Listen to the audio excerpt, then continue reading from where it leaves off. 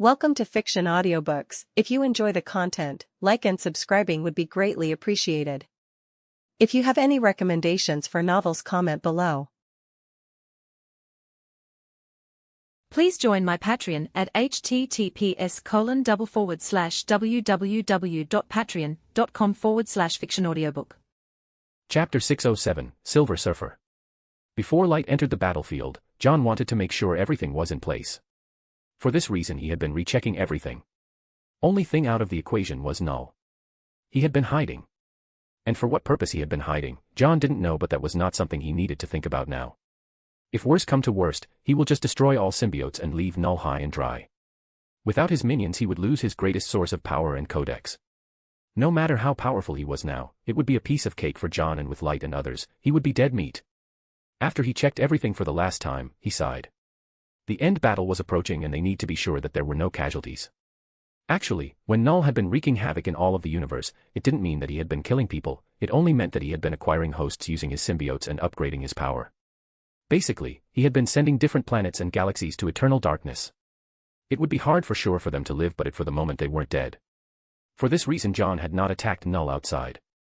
Earth was their own territory and they could get all the help possible, which couldn't the same for other planets. So Earth 616 was a chosen battlefield by John deliberately. He never spoke out these thoughts for sure because he knew that speaking it out might not actually bear any fruit, and some of the 616 Avengers were for sure to hate him. But this was the best option. He had already changed the timeline a lot. He had inserted his hands on time by a huge margin. This was the least he could do to keep some things straight. Though it wouldn't matter as the timeline had become a straight line. But at the end, it was still a line. He could predict some things possible for him. John was thinking all of this as he was flying around and incinerating some symbiotes mindlessly. His power never got exhausted and he could go like this for thousands of years. For now, all he needed was wait for Surfer. Soon the deadline was up, and as John was thinking that Norrin was late, a small seek of light shined upon the city. Everybody looked up to see how sunshine was able to come out again after a long period of darkness. This felt like as if somebody has shown mercy to the earth with those rays of sunlight. But that was not the only spectacle. After there was a hole on symbiotes that were covering the sky, a person barged in, flying down. From afar with this spectacle, it looked like as if it was an angel coming down in the damned place to rescue the people from eternal damnation. Or at least that's what many Avengers felt when they looked over. Forget about the Avengers, even both of the X-Men teams from afar felt that. But those who could see closely, knew who had arrived. And labeling him as an angel would not be an understatement. Because the person who poked a hole among the symbiotes and had arrived from the universe was Norrin, aka, the Silver Surfer. With the Light Force, aka, the Enigma Force. John too got a glimpse of such an incredible entrance of the Silver Surfer. Norrin, took you long enough. 616 Tony shouted when he said that. Norrin had been a friend of the 616 Avengers for a long time. After the first incident of Galactus, the Fantastic Four and the higher echelons always maintained a cordial relationship. And they had already known that the help was arriving with the help of Norrin. Now that he was here, everybody rejoiced, or at least those who knew that he was the help. Took me some time to find what I was searching for, Norrin said, and he had a smile on his face. After getting away from Galactus, he had been roaming free and enjoying life. Instead of being a stone-cold sculpture made of silver, he was having fun around. John flew over and said, "So the war is in the final phase." "It is." "Oh. It seems like the thing is itching to choose a new host," Norrin said as he held his hand near his chest, and miraculously out of nowhere a light ball came out of his chest. The light ball was the brightest thing the people around had ever seen. It was as if they were seeing sun from up close. But surprisingly, there was no sense of heat from it, only light. Endless amount of light. And around the light ball, smaller light balls revolved around like planets revolve around the sun. Only difference was that there were distinct orbits around it. This was the authentic Enigma Force. Read 210+ chapters on mypatreon.com/thelightedgehost. Chapter 608, Shock. Everyone who was close by or the ones who were far away could suddenly feel that the power of symbiotes had suddenly gone down out of nowhere. This already proved the main theory of light versus dark. Light was here. So of course the servants of darkness would scurry around in fear. As this was happening all around, the Avengers and X-Men were taking this advantage and beating the shit out of the symbiotes. For the first time, the number of symbiotes wasn't overwhelmingly trying to devour them. Almost all of the 616 people who didn't have suits were almost devoured by the symbiotes. If not for John's team, it would have been a tragedy that they wouldn't be able to avoid. Finally they had the upper hand, thanks to the emergence of the Angel, so of course they were venting their anger on the symbiotes. Just a few seconds of the arrival of light and there was already a huge commotion. John, who sensed all this, had a smile on his face. He had been waiting for this for such a long time. And now his second plan would be set in motion and he couldn't wait for it. The ball of light levitated in front of the body of Norrin and it flew away to the new host that the one had chosen. The others who saw this and were close already knew what this light ball represented. The higher levels were already informed of this. Now all they had to do was wait for Eddie to become the new host of Enigma Force and put an end to the farce created by the host of darkness. Or at least what John thought. He had forgotten that Eddie became the god of light after a long process. To become god, Eddie had to die first. His consciousness had to go through Codex and had to go through a grueling process to take over the mantle of Enigma Force before he went to defeat Null. Yes, in the actual story Eddie died and his consciousness was trapped in the Codex. It was due to Enigma Force that he was brought to life and took over the mantle of God of Light. But here there was never such a case. Eddie was fit and fine. Null never came to throw him down the cliff. Even Venom was having the time of his life as both of them were flying around and killing bugs. And John didn't know that for God of Light to take over one had to die or at least had to go near death to get its acceptance, and right now there was nobody at the team who even came close to this criteria. The ball of light floated around as it went near all the Avengers who had been fighting and even floated near them for a few seconds to see if the person was worthy to hold the mantle. John and other higher echelons were confused about what was going on. Hey, you said Eddie would be the god of light directly. What the hell is going on? Barry couldn't help but ask. John was also confused by this. I don't know. Eddie, fly over to the ball and see if it chooses you. Eddie understood what he meant and he flew to Wolverine where the ball of light was floating around. The Light Force was right now judging if Logan, John's universe, was worthy enough to be its new champion. Venom flew over and stood Light in order for it to judge him and complete his legacy. He had already known from John that this was his future, so even though he hated this, the part of his destiny being under control, he still went through with it. It was Null.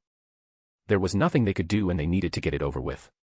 As Venom went and stood by the Light Force, it seemed like it got distracted and looked at Venom. It slowly floated near Venom for a good 5 to 6 seconds and at the end it just didn't choose him and flew to the other Avengers. This came as a shock to all, especially John. This was not how the script was supposed to be. Venom was supposed to be the god of light. John was anxious now. He didn't know what the Enigma Force was even thinking. Venom was both overjoyed and felt a little bit of sadness when this happened. He finally felt liberated from the clutches of destiny. But, he felt sad because the idea of being a god was in itself tempting, especially Venom. He had been hearing about him being on the light side for such a long time now, but this dream was crumbling very fast. What the hell is going on? John almost roared out. Read 210 plus more chapters on mypatreon.com/thelightagehost. Chapter 609, Shock, 2. Everybody soon got to see and know the weird situation that was happening right now. The Light Force was taking time to select its champion. And all they had to do was wait. This is going to be the doom for us if the Light Force doesn't choose someone soon. What if it doesn't choose anyone? Reed asked as he saw the ball was still floating and approaching every other to see if the person was worthy or not. Then we will have to face Null with everything we have and destroy all the symbiotes present or just kill him. Why didn't it choose Eddie? You said before in the meeting that Eddie was the prophesied one. I don't know. According to the future which I know, Eddie should have been the one we have been promised. But it seems my indulgence has made many things change. John almost whispered when he said this. He wasn't really what would happen now. So that's what you always meant when you said that nothing is predictable when it comes to the future. Barry laughed with a hollow tone. He had a smile on his face as they all looked at the ball which was floating to every other member of both the Avengers team. They were looking at it with anxiety running through their veins. This was the most powerful weapon they had against Null and they didn't want to lose sight of it. And after 10 minutes of silence and stress, the light ball finally chose someone. Someone which nobody would have expected to take over the mantle of God of Light. If it was any other being, then it would have been understandable, but the person whom Light had chosen was not something John would have imagined in the wildest of his dreams. The Enigma Force had chosen Yawatch as his champion in this war against Null. Yawatch, the god of Quincy, was chosen as its new herald. This made everybody's jaws drop on the ground. All this time, none of the members of the Avengers of both had a very good connection with him. John also had kept himself away from him. Since his story wasn't known to anyone, nobody believed a word of him. It was only because of John that he was even allowed to join them. He was quite handy in dealing with Null and in fact he had been the most efficient guy in the battlefield. But the Enigma Force choosing him was something that was not what anyone from the team had expected. As the light ball entered the body of Yawatch, John got a notification. Ding. A foreign unknown modder has entered the body of one of your summons. Do you wish to block it? Will I lose control of the summon if I let Enigma Force enter its body, or will the secret of the system be out? John asked his system inside his mind. Ding. Analyzing the foreign source. The source is found to be friendly and the source won't hamper the host's control over its summon. Do you wish to temporarily enhance the summon with the foreign source? No problem with the control. Are you sure? Ding.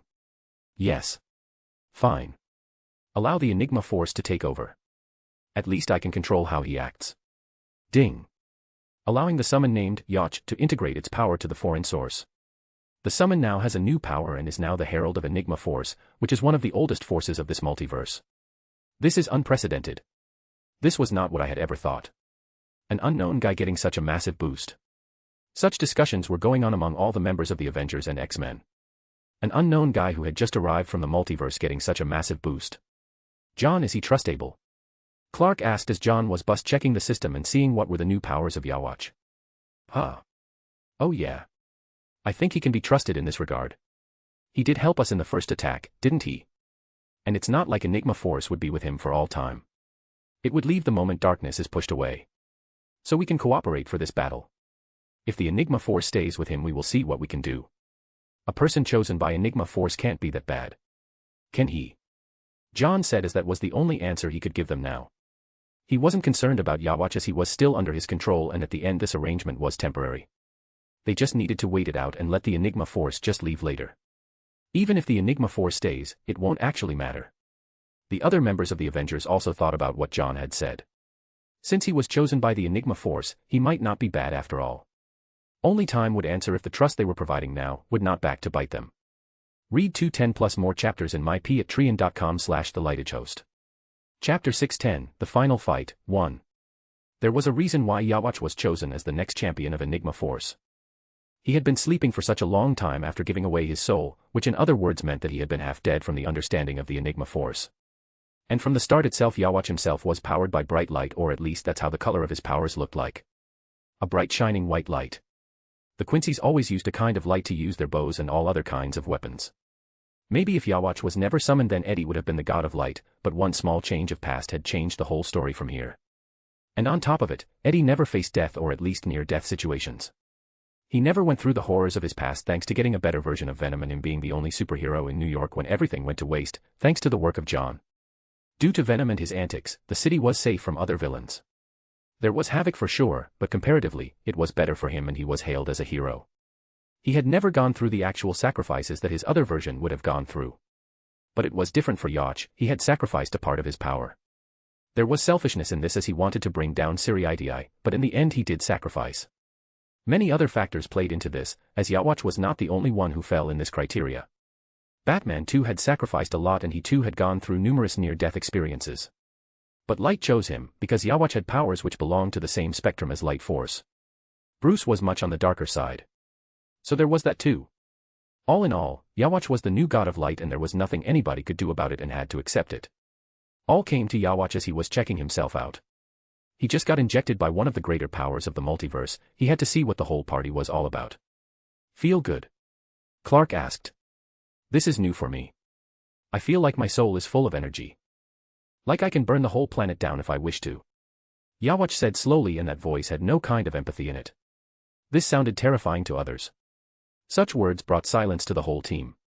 Even John didn't expect that his own summon would say such words to terrify others. Did the Enigma Force really choose the right guy? Tony whispered. I am just joking. I was just establishing the scale of my power. Not that I will use it here. I already said I have nowhere to go, so I will have to stick to this place. Yawatch said as he gave a cheeky smile. Get serious, people. The drones are detecting people running from out of the city here, and they are 10 kilometers out.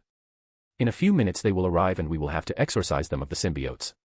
It will be too much of a hassle. 616, Tony said as he looked at the notification GAIA had sent over. Yawatch, can you feel the darkness? Where is he? John asked.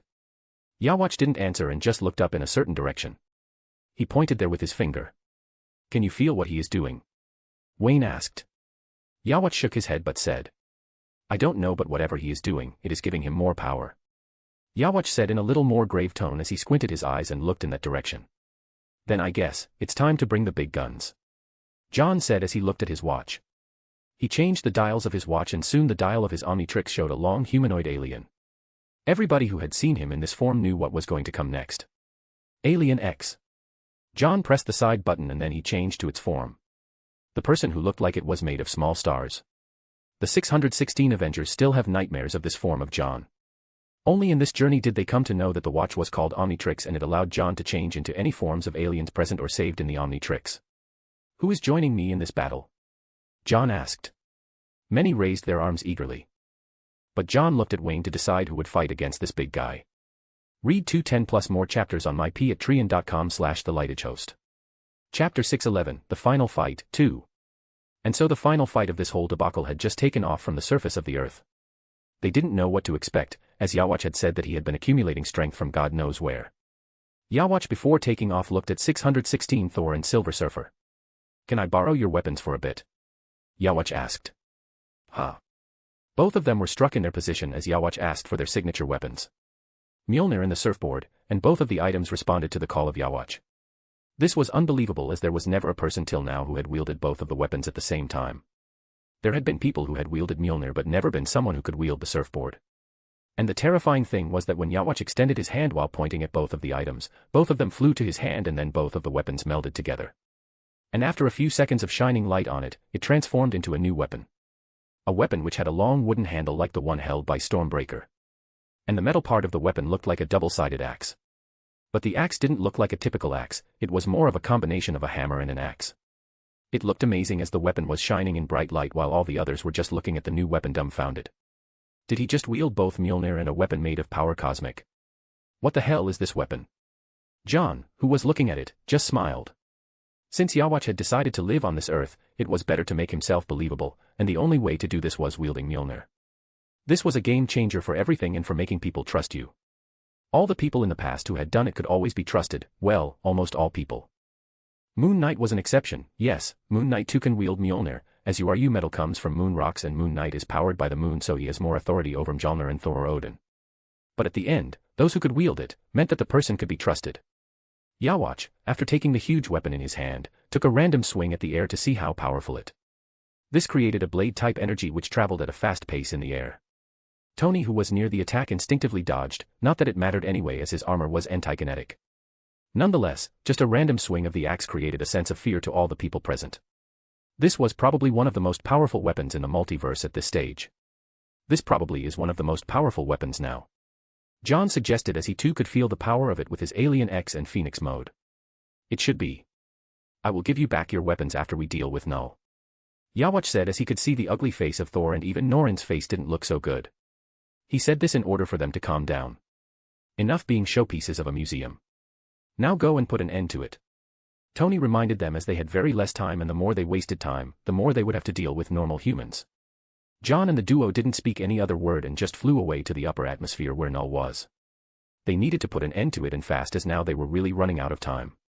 They flew high at a fast speed and soon they reached the place where the symbiotes had blanketed the whole earth. Yawatch didn't even need an incentive as he just took a swing with his new axe at the symbiotes.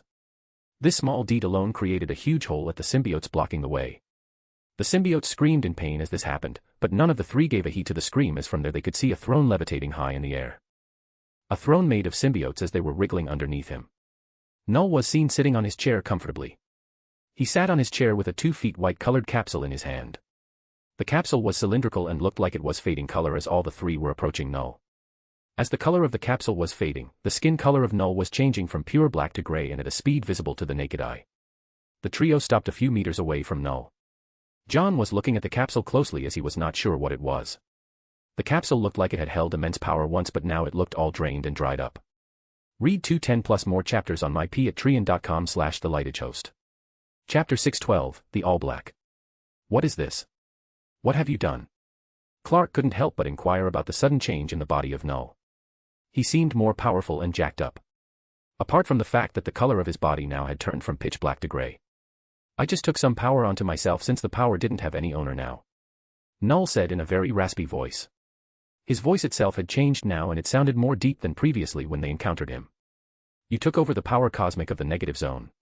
Didn't you? John finally opened his mouth on this. He had to think a lot in order to know from where Null just sucked all the energy up and made himself more powerful. Null just looked at John with hollow eyes.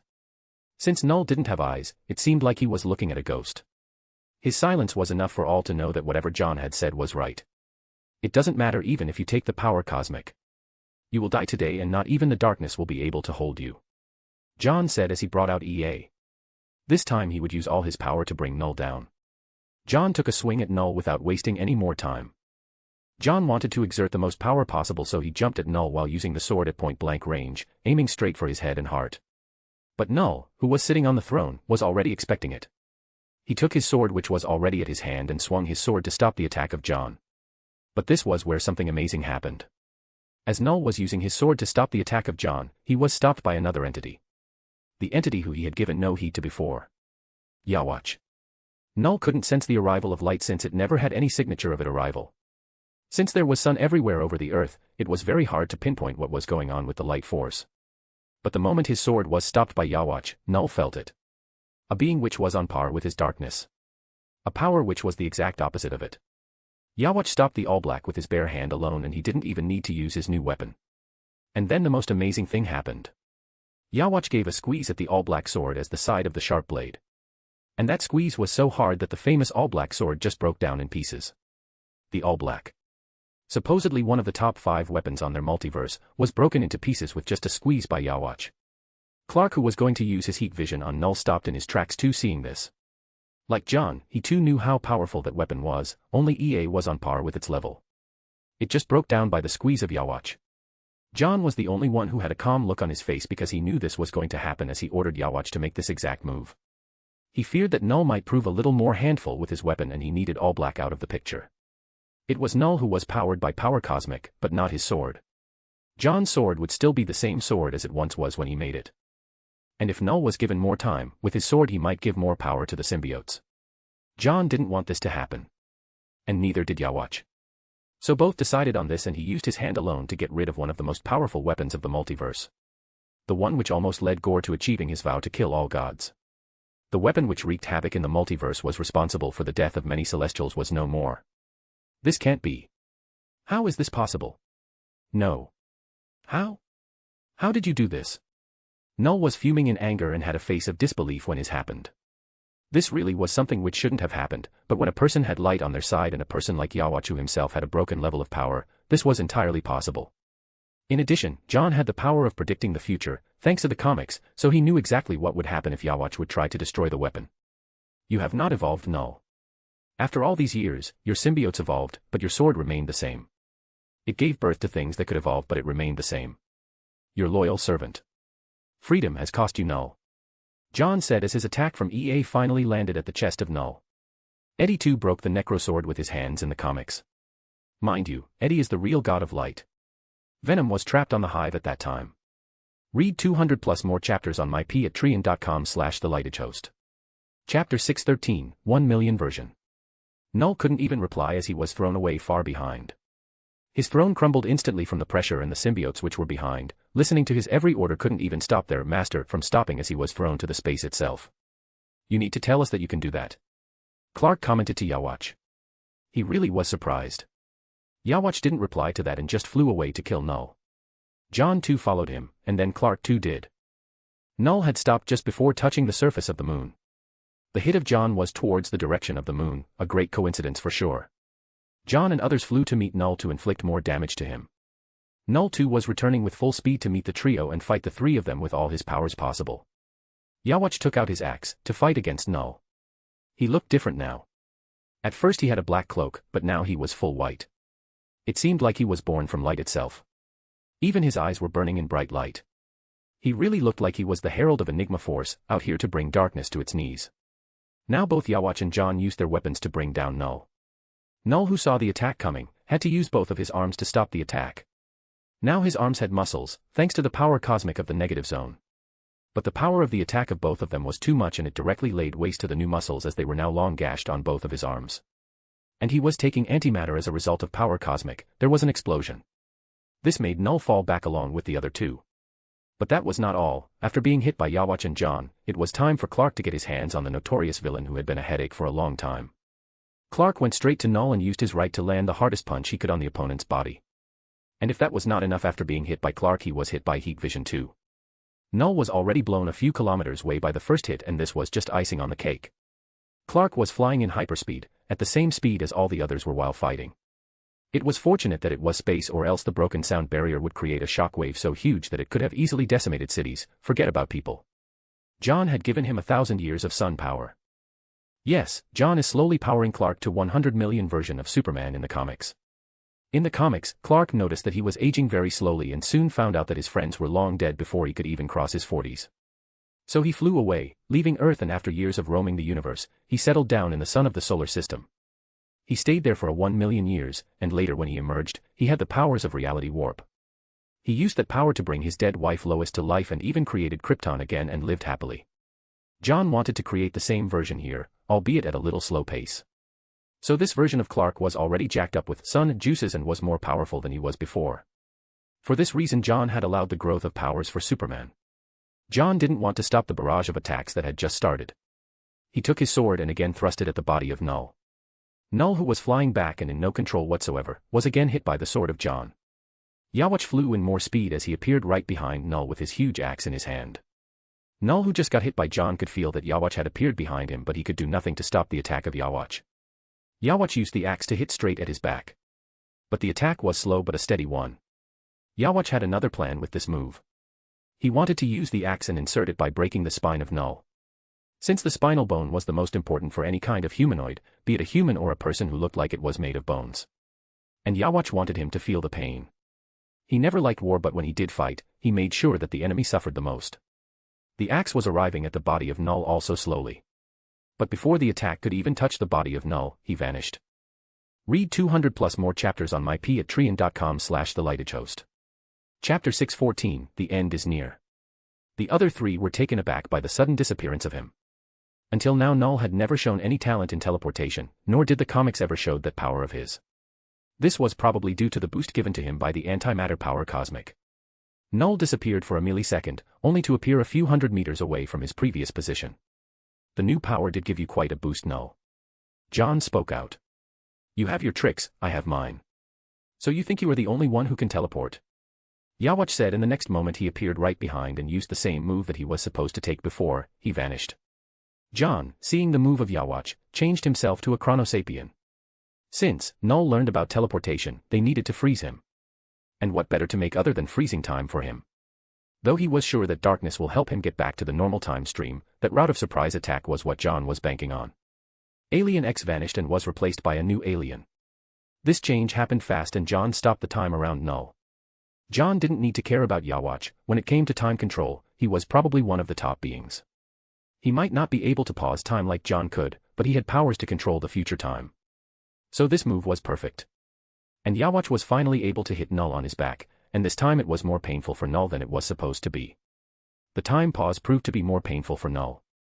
He screamed out in pain as the time was finally back in normal flow. Blood flowed from his back as the axe was stuck in his back and he couldn't release it with his hand alone as Yawatch was holding it down in his back.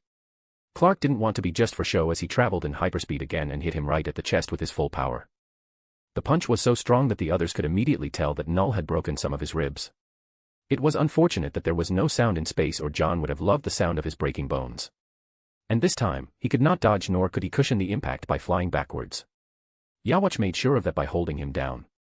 It was surprising that Null, who had been hit on his back and on his chest, was bleeding. The wound in his back prompted blood to flow out, and even the punch of Superman made him vomit out specks of blood. John and others thought that he didn't even have blood vessels when they first met him. John flew slowly to Null, who was now sweating heavily and looked all beaten up. Before he had wrinkles all over his face, but after this small rout, it seemed like there were more creases on his face and even his whole body. John didn't have any sympathy for him as he punched him right on his face. He was back in Alien X form and used both his celestial sapien power and along with Phoenix Force as his knuckles looked like they were burning in fire. The knuckles seemed like they were fire knuckle braces that rogue gangsters use on the streets. It might seem funny to everyone, but it was super effective as it would inflict more pain on the enemy, and John definitely wanted Null to suffer. He had been behind the whole problem since the start, and due to his actions a whole universe was lost forever. Though the utopian universe was never a part of the multiverse, it didn't mean their lives never mattered. John wanted him to suffer before he would kill him. The power cosmic of negative was not as powerful as the actual power cosmic. It was effective only against Silver Surfer and Galactus, but for others it was just a small increment of power.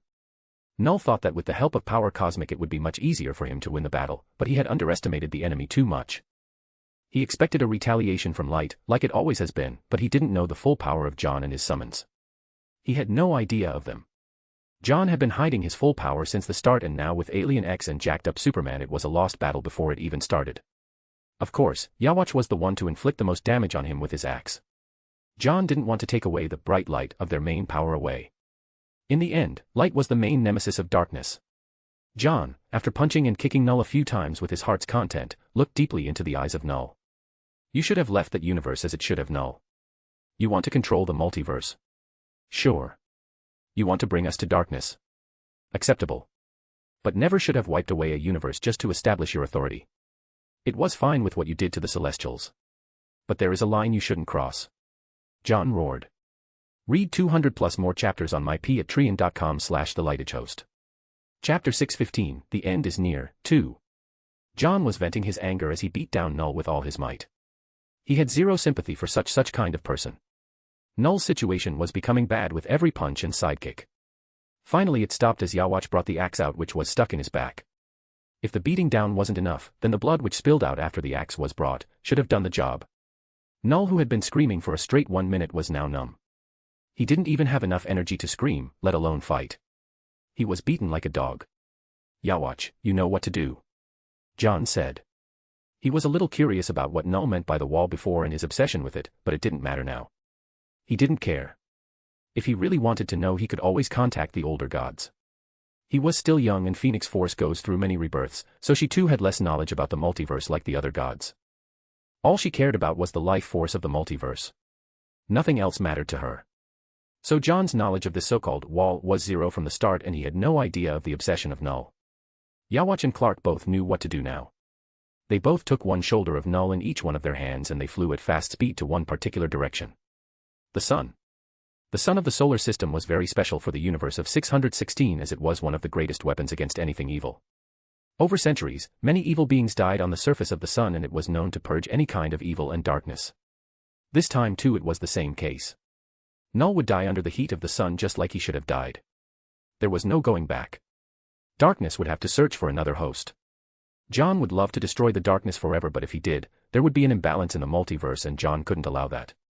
So all he could do was kill Null and suppress darkness till it shows us another host next time. Clark and Yawatch took him away and John followed them. Null had become unconscious due to pain, but John still kept an eye, readying any kind of sneak attacks he might be planning under the garb of being unconscious. In a minute they reached the surface of the sun. As usual, the sun was burning too hot, but for the three of them this was a walk in the park for the trio, but it was different for Null. He was unconscious for sure, but his body was squirming with all the heat around. He was resistant to heat for sure, not invincible. He would still feel the pain and debuff which came with the light along with heat. So his body naturally reacted to a place which had ample light and too high temperature.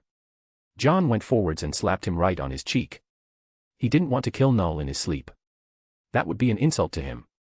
He wanted Null to see his own death with his own eyes and let him feel the pain for what he did in the other universe. After getting slapped twice, Null finally opened his eyes. He still had a hollow look on his face, but since he had lost too much blood, he looked more terrifying, but it also seemed like he was dying. You thought power cosmic would save you. It was just a small power of a closed dimension. Your body can never hold that kind of power. John said. Null looked at John with a sense of defeat in his face. He knew that he had been defeated. In all ways possible, and soon he would lose the throne. After a moment of silence, Null suddenly laughed out loud. Though he was in pain, he could manage that laugh. His laugh contained a sense of mockery. The three weren't sure on what Null was mocking about, but they let him say his words. As every villain at the end of the line wanted to say something to infuse more fear on their enemies. He wanted to see what Null was banking his trust. You think killing me will end everything? You think you have won? You are mistaken. Gravely mistaken. Even if you kill me, there would be darkness in this world. There will always be someone who will take my position and bring you all down. No matter what, this war will never end. You might have won the battle but not the war. Null said while gritting his face. He had lost some of his sharp teeth, so even his words seemed funny a bit. You speak too much for someone who is dying. We all know that darkness will prevail till the end of time. There is no reason for scaring us, and we are always ready to face it. Now go at peace. Yawatch replied as he took his own sword out. Read 200 plus more chapters on mypatreon.com/thelightagehost. Chapter 616, The End is Near, 3. Yawatch wanted to use his own sword to bring down Null once and for all. The axe was pretty strong for sure, but he didn't want to taint another man's weapon to kill an enemy of his. Though in nature, Null had nothing to do with Yawatch, but he was chosen as the champion of light. So he had an obligation to bring the enemy down. In addition, he liked the world here. He could feel that he was in control under John, but he had his own thoughts. He was given freedom in total, he could even make his own army here if he wanted. Serving him. So all in all, this was good and sunshine for him. Since both Light Force and John wanted this piece of shit to end, he had to take it seriously. His freedom was on the line. Yawatch brought out his long single-blade sword and inserted it right through his chest. There were no questions asked and no grand speech for him. He was a man of few words. Null, who was struggling before to get out from the hands of Clark, suddenly saw a huge sword emerging right through his chest. His eyes went wide as he saw this. He couldn't believe it. He had tried scaring them by using the shadow of darkness and its history, but it seemed like it didn't matter to them. His death was written on the stars. And he could do nothing about it. I told you, Null, you scaring us with darkness will do nothing to us, as we have already accepted the presence of darkness in the world. There can be no light without darkness and no darkness without light. Now just die and go in peace, and may you complete your obsession with the wall. John said. No. No. No, how could this be happening? What have you done? Null spoke out in total fear. It felt as if he had seen some kind of demon, and it gave him immense fear. Death scares everyone. Doesn't it? Clark said, seeing the severe reaction of Null. It was odd for sure, but none cared at this point. No. You are killing the darkness. What have you done? Why is darkness dying? What? All three were taken aback. They never expected such words from Null. Null was dying pretty fast, and they could already see it. The dark symbiotes that were attached to him were detaching themselves from his body. But John and Yawatch could feel that Null was also losing power. A power that seemed ancient and unique. But Null was not just losing that ancient power, but it was as if the ancient power itself was dying. Yawatch and John had a grave face. They calculated wrong. They didn't expect such things to happen. No, no. You all will die for what you have done. You have hurt the darkness. This will create imbalance in the multiverse. Ha ha ha ha. You all deserve it. Didn't want to get rid of me. Didn't you want to keep the secrets of the wall to yourself? Now you will go to the grave with that secret. Ha ha ha ha. Null screamed one last time before he died. His body just turned to ashes, and with it the ancient power too vanished. Darkness was obliterated from the multiverse forever. Never to return again. But this didn't put a smile on the faces of the three. John especially knew the gravity of the situation. There was a crucial balance that had always been maintained by all. The multiverse has always been in balance. Now out of nowhere it was broken. And now, like dominoes, it will create a storm, and now it will be very hard to predict what will happen. What just happened? Why did darkness just die out of nowhere? John asked in a very serious tone to Yawatch. For the first time, he was in full control of his summon. Normally, he abhorred it, but this time he didn't care. The last attack of his proved to be fatal for him. Yawatch's face changed from being a casual one to a face which seemed like it was drained of all colors. John didn't care if he had the light force. He didn't care even if light force would tell others of his control power. All John needed now was answers. I don't know. I just used my sword to kill him. And out of nowhere darkness died. Yawatch said in a neutral tone. He seemed like a robot, programmed to answer John. System, is he speaking the truth? Ding. Yes, host. Then how did darkness just die? John murmured. He was confused of what just happened. It was at this time that Clark answered. I think I know why darkness just died. Read 200 plus chapters ahead on mypatreon.com/thelightagehost. Chapter 617, A Future Which Nobody Knows. John turned to Clark. He didn't expect that out of all people Clark might have the answer of what just happened. The death of darkness will be problematic for him, as he would have to answer to the living tribunal and the other judges.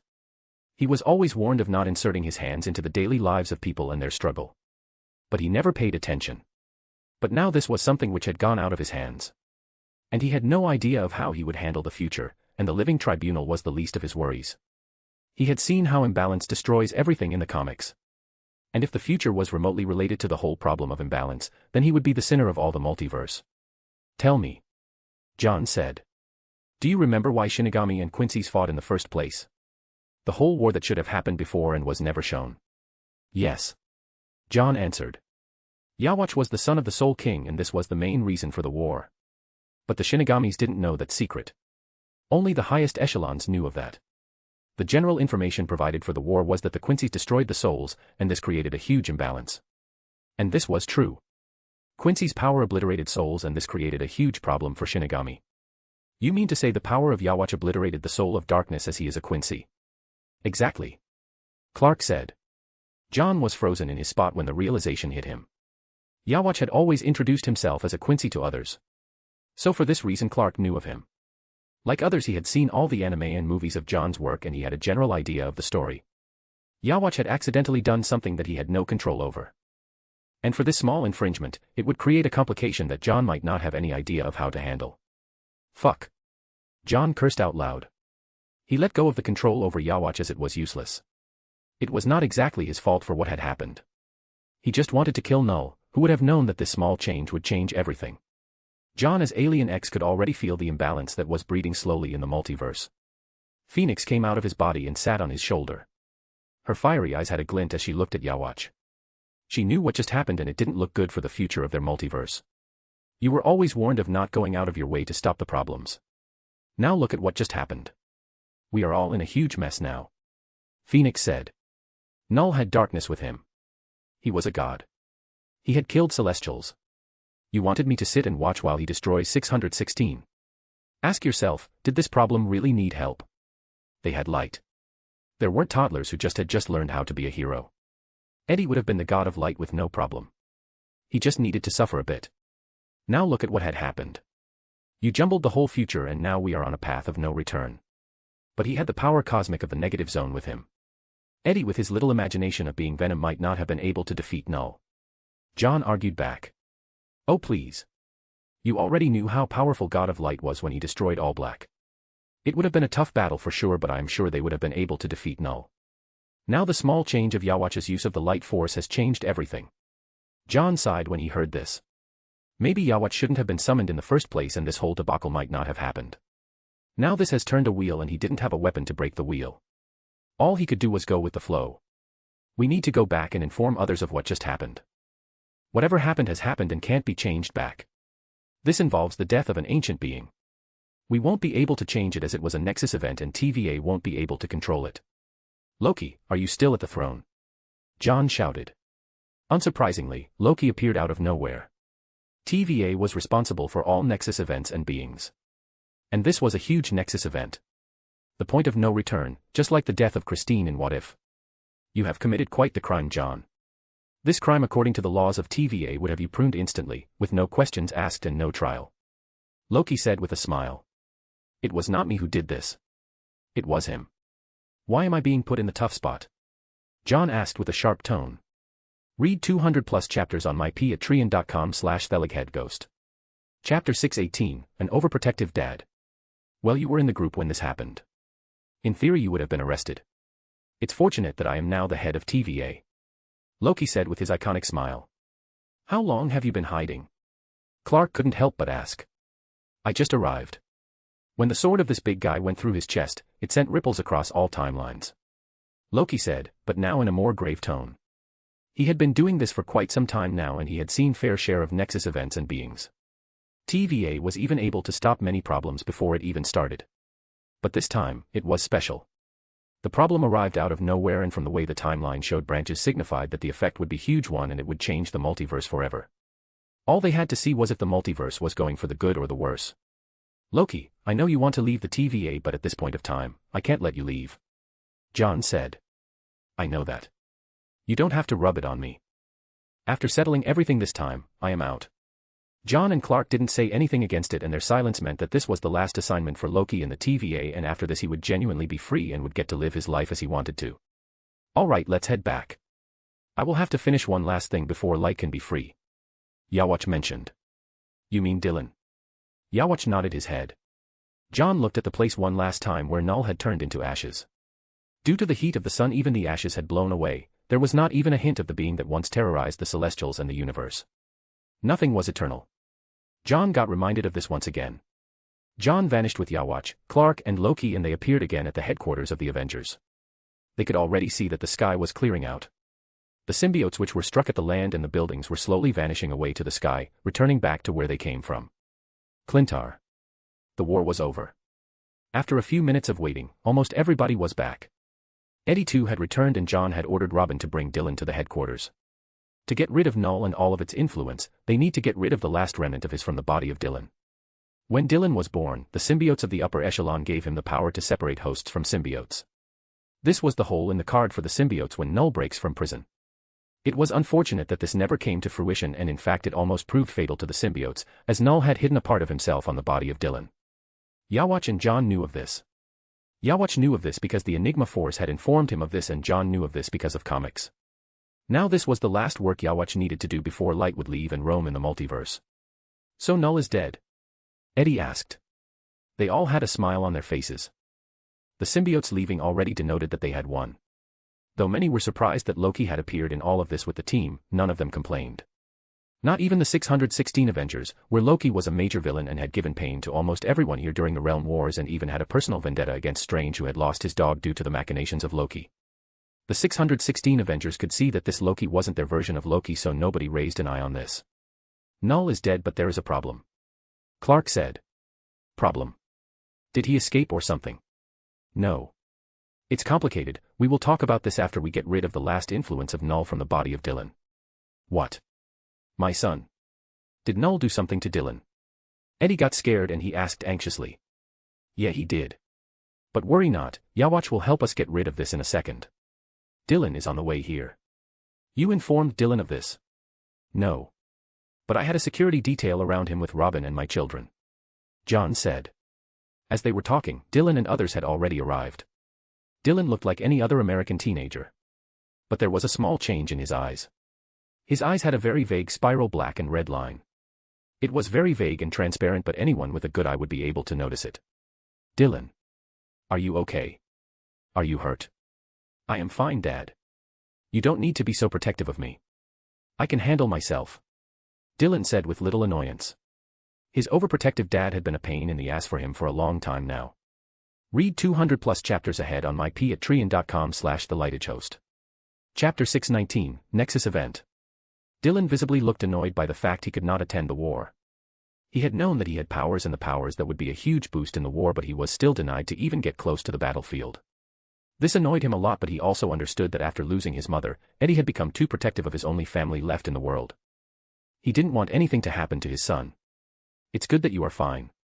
How will you remove the last remnant of Null? Eddie asked. You will not like how I will do it, but this is the only way. Yawatch said. Will it be painful? A little bit, but it will be a successful one and you will get your son back in full health. Can I trust you on this? You can trust the light force inside of me. I might not have any pillars of trust in this place, but at least the God that is inside me can be trusted. Yawatch said, as he already knew that nobody trusted him. This was the only thing that made the people here trust him. Eddie nodded his head, and after a minute of contemplation he finally nodded to him. Yawatch bent down to the height of Dylan and without any warning he shot his hand at the chest of Dylan. Nobody expected that move, but what surprised them later was that his hand went through his body and in a sec his hand came out, with a black slime and sticky thing. Nobody was even able to react when this happened. Dylan let out a cough when Yawatch hit him, but after he brought out the remnant of Null, he fell on his knees while coughing a bit. Null went forward and helped him stand up. When Yawatch made that move, he thought he was going to kill his son, but it seemed like it was not the case. The black thing that was in the hand of Yawatch decimated as he crushed it with his palm. With this, the legend of Null had come to an end. An entity that existed for a long time finally met his demise. Never to be born again and cause havoc in the multiverse.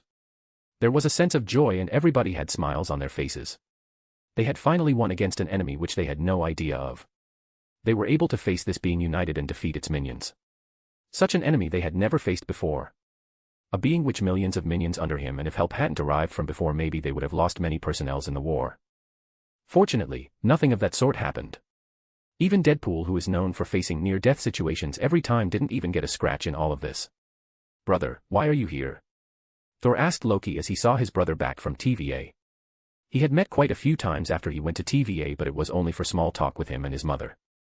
But never in any war. This was a new one for him. I am here because your friend here has committed a crime, and according to the laws of TVA I should have arrested him and the other two. What? Huh? What do you mean? There was a huge murmur in the whole hall as they didn't understand the words of Loki, but some of them do know the existence of TVA, but were still confused why Loki brought up the matter of TVA. We committed a mistake. It was an accident. But what we have done might change the multiverse forever. It was Clark who opened his mouth. He could see the confusion in the eyes of everyone, so they needed to come out clean. What did you do? 616 Tony asked. We accidentally killed Darkness along with Null. Eh? Darkness. You mean the abstract being that gave power of light? So what of it? He is dead. We should rejoice more. There is one less headache for all of us. There won't be another Null. Johnny said, brother of Susan, the invisible girl. No. This isn't simple. Killing an abstract being has consequences as far as I know. Reed said. Yes. We went through a Nexus event, an event from which we can't go back. Like light, the multiverse must have darkness.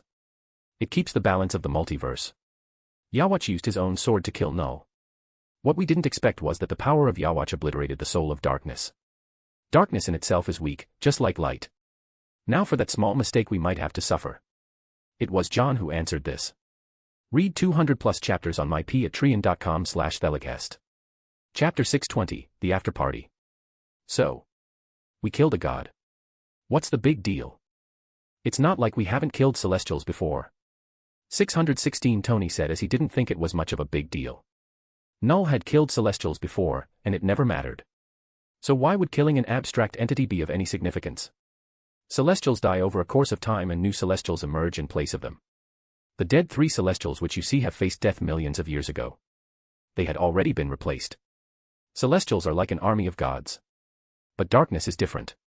It is a unique being which existed long before the multiverse came into existence. Such kinds of existence are important to the multiverse. Loki said. So what now? Darkness got killed. Now Yawach and others will face judgment. I don't know. They might be called by the Living Tribunal and Erisham. TVA won't step into this since I am the current head of it. So the higher gods. Whatever. We don't care. If they want to take them away, they will have to go through us. It is not our fault that Darkness died. Who told him to be so weak? 616 Steve said as he expressed his support for the trio. John's Avengers and X-Men of both of the universes didn't expect such words from 616 Steve. They had known how everything had gone down with John's Avengers and 616. So this was out of the blue when 616 Steve extended support to John and others. Not that it mattered to John or the Avengers, but the support was heartwarming. Will you really support us after all that we have done? John asked. The last time you came you taught us a lesson of unity. We were not united at that point, so we had no control. But this time, we won't make the same mistake. The secrets almost doomed us during the secret invasion and the distrust almost separated us. We don't want history to repeat itself. Last time we only had the mutants and the Inhumans who had saved the world when the Avengers weren't functional. It was more of a personal damage than for the people of the world. We all needed that off time to understand what we really lacked. Though Doom caused a lot of damage, he got the end he deserved, so no complaints there. All we can do now is look forward and be together. And this is where we will make amends. We will not fall again, and even if we do fall, it will be by the enemies, not by our own mistakes. This was a grand speech by 616 Steve.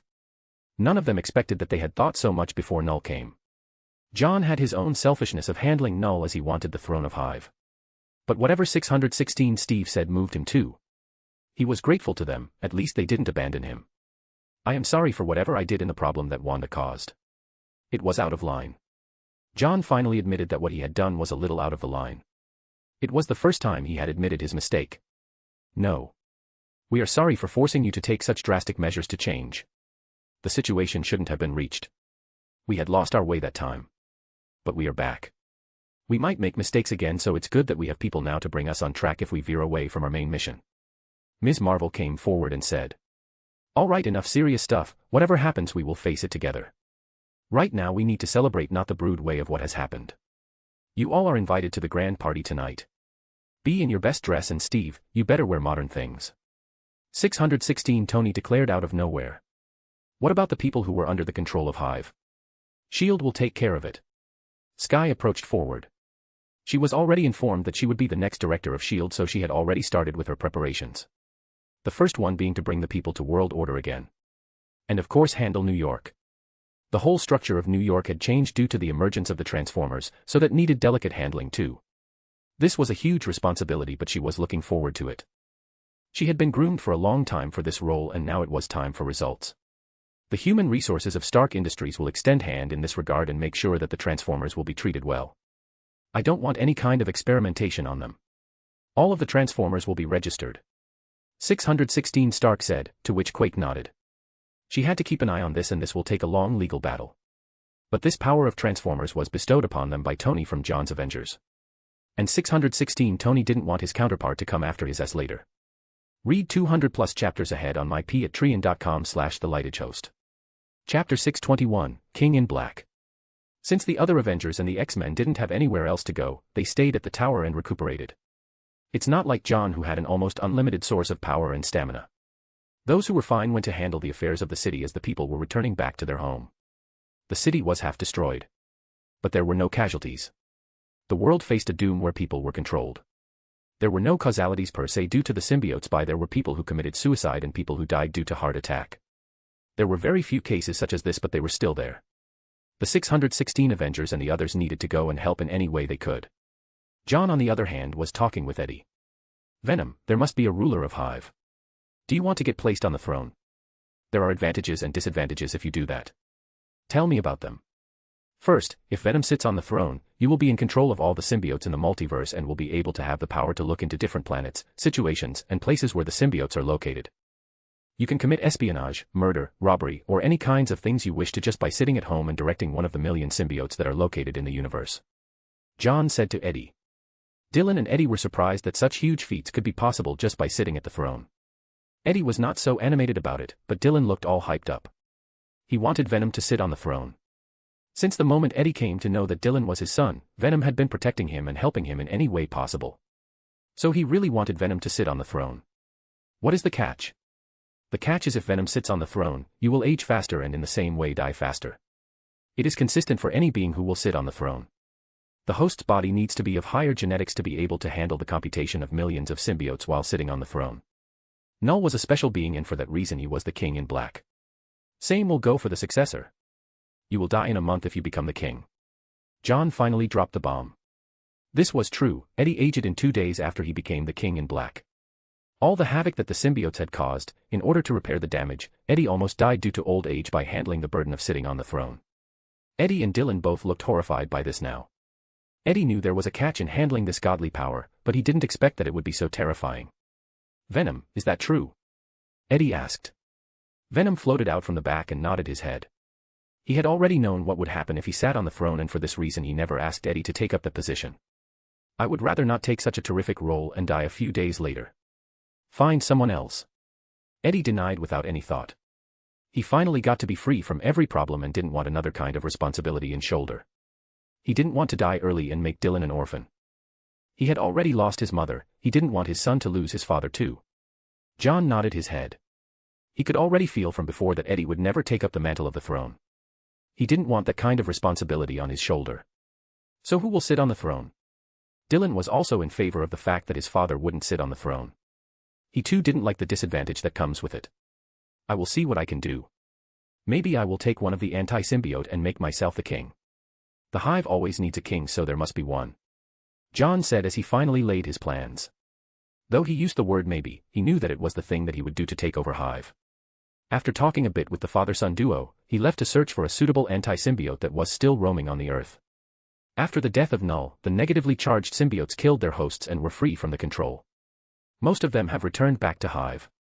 But there were still some left who would be starting their journey soon. John would find one such symbiote and bond with it. This anti-venom type symbiote would be perfect for him. These symbiotes weren't afraid of heat and sound, thus Phoenix's power would have no effect on them and he could be the king with no obstacles. All he needed to do was convince the higher symbiotes who were on higher echelons. Read 200+ chapters on myp@rayon.com/thelightedhost. Chapter 622, King in Black, 2. After a minute of searching with his omnipotence, John appeared over the Pacific Ocean. Particularly over a whale which came over the water to breathe. The whale looked totally different from the normal whale. Its color was pure white with small streaks of black on its surface. From the get-go it was apparent that it was a negatively charged symbiote. And John needed to bond with it to get access to the Hive. He flew down slowly and stepped on the body of the whale as it dived into the water again. But as the whale felt that some stepped on its body, it stopped. I think you can hear me. John used his telepathic powers to talk with the living symbiote. I can hear you. What do you want? Kill me. Kill you. Why? Do I look that dumb? I am here to bond with you. I am not null that I will subject symbiotes to a draconic rule. I just want to bond with you so that I can talk with the hive. There was a total silence from the symbiote and John awaited its response. He waited and finally after half a minute, the symbiote said. You can bond with me. The hive wants to talk to you too, the symbiote said. The white-colored whale was suddenly losing its unique color and in a moment's notice a white-colored living symbiote came out of the body of the whale. And it slowly creeped on the foot of John. The whole transition didn't take more than 1 minute as John was covered by white-colored symbiote. He looked just like another version of anti-venom but the logo on his chest was that of a burning bird instead of regular logos. The burning bird was in front of a huge door. The door signifying the gate of Babylon and on the door had the logo of Omnitrix and also a small helmet on the top. All of these were different types of power that John wielded. And the symbiote was able to make that logo on his chest after John allowed the symbiote to go through a part of his memories. The symbiote had access to all of his memories except for the fact about the system. This was him showing goodwill to the hive. Though many of his deepest memories will be open to the hive, he wanted to gamble that the hive would let him be the king. The future has changed a lot and he needed extra insurance. And hive would allow him to have that. The hive would be able to provide security to his close friends and family. For those who didn't have extraordinary power. Yes, Hawkeye, I am looking at you. After the initial darkness, John found himself standing in the eye of a black abyss. John felt like he was in an auction house of Chinese novels as he could see that he was on the bottom of a circular tower that had no roof. The tower had 200 floors in it and on each floor there were thousands of symbiotes wriggling and moving in random directions. John could easily understand that he was in the core of the hive. He was looking in all directions to see how a hive functioned. It looked like it was some kind of ant colony, the only difference being that there were only one kind of ants in this and there was no queen to lead them. As he was looking around, 12 big-looking dragon symbiotes approached him from the directions.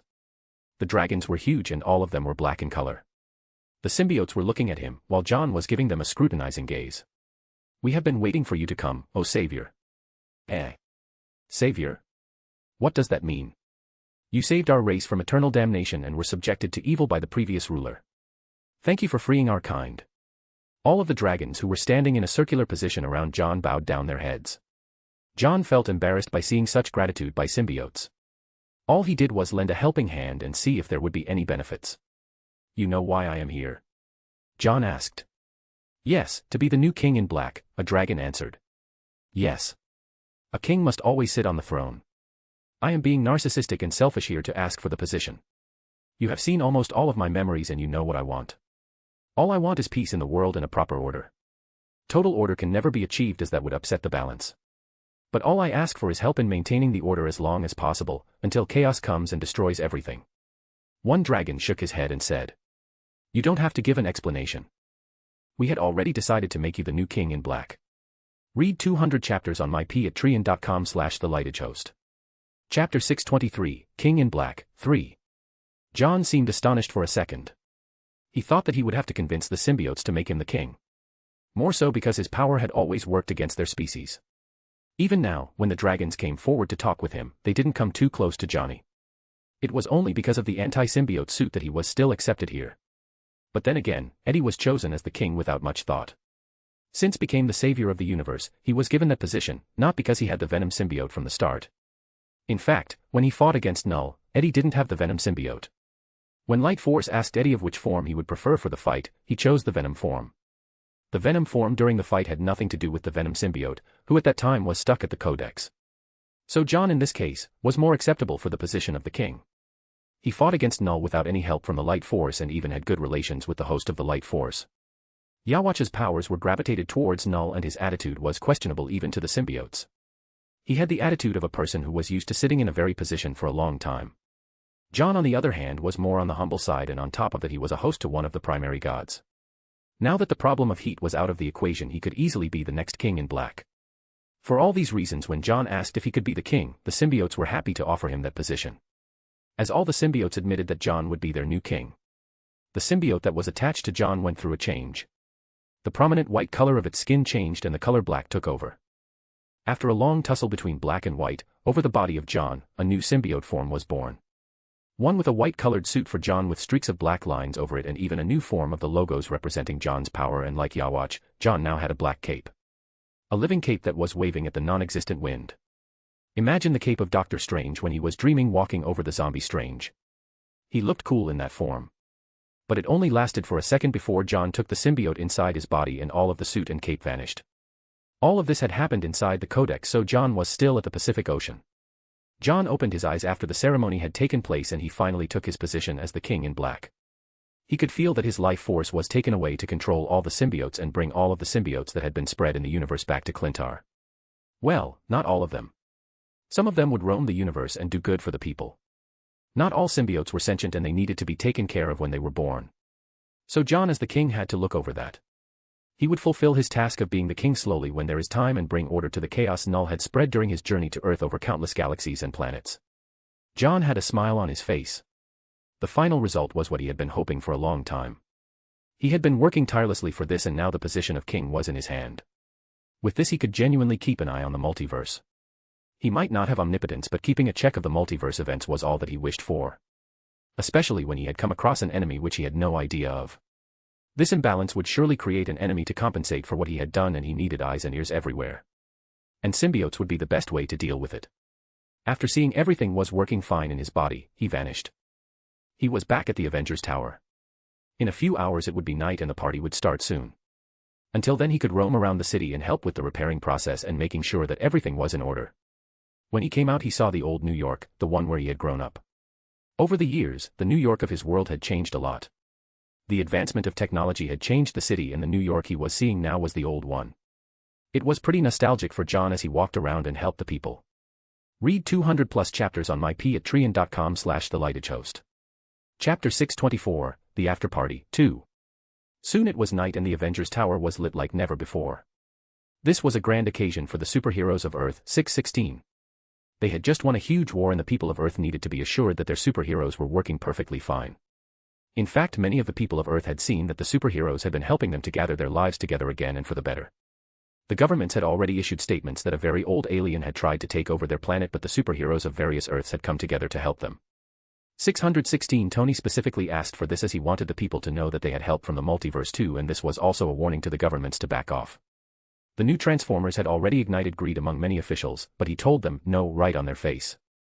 And he threatened them the same way John did once. The government said their hearts stopped for a bit when they came to know that John was present in this war and he was the main spear of this whole operation. They knew better than to antagonize someone who had once shown what power really looked like. After 616 Tony made sure that everything was in order. He came back to the Avengers Tower for the party. Many had already arrived and some were on their way to the tower.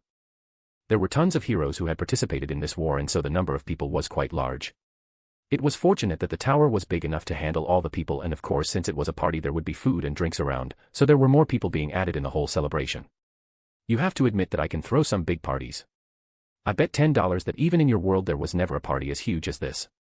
Tony said as he drank from a champagne glass to Wayne. Bruce was dressed properly for this occasion and he looked quite handsome in his attire. Since it was a party held by Tony, of course there would be girls. So many girls were giving him flirting looks. We never had such a problem that we will need help from other universes to handle. So of course you won in this regard. Congratulations on being the magnet of the worst possible problems of the multiverse. Wayne gave a fitting answer to Tony's words. Tony was tongue-tied and didn't expect that Bruce would lead the argument in such a way. Hey. This time it was your people who gave us more problems. Now we have no idea of what this imbalance would cause us. 616 Tony accused. If we didn't help then it would not have been so smooth sailing for all of us. There were too many of them. Barry, who was roaming around, came with a glass of his own. He looked sad a bit as he could never get high with drinks. Speed Force took that power of alcohol away from him. That is true. We have been quite lucky in this regard. There were no casualties. Not even humans. 616 Steve entered the whole discussion going on between 616 Tony and others. They all started discussing what might happen in the future. Where is the God guy? 616 Tony asked. All started searching for him and soon found John out. He was currently sitting at the bar with a glass of his own.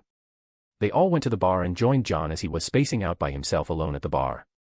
Hey John, what problems do you think we might face since you say there is an imbalance? 616 Tony asked. John didn't reply to that and was still spacing out. Yeah, what are your theories? Barry asked this time as he put his hand on John's shoulder. But John, who was sitting at the bar, was still without a word.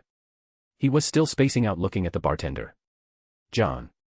All the others immediately felt something was wrong and all looked at the bartender as that was the person on whom his eyes were traveling. His eyes were not even blinking as he was watching the bartender. The bartender seemed like an old guy with white hair. He had wrinkles on his face and wore squared spectacles. He was bartending very seriously as he was mixing drinks, but he had a very attractive smile on his face. The odd thing was that all the other bartenders were young and energetic while this guy was the only old person in the whole group who were attending to the guests.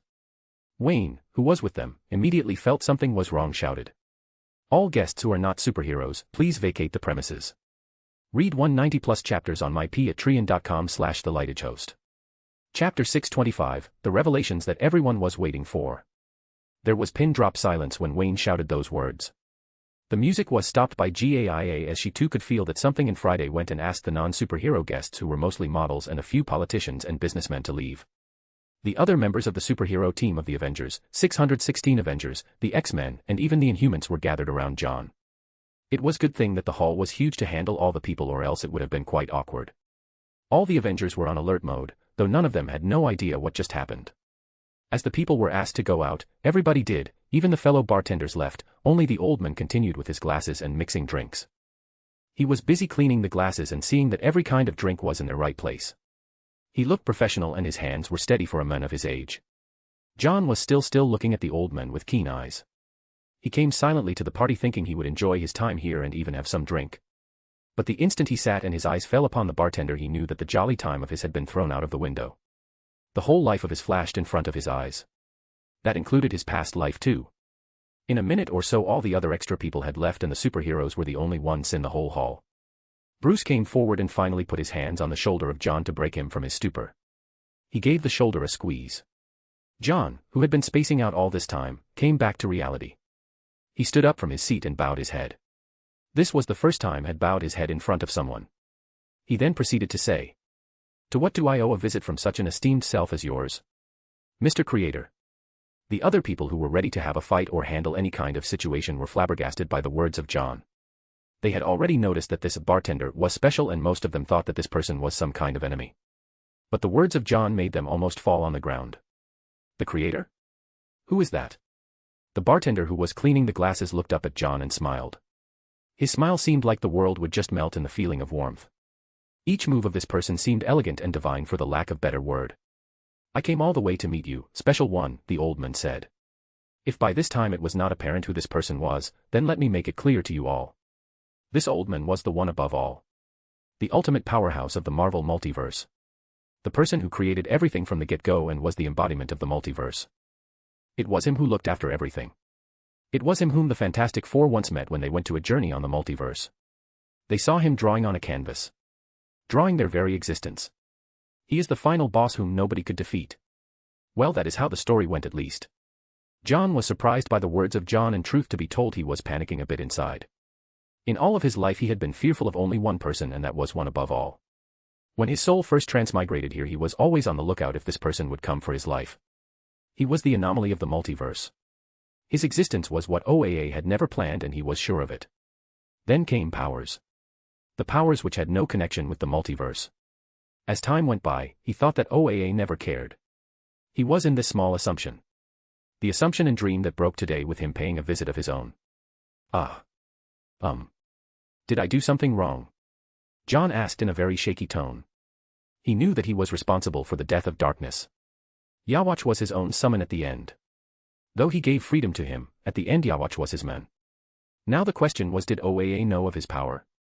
Or it was something different? Let's introduce ourselves first, shall we? OAA said as he kept the glass on the table. All the others who were listening to the conversation were confused. They had no idea who this person was, but from the gesture of John, it was apparent that this person was a very big deal and they needed to be cautious.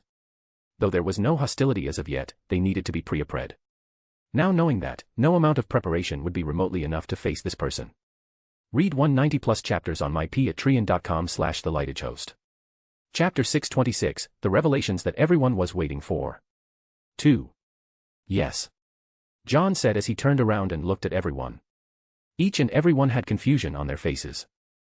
Most of them were his friends here and some of them were close enough to know the friend circle of John. In fact, the friend circle of John revolved around the Avengers. For this reason, the people from John's Avengers were confused about the arrival of this new person. They had never seen him before.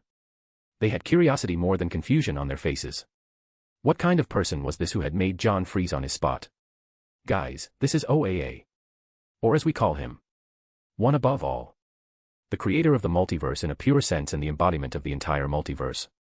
John spoke those words very carefully and steadily. He wanted each and every word to be heard by all and let them understand the gravity of the situation and the person who was now standing in the bartending booth. All the other people who heard the words of John were dumbfounded. They never expected such an introduction by John. They thought that the person was some kind of ultimate boss. Maybe someone who came to take John and others away for the crimes they committed, but none of them ever thought this person, who was supposed to be the creator, was standing in front of them. Everyone here has been throwing the term God here casually. Even Wanda could be termed a god because of her reality-bending powers, but in the end she was not the creator. But this person was the supposed creator. They didn't know how to react to this. Are you kidding me? Tony asked as he looked at John with serious eyes. No. He is the guy who took away Thanos from us. John replied. Tony, hearing those words, didn't even pause for a second.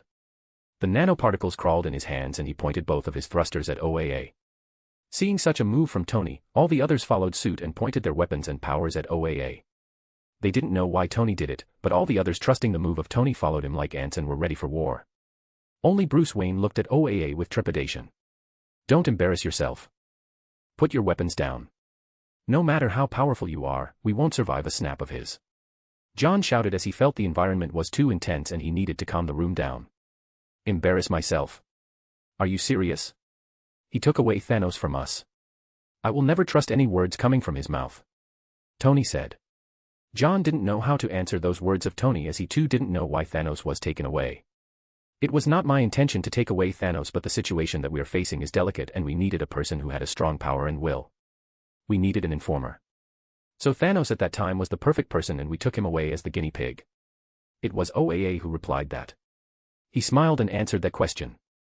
He didn't mind the hostility he was facing from everyone. Who is a we here? Wayne asked. We will come to that point later. But for now, can we lower the hostility? I will answer all your questions. Don't worry. I am not here to take away John or the others for the death of darkness.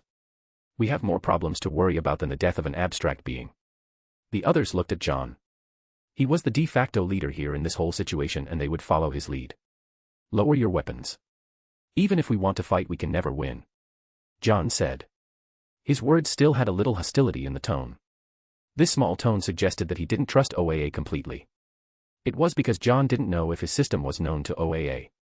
If it was, then he was in huge trouble. That tone of hostility in his voice was because of his thinking. His thinking that his greatest secret was out was what terrified him the most, and he wasn't sure how he would handle it if it ever went out. The others did so at the order of John, but they didn't lower their guard. Though it was mentioned that he was the creator, they didn't want to go down without a fight. OAA came out of the bartending platform and took a seat on the sofa. All the others were just giving him looks as he slowly sat at the sofa. His way of walking really suggested that he was an old guy who had pain in his legs. So where was I? Ah yes. The we. Tell me, Mr. Jameson. What do you know of the wall? Read 190 plus chapters on mypatreon.com/thelightagehost. Chapter 627, The Revelations That Everyone Was Waiting For. 3. / Many theories from here are not in the comics, and this part of the story will have elements which have never happened in the comics or things that I just made up. Until now I have been faithful to the comics, but from here it will change */ The wall. Wall. What is this? Why am I hearing so many mentions of this wall? Clark asked as he was visibly annoyed. During the fight against Null, they heard it so many times. Now again this wall has popped up. Every multiverse has a wall. A wall that separates every multiverse. A wall that had remained since time immemorial. This wall encompasses every multiverse or single universe that exists out there. For some there are gods and for some they are left on their own. In this multiverse I am the controller. OAA said slowly as all were listening to what this old guy had to say. They had been hearing a lot about Wall from Null, and now finally there were revelations. John, who was hearing this, was also surprised. There was never a mention of the wall in the Marvel comics. This was totally new information for them. So we have a wall. What of it? Null mentioned that he wanted to cross the wall. Wayne said. Mr. Wayne, you all have also come across the wall. Aren't you not? Null wanted to cross over and conquer all the multiverse out there. That was his plan from the start. Sad that his journey came to an abrupt stop. John, who heard this now, finally understood why Null was agitated. He thought that the summons and his watch came from the other side. Wait. Do my summons and items really come from the other side of the wall? System, is it true what OAA is saying? John asked the system, but he never received a reply. This silence meant that whatever OAA was saying was probably true. Then that meant his summons came from other multiverses and was not made up by the system. This theory itself was enough to turn his world upside down. This meant the system was kind of a power that could transport people from other multiverses to here and had enough power to control them. The system was not as powerful as he thought it was. The people who had arrived from the multiverse finally got to know that they had crossed to this multiverse after crossing the wall. How did we cross the wall if it separates us? Clark asked. That's what I wanted to talk about. There has been a breach on the wall, or should I say a crack on the wall on your side of the multiverse. I believe it is for this reason that you all can come from other multiverses. So does that mean there has been a breach on multiple multiverses and the wall is breaking apart, because we have people coming from other multiverses too? That I don't know. OAA said, shaking his head. I have no idea about that. The only multiverse I have contact with is the one Mr. Wayne, Mr. Kent, and others like him hail from. OAA said. Whom did you contact to know about them? John finally opened his mouth as he too needed to ask some questions. Since OAA said that he had contact with another multiverse, he must have met someone from that place. He had a feeling who that person might be, but he still wanted to know. It was me. From where he got to know us, came a voice from a dark location at the hall.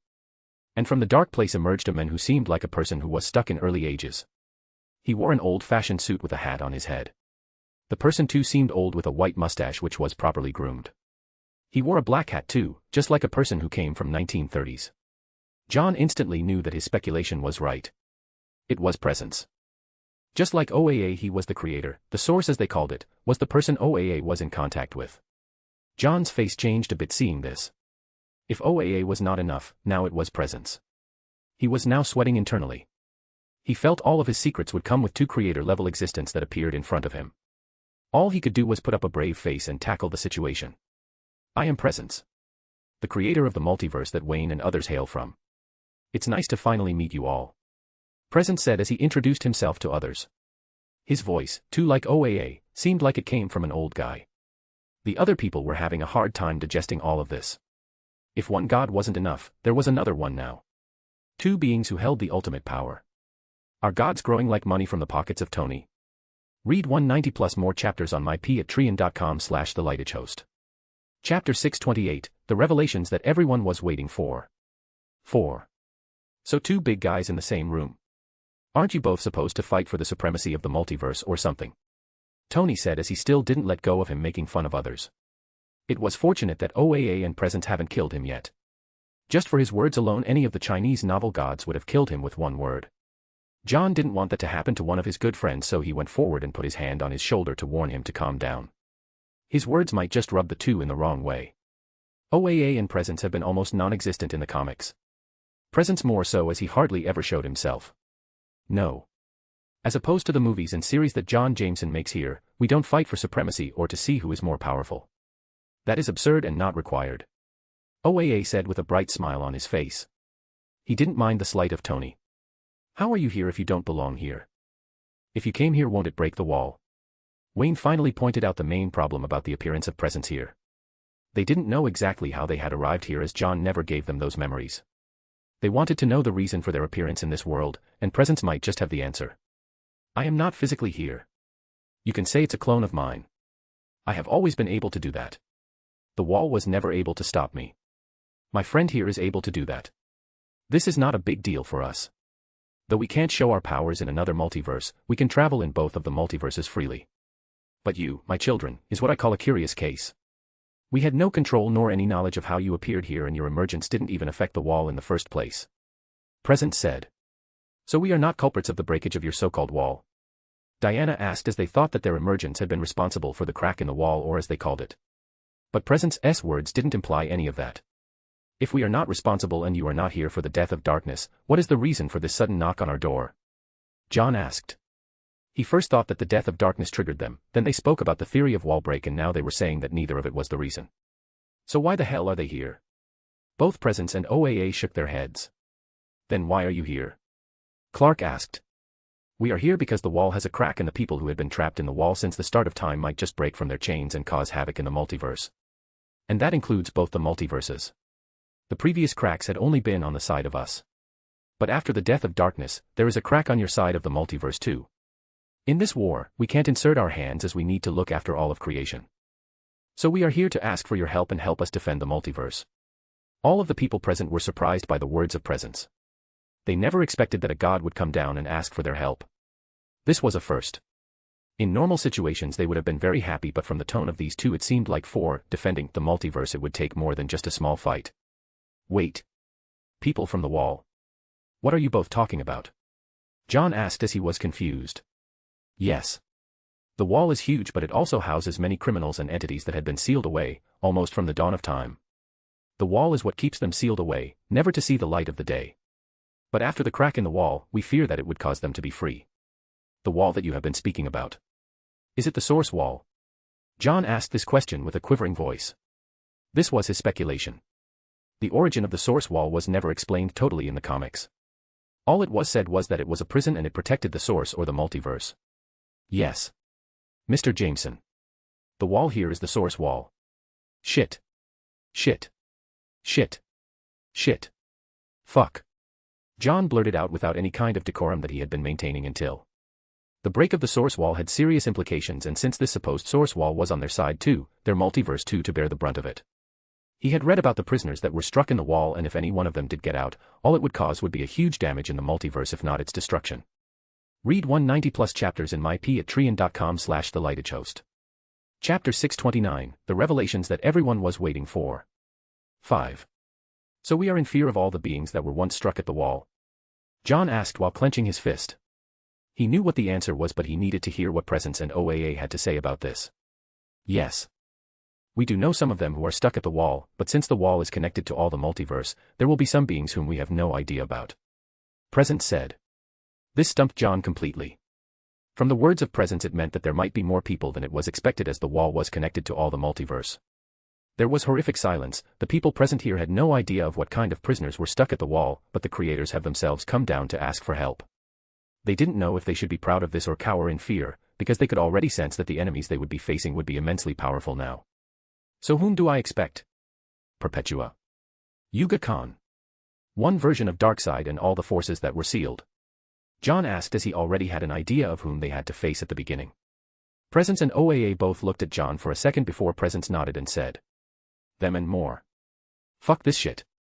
The glasses on the table were thrashed and blown away by John out of pure anger. He thought his biggest concern was his secret to be out by these two people, but now it seemed like he had more of a headache than what he had expected from the beginning. The problems he would be facing now would make him wish that the things which he had expected before would come to life. The others all looked at John, not realizing what those weird names represented. But from the reaction of John, they might be enemies that should be more powerful than the null they had just faced. John then looked at the faces of all of the people who were present in the room. He could see the confusion, the fear, the anxiety, the excitement on the faces of all. John had been trying to save everyone since the start. He owed this at least to Earth 616. Now he would have to do the same for the multiverse. And this time the enemies might not even arrive by knocking on the door. They might just hop onto the bed and slit their throats without them even realizing. But he knew that it was too late to go back.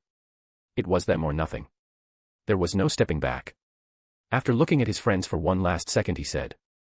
So war it is. War it is. Wayne and others instantly shouted, seeing that John had decided to go to war against the upcoming enemy, or in this case enemies. Multiple ones in this case. The people had no idea who these enemies were or what they would face, but since the creator had said that they would be facing enemies as old as time itself, they should expect enemies higher than the level of null. John waved his hands as 2 glasses of champagne were brought to existence. The environment of the room was tense and he needed to break the sharp tension in the room. He handed over the glasses to both of them and thus offered them peace. At this time, John and others didn't want obstacles between them and the 2 creators who had arrived to warn them of the coming future. Where is Thanos? Tony asked as he was still held at that person. The trauma of Thanos was not something that Tony would ever forget or let it go. OAA looked at Tony and said. We sent him to the wall from the crack that had appeared on our side. We knew that over the course of time the cracks would appear on our side of the multiverse. Me and my friend here decided to send someone to scout the wall. He was the perfect candidate for this mission and he voluntarily agreed to help us too. To go beyond the enemy lines and bring us information about the wall. Our friend John Jameson seems to know a lot, but we have a feeling that even his knowledge will not be enough for the dangers that we are going to face. You sent a villain to do a hero's job. Are you both nuts? Do we have a scarcity of good people in the multiverse that we had to send Thanos to the wall? Tony roared out. He was all in favor of sending people to the wall to find out what was in the wall to begin with. But Thanos of all people should be the last candidate for the job. We sent him because he is expendable, while you and the others present in the room are not. Read 190 plus chapters on myp@treon.com/thelightagehost. Chapter 630, The Revelations That Everyone Was Waiting For. 6. Everybody had a weird impression on their faces, but they didn't say anything. A section of the people here had no idea who Thanos was, but from the tone of Tony it was apparent that he was a very big bad, and Tony particularly was obsessed with him.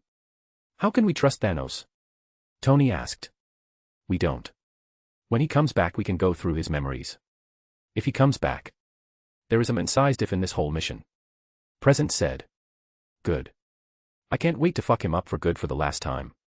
Tony said. They established the problem of Thanos, as many here thought that OAA was funding Thanos for doing terrorism. Why did you mention that I am a special one? John finally asked the question that was burdening him for some time. The subsequent answer will decide his future with his friends. Your powers, or as you like to call it, dream powers, come from the wall. The wall is a part of the multiverse, so it has chosen you as its champion in order to put everything in order. I called you a special one because your powers, your dreams, and even those special items of yours come from the wall. You are more special than you think. You are the savior that the multiverse had been searching for. OAA said. Hearing those words of OAA, John felt like he was struck by lightning. He had been trying to find out the source of his system for such a long time. And the answer came to him out of the least expected person. But the words of OAA made him realize a crucial point of this whole power swap thing. So I will die if the wall breaks apart? John asked. This I can't answer, as we have no idea of how your power works. We only know that you get your powers from wall, as we have seen the flow of the source, but we don't know to what extent it's affecting you. All we know that you are special. So if I understand it right, my time is limited. The breaking of the wall will be my end, and I will have to do everything possible to not let it happen. John said. The wall was his life force and he needed to stop it from breaking and make sure that the enemies coming from the wall were stopped. He had to work double. Such words of John made the people of the room feel very heavy. Everybody here knew that a multiversal wall would be very hard to repair, and they had enemies who would be trying to poke more holes in it. We will repair the cracks using all the technology that we have and make sure we keep the enemies at bay. Reed said to give assurance to John. None of the people here wanted to see the death of a person who had been shielding them from problems. Yes. We have the brightest minds of the multiverse. I am sure we will find a way to repair the wall. We will leave for the wall with all our equipment and start working on it. Those words were said by many of the brightest minds of the room, like Beast, 616, Tony, Banner, and others. It's fine. I have always said nothing is eternal. If one day death comes, I will accept it with no hesitation. I just don't want my death to be meaningless. And repairing the wall. I have seen a future where the wall had cracks and that didn't end well. Don't put all your money on that. I would rather ask all of you to prepare for war than give your mind to repairing the wall. I am sure the people on the other side of the multiverse are trying the same thing and they are losing. So you all better start making war preparations and put the whole planet on high alert. Clark came forward and without any warning he slapped John. The people who were murmuring about the power of John and how to face the enemies instantly went silent. John put his hands on his face as he felt the slap. This was a full-blown slap of a Kryptonian. If John was a normal person, he would have been dead.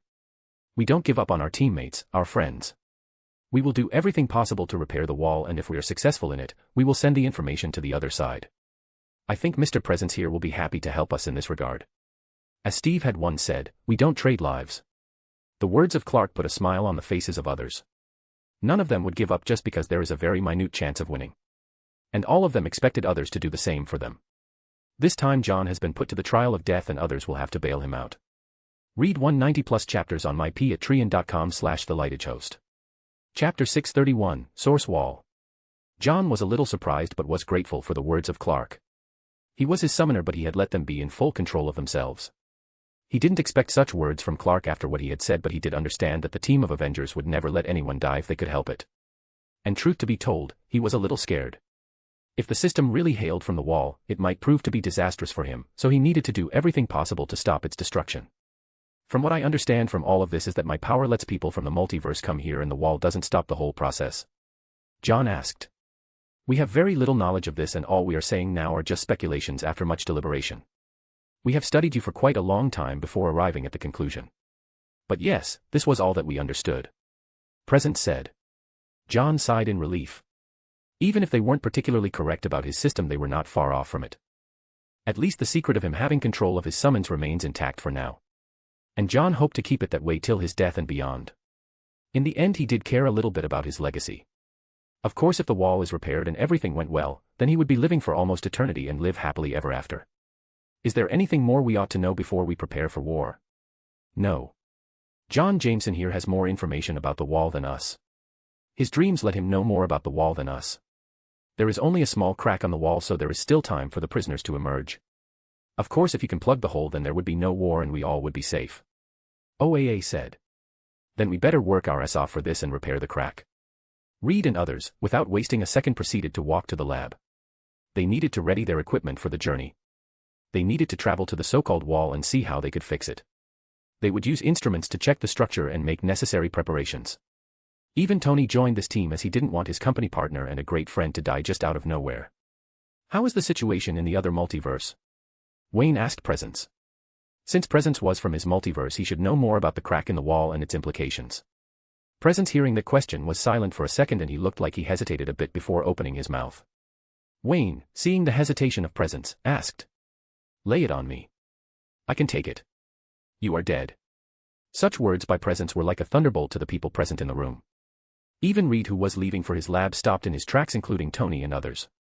Tony turned back and walked to Wayne's side and said, Old man. Do you know what you are talking about? Clark came to Tony's side and instructed him to calm down. Tony had been particularly agitated in this whole meeting. Maybe it was because of Thanos, or maybe he felt too insecure with all that was going on. All the power he had seemed nothing in front of actual powers and he felt he was useless. And Tony hated that feeling. Presence and OAA could see those emotions of Tony and for that reason they had been tolerant. In fact, they could see those emotions on most of the people present here. Only difference was that Tony didn't hold back. Even 616 Tony was on the verge of eruption and speaking out his mind, but seeing that his counterpart was doing the job for him, he didn't meddle. But in all of this only Wayne was calm and asked. Where and how did I die? You died by the hands of Darkseid while defending Earth and their people. Presence said. Such words made Wayne smile for a bit. He died at the hands of an old enemy and didn't die for any silly reason. Wait. Hold on. Darkseid killed Batman. Where? Earth Prime. Yes. Darkseid used his Omega Sanction on Mr. Wayne. Omega Sanction? You mean he used his Omega Beam on him? John, who was sitting and going through all the comics in his mind about the Source Wall, stopped and asked Presence. Yes. Earth Prime Batman is dead. Presence said. Then how is the Source Wall broken? The story hasn't progressed till the break of Source Wall. The break of the Source Wall shouldn't have happened now. Only the emergence of the 10th element, the one which powers the mother boxes, can lead to the cracks in the Source Wall. Read 190 plus chapters on myp@trian.com/thelightagehost. Chapter 632, Source Wall, 2. Presence was a little stumped by the words of John. He didn't expect John to know of the story of Batman and the Omega Beam being used by him, and even the story of this. The wall had been broken for some time and this thing has no relation with the 10th metal or the death of Batman. Shit. Changes in the story of that multiverse too. Is there any anomaly in that multiverse? John asked. Not that I know of. At least I haven't felt any anomalies. But he did die after Darkseid used the Omega Beam on him. Presence continued. Mr. Presence, I will ask this. Are you losing your control over your multiverse? John now asked with a serious tone. He was confused by the word presence because according to the story, after being hit by the Omega Beam of Darkseid, Batman survived. It was a very weird way that he did it, but in the end he did survive. This was essentially the start of a chain of events which changed their multiverse forever. For better or worse. Presence looked at John with squinted eyes for a few seconds. He didn't understand what John had meant by these words at first, but looking at John's face he had an idea of something had gone wrong somewhere. He closed his eyes for a few seconds before finally opening it. He had a surprised look. How did this happen? Something like this happened and I don't know about it. Presence's eyebrows creased for the first time. He seemed agitated. He traveled back in time. Didn't he? John asked. Presence nodded his head. This meant that the wheels had already turned, but he had no idea how it would proceed. But it was surprising that Presence had no idea that this had happened with Batman, and he specifically had to go through many things to understand the situation with Batman. Presence might be losing his powers in his multiverse. If that was true, then OAA might also lose his powers over their own multiverse. This notion alone scared John. This meant there wouldn't be multiversal God over their head, and they would be left with their own tools to deal with problems. Am I losing my hold of the multiverse? Presence murmured. He already knew that there was a lapse of knowledge. This had never happened before. This in itself was absurd and shouldn't have happened. Not in a billion years, but here they were. Presence losing his nigh omnipotence. This was a first. Presence didn't speak another word and just vanished while holding his glass. He didn't even say goodbye. But none of the people present thought it was rude. He was an embodiment, the supreme being of a multiverse. If one day out of nowhere that belief was taken away from him, that person would be rattled. That was that. It seems we can't hold any hopes on higher beings. We are on our own. Banner said as he started walking to the lab. He didn't want to waste any more time. I will go and see if I have lost control of my own multiverse. We will pay a visit to you once again to understand what the future might hold if the wall is broken. It seems like you know a lot about this wall. OAA said. I do know something about it, but it seems like the break of the source wall might impact differently than I initially thought. I will have to see the wall with my own eyes, then we can discuss further. You can ask for anything you like. The Living Tribunal and Galactus would also help you in this regard. Galactus is unique, so he will help us in many ways in defense. I understand. I will contact Oblivion to take us to the wall when we are ready. John said. OAA nodded his head, and after saying his bye, he too vanished just like his friend Presence. He was in a hurry as he needed to tour the multiverse, and if there was an anomaly. John on the other hand called up GAIA. GAIA, go through every database and search for a person named Owen Reese. If anything is being weird, red flag it. Bruce and Matt will help you in this. I want you to be very serious in this investigation. John said to Wayne and Matt Murdock of Earth 616. The daredevil of this world. Here too he was a criminal lawyer, and he would be able to help them in any kind of investigation and search. Owen Reese, or otherwise known as the Molecule Man, was a weapon. And if the weapon was present on Earth, then one of his speculations would be correct, though he prayed that was wrong. Or else they would be in more deep shit than they were now. Read 190 chapters ahead on myp@trian.com/thelightedhost. Chapter 633, Owen Reese. Is there a problem with this person? I can search for him with my Cerebro if you want. 616 Professor X said as he approached John. The X-Men too understood the gravity of the situation that they had been put to. Their whole world was in grave danger now, and they needed all the resources available to them. No. Don't use your powers on him. Wayne and Murdoch, don't use your powers on him if you find. Talk to him gently, show him the bright side of humanity. Show him what humanity is capable of. Show him how beautiful the world can be. Of course this is not required if he isn't present in this world, but if we do find him, make sure that he is on our side. He will be our Hail Mary. The last weapon we can ever use. Why do you speak in such a jumbled manner? Can't you tell us the whole picture of what this person is and how he is a weapon? If he is a weapon, we will just kidnap him and lock him, assuming the fact that he is super powerful. If he is too much of a threat, we will just kill him. I assume for the good of the multiverse we can sacrifice that. Ms. Marvel came forward and said. No. Never even think of restraining him or do anything with him. It will just trigger the destruction of all. I don't want any mishap in this. If it gets out of hand, nobody will be able to save us. And we will have to leave the universe, and billions, nigh, trillions of death will be on you. I will explain the case when the time is right. Under no circumstances will a person approach Owen Reese if he is ever found out. I don't want to trigger an avalanche that will destroy the multiverse. Is that clear? John said as his voice slowly rose so that all could hear his voice loud and clear. OAA had given him free rein in the multiverse, and even the Living Tribunal will have to listen to him. He never liked bossing over someone, but in this he would have to take the lead. He couldn't be a bad protagonist. Especially in 616. Here people had less trust in him, so the only thing he could do was establish a chain of command and authority to keep things in check. I know you all have many questions, and some of you are curious about what is happening on the other side too. In due time I will reveal everything. Only thing I ask of you is patience. Let Bruce and Matt investigate. Only after the results can we take action. I assure you that I am very serious in saving the multiverse, and every universe is important to us. Collapse of a single one will just lead to the collapse of everything, and this will just be a nightmare, so every single universe is important. So please trust me here on this and don't make any kind of hasty decision. John warned them again. The Avengers looked at John, and at least from his face they got to know that whatever was scaring John must be really a story to rattle John in this regard. Even during Null he looked cool and calm and never showed any kind of fear. But the prospect of losing the multiverse was one hell of a fear, it seemed. Shadow, send some symbiotes to Earth and hide among many hosts on Earth. Actively search for any trace of Owen Reese, you have seen my memory. Upload the information to the Codex and let Clintar send symbiotes to the multiverse. I want as many worlds as possible. Got it. Shadow, that was the name John had given to the symbiote that had attached to him as he became the King in Black. Matt and Wayne wouldn't be the only ones searching for Owen. And symbiotes would be a good way to send more trusted people on this manhunt. He had also shared what kind of person Owen was and what kind of precautions they would need to take if they found him. I will be back in a few minutes. I need to consult some people who have massive knowledge of the source wall. When I come back, I will take some of you to see the wall. John said as he vanished from his spot. He needed to consult with the Maltusians for knowledge of the wall. They were the most ancient beings who had knowledge of the wall, and they would be able to guide him more effectively. There were very few Maltusians left now, and they were called by a very different now and respected very highly. They were the Guardians of OA. Read 180 plus chapters on mypatreon.com/theligheadghost. Chapter 634, Oblivion. John had teleported. He was back to his first ever planet summon. When it happened for the first time, he was ecstatic, and for a moment he couldn't even believe it.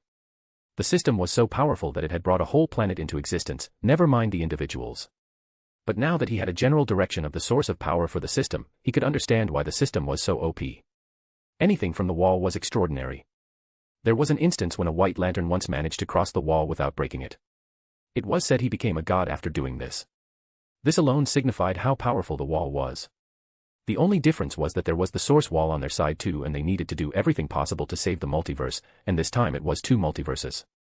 He was sure that the DC people on the other side would try to do the same, but their plot had changed.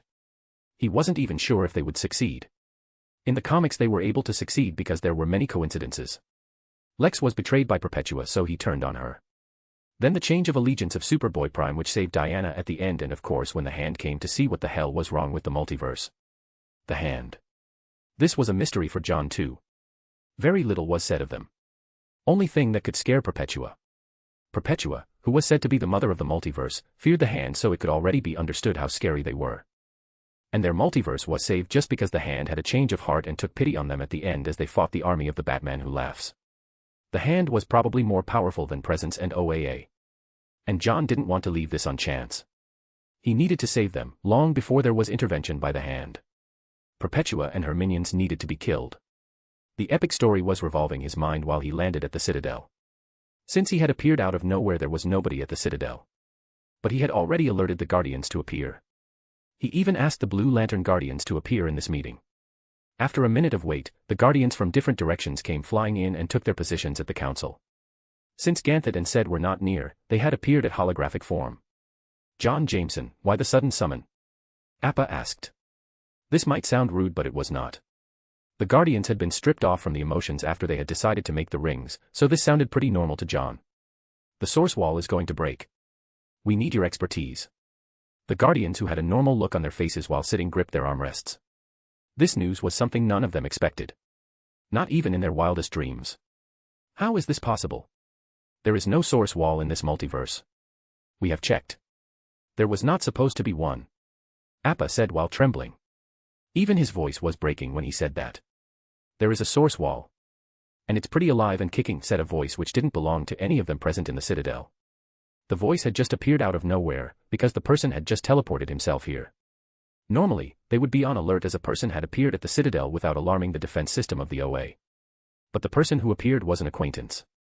Oblivion. He was the god of the void outside the multiverse. John suspected that he was the guardian of the wall, since he had always stayed outside the multiverse.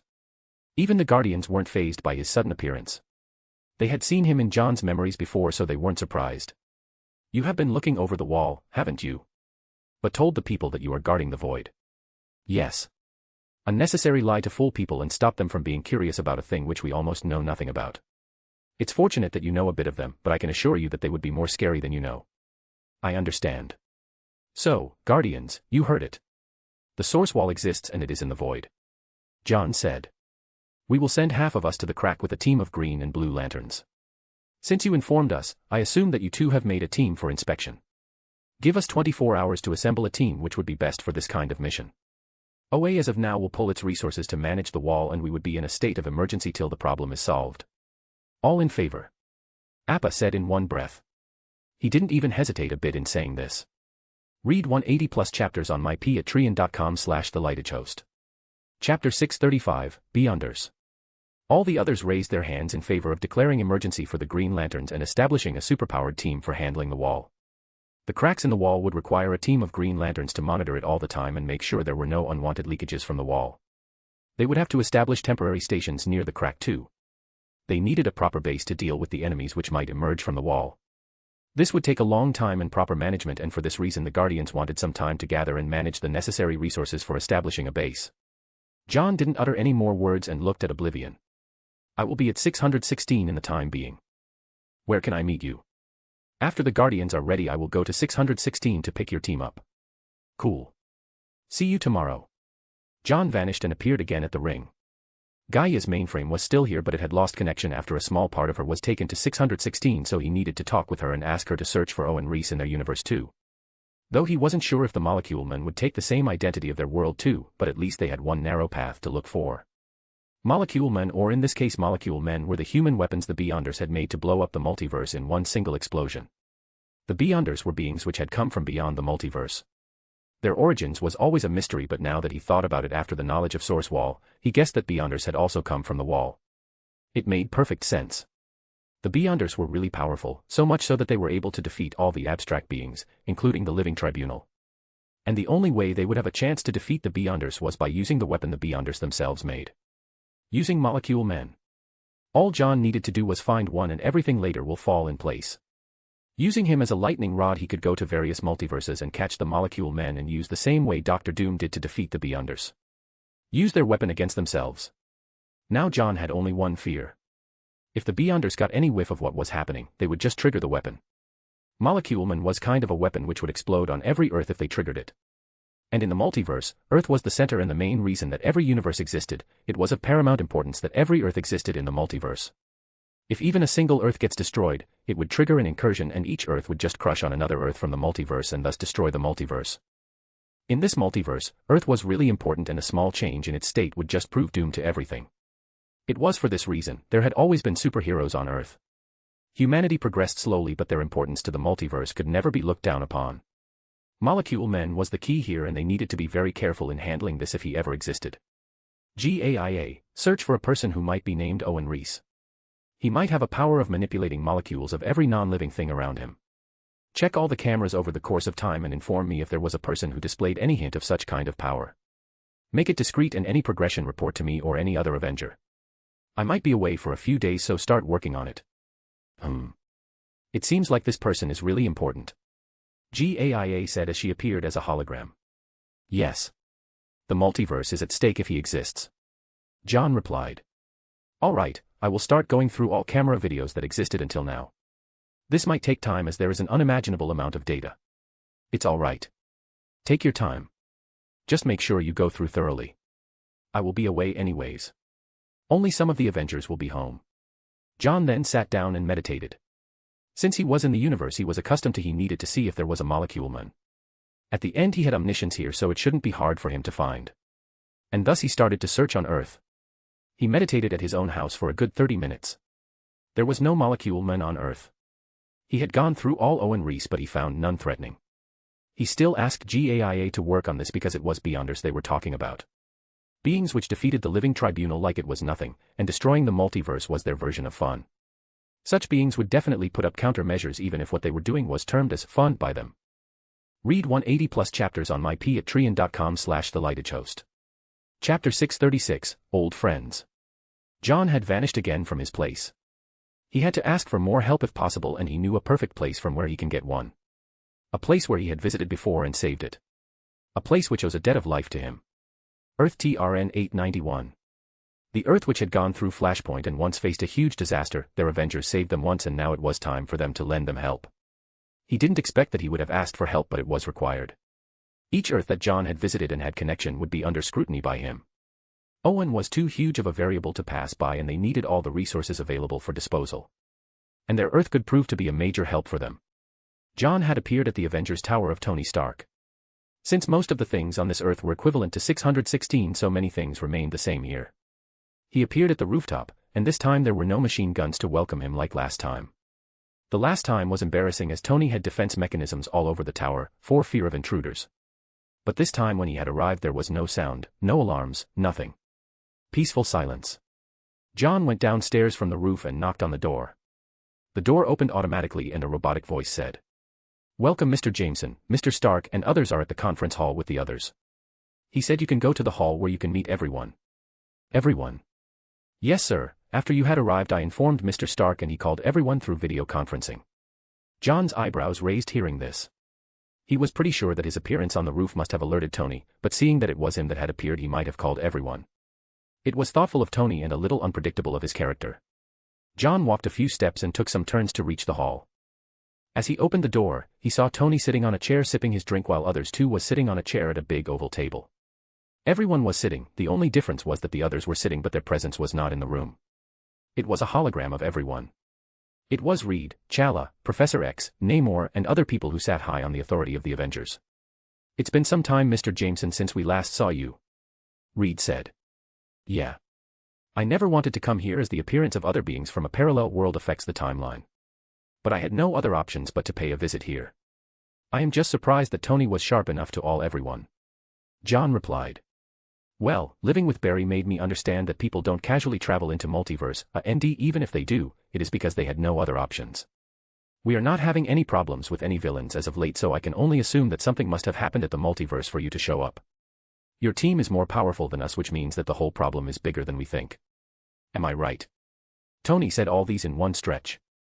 It was like he had become a detective as he deducted all of this with just his appearance alone. John looked at Tony with an astonishing face. "When did you become Batman?" John asked. "That friend of yours rubbed off on me. He. Now tell me. Am I right?" Tony asked with anticipation, wanting to know if his thoughts were right. "Yes. We do have a problem and this problem is multiversal level. And we need your help if you want to help that is. We need the brightest minds with the problems and make sure we are working at full capacity with all the resources we have." John said without much explaining the problem. He would have to explain it anyway to the 616 people so he was waiting for all to come together. The Guardians would be more fit for this role. "What is the problem?" Black Panther asked. "The problem is a little complicated. All I can say now is in the worst case scenario, there would be no multiverse out there and we would end up in a single universe, while others would be just killed. Trillions and trillions of life will die." The faces of everyone changed while listening to the last sentence. They thought the problem would be like a new enemy who was hell-bent on conquering the multiverse, but it seemed like they had a bigger problem than they thought. After a moment of silence, Reed said, "What can we do to help Mr. Jameson?" John smiled at it and said, "I want you. Read 180+ chapters on my patreon.com/thelightedgehost. Chapter 637, Rest. John stayed at that Earth for a few more minutes before leaving while saying that he would open a portal later to 616 for them to cross over and come prepared. The Avengers, who had no idea what they were jumping into, readily accepted. They trusted the person who had once helped them so much and helped them to overcome an enemy who was unkillable. Of course, Barry too had the same privilege here. John was back at the ring and went straight to the tower. It had many books and some of them were so ancient that even he had no idea what was written on them. Most of the time he was too lazy and more so because he was too powerful to even care. But this time he can't do that. He needed to have all the knowledge possible and see if it had any clues of how to handle the wall. There was order and chaos at the DC side too so there might be some hints from it. And after hours of research and reading, he was finally able to get some clues about the wall and ways to mend it. Though it wasn't exactly a solution, at least there were some things which could point out and lessen the expansion of the said crack on the wall. It wasn't a permanent solution but at least this was something. He took some important books with him and went to his home. He needed a time off. Since he had almost 24 hours before the next gathering, he wanted to use this time for the best of his ability to relax and steam off his constant running around. Tired was an understatement for John. Null was a huge problem and that needed a proper burial. And now that he was out of it, it seemed like he had welcomed a bigger problem. For now he just wanted to rest and have time with himself. And home was his place to rest and go through everything he needed to do for the upcoming arc. John went through so many things in the past few days that he needed a mental recharge and home the place for escaping from all of this. John went straight to the bath and even asked Adino to give him a massage. His body didn't need any of that but he wanted to mentally relax and have some time off. After having a good time he went straight to bed to sleep. After having a sound sleep he woke up the next day as usual and had his breakfast. Since the people would still need some more time to prepare he went to the patio of the house and sat on his favorite chair as he looked to the earth. The earth looked beautiful. John, whenever had time, loved doing this, as looking at the earth gave him peace and serenity. All this would crumble down if he didn't fix the problem. But that was it. John had no idea how to fix the problem.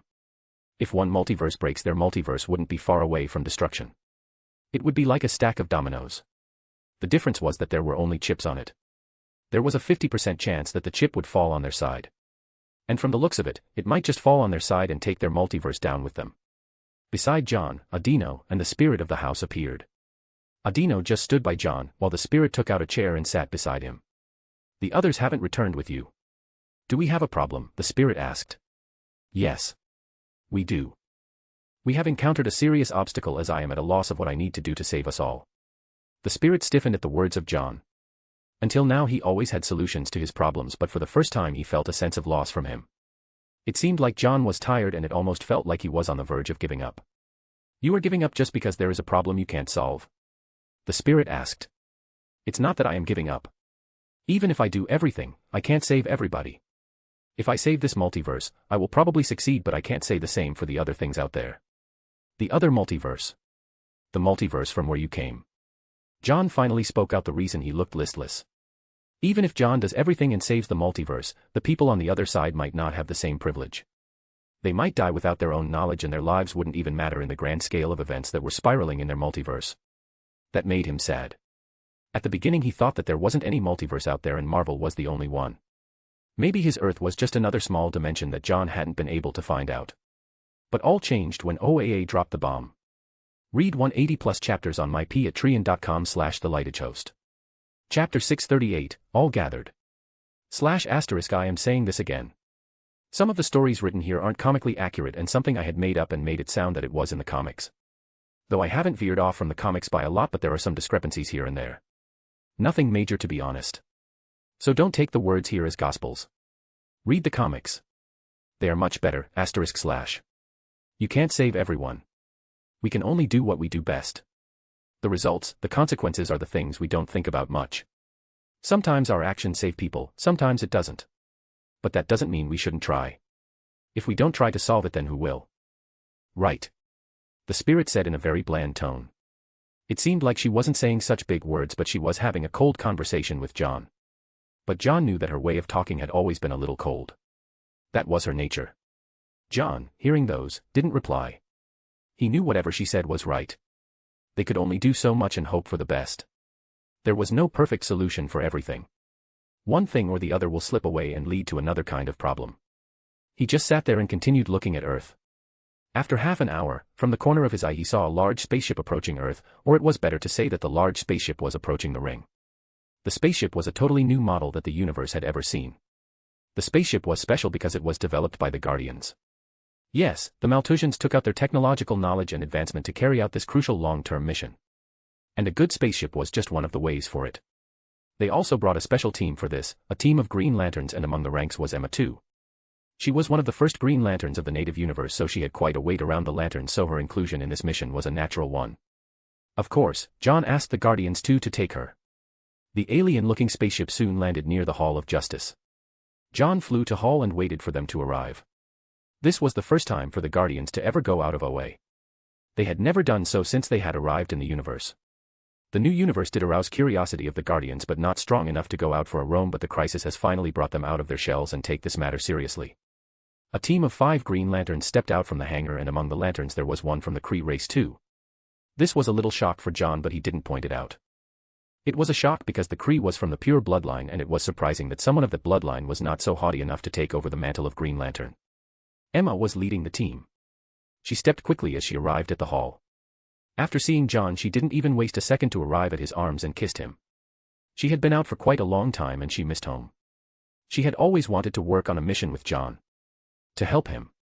Finally she had the chance, and she was going to do everything to prove that she was worthy to stand with John. The other lanterns too had arrived slowly after her and allowed PTA to finish between their captain and the person who had once saved their universe with his powers. John was pretty famous at OA after Black Winter, and many were thankful to him as he saved the universe, so he had a pretty good reputation. Of course some feared him too because of his power, but all in all they had a good impression of him. The Guardians too had come out of the spaceship and slowly floated to the hall. Since they were powerful telekinetic and thus they were basically a toned-down version of Professor X, Mr. Jameson, we have gathered all the equipment required to handle the crack.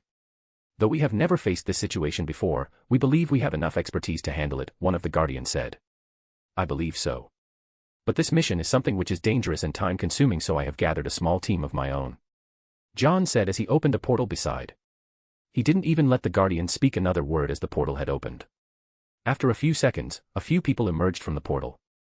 The Green Lanterns who were behind the Guardians were dumbfounded seeing the people that had arrived. It was not because of the people that had come, but among the people who had come had freaking dinosaur. And if that was not enough, there was a small girl sitting on the neck of the red-colored Tyrannosaurus. This whole combination of a small girl and a dinosaur was totally a weird one. The Lanterns gulped seeing all of this. The girl was the smartest one from Earth TRN 981. On the same level as Reed Richards. She was brought with the team of Reed, Banner, and Tony. The greatest minds of their universe. Read 180 more chapters on mypatreon.com/thelightagehost. Chapter 639, All Gathered, 2. She was called the Moon Girl. Although she was young, she was hailed the prime intelligent person in their world, and thus she had come too.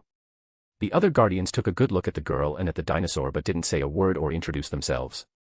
It was the Lanterns who were interested in the people who had just arrived from the multiverse. They had read about them only in the books of OA but never met them. This was the first time. And they were excited about it. Emma was the first to approach the new team that had just arrived. Emma Watson, a Green Lantern of the Hala sector. Tony Stark, an Avenger, philanthropist, billionaire. Playboy. Yeah, we know. Emma stopped him in his words from giving him any chance to finish his iconic line. You are the wife of that god guy. Aren't you? Tony said as he didn't mind that she had taken his words away from his mouth. Yes. Emma replied with a little bit of pride. John, who listened to the conversation, just shook his head seeing how these two were at their necks like kids. The other Green Lanterns went to the other members and introduced themselves.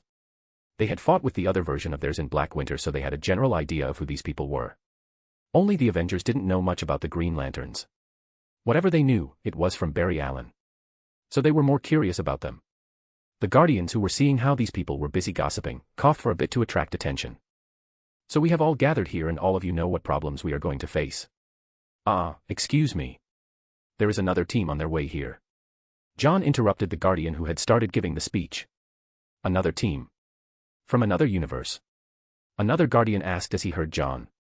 No, a separate dimension. John replied as he turned his head to look at the entrance of the hall. He had already felt that another team had arrived. A team which was different from humans. This team was an additional one that John had summoned. They needed all hands on deck, and he had asked help from them.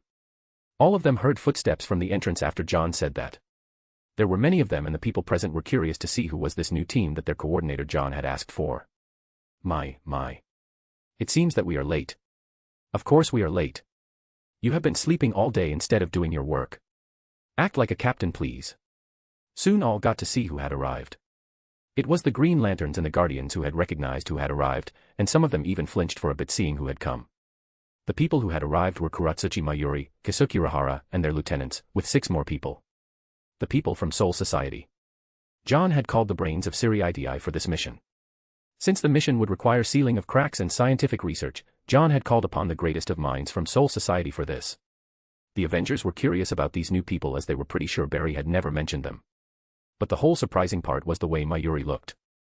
They were pretty sure that he was human, well at least the body structure seemed like he was human, the black mask that he wore was what stood out. It was totally out of place, and all the Avengers couldn't keep their eyes from it. What are you looking at? Never seen a Shinigami before. Mayuri couldn't help but grumble seeing that he was getting weird looks. Even the Lanterns and Guardians who had read about them from the books of OA and even seen the series that John had published, couldn't help but look at Mayuri and his weird sense of fashion. What is a Shinigami? Banner asked as he was confused. Shinigami's English translation will be Death God. But it's more complicated than you think. We can all introduce ourselves after we reach our destination. Is that fine? Oblivion is waiting for us on the other side. John said as it was already time and he didn't want a god to wait for him and he liked being punctual. All nodded their heads. There were too many people and there would more people that were going to meet, so it was better that the introduction was done after they had all gathered. John waved his hands as he opened a huge portal to 616. Please follow me. John said as he stepped inside the portal, and following him the others stepped inside too. And when all of them had stepped in, they all saw that they had arrived on a huge balcony of a tall building. Above the balcony, there was a huge letter A signifying that they had arrived at the Avengers Tower. Read 180+ chapters on mypatreon.com/thelightagehost. Chapter 640, Introduction. All walked in from the balcony itself and didn't even bother to knock. This was rude, but John had appeared here so many times that he was sure Friday had given him access. The TRN Avengers were looking around curiously. They noticed that almost all of the things of this universe were identical to theirs. This put a smile on their face. When they appeared in John's universe, everything looked so different. They noticed that the place that they had landed was in a space station. It was unprecedented that the headquarters was in space. Barry had mentioned about a different world that was orbiting the Earth and their headquarters being located there. This put them to shame, and in fact Tony had been trying to put a headquarters in space. But saying is one matter, and executing is different. TRN Tony was still thinking of how to handle teleportation. The Shinigamis were curious about the new place they had arrived. John had already informed them of the mission, or at least gave an idea of it. It should also be mentioned that Yawatch was ordered by John to leave the premises. Since the war was known by many people here, it was better he never showed his face to the Shinigami. He could control their thoughts for sure, but he didn't want any misunderstanding by the people who had a vague idea of the story. So you have brought new friends with you? 616 Steve, who was sitting on a sofa nearby and looking at the television, said. Friday had been informed that John had arrived with a team of his own, and he was one of the few people who was in the tower to look after everything. The symbiote problem and the mass hysteria was not so easy to handle, so all hands were on deck. All the Avengers of both the teams and X-Men of both the worlds were working overtime, and 616 Steve was managing everything. Yeah. Took me some time to gather everyone. Reed and others are still working? John asked. Yes. 616 Steve was curious of the new people who had arrived. They looked like they were all different kinds of aliens. Some he had known, like the Kree, and some of the races he had come across before from the universe of his one. While others he had no idea about. For example, the Guardians. He had never seen such dwarf aliens before who could levitate without any power. 616 Steve could feel that these aliens were not something to be trifled with. Since he had come across the Green Lantern before, he could already notice the green rings on some of their fingers. So he had already speculated them to be from the police force that Hal Jordan had spoken about before. He and Hal had teamed up when they were fighting the symbiotes. That was where he got to know that Hal belonged to the defense forces before he became a Green Lantern. Though 616 Steve was not a detective of the highest order, he could notice and pick up some tricks over time, so he had already recognized that some of them were the Green Lanterns, and he also noticed that a female was holding the hand of John. So this is Mrs. Emma Watson. I am Steve, nice to meet you. 616 Steve approached and shook his hands with her. He had already known from the others about their love. Emma greeted him. As Steve was talking, Tony and others had arrived. What the hell? A dinosaur. What is left? A dragon, shrieked Tony as he entered the room. He had just arrived from the laboratory, but he was greeted with a living ancient creature, and sat on top of it was a young girl. He was dizzy after seeing such a scene. This world had gone crazy. He didn't even care that another doppelganger of his had appeared. Reed and others too who had arrived at the main room, and he too looked surprised seeing a dinosaur in the main hall. If the hall was a little smaller, the T-Rex wouldn't have it in the hall. Steve, your long-lost friend has arrived. 616 Tony said as he mocked 616 Steve as he was from the past. Ha, ha. Ha. Very funny. Now call all the others. We have a lot to discuss and many introductions to make. 616 Steve said as he answered back in sarcasm. Tony didn't answer and was just looking at the others people who had arrived with John. They had already known that John had gone for help, but they didn't expect that the help would arrive in different forms of aliens and a freaking dinosaur. Friday had already sent a message, asking all of the people to return back to the headquarters. It was time for some more revelations and proper introduction to the multiverse and the dangers that they might be facing. Read 180 more chapters on mypatreon.com/thelightagehost. Chapter 641, Introduction, 2. It took an hour for all the people that were scattered all around the globe to arrive at the Avengers Tower. Most of them were not so fast, as many were far away in various other countries. But the presence of Hal, Natasha, Barry, Pietro, Hyperion, and other fast-moving members made it faster for all the members of different teams to arrive at the tower fast. But each one that had arrived were just surprised out of their wits by seeing the new people that John had arrived with. Especially Deadpool. He was having a time of his life by making fun of each one of them. Especially Kuratsuchi Mayuri. Seeing the blabbermouth, he almost cut Deadpool in two, not that it would have mattered to Deadpool, as he was almost immortal when it came to injuries and cuts that could lead to death. Only way that Deadpool could die was old age, and his rate of aging didn't seem like he would die anytime soon. One of his bane, being barred by death, has its after effects. Urahara had to hold down Mayuri so as not to make a commotion here on foreign lands.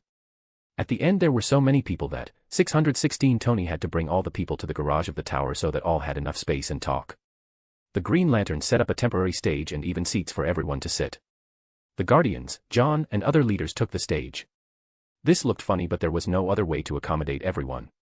Appa came forward as he was leading this mission. The Guardian would be the leader as they were better fit in this kind of mission. The enemies might be manipulative, so they needed someone who was devoid of personal emotions and would be able to think for the greater of the multiverse. Greetings. I am Appa, a guardian of OA. I know that many of you are confused and many were taken aback about what had happened a few hours prior. You all have been thrown into a situation that none of us has any solution. The best we can do is duct tape the problem and move on. This seems pessimistic, but that is the optimistic solution that we can offer you. I don't want to give false hopes, but from what Mr. Jameson has told us, it might not be a good one. With all being said, we will have to try our best to remedy the problem. Such words by Appa didn't raise any kind of hopes to anyone present. They were given a glimpse before by the words of OAA, but they had held hopes. Hope that they might be able to overcome it. But it seemed like the journey would be a tough one and it might not lead to a desired result. They thought that everyone would be properly introduced, but all they received was a dose of fear. There was a small murmur among the people, but soon stopped it as they could see that Appa was not done with the speech. It was just the starter. The source wall, or you can call it the wall here, is what is called a boundary between multiverses. We belong to a race called Maltusians. An ancient race that had seen how technological advancement could lead to. We had faced wars and destruction before. From our own kind, and thus long ago we had decided to advocate only peace and never interfere among the fellow beings. Since we belong to an ancient race, we have knowledge far greater than the other alien species. This knowledge gave us a glimpse of what the source wall is. Along the course of time, we have gathered all knowledge that we could gather about the wall. The wall could be said as a prison for people who wanted to achieve more than their limitations. Or you can say these people who were prisoned there wanted powers that could destroy the multiverse. There are beings trapped there which we have no answers to. Any one of them leaving the multiverse will create havoc and there would be a fall in natural order. Let me show you some of the beings and their descriptions so that you have an idea of what these people could do if they go out. Appa said. Hal used his ring to project a huge screen. And on that screen was a humanoid man who looked like a Roman gladiator. He had a helmet with two massive horns. The horns seemed like they were taken from a huge goat, but such huge-sized goats had never been seen ever before. The person was at least 9 feet tall and his body seemed like it was made of broken rock, but the streamline between the broken rock pieces established the fact that it was only a rock-like skin. He had a sword in his hand and looked intimidating to everyone. Even though it was just a still picture of the person. Read 180 chapters ahead on mypatreon.com/thelightagehost. Chapter 642, Introduction, 3. This time it was Batman who stood up and came forward to introduce the being that had just appeared on the screen. Most of you know me. I am Bruce Wayne and I hail from a multiverse that is beyond the wall. I am not sure how I and others had landed here, but we are not ill towards this multiverse.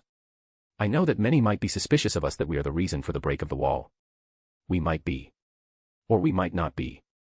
But we can promise you this, that we didn't arrive in this multiverse by breaking the wall or by our own wish. Bruce spoke those words at first. Although nobody had pointed it out to them, he wanted to make it clear to everyone. This was important. As he needed all of them to work together, he needed to say these words out in the open from the beginning itself. Don't worry, Bruce. Everybody here trusts you and your team. You have fought with us side by side for a long time. If the wall was really broken by the emergence of your team, it still wouldn't matter because you are not the only beings who had arrived from a different multiverse. Banner said as he looked at the Shinigamis who had come with John. I believe so, but I still wanted to make it clear to everyone. Now for the person who is presented here. He is called Yuga Khan, father of Darkseid. Most of you don't know who Darkseid is. Think of him as Thanos of our multiverse. Only difference is that he is more cruel and more dangerous. And Yuga Khan is more cruel than Darkseid and more powerful. So powerful that he willingly invaded the Source Wall to get more power, as there is a rumor that if a person ever comes back from Source Wall, he would be more powerful and have an eternal body. And this Yuga Khan is nothing in front of the real bosses who are struck at the wall. Wayne said as he pointed at the image. Then the image changed and showed 4 massive beings. Beings so huge that could easily rival the size of Galactus. And there were 4 of them. Shit. Is this for real? We are truly fucked by daddy. Deadpool commented as everybody could imagine what would happen if any of these beings were set loose. One Galactus was already a headache, and now if the wall was broken they might have to fight these 4 beings together. These are the primordial gods, or as we call them, Omega Titans. And like Galactus they devour worlds, but they are not as hungry as Galactus. Only a seed of a world would be enough to satiate their hunger. But the thing is, the world should be a living one. Believe it or not, they can be termed as Warden of the Source Wall. If they break away and don't return them to the wall, we will be truly and honestly fucked. This whole single speech sent shudders to everyone present. If a prison had Galactus-like beings as wardens, then they could imagine the prisoners. This was the worst situation they could imagine. Some of the beings that we have knowledge about who are trapped in the multiverse are Ares, god of war, and other such gods who wreaked havoc once. Then we have Perpetua, who can be termed as one of the ultimate bosses. She was trapped there long ago because of her transgressions. Her title is Mother of the Multiverse, so you can already imagine what kind of being she is and what might happen if she is let loose. Wayne said. And these are beings that we know of. On top of that, there are 7 dark forces that are trapped in the wall. Many of you have come across the speed force that is wielded by Barry and Pietro. There is the opposite of it. The still force, which can make things slower and is the evil counterpart of the speed force. Anyone who can wield can easily be termed as our enemy and should be hunted down. And that is just one of the forces that is trapped there. Barry mentioned that from the stage. At first we can understand that there are beings trapped there. But now you speak of invisible power that is trapped there. What the fuck? Give us a break already. And you say that it is just one of the forces that is trapped. Wayne and others nodded their heads. A small introduction that they had heard was already enough to cause an Avenger-level event in any universe. And now they have multiple of these trapped, itching to come out. And once they do, it would be game over for everyone. Read 180 chapters on mypatreon.com/thelightedgehost. Chapter 643, Secret Wars. There are more people who might be trapped of which we have no idea about, and things we have no knowledge of. There are some that we do have an idea of. The related details will be shared to all of you. Wayne stopped his speech as he went to his seat at the stage. He had a gloomy face since the moment he came to know about the presence of Wall. Batman had much knowledge of the Wall because of one reason. The Mobius chair. This gave him immense knowledge and omnipotence. He had all the knowledge the multiverse had to offer at that point of time. John had given him the boost by giving him the properties when Batman once sat on it. Although he hadn't seen the future, he did know of what might happen if any of the prisoners were set loose. He didn't show it in his face, but the people close to him could see that Batman looked more broody and gloomy than usual. Batman never showed his emotions on the surface, but now he was showing a bit of it, and it didn't seem good. Finally it was John who had stood up and walked to the main podium to give his speech. Bruce had talked about the dangers, but the people here were still not awake to the real dangers that their world might face soon, and so he was going to be the bad cop and give them a rude awakening. Many people here were thinking that the prisoners might escape from the other side instead of their side, as OAA and Present said that the crack in the wall was more on the other side and their side was lesser. But John was here to change that mindset. When I first came to this world, I already had a notion of the superheroes living here and their lives. Long ago I had said that I have seen the future. I have seen what goes down when the chips line up like a domino. Many here didn't believe me, and I also know that many here don't trust me. At least not completely yet, which is fine. The situation in Wanda was just one of the things that triggered me to take drastic decisions to change the people here and their way of thinking. It was brutal for sure. People died, but at least the X-Men got recognition due to it. They weren't able to save everyone, but at least they tried their best. For that they do deserve a pat on the back. Such words made the X-Men almost blush. There were only a few X-Men left, but they did their best to save people when John Depp awarded the Avengers. The people of Earth 616 finally got to know how they had been saved every time they were in danger. They were grateful. That was all John wanted to see. But this is not the only reason for my aversion to the Avengers of this Earth. I still do, but it has gone down a lot. And no, it is not for Wanda or the arrogance which many of you possess. Let me show you a glimpse of one of the possible futures and why I hated the Illuminati of yours. John said as he waved his hands. The whole parking space was covered in a white light which made almost all of them blind for a second. The scene changed where they saw Black Panther teaching some of the kids about warfare and how to hunt. The whole scene looked wholesome, as Chala was a very good teacher. The others who saw this were dumbfounded. They have never seen magic be used in this way. Only John's Avengers were not surprised, instead they were excited. The last time this happened was during the Thanos invasion. Now again they would be seeing the same thing. What is this? 616 Steve asked. A possible future, or rather show you a glimpse of what might happen if we don't band together. Here you will understand why I hated the Illuminati. The members of the Illuminati just held their heads in shame. They had taken some decision that they weren't proud of, but they took it to save people. They had no idea what John was going to show, but they could feel that their image would drop after what John was going to show. They wanted to stop it, but like others they were curious of the alternate future and the enemies they were going to face, so they didn't speak out even though they wanted to. There were many people present here. Many who had come a long way, and even their doppelgangers. So they couldn't say no. Then the image changed and showed Black Panther turning his head and looking high above. What he saw and what the people present in the meeting saw made their jaws drop. Read 170 plus chapters ahead on mypatreon.com/thelightedgehost. Chapter 644, Secret Wars, 2. This was a planet which could be seen slowly approaching their Earth from space.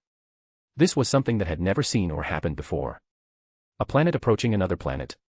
What the hell is this? Chala got the scare of his life as he saw this, and everybody could already imagine what would happen if their planet and the approaching one collided. But then saw another thing that made his jaw drop even more.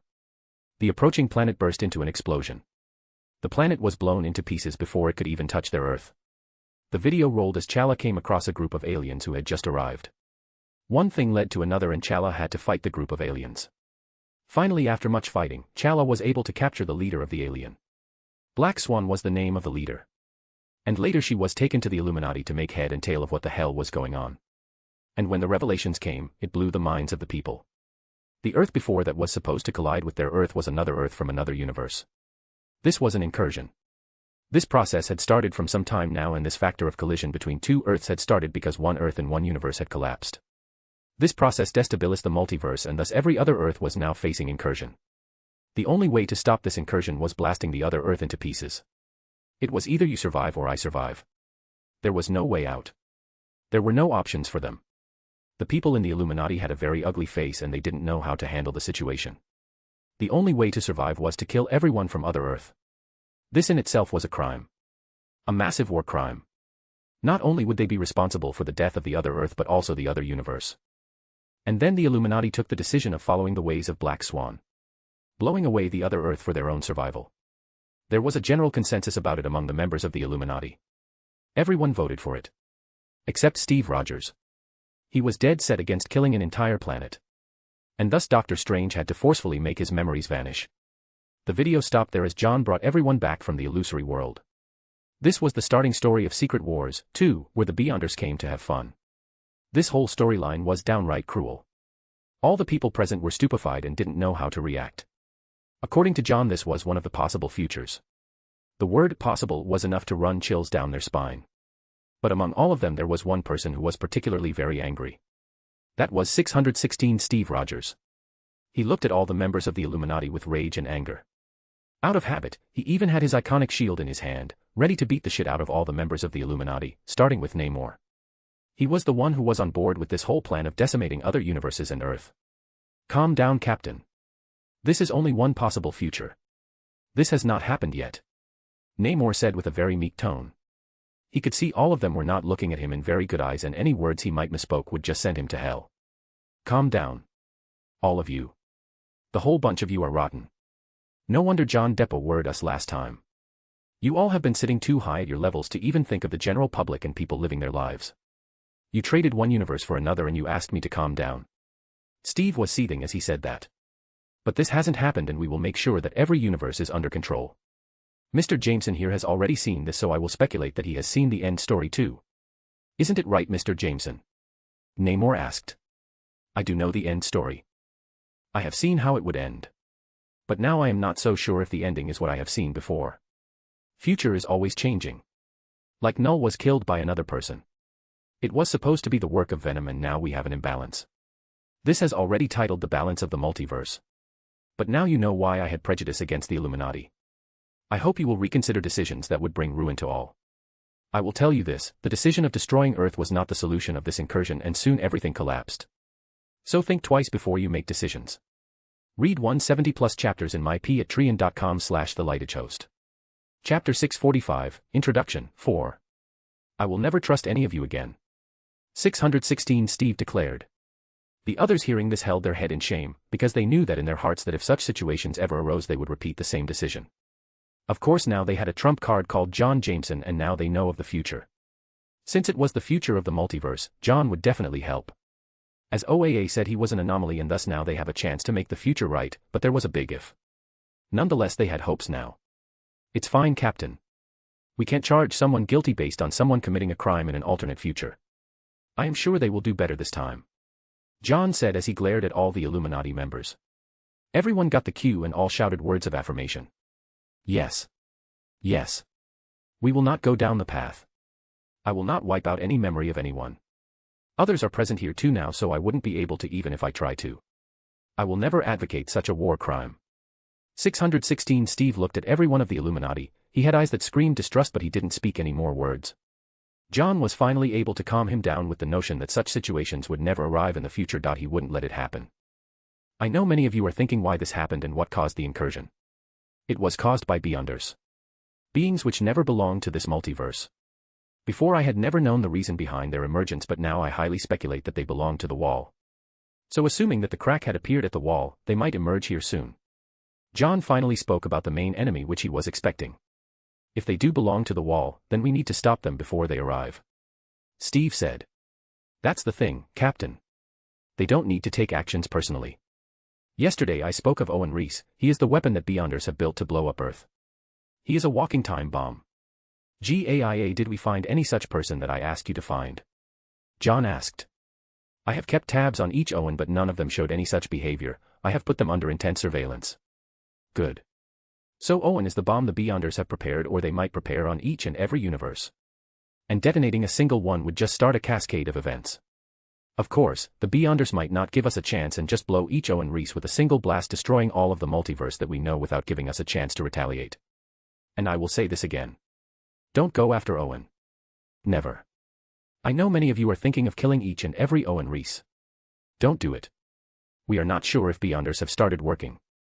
I don't want innocents to be in the crossfire. This made each and everyone shudder. Destroying the multiverse with just a human bomb. This seemed like fantasy, but the words of John meant that everything was red and they might have to face such an enemy. Then we need to kill the Beyonders before they even get to place the bomb and stop them in the wall itself. Sure. But you have to understand, each Beyonder is as powerful as the Living Tribunal, and there are a bunch of them. John said. What? Are you serious? The fuck? Mommy, I think there is pee coming out from my pants. I want to go home. Such words by Deadpool might have made everyone smile, but this time, it didn't even spark a reaction from the audience.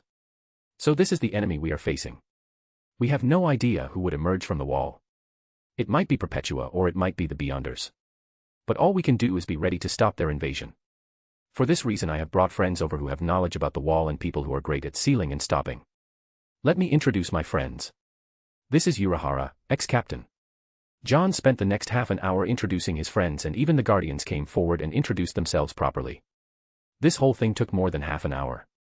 The others were confused about this soul society, but at the end they finally got the gist of it. They were surprised that John had connections and friends with such weird beings and death itself. So everyone is briefed, and some of you will accompany me to the wall and set up a base there.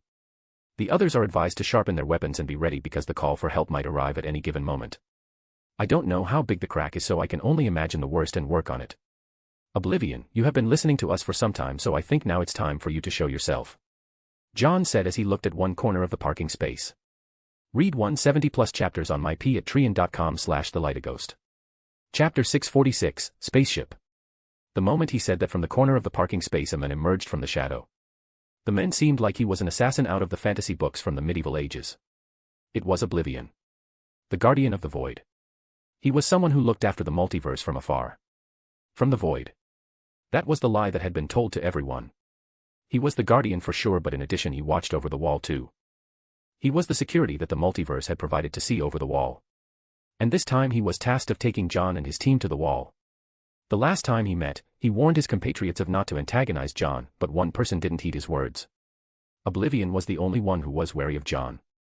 It was because he could smell the same breath from John as he normally got from the wall. Maybe because the system that John had was powered by the wall and Oblivion got the hint of it, but at the end Oblivion was very cautious when it came to John. And rightfully so.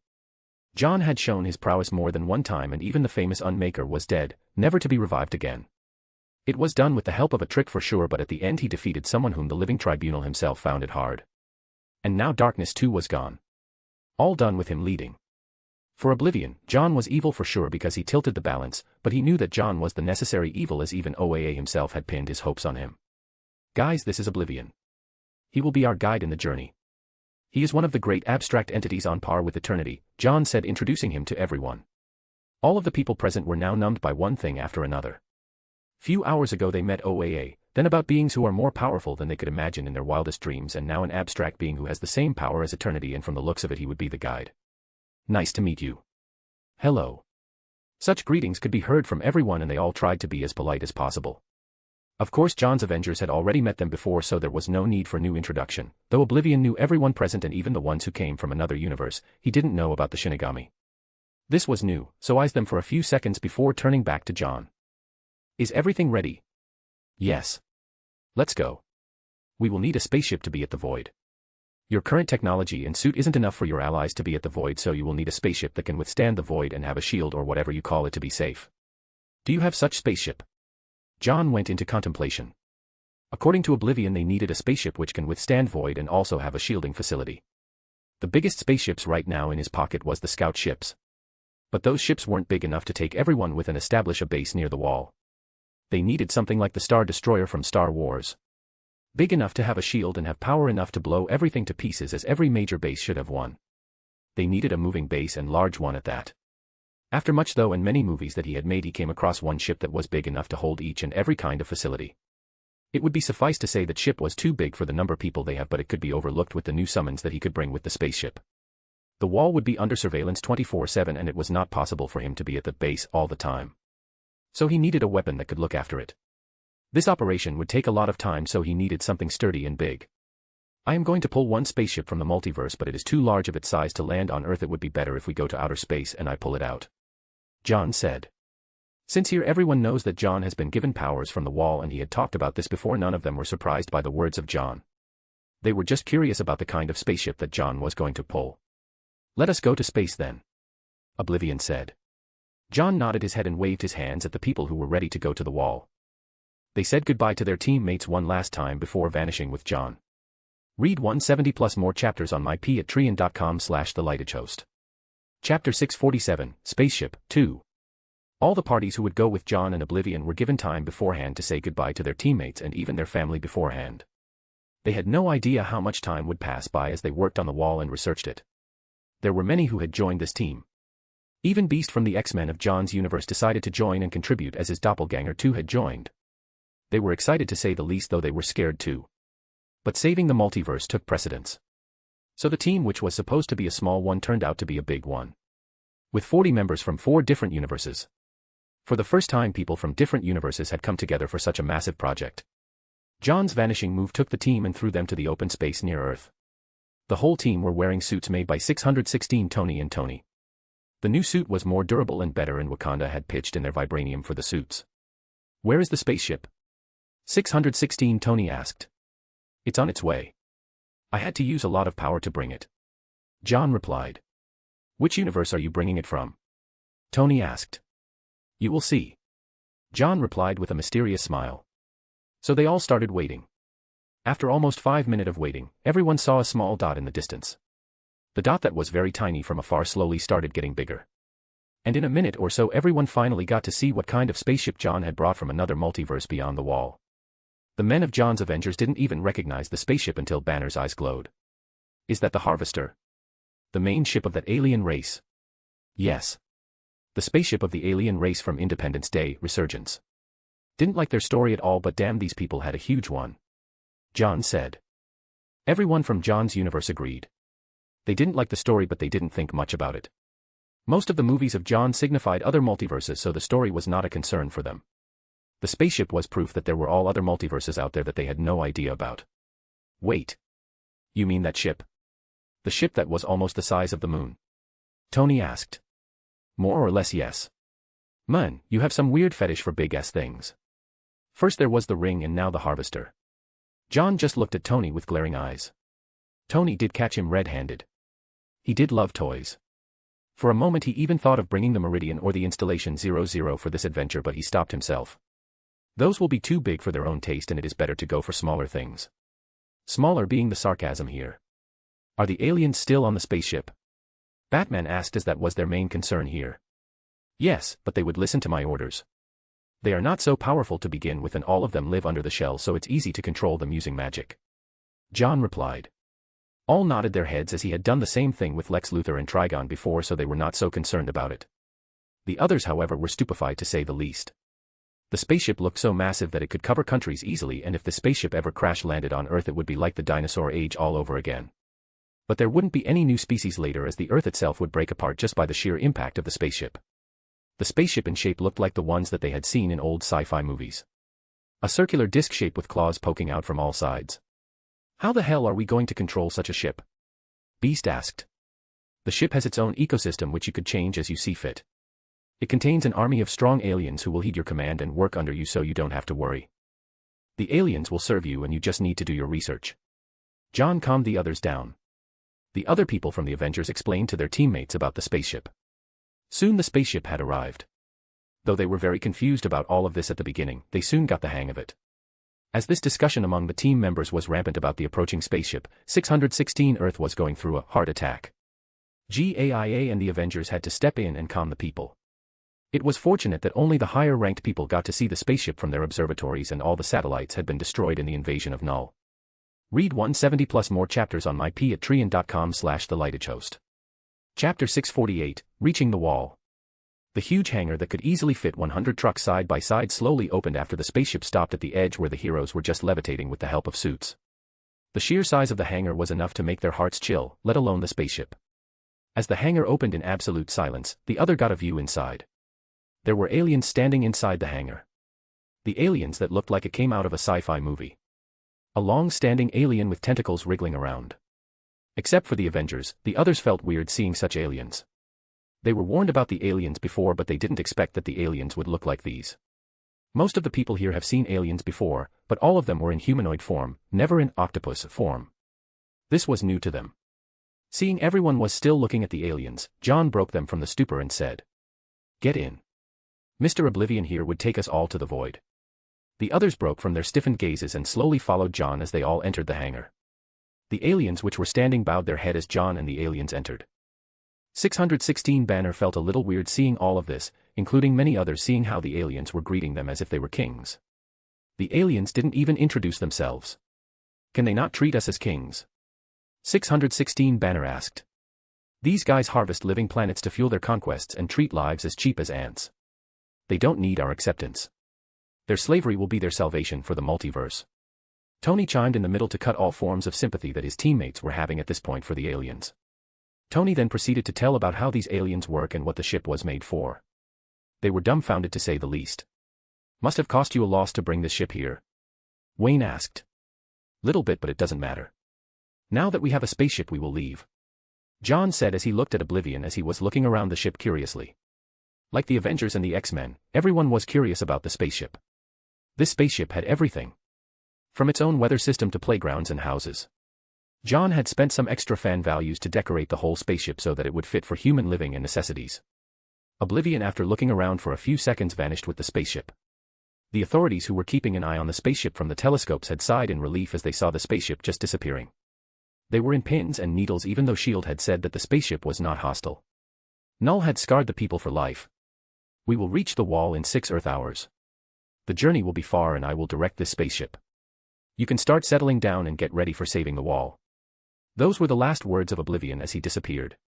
He didn't leave the spaceship, but he didn't want to show himself to the people around. He had always been a loner.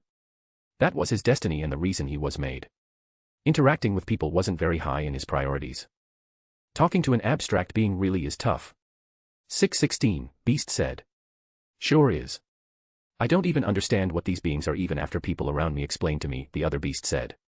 All roamed around to see what the spaceship had in store and were led by the aliens that had inhabited before. John had mentioned that this spaceship was changed, so they wanted to see what changes had been done. The Guardians flew to the forest beside the lake. This ecosystem was made in accordance with the humans, so it was perfect for the Guardians too. They were more interested in nature rather than living with humans. The Green Lanterns too followed them to help the Guardians make homes for the Guardians. The other humans and mutants didn't mind, as they also felt a little uncomfortable with the presence of Guardians beside them, as they could easily feel that the Guardians had no emotional quotient. Everybody took their stuff and moved to their new homes and base. The three Tony decided to stay together and share a laboratory as they could invent more and make suits suitable for the void after getting a taste of how it looked and operated. This was important as they needed to work on the wall and everyone needed a suit. Everyone except for John and the Green Lantern. So they would be their testing subject and the lantern ring will be their basis of suit making. The others two decided to make separate labs and work together. In this way 6 hours had passed by as all were settling in. Soon the aliens who were serving them came to knock as Wayne had called all of them. The wall was within sight from the command center. Read 170 plus chapters on mypatreon.com/thelightagehost. Chapter 649, The Sights. All had reached the command center, which was at least the size of 2 football fields, and it was directly at the center of the spaceship. One might say, if it was the center, how would they get a view of the outside? Well, it was simple. It was because the command center had perfect image projection from outside the space. The command center was built in such a way that except for the pedals and the rudders required to direct the ship, the other images would just be projected at the command center, just like a VR panel all over the roof and the sides of the command center. John specially asked for this modification as he got this idea from a famous Chinese novel he had read in his previous life. And from the looks of it, this modification was worth the price. With this they didn't have to look outside just by the holographic images. This was more like a reality VR for the people. Now getting back to the story, all had arrived at the command center as Wayne called everyone. Even the Guardians had shown up. They were all curious about the wall that had been spoken for quite a few times. And their sole mission was to save the wall from breaking apart and thus flinging them to an unknown future which nobody would like to see. When the first images of the wall came projected at the walls of the center, they were mesmerized. Most of them expected the wall to look like black. Because that was what the void. The void had no color, no planets. Nothing. Imagine black hole but on a universal scale. That was what void was. But the wall was different. Even from afar they could see the color. And it was not just a single color. Even from afar the people could identify that the wall was made of different colored lights emitting from it. It felt like a ray of hope in this damned darkness. If the people didn't know better about the wall and were ignorant, many would have run to this place to seek refuge. Of course, being in the void itself was a miracle. Forget about reaching the wall. This multiverse wasn't like DC where the edge of each universe had a wall. The wall here was outside the multiverse, so none could get access to it. Even if a person does reach the void, it would be nigh impossible to reach the wall. As the spaceship was approaching the wall, the people got to see the wall in more vivid colors and more clarity. Since it was a projection, none could use their powers and see further away. They could only do it from a window, and the window of the spaceship was too far away. All of them were too lazy to move. They finally were able to see the wall after a few minutes of flying towards it. Except for Wayne, John, and the Guardians, many were expecting just a wall, just a simple combination of different colors. But when they got near to it they were dumbfounded. The wall was transparent. And from the transparent wall, everyone could see different species and different kinds of aliens struck in the wall. It seemed like there were alien species being frozen in clear ice for thousands and thousands of years. All of the aliens that were struck in the wall were in a single position. In a T-pose. It was little funny, as this pose was basically how the police take pictures after a person were arrested on Earth. But none of them smiled here. Some aliens were small and had height lesser than a human being. But others were the size of Galactus. The wall was huge enough to even capture these people and imprison them here. What the? These are living beings that are imprisoned in the wall. These are the alien species that are threatening us. John had seen the wall in the comics, and from the looks of it, this wasn't far away from the artwork. When OAA said that his system came from the wall, he had a feeling that not only the system came from the wall. His soul too might belong in the wall. Maybe his Earth was struck at the wall too, and for one reason or another, the system and his soul were transferred to John's body. Maybe someone from the wall had powers of divination and thus had written the comics over the course of time. And for that reason he had such immense knowledge of the future. In this multiverse, over the course of time he had accepted himself as John and had long forgotten his previous life. The comics were the thing that kept his connection with the previous world. Read 170 plus more chapters on mypatreon.com/thelightagehost. Chapter 650, The Crack. Now he might be looking at his birthplace. Of course it didn't mean that his planet was exactly in this location. It might be somewhere which borders other multiverses, but nonetheless he was almost sure that somewhere in the wall there was his planet, which was full with people of imaginations.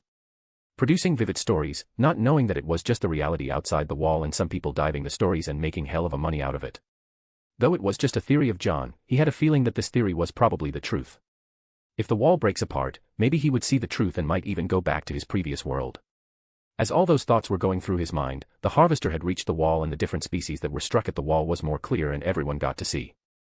Among the prisoners, John even saw one of the Omega Titan. There might be more than 4 Omega Titans. Wayne commented as everyone got to see a huge being the size of Galactus. John, who was just eyeing the huge being, looked over at the Tonys and asked, Tony, are the suits ready? We went through the suits of the aliens over whom we are ruling now, and after looking at their structure I got a few ideas and we made a bigger suit with 4 tentacles that could be controlled via mind waves.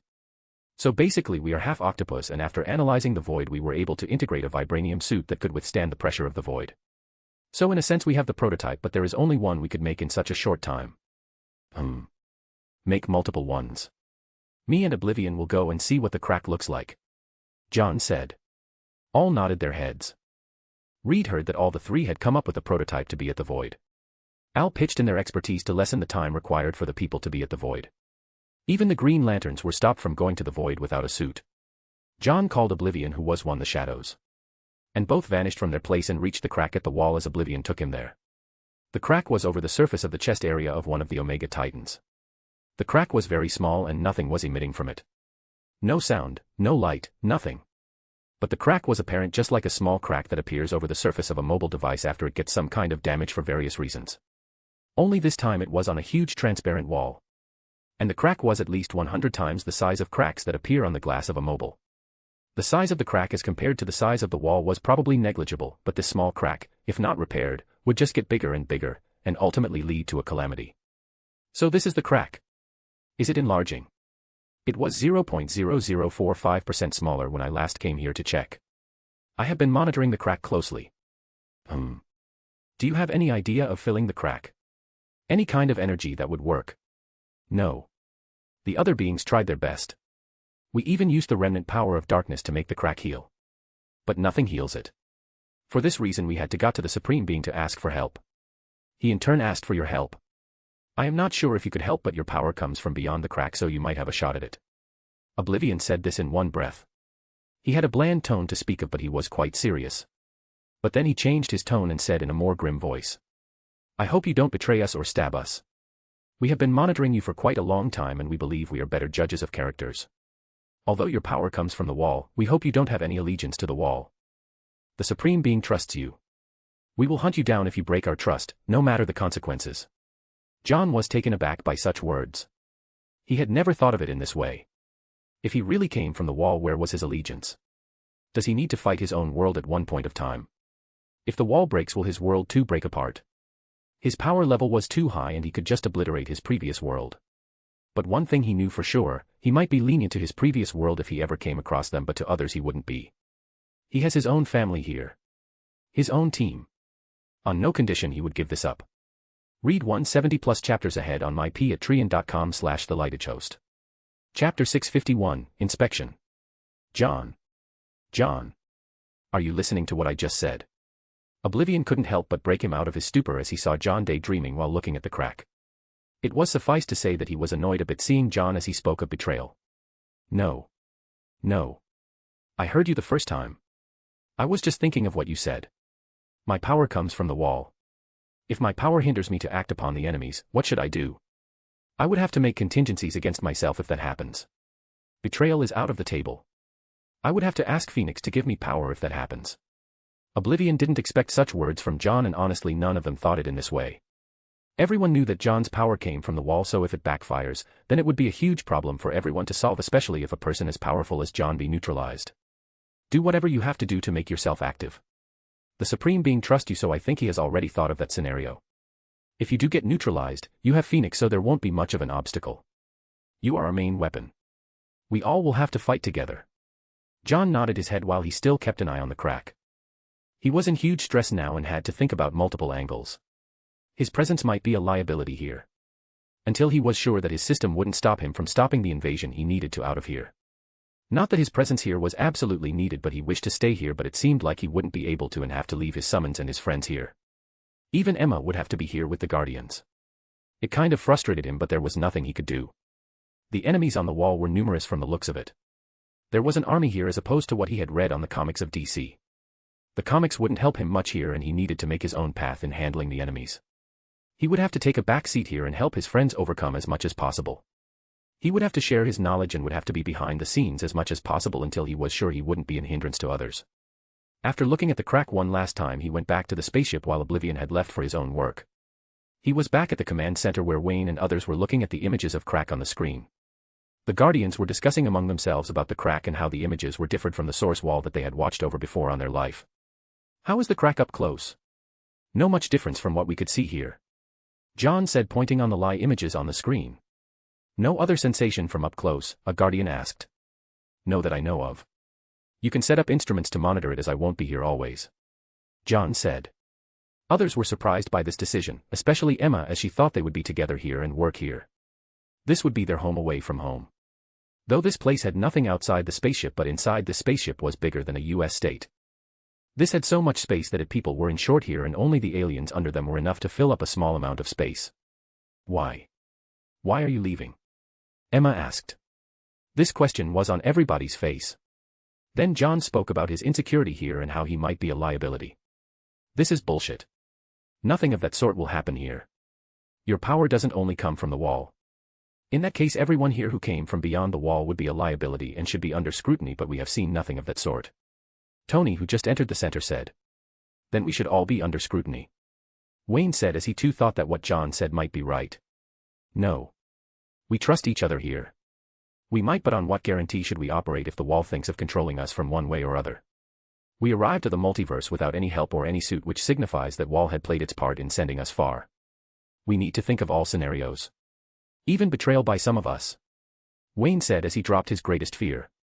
Wayne was always good in imagining the worst-case scenario. Then we better have contingencies against our own selves. Mayuri butted in. Read 170 plus more chapters on myp@trian.com/thelightagehost. Chapter 652, Inspection, 2. As soon as such thoughts had started arising among the members, the Avengers looked at Wayne. Normally this could be settled as Wayne's department because only he establishes contingencies for all the members. Bruce, it's your work. Do you want to do it? Tony whispered in his ears. I have already started doing it and making a file on each and every one the moment we left the multiverse. Wayne said. Sometimes you are more scary than these Omega Titans that I am seeing right now. Banner, who heard this whispering, said. John had already known that Wayne had been doing this, but he was surprised how early he had started. He was powerful now, so he didn't need to do such kinds of things, but the habit of his stayed, and he would do everything possible to make separate files on anyone he deemed as a threat or powerful. John coughed a bit to attract the attention of everyone, even Emma, who had a death glare on her face. She was angry that John would leave, and though she understood why John had thought of it, there was nothing she could do. Even the Guardians thought that John might prove to be difficult if his power went out of hands. Though he had the Phoenix Force, it was better that he was kept out in the research to fill the crack. Wayne will set up files for each and every one of you on the basis of weakness and how to counter them if any one of you goes rogue. I will also be under evaluation, and everybody is expected to be asked some questions and a personal interview by Wayne here. John announced. Everybody again started whispering, but all in all there was a general consensus. Almost everybody here knows Wayne, and those who didn't would get used to him pretty soon. He was powerful and trustworthy, at least from what they could see. Wayne came forward and said in a loud voice. I will make separate files for each and every one of you. I will keep these files in high security, and files would be kept on each different Earth, where you all hail from. This bundle of files will always be under security and off the grid so that some bad guys don't get other thoughts about this. I have faced this once, so I will be extra careful about it. Batman animated movie involving Vandal Savage. He was ousted from Justice League later after his contingencies on the members of the JL was leaked. All in favor? Tony said as he supported his friend to make files on their friends. He had wanted to do this for a long time. He has his own paranoia, especially now. Unsurprisingly, more than 80% lifted their hands. Those who didn't belong to the Shinigami group, as they were new to this whole thing, and half of them didn't even understand what files were. Only Mayuri and Urahara had a better idea of what the discussion was. The suits are almost ready. You will have to wait for a few more hours before we leave for the crack so that we can inspect it. Do make your instruments ready so that we can start on our main work soon, while I will go through each and every one of you in the meantime. John will be here until a file on him has been made. Now you all can disperse and work on your own and have fun till it lasts. Wayne said.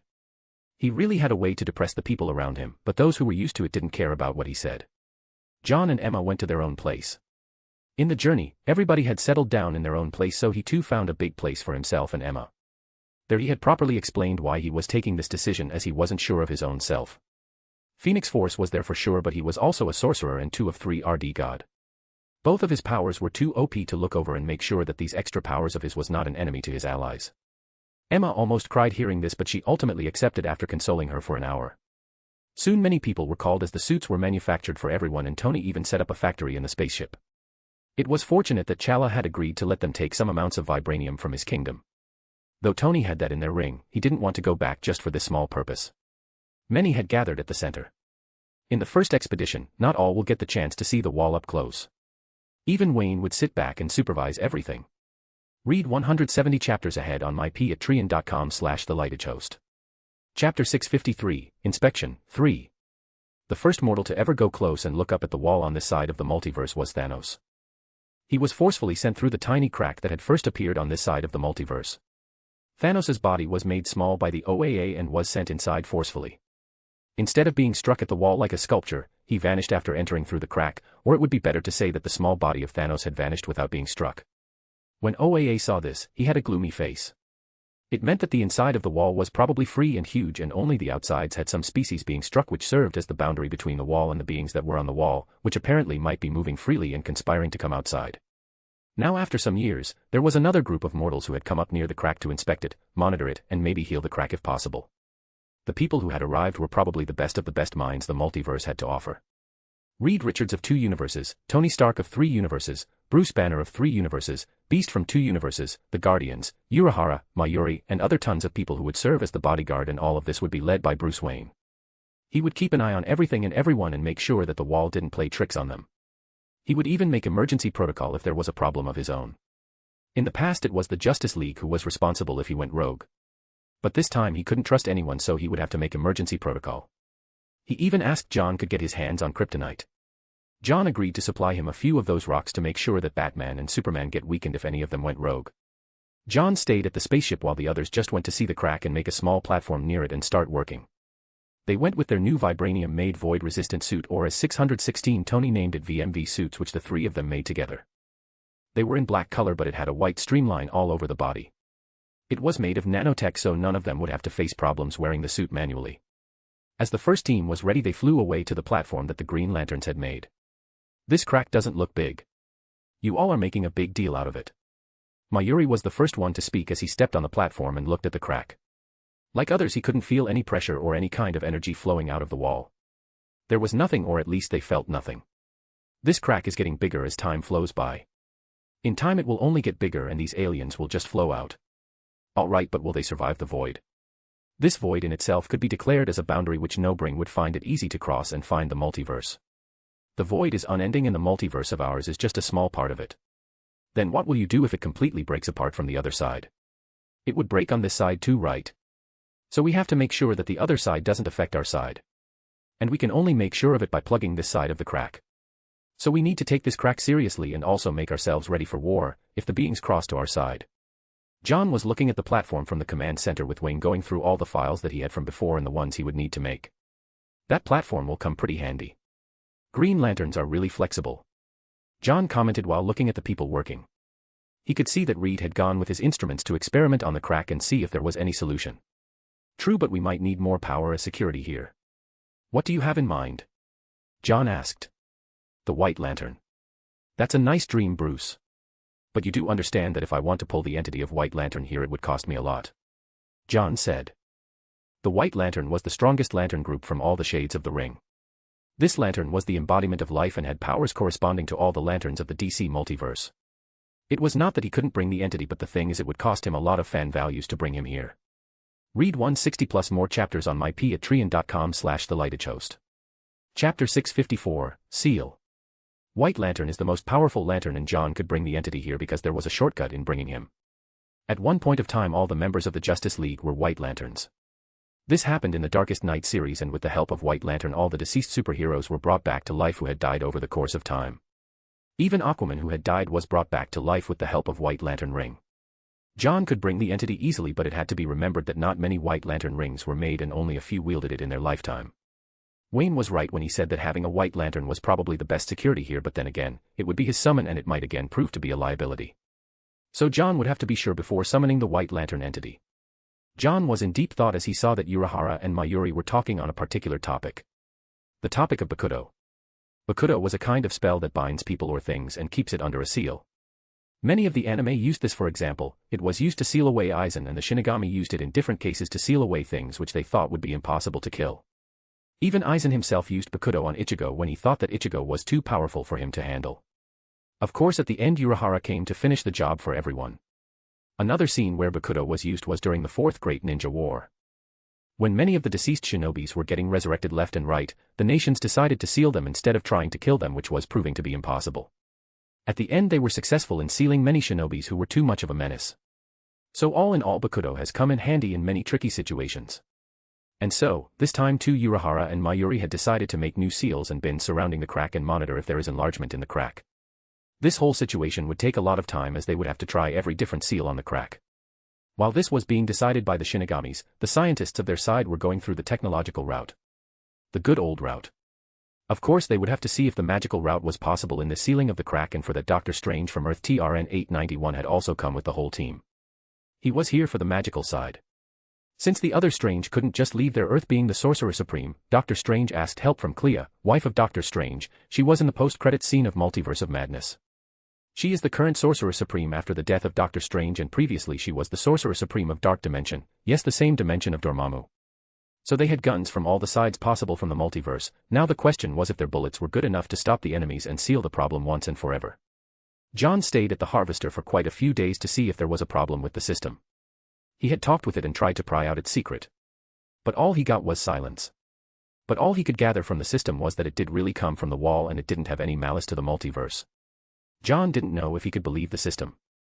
For sure it had helped him in his quest to gain power and lead a good life. Now all he had to see was if the system was truthful to him or not. Like others, John too had to go for evaluation and had to go through many interviews with Bruce to bring out his weakness, if there was one. After multiple interviews, Wayne figured out his weakness as his friends and family. That was the only weakness that could be gathered, as his strength was already off the charts. Of course John had access to his own weakness as he himself was the summoner of Wayne. Finally, after a few days staying at the Harvester, John left for his home. He didn't need the help of Oblivion this time. He already had the coordinates saved by Nabu, and if he ever wanted to come here he would be able to easily come back by portals to this location of the crack. After saying goodbye to his friends and a little tearful Emma, he vanished away and was back at the ring. Before he left for the Void, he had sent the Avengers of his Earth to their home so that they could be back. Even the X-Men were back at their new home, or rather their moon. Read 160 plus more chapters in my patreon.com/thelightagehost. Chapter 655, The Dark Multiverse. John was back at his home after a long time. He had been gone for quite a few days and had to go through a lot. First it was the problem of Annihilus, which got resolved by itself, though it did give him a headache for some time. The negative zone was always a problem, and when one gets a taste of it, it just spirals down from that point. When John arrived at the House of Mysteries, he was greeted by his children and the other members of the family. His children were the only thing that made him believe the words of the system that it wasn't inherently bad. Because his children were not his summons, they were real. It just happened, and honestly it was one of the most beautiful things for him. It was weird for sure, but in the end he was a proud father. His children were very important in his life and he would do anything to protect them. Though they have all grown up. For him they were still his babies. His children now worked in the ranch of Pokemon, some were in S.H.I.E.L.D. and 2 of them even joined the Avengers trained by Hawkeye, Geralt, and Black Widow. He was proud of them. Proud of his family. And proud of what he had done with his universe. And now he would have to look after the multiverse so that his home is saved. GAIA, did you search for Owen? I did. But there has been no such evidence of any of the signs that you are looking for. GAIA said as John took a glass of beer and sat on his sofa. He was tired a bit mentally, so he had brought out his bottle to chill a bit. Keep an eye on this. Has all the X-Men settled down? Some of them just got their new homes after coming back, so it would take some time to settle down. They are new here. It would take time for them to get a hang of what is going on with this world and this universe. John nodded as he took a sip from his beer slowly. He felt tired. Tired of being the center of everything. He could already envision the upcoming war. He had already accepted that the wall would break apart at one point of time, as it had happened in DC Comics at the end, and some of the greatest evils would be released from this. And some of these evils will produce more evils, and with that the Batman who laughs would rise. Now he is a huge problem. A being with such a kind of power is of their level. A person who could shape reality and universe as he sees fit, and the only thing they could do to stop him was to use the power of hope and truth. And he was just one of the beings. He wasn't sure what the Hand were and what kind of beings they were, but if they saw some foul play in their multiverse, then he too would be decimated into ashes. He had never spoken about his fears to anyone. Until a few days ago he didn't have any insecurity or fear. He was almost at the top of the food chain. Maybe the Living Tribunal would be able to give him a proper fight.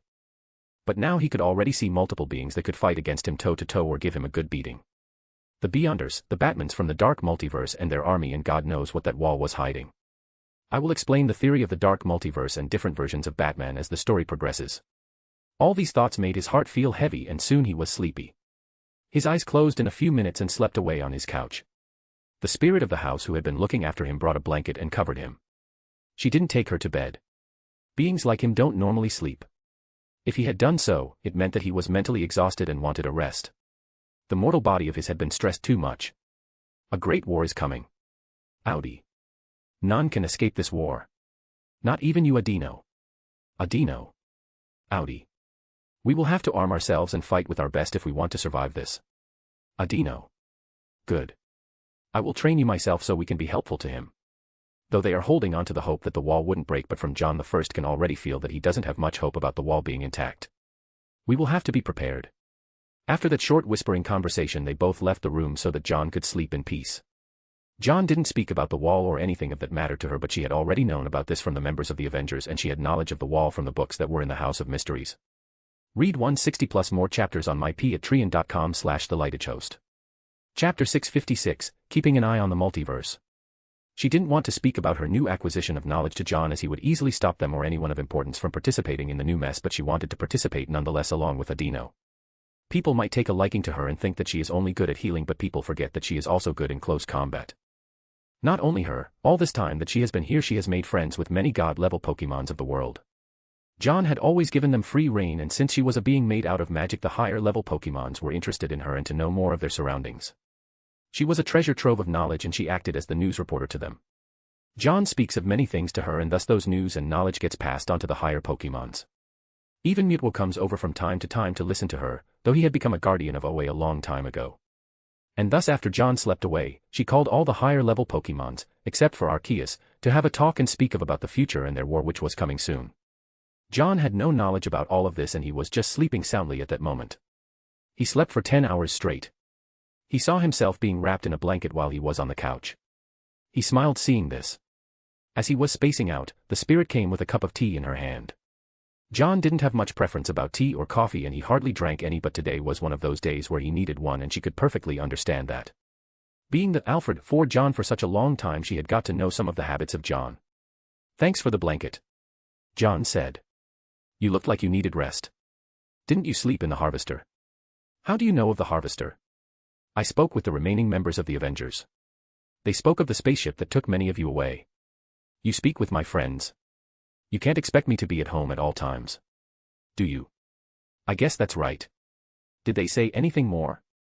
John asked as his eyebrows were raised when he got to know that she had made friends with the other Avengers.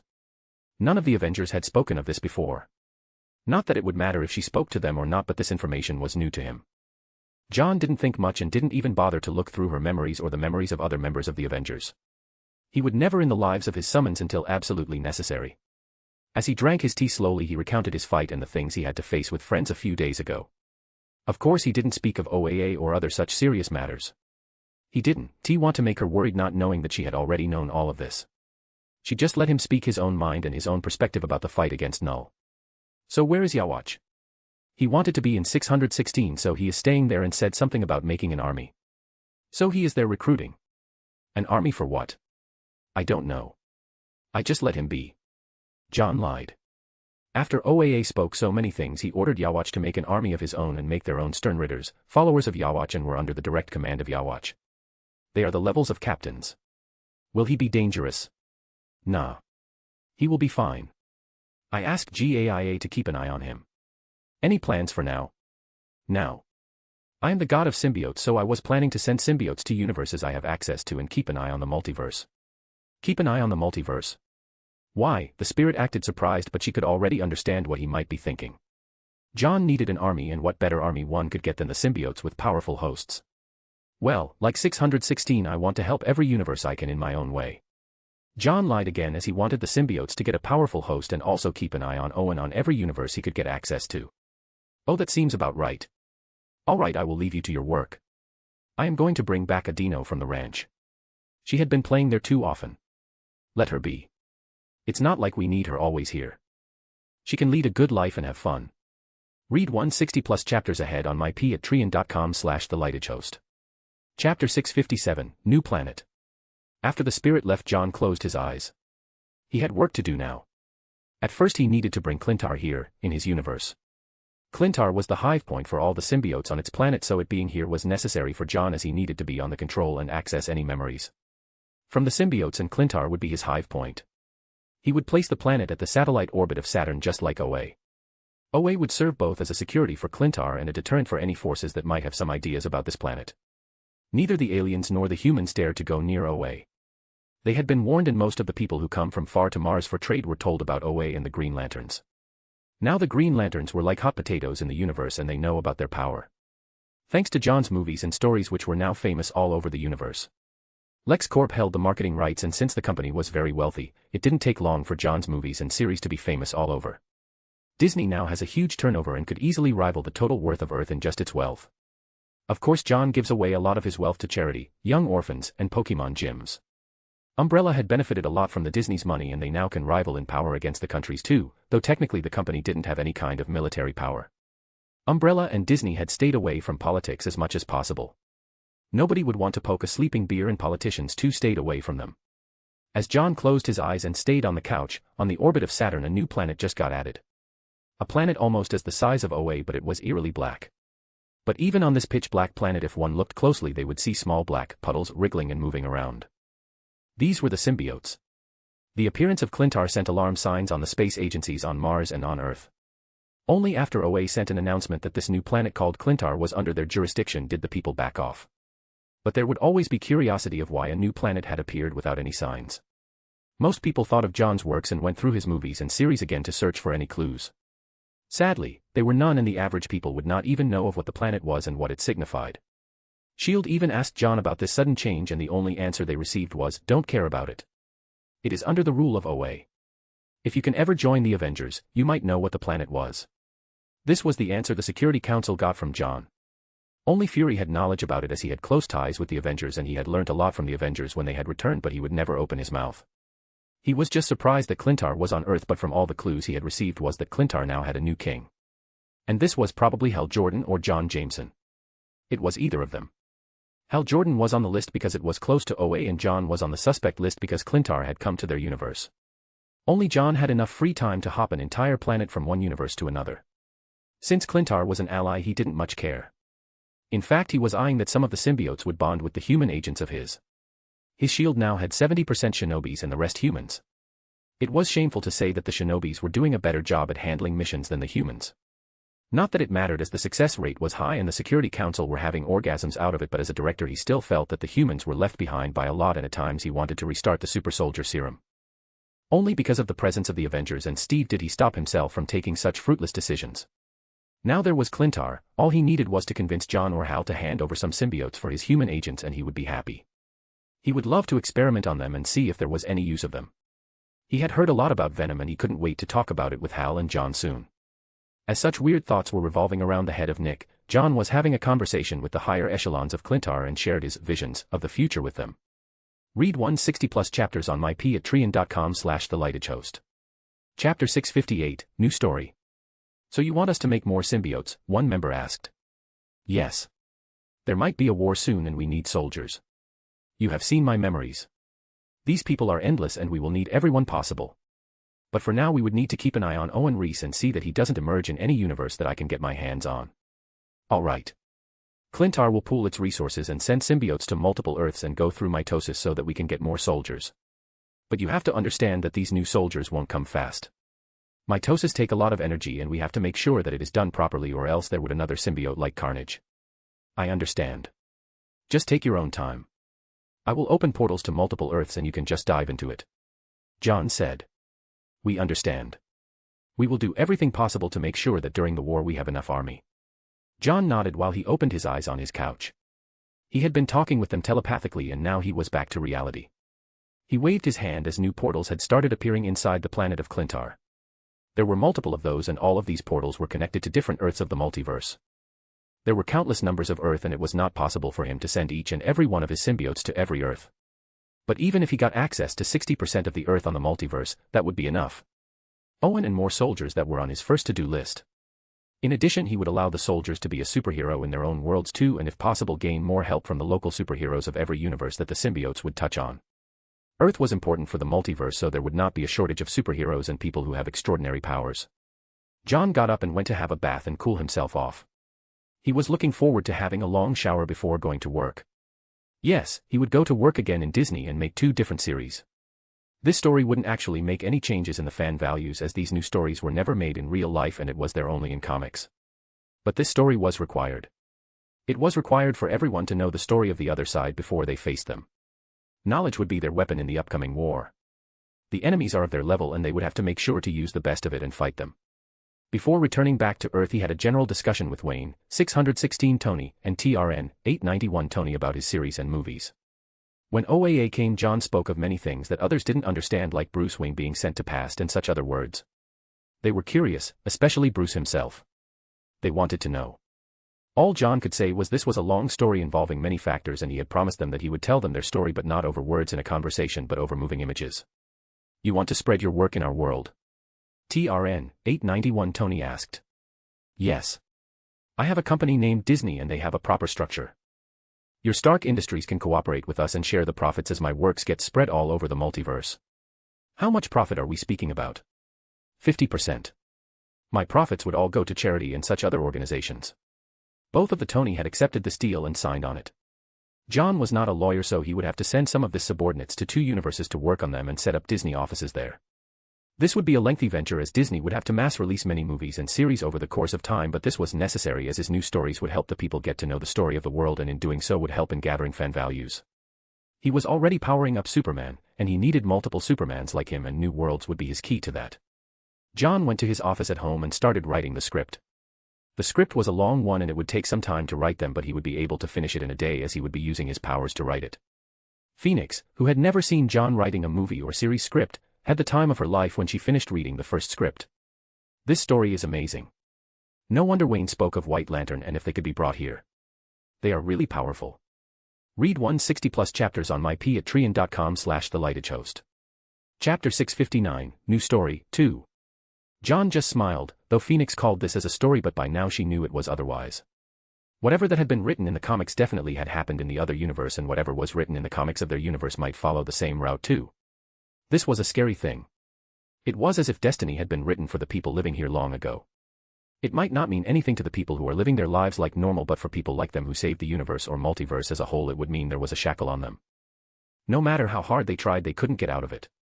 John knew that none had ever doubted him, as he had always mentioned that he had glimpses of future and it was never constant. In fact, his presence has already defied destiny in the past. Comics weren't able to define their lives. But it didn't mean that it wasn't there. According to what he understood, some people in the wall were able to control the destiny of the people living on both sides. And they would win the war only when these controllers were killed. And for that he needed to find who was behind all of these. The comics book writers? The producers? Who? After a full day of spending his time and writing the full draft of the story of The Blackest Night, he went to sleep. He was happy with what he had written. It took quite a lot of his brain muscles to come up with a script which portrayed the story of The Blackest Night. The comics were different and writing it on a script was different. After doing this, he finally understood why the producers of the movies always shied away from the comics and wanted to make their own story. Copying comics was hard, as there were some ridiculous elements in the comics that a person could never portray in a movie or series. Of course, in return they would receive the wrath of the fans. A small deviation from the comics was fine, but a major deviation which changed the whole story altogether would receive nothing but hatred and lots of hate mail. It was fortunate that Disney never had to deal with comics. Since the comics never helped in collecting fan values, he stayed away from the industry. Of course there were fan fictions and internet theories on his movies and series, but he never cared about them. The next day after having his breakfast he went to work again. This time it was another story that he would be releasing via Disney, and as usual Phoenix came out to read. She knew that yesterday whatever story John wrote was a masterpiece and the things that might have happened in the past in the other universe. And today it would be another kind of story. But as John started writing and she started reading, her face didn't look good. This was one of the most devastating and ugliest stories she had ever seen or heard. She had been living on this multiverse since the second iteration, but never in her life had she seen such destruction, such horror, such cruelty ever before. The enemies which John wrote about were not even human. They were serial killers, to put it in a mild tone. What the hell is this? She almost screamed out. This is what the story on the other multiverse is going on, and it only get worse from this point. The Phoenix was more flabbergasted the more John wrote. At first she thought it was just a story involving low-level players and it wouldn't matter, but later it went to the height of gods and the universes were dying left and right, planets were used as weapons against each other and their allies were dwindling as time passed by. There were so many deaths that it was not even countable now. The whole calculation was now about how many universes remained to fight and how many of their allies had left. This was a tragic story from inside and out. Is that the future of the other multiverse? Phoenix asked as she read, and John was at almost the end. Even now she couldn't see a happy ending. It was as if nothing would remain even if they won the war. The multiverse was gone and only a few universes were remaining, and that too was dwindling fast. Future? That we depend. You were asking once why I have no hope of the seal of the wall. Now do you understand why I said that war would happen no matter what, and this is just their side of the future which I can look through. Their future had already changed from what I understood, and we might be facing the same situation. My prediction and dreams of the future now are just a reference. Nothing more. Read 160+ chapters on my patreon.com/thelightagehost. Chapter 660, The Celestial Armor. You are really being pessimistic here. Hope for the best but always expect the worst. This is for that. We can't hide forever. John took almost 1.5 days to complete the other story. It was a huge story as it was about various characters and their story. Even the story of the enemy was included in it in order to show why the enemies had chosen the path and why they have risen to be the prime antagonists. After finishing and working for almost 2 days and destroying many of his brain cells and working. He had not worked hard for such a long time. From next time I will pay more to the screenwriters. They deserve more credit than we provide them. John murmured as he went to sleep. After 2 days he was tired and wanted some rest. The next day, John went out of his home to go to Disney. He had contacted Harvester to see if there was some progress. Since the coordinates of the crack was fixed, he would always contact them, and if it was not enough, Thor had sent some ravens for proper contact. Since the Thor of their world was All-Father Thor, sending ravens was the least he could do and have proper communication. Communication was always important at war. In these 2 days there has been a slight change among the personnels in the Harvester. 616 Tony and John's universe. Tony had come up with another project. The Celestial Armor Project. This project was something John had expected. In the comics, after the death of Null, Tony made himself a celestial armor by using the 3 dead bodies of the Celestials, and the armor could be said as probably the most powerful armor if his persona of Iron God was not taken into account. This was the newest armor he came up with when Hulk had gone into Rampage. The recent comics on Thor vs. Hulk is really mind-boggling. Hulk is the new Thor and Thor is the new Hulk. You should read it. Pure fan service. But now Tony would be building it for his own personal use and for the unknown enemies they might be facing. Even Tony of their own universe was supportive of this project. They could feel the tension around the Harvester and they knew that they needed more help in this regard. Closing up holes was never his forte anyways. He was known for destroying things, not rebuilding, so after keeping only one Tony in the Harvester, they were back at 616 Earth with the help of Oblivion. Oblivion had been on the Earth silently as a guardian, and since OAA had tasked him to listen to John till the threat was neutralized, he would have to remain as the guardian of the Harvester and John's team. As John entered the conference room, he was greeted by Kevin and other higher-level people of the company. Disney had never been public and it remained as a private property of John. Though many have tried to interfere with their studio but none got close to it. Umbrella was not the same case. That company had a board, though the majority of the shares was under John and Tony, so they could be said to be the ultimate boss. Sir, it's nice to see you after such a long time. We thought you would never step foot in this room ever again. Kevin said as his eyes glowed with worship and fanaticism. He was one step away in labeling John as a god. In fact, John was pretty sure there was a church in his name somewhere, or maybe multiple churches. After Earth changed and grew in size, people never looked at him the same way. Though his involvement was kept under wraps as much as possible, many people had already guessed it. Though the inclusion of Pokemon had given rise to many churches and weird religions, John was definitely the forefront of it, and Kevin looks like he was sure a member of one of those. John was amused by all of this but never stopped this indulgence as long as none were hurt. People must have free speech and free thinking. If everyone thought the same, it would just be boring and innovation would stop. Did you go through the previous script I sent 2 days ago? John asked as he took the prime seat at the conference. Yes, sir. The story looks groundbreaking. We didn't know that there were so many lanterns out there and even such a powerful white lantern. Are there other kinds of lanterns? There is another kind of lantern, but we can talk about this later. John said while his tone went down as he spoke those words. It was as if he was saying those words to himself. There really was another kind of lantern, but that power too was struck the wall. The ultraviolet lanterns. Read 160+ chapters ahead on my patreon.com/thelightagehost. Chapter 661, New Technology. For now focus on this story. Can we have a series out of it? John asked. A series is possible, but at the start there would be a lot of exposition. Many people might not like it, a member spoke out his mind. He was one of the executive producers of all the major movies in Disney. He had been in this industry for quite a long time and he had a general idea of what people liked and what they didn't. I know, but you forget Star Wars 2 started the same way and they still went on to become a sensation. I know the thought of using exposition is a little bad, but here we can't portray the full story. I know that this is a little annoying, but we can only bank on the hope that the people would love the story, which I am pretty sure they would. People have enough knowledge of all the villains and other stories that are prominent from the series of Justice League and other short animated series. John gave his own opinion. Exposition in a movie is never encouraged as it just takes away the immersion, but in order to portray the story of The Blackest Night, they would have to do it, no matter what. The other members in the room also agreed to this. Though exposition was the negative point of the story, but the story in itself was a great one. Kevin and others could already imagine the profit and money they would be able to get from this. All the members and producers here were basically billionaires. The profit from Disney was huge and John normally never cared about the wealth much and hardly took a big portion out of it. So the people in the higher position had a huge amount of profit. But that didn't mean that John never cared about the low-level employees. He had given them huge benefits and a salary that was incredibly high than the market standards. Seeing that Disney would always need help from different studios for VFX, sound and other partners, John had set up independent studios of these and appointed deserving people on the top. Now there were 3 VFX studios attached to Disney, namely Digital Domain, Scanline, and ILM. These are the real VFX studios Disney normally ask for CGI purposes. They are responsible for most of the CGI that we see today. And like VFX, there were other studios attached to it. These studios even get orders from other studios too, and that too raises a huge profit from all of it. Sir, this whole project will take a lot of time and multiple characters. Do you want the past characters to reprise the role? Definitely, bring them all in no matter the price. Nostalgia is a huge business and use it to your greatest advantage. Can we finish the project fast? John asked as he was thinking of finishing it fast. There was another important series on the queue.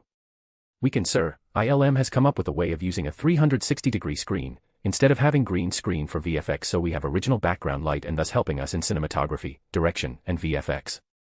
This reduces the time by almost 50% and is much cheaper. This technology is actually present today. Mandalorian has used the same way and even Avatar, The Way of Water, will use the same technology. Then it's good. If you need space to work, you can use the land here on the ring for shooting. I will ask Guilty Spark to listen to you on this. Just don't invade the private property of others. John said as he was really in a hurry. It was as if his ass was on fire. Kevin was both delighted and confused. Once upon a time John was like this. When Disney was established and the helm of Justice League was taken, he had made the people work hard for his project. They thought at that time that it was because of the visitors from the multiverse. Now again it felt like John was again in that same zone and he intended for people to work again at that same pace. Sir, are the people in the stories arriving? Kevin asked in a very low tone. John heard that could already understand what Kevin and others were thinking, so he replied. No. This story is important for the people of the Earth, not because the people from the story will arrive from the multiverse, but because these stories will happen or already happened in the multiverse and the people should have knowledge. Knowledge of the story? But why? Is it required? John just shook his head as he refused to answer them. He didn't want to put people in panic by opening mouth where he was not supposed to say. Read 160+ chapters on mypatreon.com/thelightagehost. Chapter 662, Nostalgia. Kevin didn't push it further to know the intricacies of what John was doing. He knew that the Avengers dealt with gods and it was not always good to know what he was not supposed to.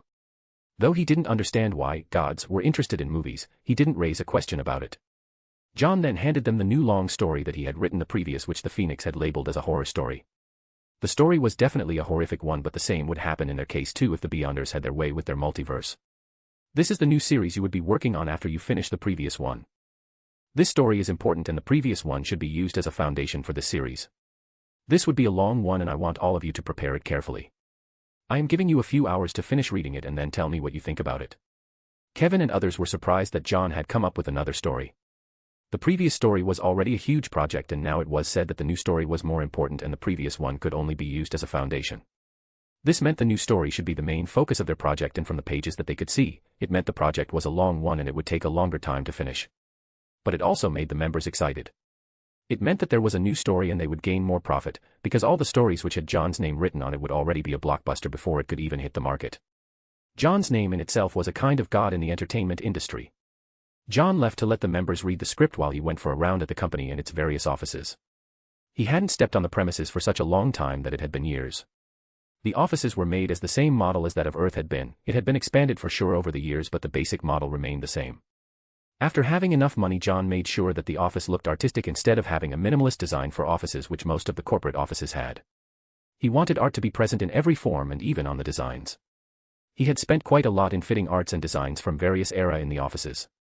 This might not inspire anyone, but he wanted to make sure that people would be reminded that minimalist design would just shut down the art side of the brain.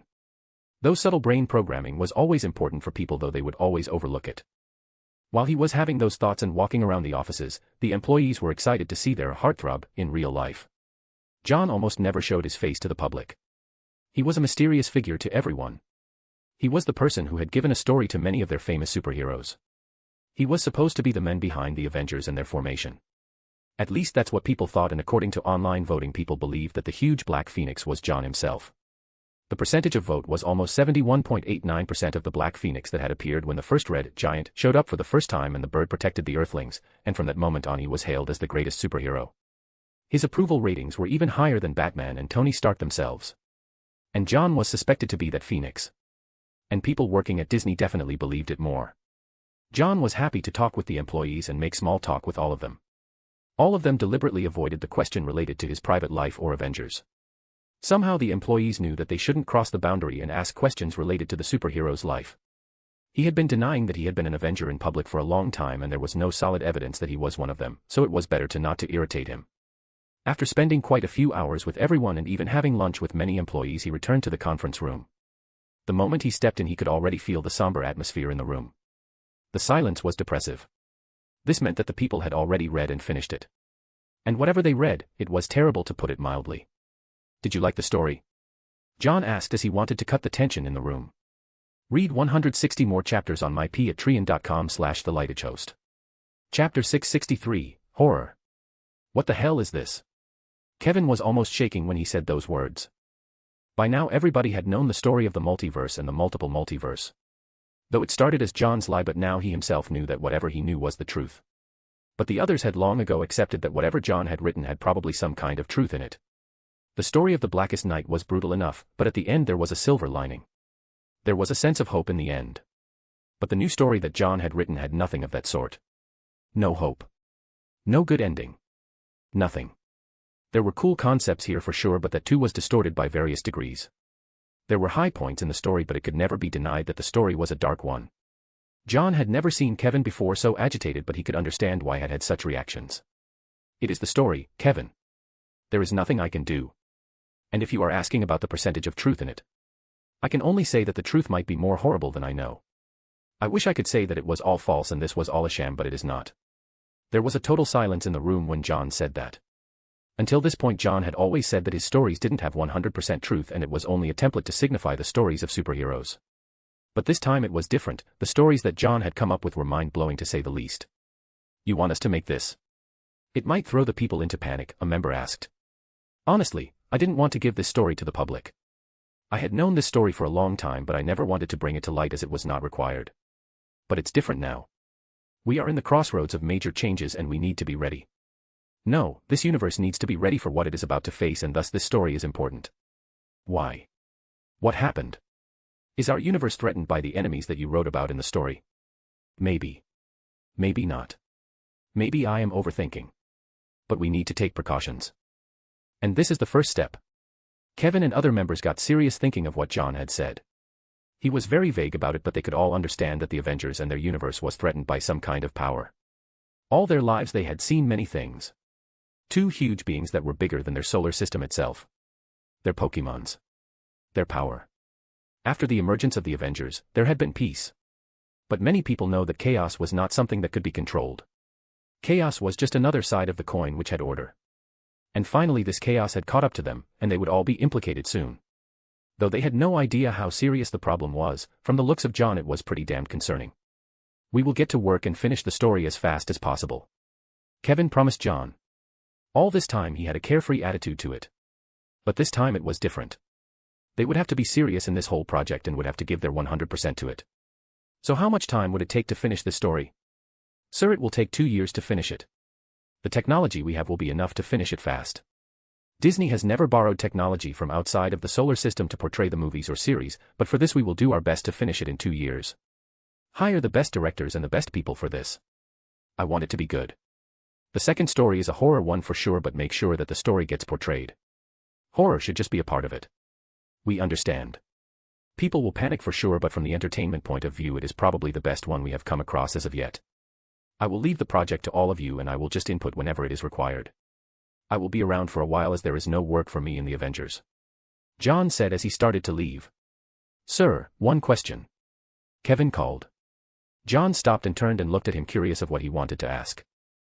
Sir, if that multiverse has such a horrific story, does our multiverse have a horrific one? We have read that Dr. Fate can look into the future. Have you ever looked at our future? John got stiff when he heard that question. He didn't know what he should say. After a moment of silence he said, our future is always changing. And I am trying my best that a set future doesn't come across. All I can say is in one future we do have a bad ending, but there is a silver lining too.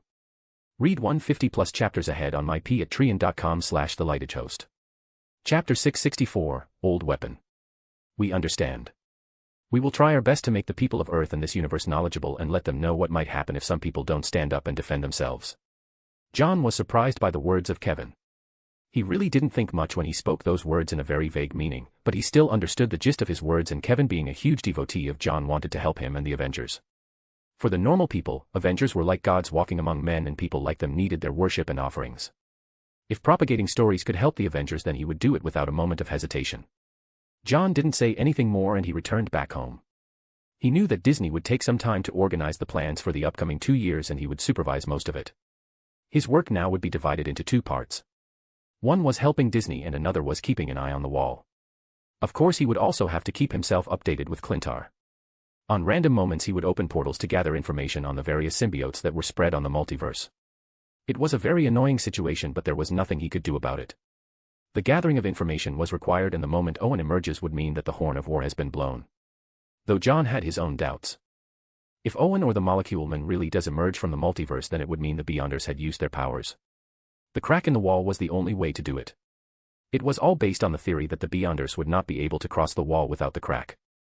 If they were special beings who could cross the world without any interference, then they would be in a larger pile of shit. Ding. Total fan values, 80 billion. The last time an update arrived was at 30 billion. Now I have more than double of it, but it was still not enough to get another update. System, is there any other update, or was the previous one my last? Ding. The host doesn't have the authority to know. Damn. Even after 3 updates all I get is no authority. I am sure even you don't know the answer. John cursed the system loudly in his mind. Though he was skeptical of the powers of the system and even was a little afraid of it, he wanted to know if there was any kind of update later. It had been a long time since he had seen an update and he wanted to know if there was one. Unfortunately he didn't get to know anything out of the dumb system. John had already decided that he would wait for 1 more year before he would spend all his fan values for new and powerful characters. There were many characters out there whom he had never thought of bringing. They had enough characters now, but he might need more soon, so he needed to spend the fan values wisely. As he was thinking of all of this, he vanished from his home and was back at Earth. The Earth was very different now and people were more happy. But he made one thing sure. It was that the smaller dimensions that was attached to this Earth didn't get affected by the change in Earth. In other words, Ta Lo was still safe and sound. He was back on Earth for one reason. Goku. He wanted to see how big he had grown. He had left him with Suwon-woo so that he gets to know about martial arts from the best of the best. John walked right out of the portal just outside the big gate of the home of Shang-Chi. His home was still the same. It was on a mountain which had luscious trees. The difference from the last time was that the trees were bigger and he could see various Pokemons roaming and flying around. John was a little bit stunned by what he was seeing. He knew that these were his summons, but he never really looked closely into them. Now that he was seeing it in a serene environment, he could bet that if there was heaven, it couldn't be more beautiful than this. As he was contemplating all of this, the door of the old Chinese style opened slowly with a loud noise. A young man stepped out of the door. The young man was only wearing pants with no shirt, but he had a chiseled body and had all the right muscles in all the right places. The young man wasn't alone, there was a small kid on his back which had spiky hair. The young kid looked jovial and was laughing from ear to ear. He looked like any other small human kid. The only outstanding impressions being his hairy tail and the hair. Read 150 plus chapters on myp@treon.com/thelightedhost. Chapter 665, Jumbled Story. It's been some time. The young man finally spoke after seeing John. The moment John appeared near the gate, the young kid on his shoulder informed them that a person had arrived suddenly at their doorstep. Listening to this, he was curious and came out with the kid. The young man was Shang-Chi and the kid was Goku. Goku could sense that a very strong person had appeared. Though he was small, John had been spending fan values once in a while to enhance the growth speed of Goku. He needed him to be on the power level of Super Saiyan as fast as possible, and this was the only thing he could do was spend some frugal fan values and infuse some memories of the future into his brain. This time he had come to see how his progress was. And from the looks of it, Goku seemed powerful enough to handle Raditz even though he was still a kid. This was astonishing progress, because the same progress in the anime happened after Goku was older. Hell, by that time Goku had even married and had Gohan. But this was good for the Avengers, and soon they would have a strong fighter among themselves. If the fan values wouldn't give any other update by the next year, he would go for the prince. The prince of the Scion planet. Vegeta. For a long time, he was the most favorite character for John. He was young at that time and he didn't have much access to anime since he was in a country where anime wasn't so much of a culture. But later, when he got to see more animes, his views changed and many others became his favorite. It was almost time to bring out all the famous characters, and especially from his favorite anime. One Piece. He had been avoiding One Piece because the story hadn't finished and because if he did bring it here, it would tip the power scales by a whole new margin. But from the looks of it, it would be time soon to bring them, and since One Piece had tons of amazing characters, it would be very helpful for the Avengers. It was fortunate that John still had access to manga from his previous life, so he was always up to date, or else his greatest regret in his new life would be not finishing One Piece. John was lost in his own thoughts for a second when Shang-Chi spoke, but in a moment's notice he was back to reality. Sashi Biridana. Sorry. It's been some time, yes. John was so lost in the thoughts of One Piece that he almost spoke in the voice of Crocodile. He felt a little ashamed that he almost spoke Japanese here. Shang-Chi had a weird look on his face as he could easily see that John just spoke Japanese, but he didn't point it out. There was an awkward silence among the two, and it was only broken when her sister came out to greet John. She brought him inside. Though there was an awkward moment between the two before, it didn't change the fact that the two siblings still hold huge reverence for John. He had changed their lives. Avengers had protected their life even after they knew that their father was a mass murderer before. And now they had gained a sibling in the form of Goku. He was so powerful now that even if all the family pits against the kid, they couldn't even touch him. It was hilarious because both of the mother and father were the ones who taught him martial arts. In just 2 years, he was powerful enough to beat all of the four in a single combat. But it was good that the kid didn't hold any malice for the family. Actually, he was very respectable to his parents and even his elder siblings. They all loved him with all their heart and treated him just like another member of the family. But they also had told him the truth of his ancestry after he was old enough. Though it was not required, as John had been injecting memories of his past, but the family still felt that he needed to know. Goku didn't care about his ancestry and was happy to have such a loving family. He had even gone a few times to Ta Lo, and like John, he too was loved by the water dragon of the lake.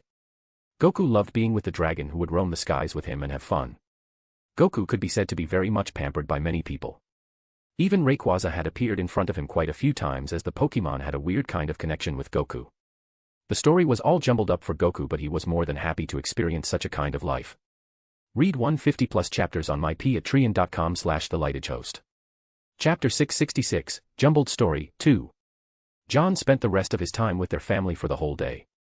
He had come just to see Goku and how he was growing up, but ended up receiving the hospitality of the family. Suwonwoo had finally started to trust him a bit, though he still felt that John had an ulterior motive, but he didn't point it out. Years of immortality has given him a lot of knowledge and experience, and he could easily that something was bothering John, but he didn't bring it to light. At least not in front of family. John even stayed at their place as guest for a night and Lee insisted on it. The next day, John had decided to follow Sue on his hunt trip, not Pokemon's, for the food which he usually does. Living at a secluded location meant that they needed to be self-sufficient, and hunting was one of the many necessary skills required. John and Sue went for a hike on the mountains while Sue took a bow and quiver which contained arrows. Both were silent when they started the journey. Lee asked for John's help here because he felt that both of people needed to reconcile and hunting might help, though John could easily conjure food with magic, but seeing the enthusiasm of Lee, he accepted. After half an hour of awkward silence on the hike, Sue finally spoke up. "Why are you here?" "Just to see Goku." John was taken aback by the direct question of Sue, but at the end he replied. "Primarily yes. I wanted to see how he was growing up." "You wanted to see how your weapon is growing? The Avengers want to know, isn't it?" Sue almost had a harsh tone when he asked that. Over the course of time he had accepted Goku as his own son and he didn't want any harm to come to his son. He knew that Goku being with them had a purpose and he might be someone who was reared as a weapon for the Avengers. He had doubted that for a long time and as the days went by he was more sure of his assumption. John was silent with this question but he finally replied. Honestly, when I left him here I didn't think much. We Avengers are really powerful at this point. We can destroy planets, galaxies as we see fit and even create ones when required. It should have been like this but something has happened. And we aren't sure if we save ourselves. I have said before, the Avengers doesn't know of his existence and it will remain that way, but if a day comes we will have to bring the child to light and he would have to help us. Even if you don't want your son to help us, there would be no other way. The fate of the multiverse would depend on it. Sue was surprised by this answer. He had a very vague idea of how powerful Avengers were after the planets got reconstructed and it was all over the news. Even their own Earth changed in size. But he never expected that their power would be so crazy that even galaxies could be destroyed. The crazier part was even after this the Avengers were living in some kind of fear. Sue got serious hearing the question. There was no reason for John to lie as he was powerful enough and he could always take away Goku. It meant that John only wished for proper truth to be communicated. Is the situation that serious? As of now, no. We are handling it but it can get real ugly real soon. Can we help? If you wish to, why not? I will ask GAIA to keep you in contact and if we have an emergency we will call you. As of now you can make yourself and your family powerful as much as you can. I will also ask Umbrella to lend you a hand in this. Sue nodded his head. As they were talking they noticed a full-grown turkey from afar. Before the turkey could even blink and turn its head it was impaled an arrow. The arrow didn't come from Sue but by John who had killed it with one strike. Sue didn't even get the chance to bring out his bow. Seeing that their food was dead before he knew what happened showed how powerful John was and how better he was if he wanted to assassinate someone. I will be releasing new series in the next 2 years. Keep an eye on this. You will get an idea of what kind of problems we are facing. John said, not even caring that he just killed a turkey. Problems. As in plural. And you releasing to masses. Wouldn't that cause panic? Letting the people know is important. They can't be ignorant. And yes, it is plural. Read 150 plus chapters on mypatreon.com/thelightagehost. Chapter 667, Jumbled Story, 3. Sue spaced out for a moment. From the words of John he could easily deduce that the threat was on a global scale at least and that means his family was also threatened. It meant he too needed to contribute in this and even he might need the help of the family. Tell you what. Send your children to the Witcher school. They will get body enhancements from the potions which we have made. Umbrella has done tons of research on enhancing body strength, speed, agility, and other factors on a human body. If you like you can go to the ring. We will be happy to help you. And these potions can lengthen the lifespan. You might be immortal, others aren't, so you should give it a try. John advised Sue as he picked up the dead body of the turkey. Sue didn't reply to that as he was now in his own world thinking about his family and future. John didn't say more as they both walked back to the residence of Sue. After having a hearty breakfast, John went away. After John left, Ingli asked about the purpose of John's visit. She didn't ask John but that didn't mean she had no idea of how the world worked. All Sue replied was, there might be a war soon and he asked for our help. It is time we send our children to the world and let them face the ugliness of society to prepare them. After John left he appeared many light years away from the solar system. In a totally new galaxy. The galaxy that was under the rule of Nova. Most particularly he appeared at the capital of the Nova Empire. Xander. To meet an old summon. Lex Luthor. Lex has got himself a promotion. He was now the Nova Prime of the Nova Empire. The previous Nova Prime had become old and retired and Lex did everything possible to get himself to the highest position and it was kind of easy for him. Nova Empire was inherently based on numerous races and they released races to their fellow citizens as opposed to the Krees. Thus as Lex was influential and already had a seat at the council he was chosen as the new Nova Prime. Of course, Lex had to pull a lot of strings to get himself to that position. He did charity, bribed and even threatened at times. And his company was too big of a deal and was almost the backbone of the booming economy of Nova. Though the company now had branches in all major locations of the universe, their main factory and headquarters was still in Xander. So John basically had influence in almost all reaches of the universe. This was a scary thing to say for a single person. He could be said to be the person behind the curtains controlling everything. It was fortunate that he never really cared for the influence and all he wanted was peace and prosperity. Sadly, that was never the case. He appeared right at the gate of the home of Lex. The home of his had changed a lot over the years and by now it was a huge villa. John had appeared at the door of the villa bypassing the security in the gate. He didn't even care for all the security and stoppage for entering his home. The door opened after a few seconds as Lex himself came down to open the door as John had sent the information that he would be arriving soon. "Come in, boss." John just nodded his head and came to the guest room.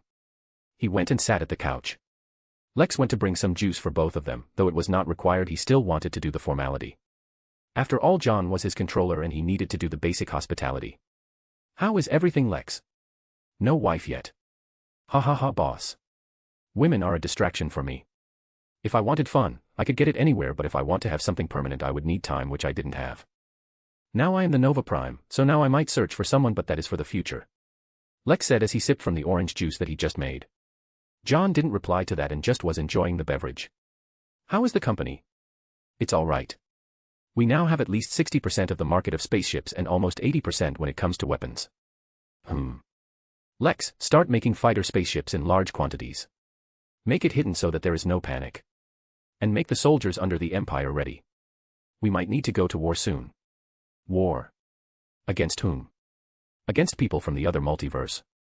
Read 150 plus chapters on my patreon.com/thelightagehost. Chapter 668, Back to Old Work. "I understand, boss. I will get to work on this and raise an improved Nova core as fast as possible." John nodded and then he proceeded to ask about the number of people who could fight for the Empire and how powerful they were.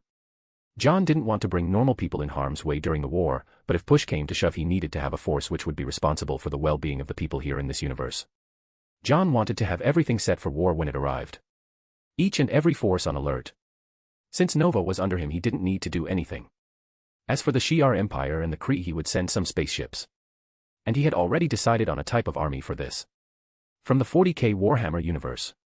There were enough super-powered people in that universe that could easily serve as the vanguard for this universe when it comes to protecting. Since he couldn't influence the other empires directly, he could help them from behind. That would do. A part of the army from 40K could serve as their own vanguard. They were summoned to begin with and he didn't have much liking for the soldiers of their universe. They were awesome and powerful for sure, but from what he had read about their attitude for general people, it was not something that set well with him. So as a sacrifice, their universe would do the job. Now that everything was in place, John left for his own home. He had a mini vacation at Xander after talking with Lex. He had been running around too much, so he thought of giving himself an alone time away from everyone. The villa of his at Xander was perfect for this. John returned back after a few days to insert his hands at the new series. This was a long-term project, so he needed to give enough time to it. Though there were better directors for this, there were some intricacies that were in the comics that he couldn't write in a script, especially when it came to cinematography. They hadn't seen the comics. Only John had seen it, so his input was very crucial for the story, and thus he too got to work with all the others. Disney was able to rope in some good directors for the series after paying a hefty price. No good movie directors would go for a series as this was a long-term thing. But seeing that the technology provided by Disney was top-notch and it was a deal of 2 years, so many different directors agreed to pitch in.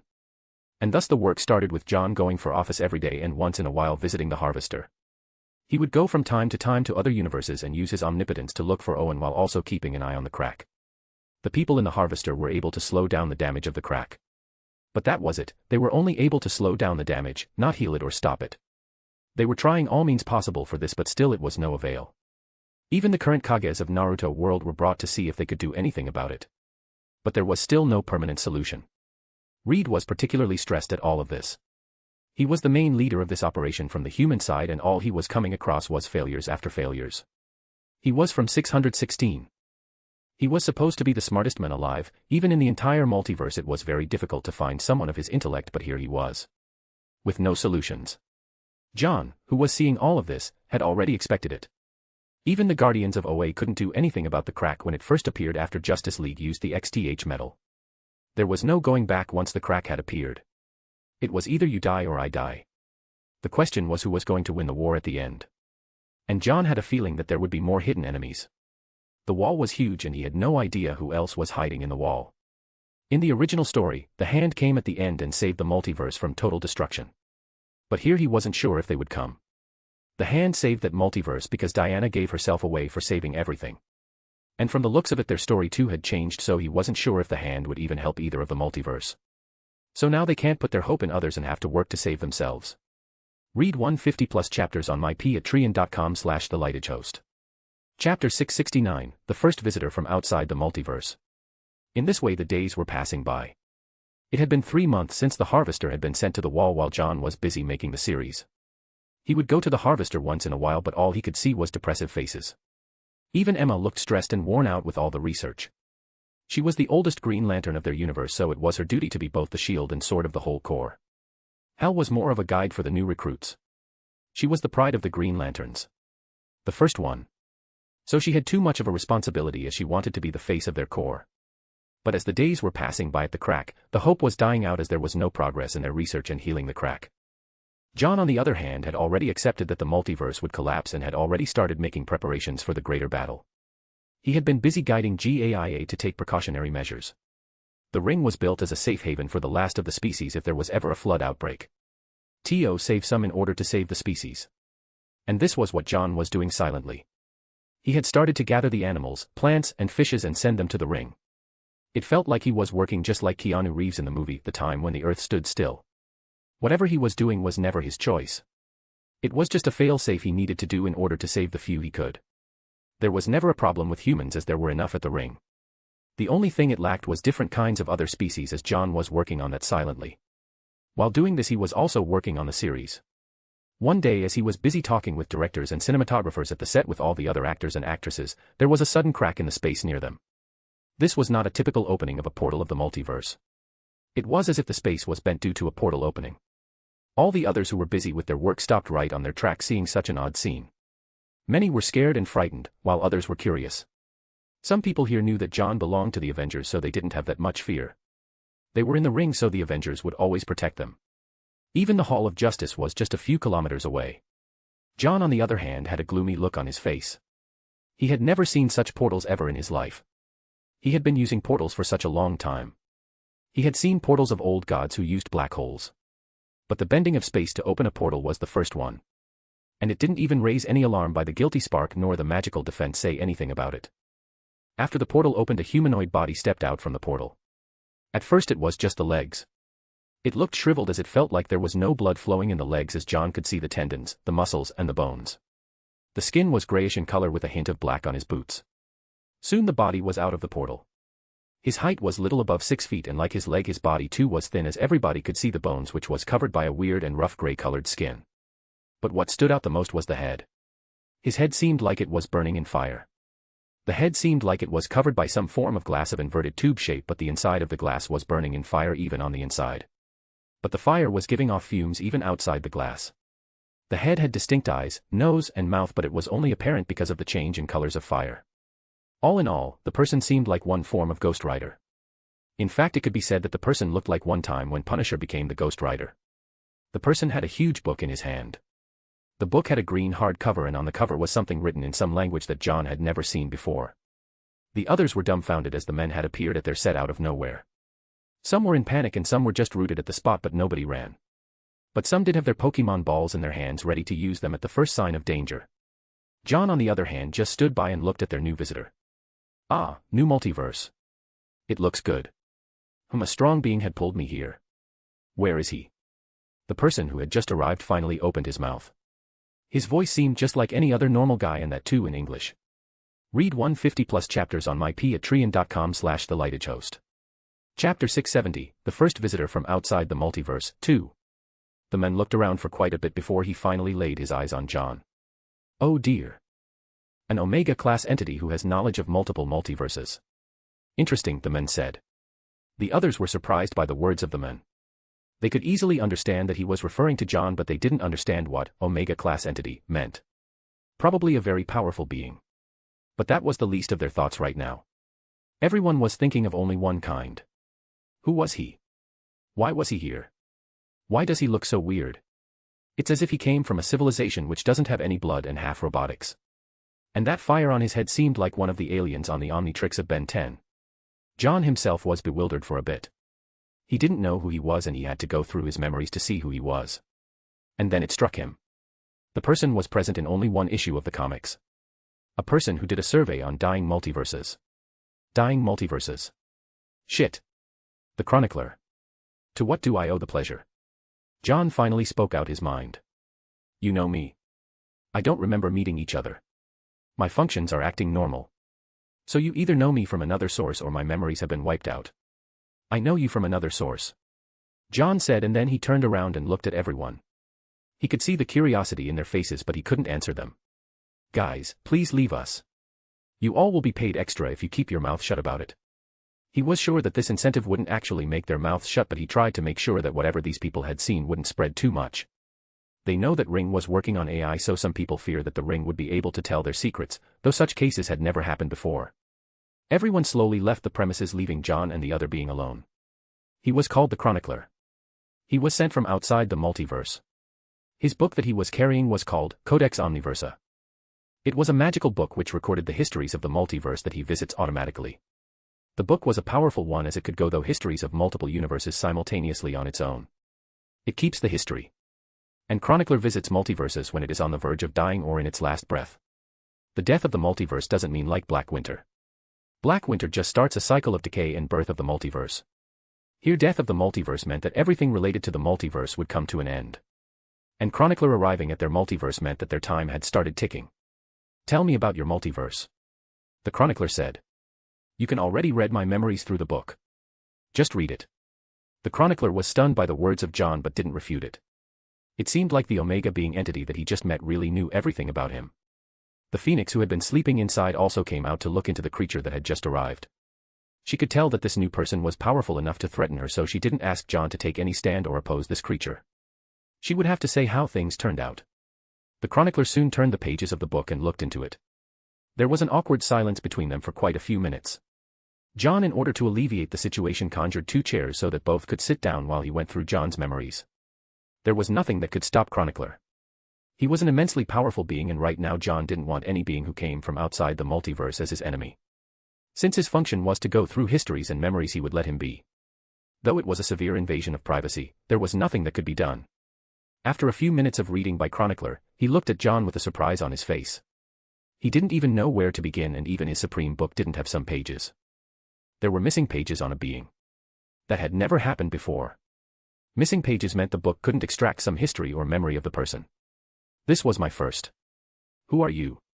The Chronicler finally asked. He knew who John was, but he wanted to know who he was that wasn't written on the missing pages. You have read. Doesn't it say everything? John was confused by his question. Chronicler could even bring the dead to life to extract history and memories, as he did when he brought Metron to life just so that he could get his memories, as he used to have the Mobius chair. Read 150 plus chapters on myp@trian.com/thelightagehost. Chapter 671, Gathering Everyone. I don't know why, but I can't read it. It has never happened before. It can only happen when a being doesn't belong to the multiverse and comes from outside. In other words, if we share the common origin. Such words surprised John. He already accepted that his system came from the wall, and Chronicler could be said as someone who was from the wall. This wall here could be taken as a broader sense here. It could signify that the wall served as a place between different multiverse. Like his previous world belonged to a place which was outside the jurisdiction of normal multiverses. It was good that his secret was still safe. Phoenix was beside him, and he didn't want his secret to be out in front of her. I don't know.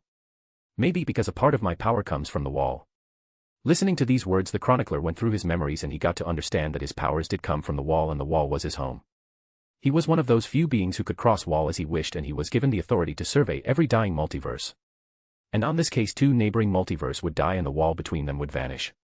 He had seen that people living there had already known of it, and they were trying to close it, but he knew that it was of no help. The beings that were struck in the wall would soon emerge and would just bring chaos. He could stop it, but he didn't have the authority. He had seen many multiverse, but he didn't see such beautiful ones like these 2. Both of the multiverse had heroes. Heroes who rose up and saved their people multiple times. Such couldn't be said for most of the multiverse out there. This actually happened, as the Chronicler said that he didn't such beautiful multiverse in a very long time. John sighed a bit as he watched Chronicler going through his book while taking in all the history of the multiverse. John's current memory of the present multiverse was enough to tell him a lot, though the Chronicler would still have to visit several multiverse to gather more history. John's presence attracted him as he had huge knowledge of the multiverse. Our multiverse is really dying? John asked. From the looks of it, yes. The beings trapped in the wall would soon come out, and some of them are Omega-level entities. This multiverse doesn't have so many Omega-level entities. There is a chance, but it's very minuscule. We will fight for any chances that we get. John said. I hope you do. I will be on my way for completing the book. This multiverse survives or not is up in the air. I need to finish the survey, the chronicler left after saying goodbye to John. He really feels like a robot made to observe and write down. It's very unique that he too has feelings. John was back at home after having the conversation with the chronicler. He wished that he could give John some hint about the upcoming Omega-level beings that was going to wage war, but he wasn't programmed that way. From his words it already meant that it was a waste of time in helping to stop the crack. It was better they get ready for the war and bide their time to strike. And for this a convention needed to be set up with all the major players being in the meeting. It was time everyone met everyone. John, after returning home, called GAIA. Tell the Avengers that I have called for a meeting among all the superheroes that we have ever come up with and all the other beings that had arrived from other multiverse. We have a decision to make. Acknowledged. I will Fury too. He is going to retire soon. John, after entering home, sat on his couch. He had already used the system to call upon the Kages, the mages from Asgard, Lex, and the captains including the 0th division. After using his system he was back at the Harvester. Specifically at the lab of TRN-891, Tony. Hey John. What's up? Why the long face? Something happened. Call everyone. Everyone. Is it serious? Did some slip by from the crack? No. Not exactly. I will explain when everyone is here. All right. Soon there was a notification to all the members that were in the Harvester. Even the Queen Mother was given the notification to attend the meeting. And this notification was not only to the crew members of the Harvester, the messages were also sent to all the members of the Avengers, X-Men, from 3 realities, Inhumans, from 2 realities, and even Nova Corps of 616. Read 150 plus chapters on mypatreon.com/thelightagehost. Chapter 672, Gathering Everyone, 2. In the past few months, John had done some major changes. He had established 2 new branches of Disney on 2 different Earths. Earth 616 and Earth TRN-891. It was all done under the cooperation of Stark Industries. Though Tony or the Avengers didn't understand why John was adamant on doing so, they let him do it. Many people had weird obsessions all over the multiverse, and since John just wanted to spread awareness about superheroes, they were all okay with it. After all, since the movies of Captain America there was nothing of that sort. Now there was a new genre that John had introduced, and John had specifically asked for the release of the movies and series over the course of time. Basically, Disney was releasing 1 or 2 movies in a span of 1 month. They would have gone for more, but John feared that the people would get the superhero fatigue, so he only allowed 2 at best. But the reception he received for these movies were tremendous. Their worlds already have superhero culture, but there was never a form of movies. This was the first time. And people loved it. The portrayal of Batman, Superman, Wonder Woman. There were many superheroes. Though it wasn't like they're superheroes, it did show the struggle of theirs and that they had their own lives. The reception of the movies were immense, and John's fan values were boosted again. He was happy to see that. The other thing that John did was communicate with other superheroes. He had tasked the Avengers of 616 and TRN-891 to make the other superheroes know of their predicament. Everyone accepted this small mission, as it was just spreading new information and stories. So in this way John got acquainted with other superheroes spanning over 2 universes. TRN-891 didn't show up with X-Men last time, but after John asked their help they readily agreed, and this happened the same with Inhumans of both the universe. John avoided the Inhumans of their universe for one absurd reason. All this time, one invasion after another, they never seemed to care. Since they didn't care, it was better to leave it that way. Another person John didn't bother to call was Captain Marvel. Only after the death of Nick did she show up. Even after the invasion of Loki she never even gave a glance. And the same thing happened in the movies too. Since she had so little care about Earth, it was better to leave it that way. Now their universe had Green Lanterns and she still didn't show up, so they were better without her. I don't like her character, so sorry about that. Never liked her character in the comics too. Too bossy and thinks she runs the Avengers. And for the first time John has called everyone for this meeting in the Harvester. Everyone knew about the crack in the wall, but none had seen it. So this was a perfect chance to bring everyone and show the difficulties they had been facing, and also the traveler that John's universe had just been visited by. It was time for blowing the war horn and getting everyone on their feet. This war couldn't be evaded even if anyone tried. So it was better to get everyone on the same page. It was decided that everyone would be brought to 616, and after that Oblivion would be bringing everyone here. John had extracted another Harvester for this operation. He couldn't just teleport so many people from the multiverse to the Void. Even Oblivion, the ruler of Void, couldn't do that, so what say him who was powered by the multiverse. He might be able to do it using his full power, but it could only be done forcefully, and not everyone could be brought in a single trip. So it was better to take the old route. A single Harvester wouldn't even cost him that much. In a day everyone had gathered at the Avengers Tower. In the main hall many portals were opened and many people were coming across the portals. There were many of them. At first many superheroes didn't believe the words of John as they thought it was far-fetched from TRN 891. But it was different now. Reed Richards of their own universe attested to the words of John. So many were new here and many of them didn't even know the concept of multiverse before. But now it was different. This was a new adventure for many people and they were excited. In an hour or so everyone had appeared at the hall and all the portals closed. John slowly stepped after opening door from the side and said, "Welcome everyone. To the Avengers Tower of Earth 616. Read 150 chapters ahead on mypatreon.com/thelightagehost. Chapter 673, Gathering Everyone, 3.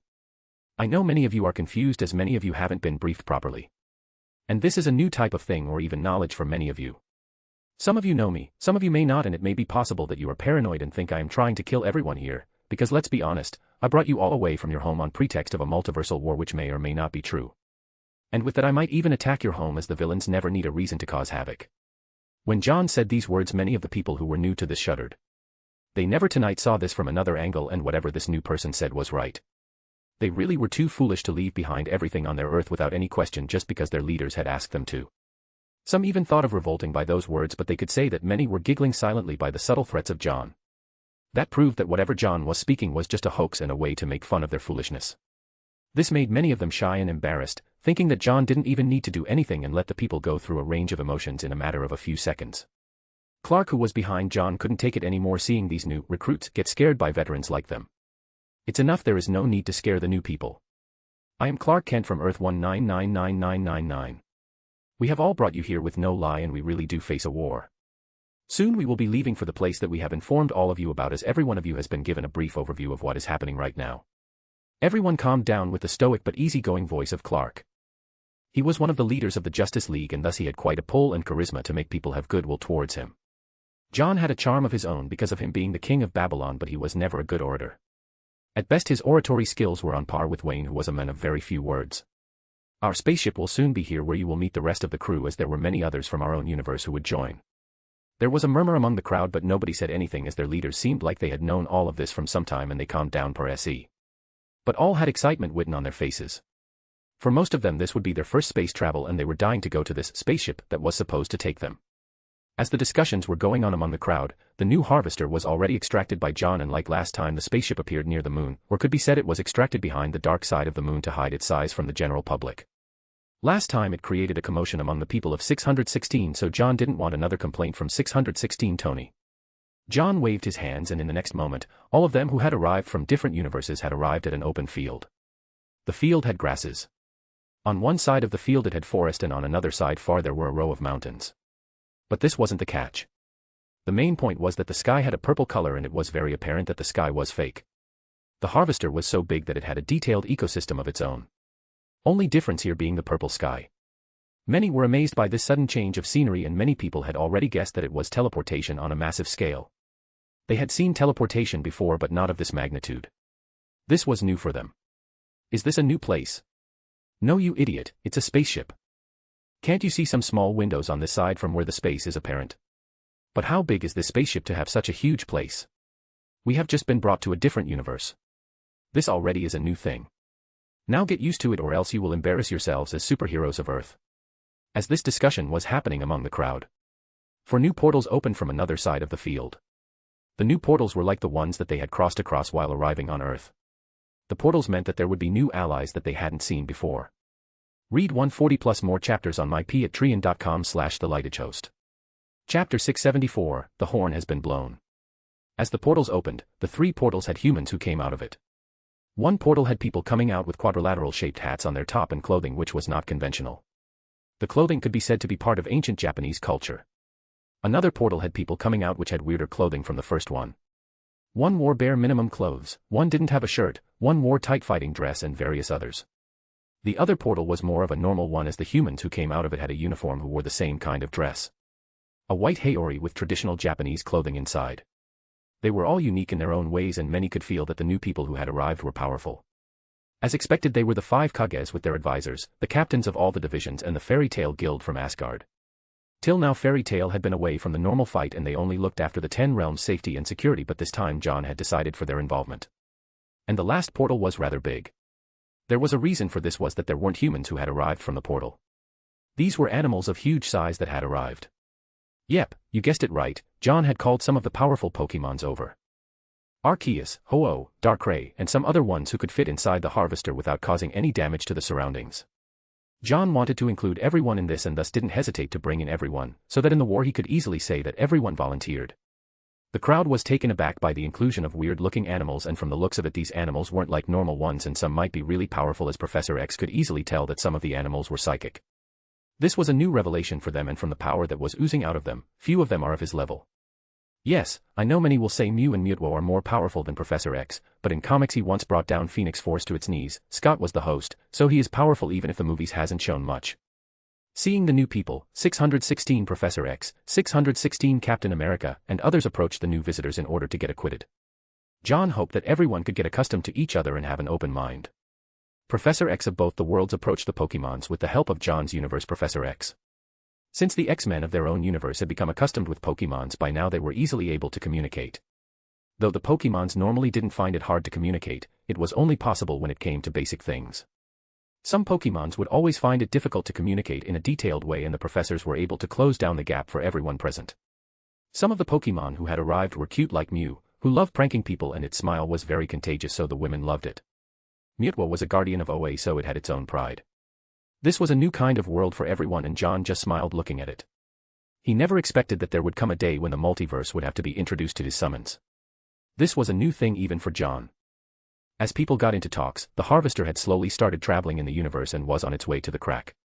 It would take some time to reach, so everyone was allowed to roam the spaceship and was offered various entertainment in their journey. Food, drinks, gyms, and even entertainment sections were available in the spaceship, and all were happy to see such kinds of facilities in this big spaceship. The aliens were working for all of their enjoyment, and everyone was in a fun mood as they looked at the passing stars outside. None of them talked about the mission or the crack. They could feel that it might be their last form of enjoyment in a long time, and thus everyone was having a time of their life.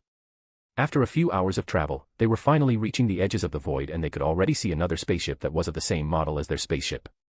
They could also see the huge barrier from their window. The barrier was so huge that they couldn't see the ends of it from any direction.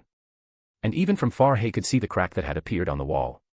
The crack had grown larger over the course of time, and they didn't have any idea of how long the wall could hold.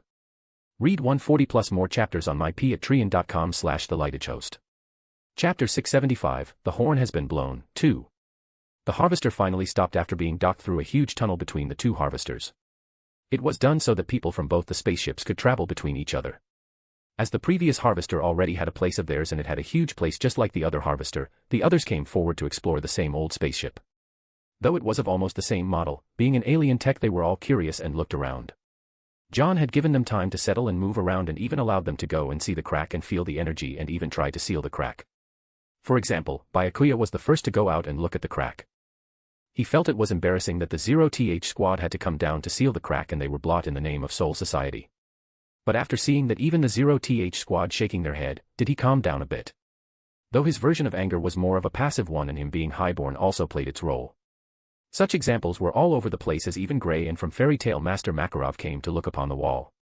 The wall was made of magic and various other elements, so they tried their best magic to seal the crack. But like always it failed, and the expansion of it never stopped. John gave all of them a full day to look and explore around, even allowing them to go to a distant void with proper equipment and look into the other places of the wall. The next day, everyone was called in Harvester 1.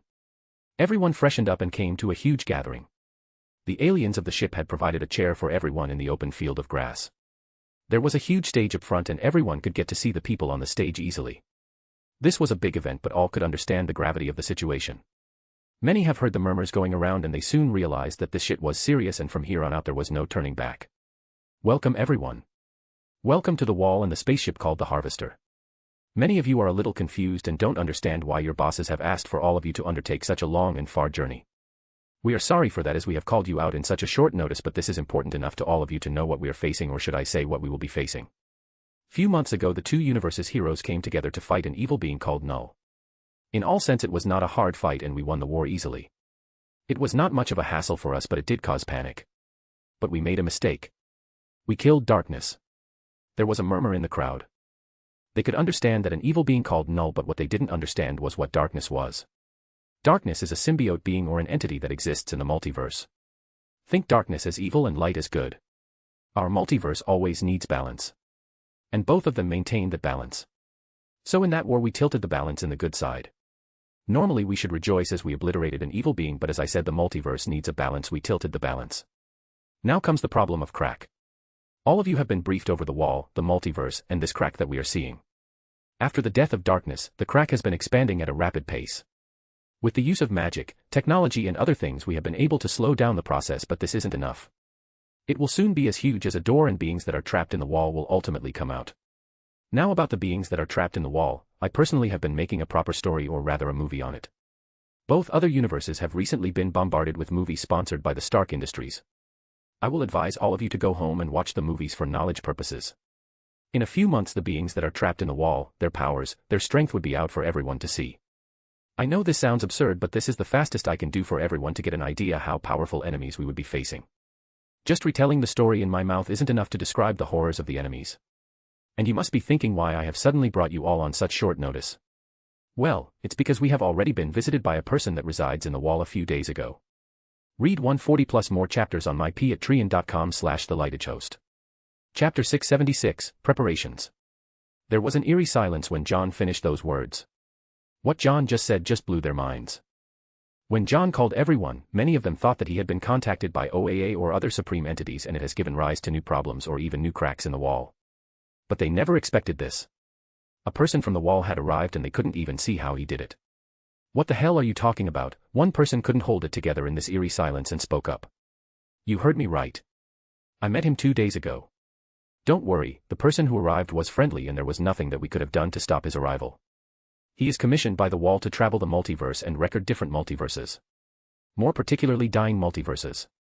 Yes, you heard me right. Dying multiverses. We don't have much to live. John paused after saying this. There was silence again in the huge field. But it only lasted for a second and then a huge uproar occurred. John's words could be described as too blasphemous even for the heroes present. Only the leaders of the organizations were silent and had a gloomy look on their faces. They had already expected this. Even after 3 months there had been no progress in their research, and Reed even declared that it might even take him 100 years more to completely understand the wall, and even then he wasn't sure if he would be able to repair the wall. This was a shock to many, but the other scientist who accompanied him knew that whatever Reed said was true. Even Mayuri, who had so much arrogance, worked with Reed to find a solution, but there was none, and all were just now trying to slow the process instead of repairing the wall. But it was still expanding, and as the days went by, the crack was picking up pace. Silence. 616 Professor X spoke telepathically to everyone and forced them to calm down. There was too much noise. They needed to calm down and listen to John. The person who visited us goes by the name the Chronicler. As his name suggests, he is given the role of writing down the stories of the multiverse in his book. That is his work, and only visits the multiverse when it is in the verge of death. So going by the general assumption, we are facing death. Death of the multiverse. But we can survive. John stopped after saying this. He could see that his last sentence had brought hope back to the people present. They were looking at him with the hope that this person who had arranged such a huge meeting and even rallied their leaders to follow him might have a solution. There is a solution. To all of it. But for that we might have to fight for it. Fight for everything, and only then we might be able to survive all of this. There was murmur in the crowd this time. Professor X had given their body control back to them.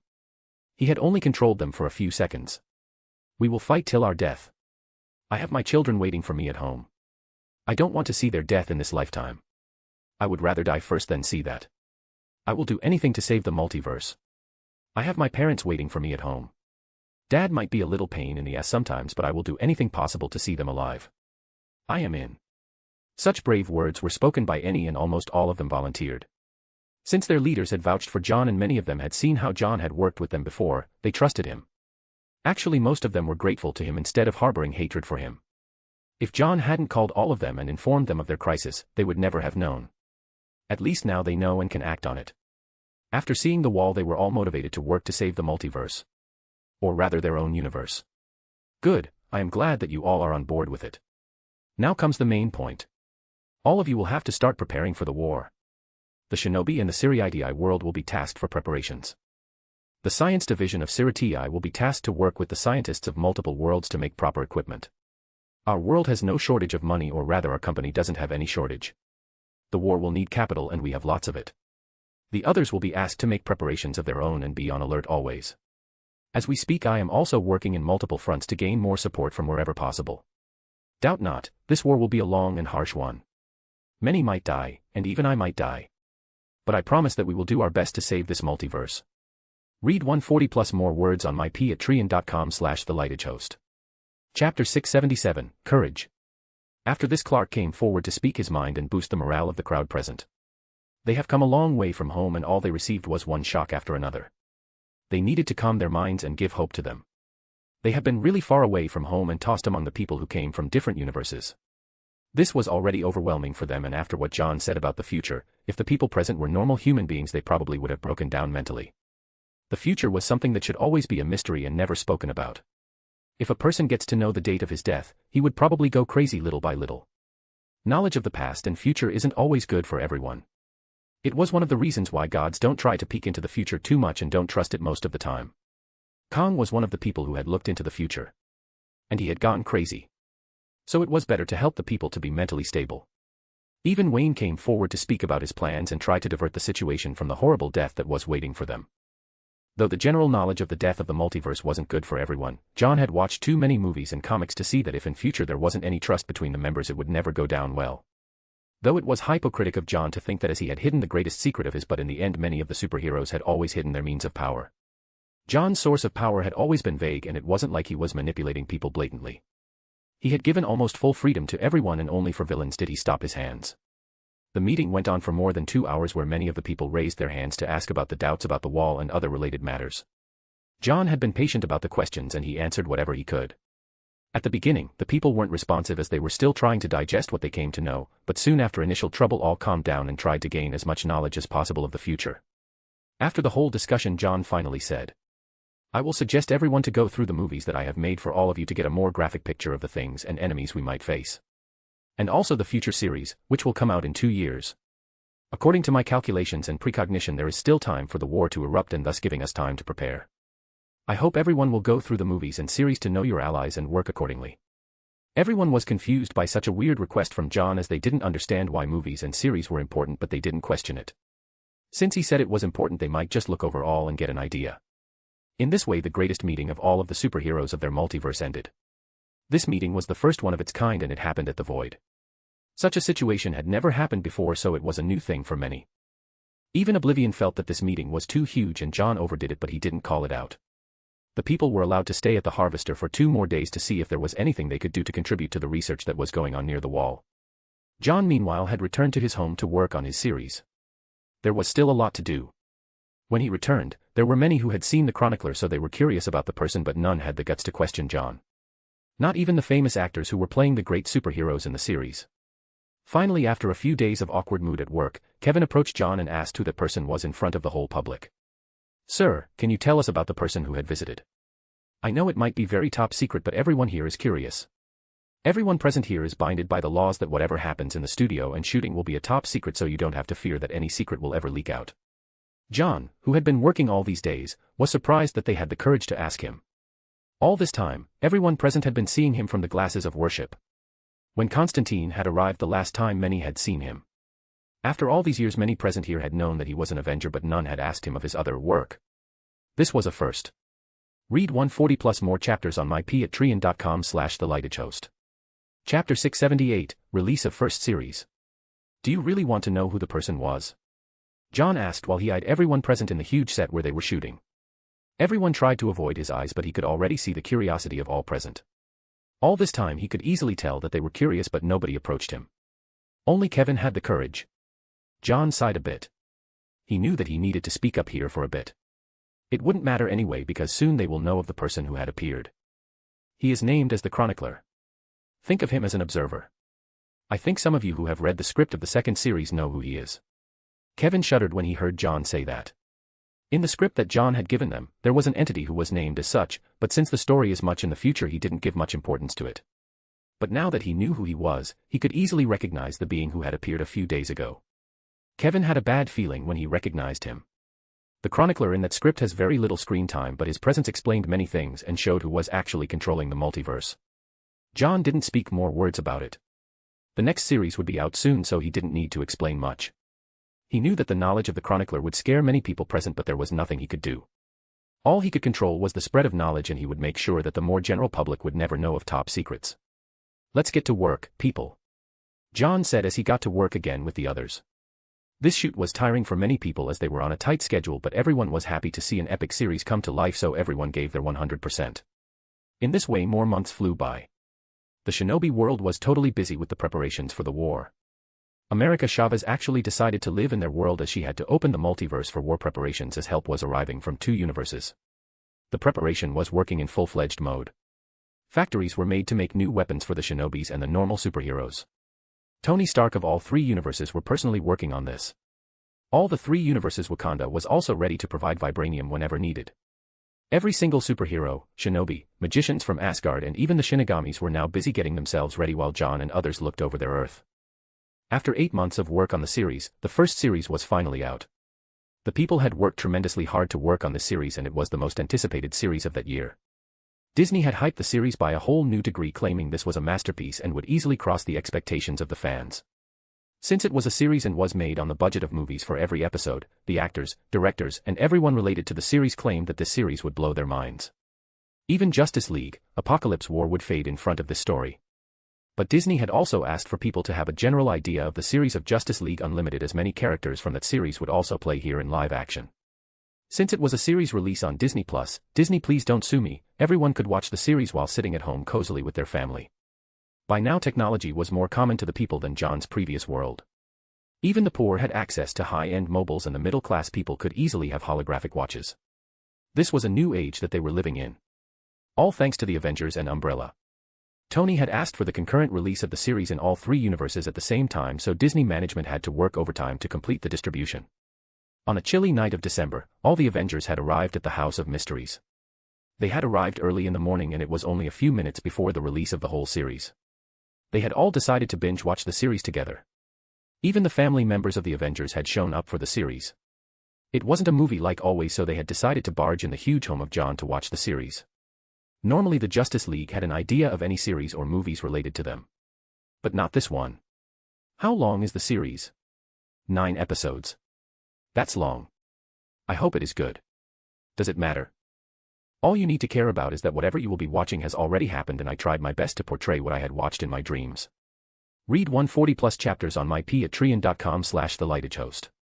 Chapter 679, Death. All took their places in the big hall. House of Mysteries already conjured comfortable cushions, beds and chairs for each and everyone so that they could watch the series in comfort. Even Morgan Stark, who had come with Pepper, was given a very comfortable place with Pepper, and Adino volunteered to take care of the young child. She was still very young and could hardly speak her words. The series they had been waiting for finally started. Since there were no movies or series ever made on it, and in order to fit the whole story of the DC Universe, John had made some changes to fit his storytelling. There wasn't a huge deviation from the original storyline, but he still had to touch on some things to make it more believable. The exposition opened with a person speaking about the start of the multiverse. There was nothing but darkness when this multiverse had taken its birth. In order to fill the darkness, light had to be born. The color of the light was white. It took its birth and defeated darkness. But a single color of white light wasn't enough for the new multiverse, so it broke down and formed the light that we now see on a rainbow. The 7 prominent colors of the rainbow. Each colors had their own entities, and thus these colors could form the lanterns. The color of green was the most prominent since it was in the middle of the rainbow. It had more power, and since it denoted the will of the multiverse, the Green Lantern ring proved to be the most powerful rings among all the different colored rings. The Guardians noticed this power of green will long and harnessed it for the safety of the universe and the multiverse.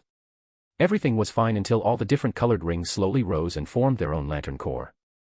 The violet lanterns, which denoted love and had the entity Predator. The indigo lanterns, which denoted compassion and had the entity Proselyte. The blue lanterns, which denoted hope and had the entity Adara. When people all over the world had started watching this, at first they were confused.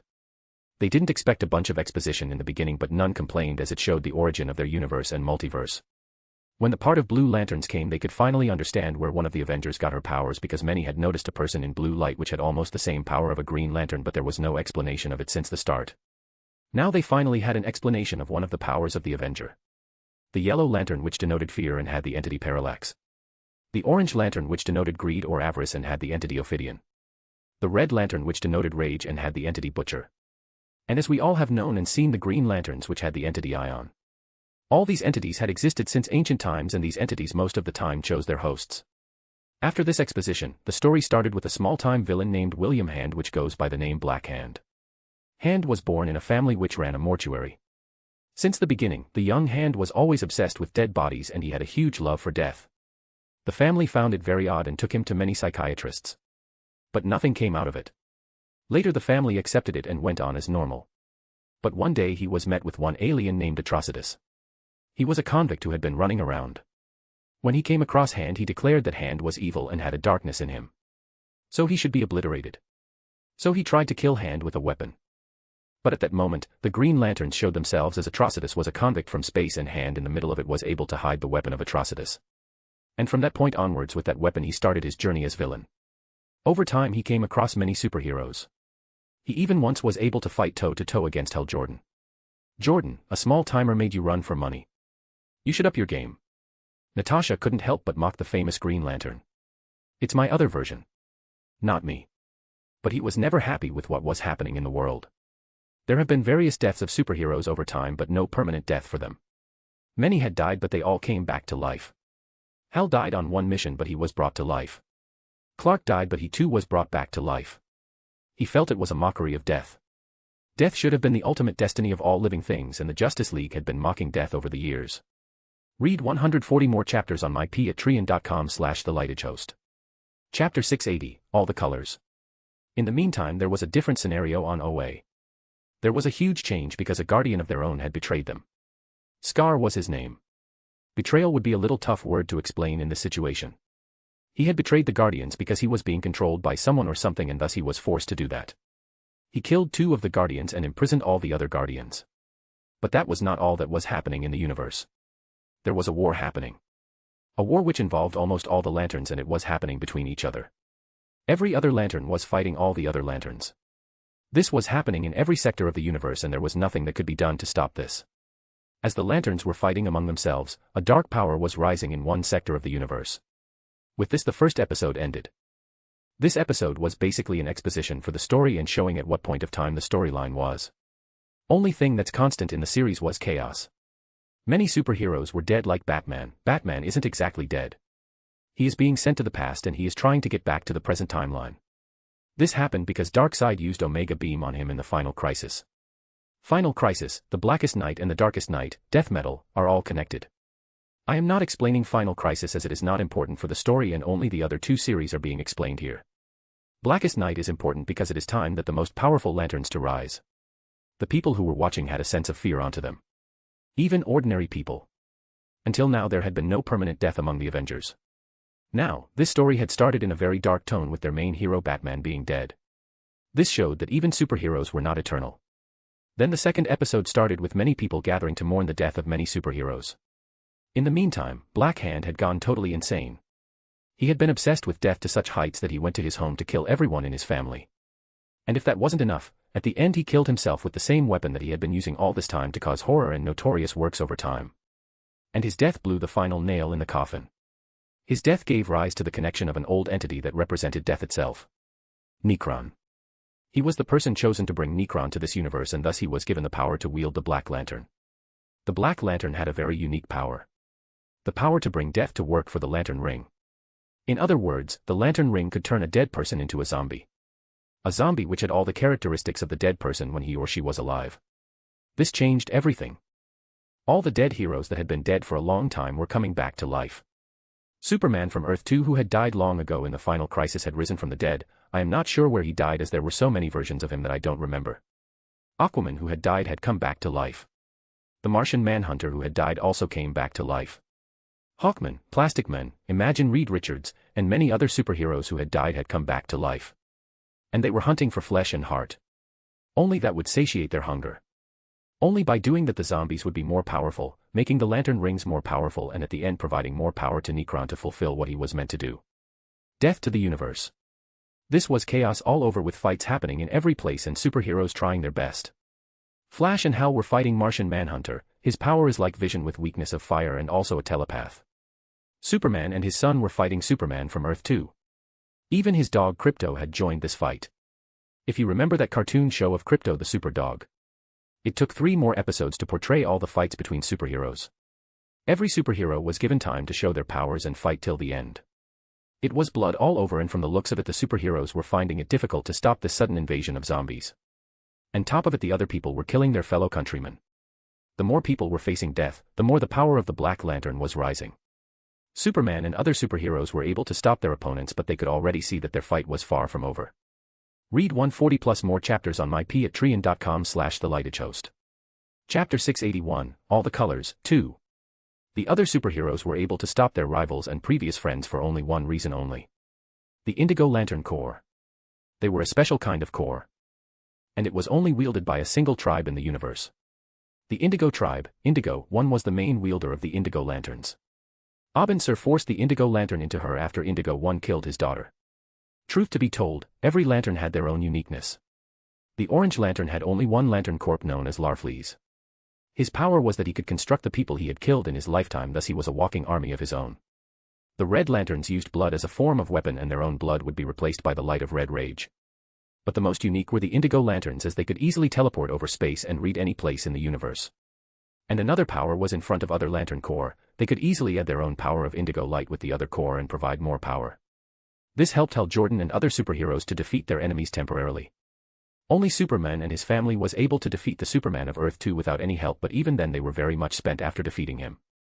And that was only one zombie superhero. Indigo One with Hal then went on to travel the universe to gather all the Lantern Corps of different corps to band together and stop the Black Lanterns. Whatever was happening on Earth, it was happening the same over the universe. The Black Lanterns were busy trying to make the other corps as their own by taking their heart away. Everything was a mess. And after much conviction and deliberation, every other corps decided to come together. Even Sinestro, who had been the lifelong enemy of Hal, decided to keep his feelings at bay and agreed to help. Thus the final fight started at this point, with all the lanterns coming together for the first time since the introduction of these lanterns. This was a huge deal in the series, as this scene was one of the epic scenes that the series tried to pull off. Even Ganthet, the Guardian of Blue Lantern, showed up for this fight. Meanwhile, in the Coast City, the home city of Hand, a Black Lantern battery rose in place of his previous home. The Black Lantern looked huge. When every Lantern Corps arrived, it was already too late. They used all of their powers together to destroy the battery, but it only ended up making the battery more powerful and ended up bringing Nekron in flesh for the first time. This was a nightmare. Nekron looked huge with a scythe in his hand. He would easily be denoted as Death Gods, as his body looked like he was the Death Gods that many people imagined him to be. The Lantern Corps had a face of fear now. They had tried everything possible and even used the powers together, but it was still not enough. And if this wasn't enough, Hand used the body of dead Batman. This isn't the actual Batman. It's a clone of his which Darkseid made during the final crisis. At that point nobody knew that he was sent back in time. Using his body and the connection he had to other Justice League heroes, Hand was even able to make the other superheroes who were once dead as the wielder of Black Lantern. Clark, Diana, and other superheroes were soon changed to Black Lantern Corps. The rings were now coming out of the mouth of Hand, which was traveling everywhere to choose their new hosts. Only Barry was able to escape this change, as the lantern rings couldn't travel through time. Barry traveled through time to 2 seconds into the future, thus saving himself, and the lantern rings couldn't. This was a failed war by now. Even Clark Kent, one of their greatest weapons, was on the opposite side. There was almost no hope. It was at this point that Ganthet did something that blew the minds of everyone. He said, "Hal Jordan, give me your ring." "Why?" "We need it to fight the war." "Just give me." Hal didn't think much and gave him the ring. Ganthet took the ring and made a copy of it, just out of thin air without any help from any machines. Whatever he said next shook the core of the Lantern Corps and even the audience who were watching. The Blackest Night is a prophecy in the Book of OA. Since it's a prophecy, the Book of OA always had contingencies against it. Whatever lantern rings were made all this time, the Book of OA made sure that each battery and each ring is under the control of the U.S. The Guardians. Read 140 plus more chapters on mypatreon.com/thelightedhost. Chapter 682, All the Colors, 3. This is unfair. I will kill you for this. Such harsh words came out from all the other Lantern Corps who were currently fighting in the war as they listened to Ganthet. He didn't pay any heed to them, as he himself wore the Green Lantern rings. After doing that, he took the rings of some of the other corps and made a copy of them. And these new lantern rings flew away, in search of new hosts. The Blue Lantern rings flew to Barry and the ring itself. "Barry Allen, when all hope dies, your presence gives hope to the people surrounding you. You will be the new Blue Lantern." "Alexander Luthor, you have too much avarice, too much greed for your own good. You will be the new Orange Lantern." "Mara, Queen of Atlantis, you heart burns with rage. You will be the new Red Lantern." "Roy Palmer. You have immense compassion for your friends. You will be the new Indigo Lantern. Arrow series, DC version of Ant-Man. Scarecrow, you find joy in infusing fear into your fellow beings. You will be the new Yellow Lantern. Batman first movie, Christopher Nolan's, he was the guy who wore a rag as his mask and used chemicals to show fear. Diana Prince, your heart is filled with love, you will be the new Violet Lantern. But Wonder Woman was already a Black Lantern, because he had died once long ago and was brought to life, but the power of love was proved to be too much for her own sake and the Violet Lantern took over the Black Lantern which was thrown away. If every Lantern Corps coming together wasn't epic enough, this point of the series was huge enough to throw the audience into an awe. They had never expected this to happen. Even the Avengers themselves didn't expect such scenes. This was unprecedented. All turned their heads and looked at John. You always knew, didn't you? Steve asked. John nodded his head. Thus turn of the story was too much for even them to handle. And if only this was the end. Ganthet continued. With his words as the new Lantern Corps which had just got boosted were fighting against the enemies. We have been fighting on this planet for a reason. We speak of ourselves as the most ancient and the life-giver of the universe. But it is not true. The real reason there is life in the multiverse and universe is because of Entity. The personification of life. And Necron is here because he wants to kill Entity and plunge the world into death again. The warriors who were fighting were just speechless listening to the words of Ganthet. Sinestro, meanwhile, was furious. He shouted at the top of his lungs. You imbeciles. You hypocrites. All your secrets. All your inaction had led to this. Every inaction of yours now has cost us so much. You don't deserve to be called as a guardian. He was furious as he flew away. Now to a specific direction. Necron was finally able to unearth the point on Earth where Entity was hidden and was forcefully taken out. And Sinestro write to the Entity in order for him to become the new host. Thus, Sinestro became the first White Lantern of the universe. It wasn't any hero who had first wielded the first White Lantern ring. It was the Sinestro who ruled over fear. But his power of White Lantern ring didn't last long. Necron was easily able to rip Entity out of his body in order to kill it. But there was a small window for all the other superheroes and they acted on it. Hal Jordan, Wonder Woman, and others instantly flew near Entity and soon they got their new White Lantern rings. And from that point onwards the superheroes were the new White Lanterns. All this time they were trying to use their powers to destroy the Black Battery. But not this time. Indigo One mentioned that they would be able to destroy Necron only if they could change the state of his main connection to the physical world. And that can be done only if William Hand is alive. Thus the superheroes banded together to infuse life onto Hand. Hand, who had committed suicide, came back to life. But that was not the end. Since his power to connect it to Necron was strong, by reversing it the amount of power which his body contained was immense. He vomited out many White Lantern rings and they flew away to replace the Black Lantern rings of the zombies. With that, all the dead heroes that had been dead for quite a long time had come back to life. Every single superhero who had died for various reasons over the course of time was now back to life. Everyone, except Batman. Read 140 chapters ahead on mypatreon.com/thelightagehost. Chapter 683, Get Together. This was a happy ending from all angles. There was a new Lantern Corps and that was the most powerful ever to be seen in the multiverse. But it did raise questions on many things. Especially the Guardians who had been guarding such a huge secret for a long time. But a person from a higher point of view could easily understand why the Guardians did what they had done. The secret of Entity was too huge for anybody to have knowledge of and it was too powerful and could easily be misused if the Entity was used badly by others who might have nefarious intentions.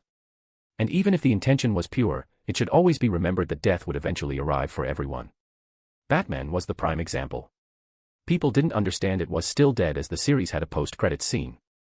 The post-credits scene showed Darkseid using his signature Omega Beam on Batman. He was supposed to be dead but in the next scene they saw Batman opening his eyes on a desert. On a far distance of the desert he could see many people pulling huge cuboid-shaped rocks. There were various guards using whips on people who were pulling these huge rocks. And on another side of the desert there was a half-built structure that looked like a pyramid. The people instantly made the connection. Their Batman had traveled back in time due to the Omega Sanction. Tony and others had finally understood by what John meant when he said those words to the presence about Batman traveling back in time. The story was finally coming to light for everyone. Is Necron dead? Clark asked. Let me ask you a question. Can death ever die? Everybody gulped when hearing those words. Few months ago they killed Darkness.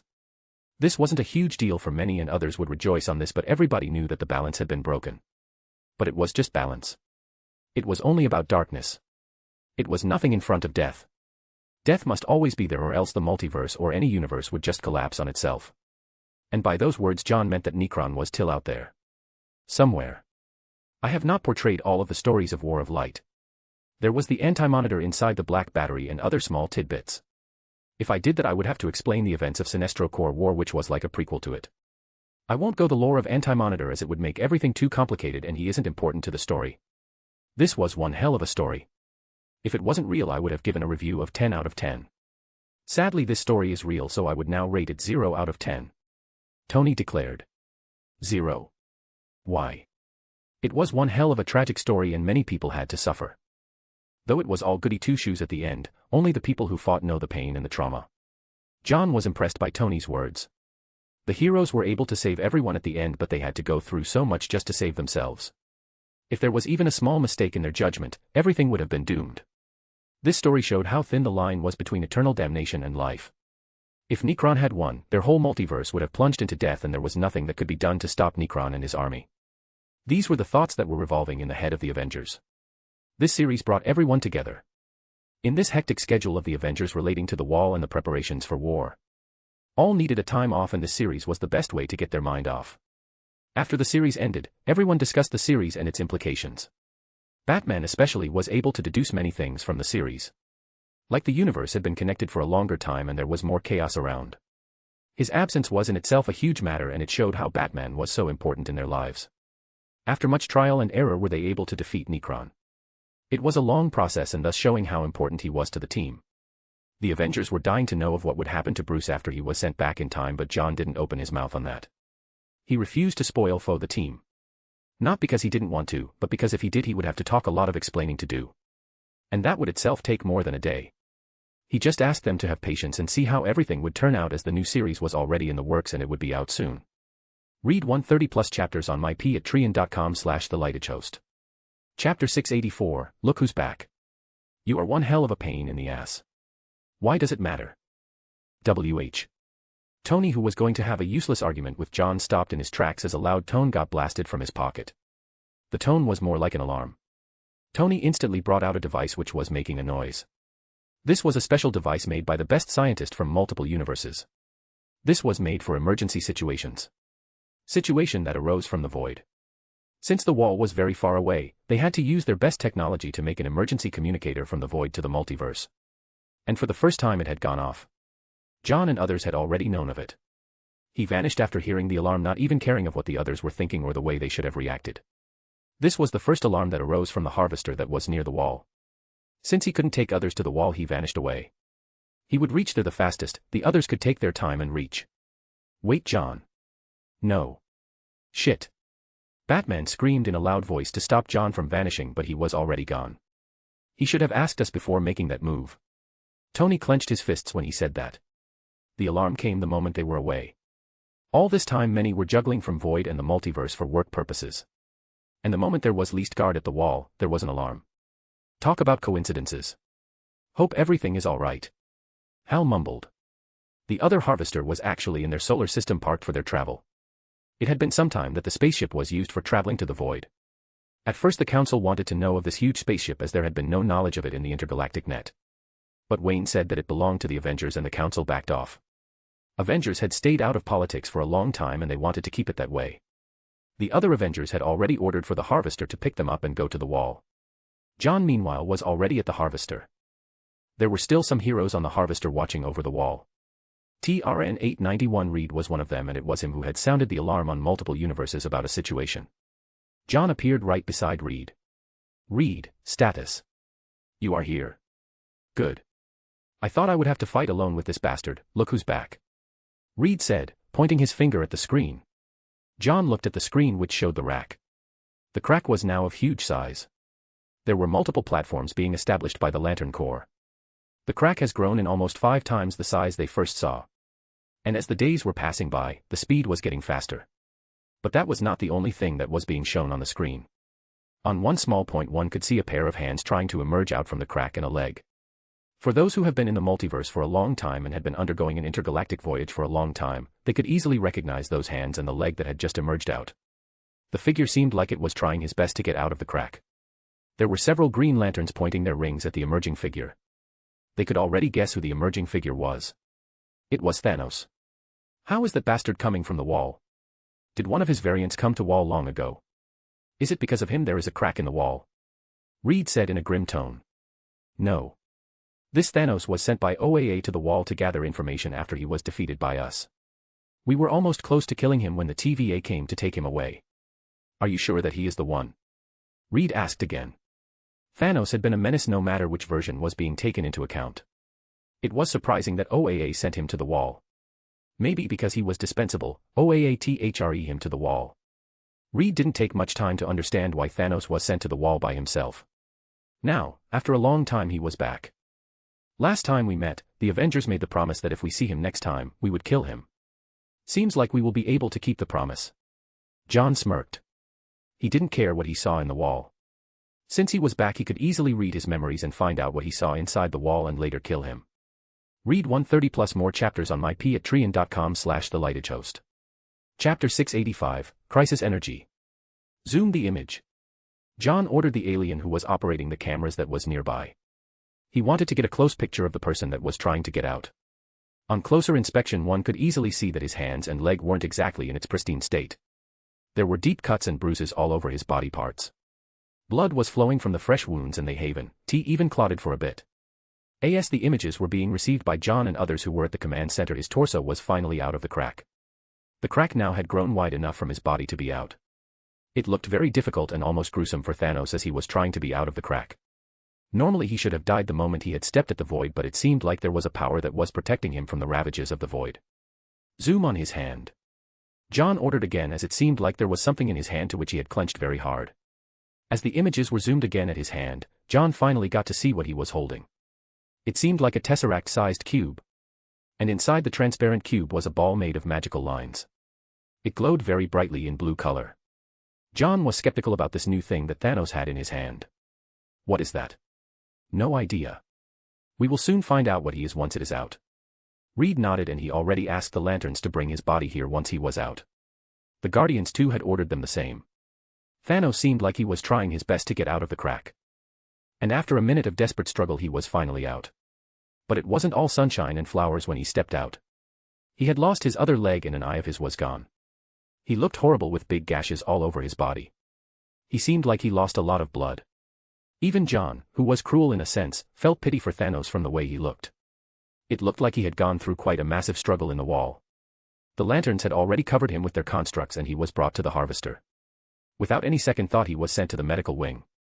The place where he could be treated. John was already waiting for him in the medical wing to cure. The Guardians too were present. The Guardians brought him down to the bed while John waved his hand at Thanos. He wanted to use the Phoenix Force to cure Thanos. They were all curious about the first living person who had stepped from the wall. Though he was injured very badly, his heart was still beating. He was a modified Eternal, so of course his life force was off the charts. But soon John realized that even his Phoenix Force wasn't able to cure him. This made John raise his eyebrows. It was one of those few times that his life force wasn't able to cure someone. Then the Guardians came forward to cure Thanos. The medical pod of the Harvester was of very high-level technology and they could heal Thanos fast, but they needed answers immediately, so everyone was trying their hands. Mayuri came and injected a bunch of juices in his body and the Guardians tried using their own power on Thanos. But it seemed like it was hurt by a very mysterious force and the healing factor was very slow.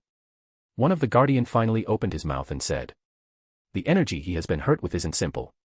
Can you tell what kind of energy it is?" Appa, who was the leader of the Guardians, nodded his head and said, "Crisis energy." Crisis energy. What is that? I have never heard of this.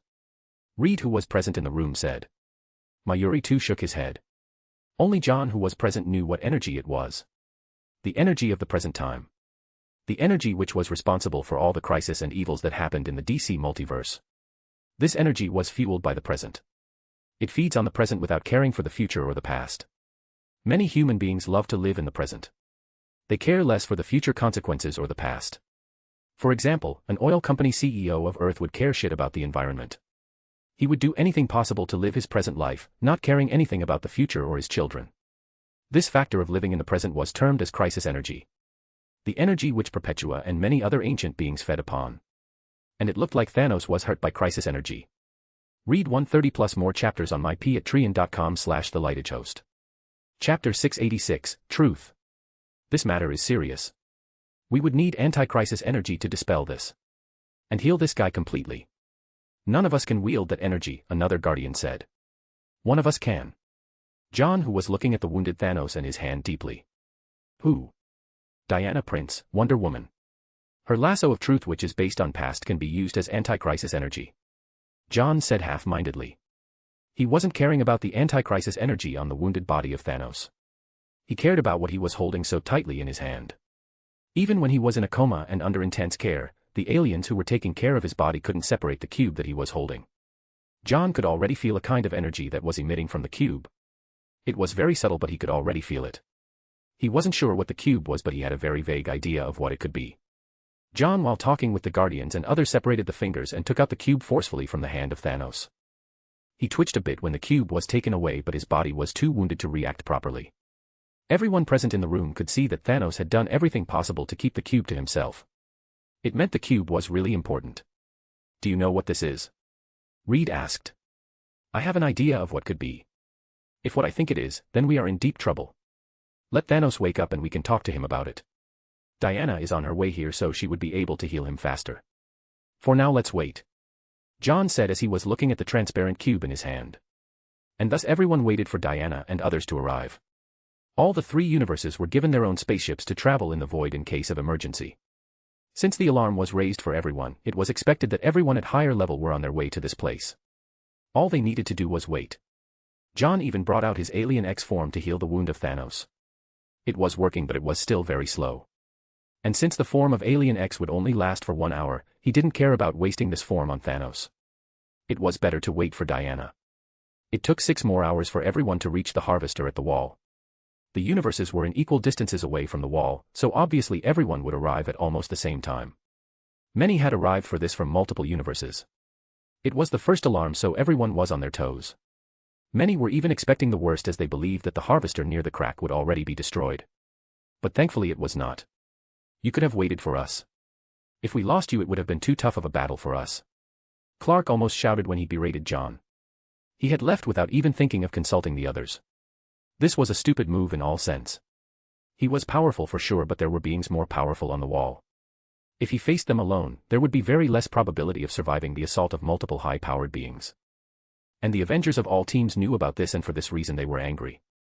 There were people and Guardians here to look over the crack. They are important to us. If I am here, then I would have a better chance to save them. For this reason I appeared here. John gave his own argument to this. The Avengers who listened to his side of the argument also knew that what John said was correct. He was the only one who had a higher chance of saving himself and all the people present here. From today there will be at least 10 high-powered superheroes holding down the fort here. It will be done on shifts, but there should always be people here. Wayne suggested. To this everyone had to say, aye. Miss Prince, we need your help in curing Thanos. One Guardian finally came forward and spoke of the reason that the alarm had gone off. She was surprised by his words but didn't ask much and followed the Guardian. Soon everyone came to know the whole story. They didn't expect an old friend to come back. Especially the Avengers of John's universe. The last time they beat him for good and never expected to see him again. When TVA and OAA had sent him to the wall forcefully, they thought that he would die there. But here he was. Back, all beaten up. In a way, many felt happy that he was beaten so badly.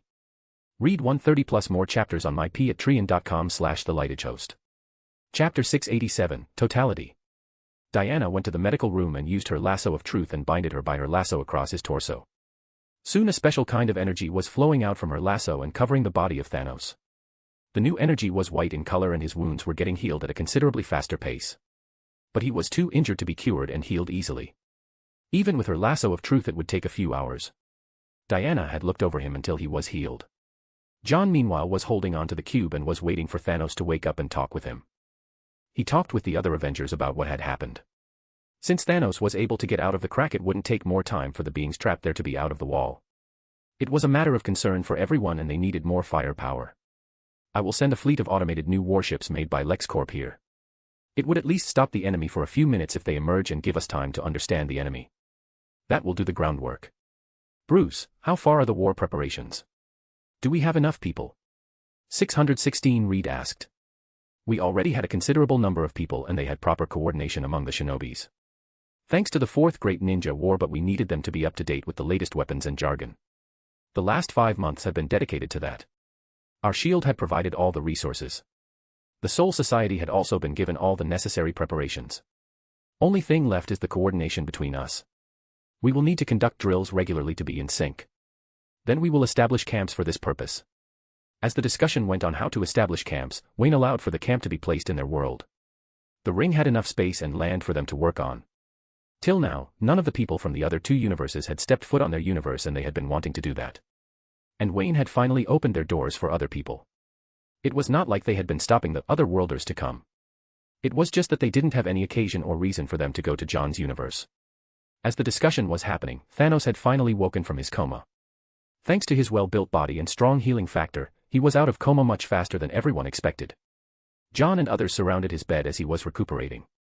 Thanos' eyes looked blank as he was staring at the ceiling with emotionless eyes. He seemed devoid of life. Even Tony, who had considered Thanos as his lifelong enemy, couldn't help but feel pity for Thanos. The universe's most feared being was now in a medical facility, and even after being healed he seemed like he didn't have any ounce of zeal to live longer. He was forced into a place where only the cruel of the cruel enemies were imprisoned, and he had survived there. Those emotionless eyes spoke of his times in the wall, and it looked like it was really a harsh one. Before John and others could even ask their question, Thanos opened his mouth and said, "The wall is a nightmare. Nightmare that I couldn't even imagine in my most wild dreams. I have gone through many things in life, but it was nothing in front of life on the wall. Some time ago, I came across a woman. A woman of terrifying power and ambition. She wants everything in the multiverse to be under her rule. And for doing that she was ready to kill everyone and make her new servants as powerful warriors so that she could fight against the people who had imprisoned her.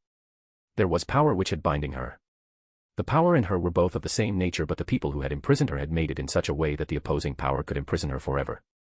When I reached her place after being sent to the wall, I got to see her, and I was sure that it wouldn't be long before she gets out of prison. So the only thing I could do was take away the power that was imprisoning her. If she gets hold of that extra power, it would be devastating. The cube which you took away from me is the power. Secure it. Save it in the most safe location possible and never use it." He said all of this while still looking at the ceiling with no emotions. It was as if he was reading out a will before he went to sleep forever. Read 130 plus more chapters on mypatreon.com/thelightagehost. Chapter 688, Totality, 2. Was that woman named Perpetua? John asked. Thanos' face finally had a reaction. His face showed fear and then a hint of surprise. He never expected that person who he considered as his eternal rival and an enemy that he must take down was the one who healed him, and now it seemed like he knew about the woman who he had nothing but fear. Then he remembered the words of John when they last met at the battlefield. He spoke about powers that was beyond his imagination, and things weren't as simple as it seemed like. All these years that he had passed inside the wall made him remember John's words more and more. And finally today he understood why John was right at that point. He was naive and thought about destroying half the population of the universe would solve each and every problem. The truth couldn't be much further than the fact. Now he was back and he got to see the same face that he once hated. But surprisingly he was grateful seeing his face once again. What he had seen in the wall made him realize that there were powers he wasn't ready to handle. It would be fine if he died, but he wanted to do something useful for his multiverse. For its safety, so he stole the cube from the woman. And he was successful, albeit it came with a lot of pain and a missing leg. He didn't care about it. He was a lost person anyways, and now the cube was in safe hands, and from the looks of it, John had already known of the woman, which made it more easy for him. Yes. It was Perpetua. Thanos finally admitted after moving his eyes to look at John. He moved his eyes away the next second. He didn't deserve to look at John or the others present here. He was a failure. John, who was looking at Thanos, could vaguely understand what Thanos was thinking, but he didn't mind. So if I am not wrong, then this cube should be the totality. Thanos again nodded his head. John's speculation came true. This cube really was the totality. The DC multiverse has 7 forces which govern the rules and laws of their multiverse. There was normal physics and everything normal of their multiverse, but these 7 forces stood above them. They were: Anti-crisis energy, speed force, emotional spectrum. The Lantern Corps were powered by the emotional spectrum. Life force, the power which is wielded by the Atlanteans, especially Aquaman and Mera. Sphere of the gods, the power which is wielded by all the gods, both new and old, which means it includes Zeus and Darkseid both, and even angels and demons. Dimensional superstructure, wielded by the World Forger, Monitor and Anti-Monitor. They basically monitor all of creation. Collective consciousness, wielded by the beings who have immense knowledge and wisdom.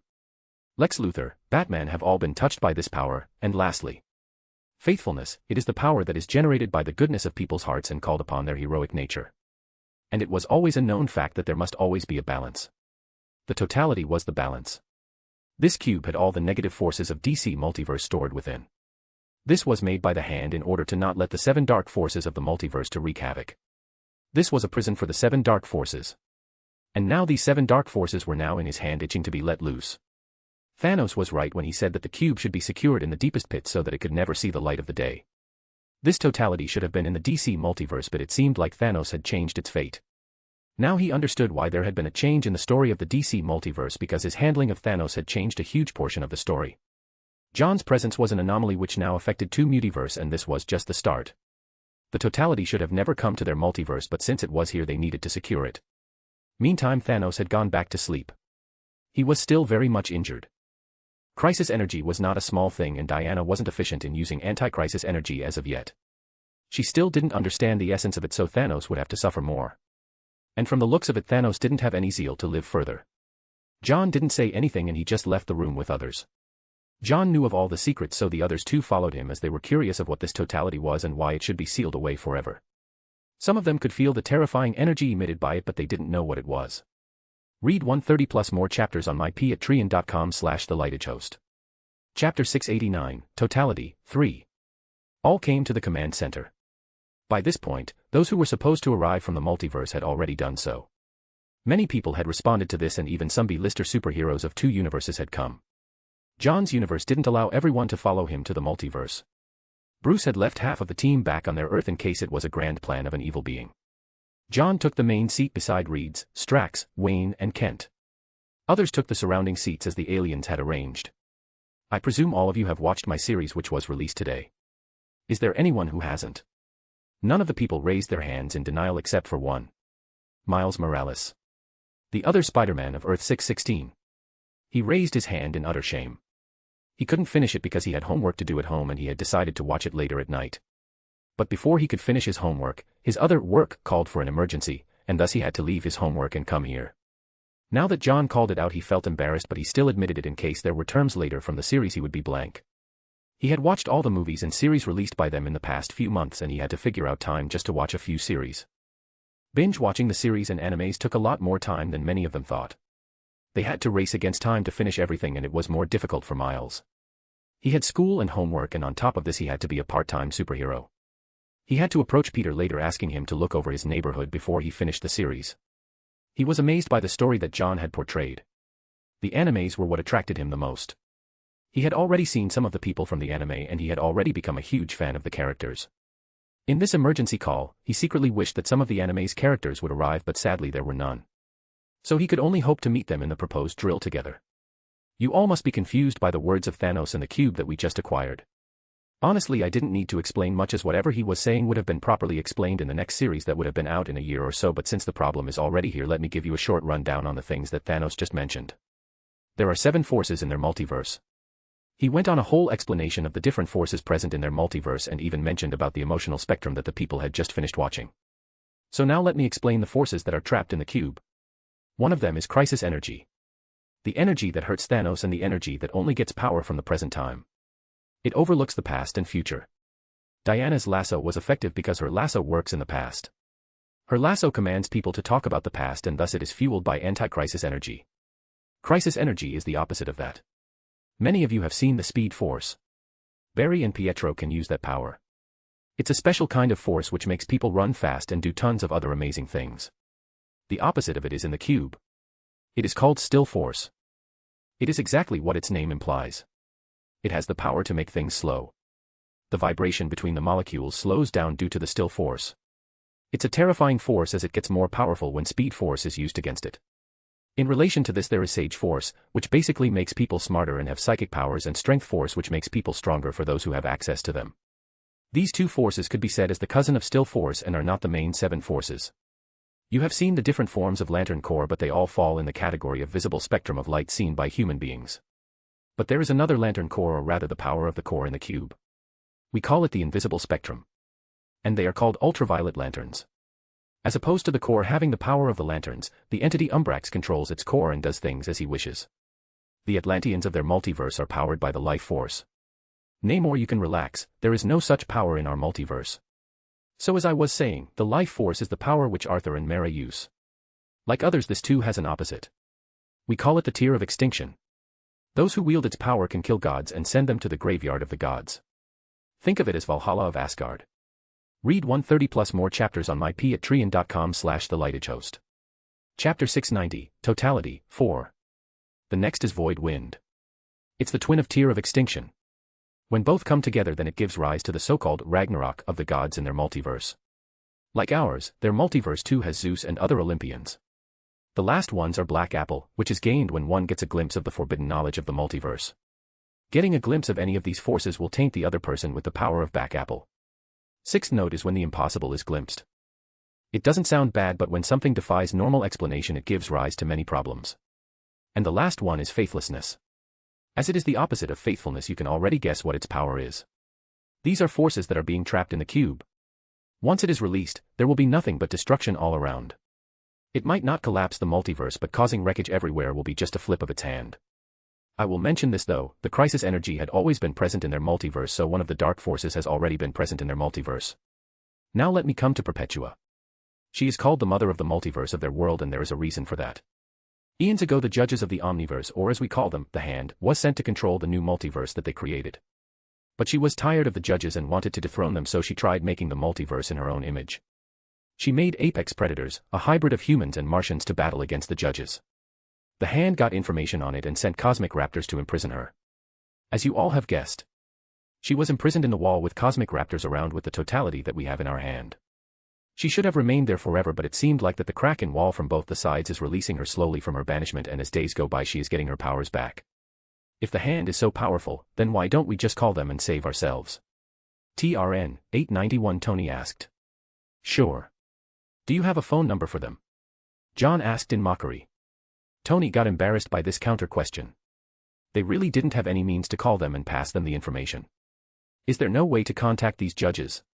Not that I know of. We can only pray and defend. This should have been the headache of their multiverse, but now it's the problem of both of the multiverse. I am not sure if the other multiverse knows of our existence. Presence should have alerted them of us by now. It's fine even it's not like we can pass the information easily. So there we have it. The whole history of the villain that we are going to face, and if the wall on our side breaks, we might have help from the other multiverse. There was total silence in the room. They expected the enemy to be powerful, but they didn't expect that a person who could go against the creators of the multiverse would be their enemy. This was a whole new level, and nobody was either trained or ready to face them. Clark suddenly got an inspiration and asked, John, she is alone imprisoned in the wall. Does she have an army or something? If not, there is no point in sending people who are not as powerful as us to the battlefield. This suggestion made many of the people in the room a little uncomfortable. It was true, many of the people present in the room aren't as powerful as their colleagues. Hawkeye and many others didn't even have any superpower. I know what you are asking, Clark, but she does have an enemy. And her soldiers are more demented than we can imagine. John said as he eyes Bruce Wayne when he answered. Only he knew what kind of army she was controlling, and it couldn't be more fucked up. John could have easily spilled about her army here, but he left it for the series. The series would portray it better. John could already sense by looking at the wall that they have 1 year more before hell breaks loose. This year would be the last year of their preparations, and they would have to make sure that everything was in place. His precognition had already started whispering that the upcoming journey would be filled with peril. But he was ready. He would wait a few more days for the update, and if there was none, he would just spend all his fan values for bringing more people. Read 130 plus more chapters on mypatreon.com/thelightagehost. Chapter 691, Celestial Armor. Now the question is, how will we handle Thanos? John asked, as that was the last situation that they needed to discuss. Thanos had done pretty awful things in his lifetime. He had killed innocents in his whole conquest, and this was not something everyone could just look over. Even Loki, who had only killed a few people, was given punishments. From the looks of it, he had done quite a service for them by bringing the totality, but this was not enough. Not enough to satiate the deal souls that were now roaming in the kingdom of death. Should have given a death penalty, but since he had done quite a service for us, he will be served a lifetime imprisonment. All in favor, raise your hand. Clark said. All of the people of John's universe raised their hands. Only a little over half of the number of people from John's universe was present, as the rest were back on Earth, but something told John that whatever decision was taken just now would be accepted by all the members. This was the best trial that Thanos could face. If it was in the hands of the people of his universe, he would have been hanged till death or be given the worst treatment possible for a prisoner. Of course the people would have to catch him first, which in itself was a huge matter altogether. It was decided that Thanos would be transferred to the ring soon after he was healthy enough to move. It was not that it wasn't required for Thanos to be good enough, it was just that they feared that there might be other beings trying to get out of the crack in order to hunt down Thanos. Thanos was hunted down for sure after what he had done, now the question was how far were his hunters going to go to apprehend him, so everyone wanted to wait. And even if they leave later, there would be tight security for it. Clark, Hyperion, Ms. Marvel, and many of the most powerful heroes would be always on the border for now. Even Deadpool had decided to stay here. His argument of staying was, I wanted to hit the bucket for years now. Nobody loves me here, so I better just die here while saving others. At least I will be remembered as a hero. He said this while impersonating Logan. It was fortunate that Logan wasn't here, or else he would have been sliced by him. But everybody could see that he was being serious about staying back. His life was immortal, as he could never be accepted in the kingdom of death, so it was better to have him as an extra measure. John and everyone waited for the invasion of the hunters, but it never came. As the days went by, there was nothing that came out of the wall. This was a relief for everyone. Thanos meanwhile was healthy enough to sit up straight, so John had decided to get to his home with him. The Harvester of theirs detached from the Harvester and left for his own universe, including others who had arrived after the emergency. John could see everyone was agitated after what happened in this new potential weapon that they had in their hands. Especially Tony. He seemed like he hadn't slept for a long time. Tony, you all right? I am great. I am better than ever. Just this traveling is making me sick. Tony lied through his teeth and John could see it. How is the new suit coming along for the three of you? John asked. Yes, the three Tonys had decided to make 3 new armors for themselves. And the materials for this was provided by the 3 dead Celestials that the Avengers got their hands on during the Null War. They had been experimenting on that for the past few months and getting their minds together to make themselves an armor to battle their future war. And since it was powered by the body of Celestial, each of the armor must have all the celestial powers that the body had once contained. This project was taking too much time and energy for the trio, but they had been working hard on this. This trip to the wall made their conviction more firm that they needed to finish the project as fast as possible. John, you mentioned Sage Force. Is there a way that we can get access to it while keeping ourselves sane? Tony finally pitched his idea that had been revolving around his mind for some time from the moment he heard about it. Tony had a feeling that if he didn't complete this armor before the war, there would be very less chance for him and his family to survive, and this idea was on the minds of all the 3 Tonys. Read 130+ chapters on myp@trian.com/thelightedhost. Chapter 692, Shield. Don't doubt yourself, Tony. I know the temptation of a power that would help your intelligence is huge, but you don't need one. You are intelligent and smart enough to handle everything. What's more, you have 2 different versions of yourself. You can work on them, and in no time you will have yourself a complete armor based on the body of a Celestial. John assured Tony. Like Tony, many others were kind of doubting themselves when it came to such large enemies. They had seen how Thanos was beaten up. Though he was in the enemy's territory, it could already be seen how ruthless and powerful the opposing party was. Thanos was sent to the wall by OAA and TVA. It would be foolish to think that he was sent without being given some forms of life insurance or power-ups, and he still returned in tatters. This was a huge blow to the ego of many people here, and Tony was one of them. He didn't like the feeling. The feeling of powerlessness. He had come a long way and he still hated this. But this didn't mean he would give up, and he would search for any means possible to save his family, his home, and his universe. And thus he was thinking of getting a hold of Sage Force. The totality doesn't have an answer to your questions. It is poison which will just kill you slowly. Still Force is a big no-no for us. Barry would lose his power if we let Still Force out. Only after that we can use the Sage Force. And we don't know if the Force will warp your mind. So the use of Sage Force is out of question. I am sorry, Tony, I can't let you go down that path. John warned Tony again. Though he was sure Tony understood the first time, he still wanted to make sure he understood how unstable Sage Force was. Tony nodded his head as he continued looking through the window. He was in deep thought about what he needed to do and also about the new adjustments about the armor. Since Sage Force was a no-no for him, so it was better to forget about it. He had seen what his other counterpart did with all that dangerous knowledge, and he didn't want to follow that path. After a long journey they had reached their home, and Wayne went straight to S.H.I.E.L.D. headquarters as they needed to get the ring and a moon ready for proper drills among the many people that would be arriving soon. Reed was able to develop a device that would allow people to go to different universes if they had the proper coordinates, so for multiverse travel John or America wasn't required. They would be arriving in a week, so they needed to be ready. You want us to host drills and proper military-type exercise for superheroes in other universes? How will you explain these new people to the council? Coulson couldn't help but ask. Fury had finally stepped down and allowed Coulson to take over S.H.I.E.L.D. It was a long time coming and Fury was too tired to handle such a large and ever-growing organization. S.H.I.E.L.D. had stepped its foot in the Nova Empire for the benefit of humanity and he felt he was not ready for such huge transitions in his lifetime. He would serve the S.H.I.E.L.D. but now only as an advisor. Coulson was given the keys to such a huge spy organization and he was now just sipping Mai Tai at Hawaii. It was the same for 616 as Quake was given the post of director by Fury. She was now leading S.H.I.E.L.D. And Coulson had already contacted her a few times. For proper coordination he even brought out their world's Quake who had been working under him for a long time now. Of course Aang and others too had been working with him. Katara was now even his secretary as Maria Hill was sent to Xander to handle S.H.I.E.L.D. from there. Lex had given them all the access and power required. And S.H.I.E.L.D. was thankful for that. S.H.I.E.L.D. had grown now as a huge giant. With advisors from Naruto World 2. Shikamaru, Kankuro were now high-level officials and advisors like Fury and they would advise Coulson on various occasions. Now there were more shinobis in the whole S.H.I.E.L.D. facility than humans. After it extended to Nova, Maria was even thinking of incorporating aliens too. But for now the main headache of Coulson was how to convince the council to give them a green signal for drills. The visitors of the multiverse hadn't been very good for their Earth and the last time one of them came, the Himalayas was decimated. Read 130 chapters ahead on myp@trian.com/thelightagehost. Chapter 693, Upgrade of the System. Coulson, you have the audacity to think that the World Council will allow drills on our ETH from another universe after what happened last time? One council member shouted.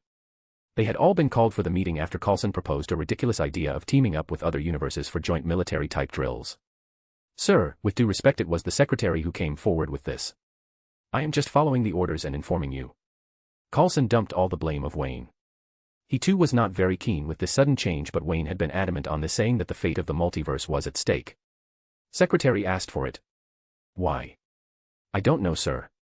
You can ask him. The council members now didn't know what to say.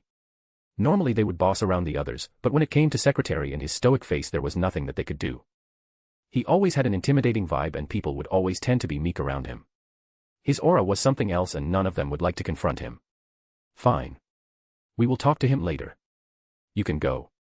The council member dismissed Coulson. Shikamaru, who was standing on the door of the whole meeting, had a smirk on his face. They tend to be silent as soon as they hear of Bruce. Must be a drag for them. You have no idea. Since the Secreti has given the green light, we don't have to care about the council. I will clear one of half a moon for our visitors. All right, Coulson nodded.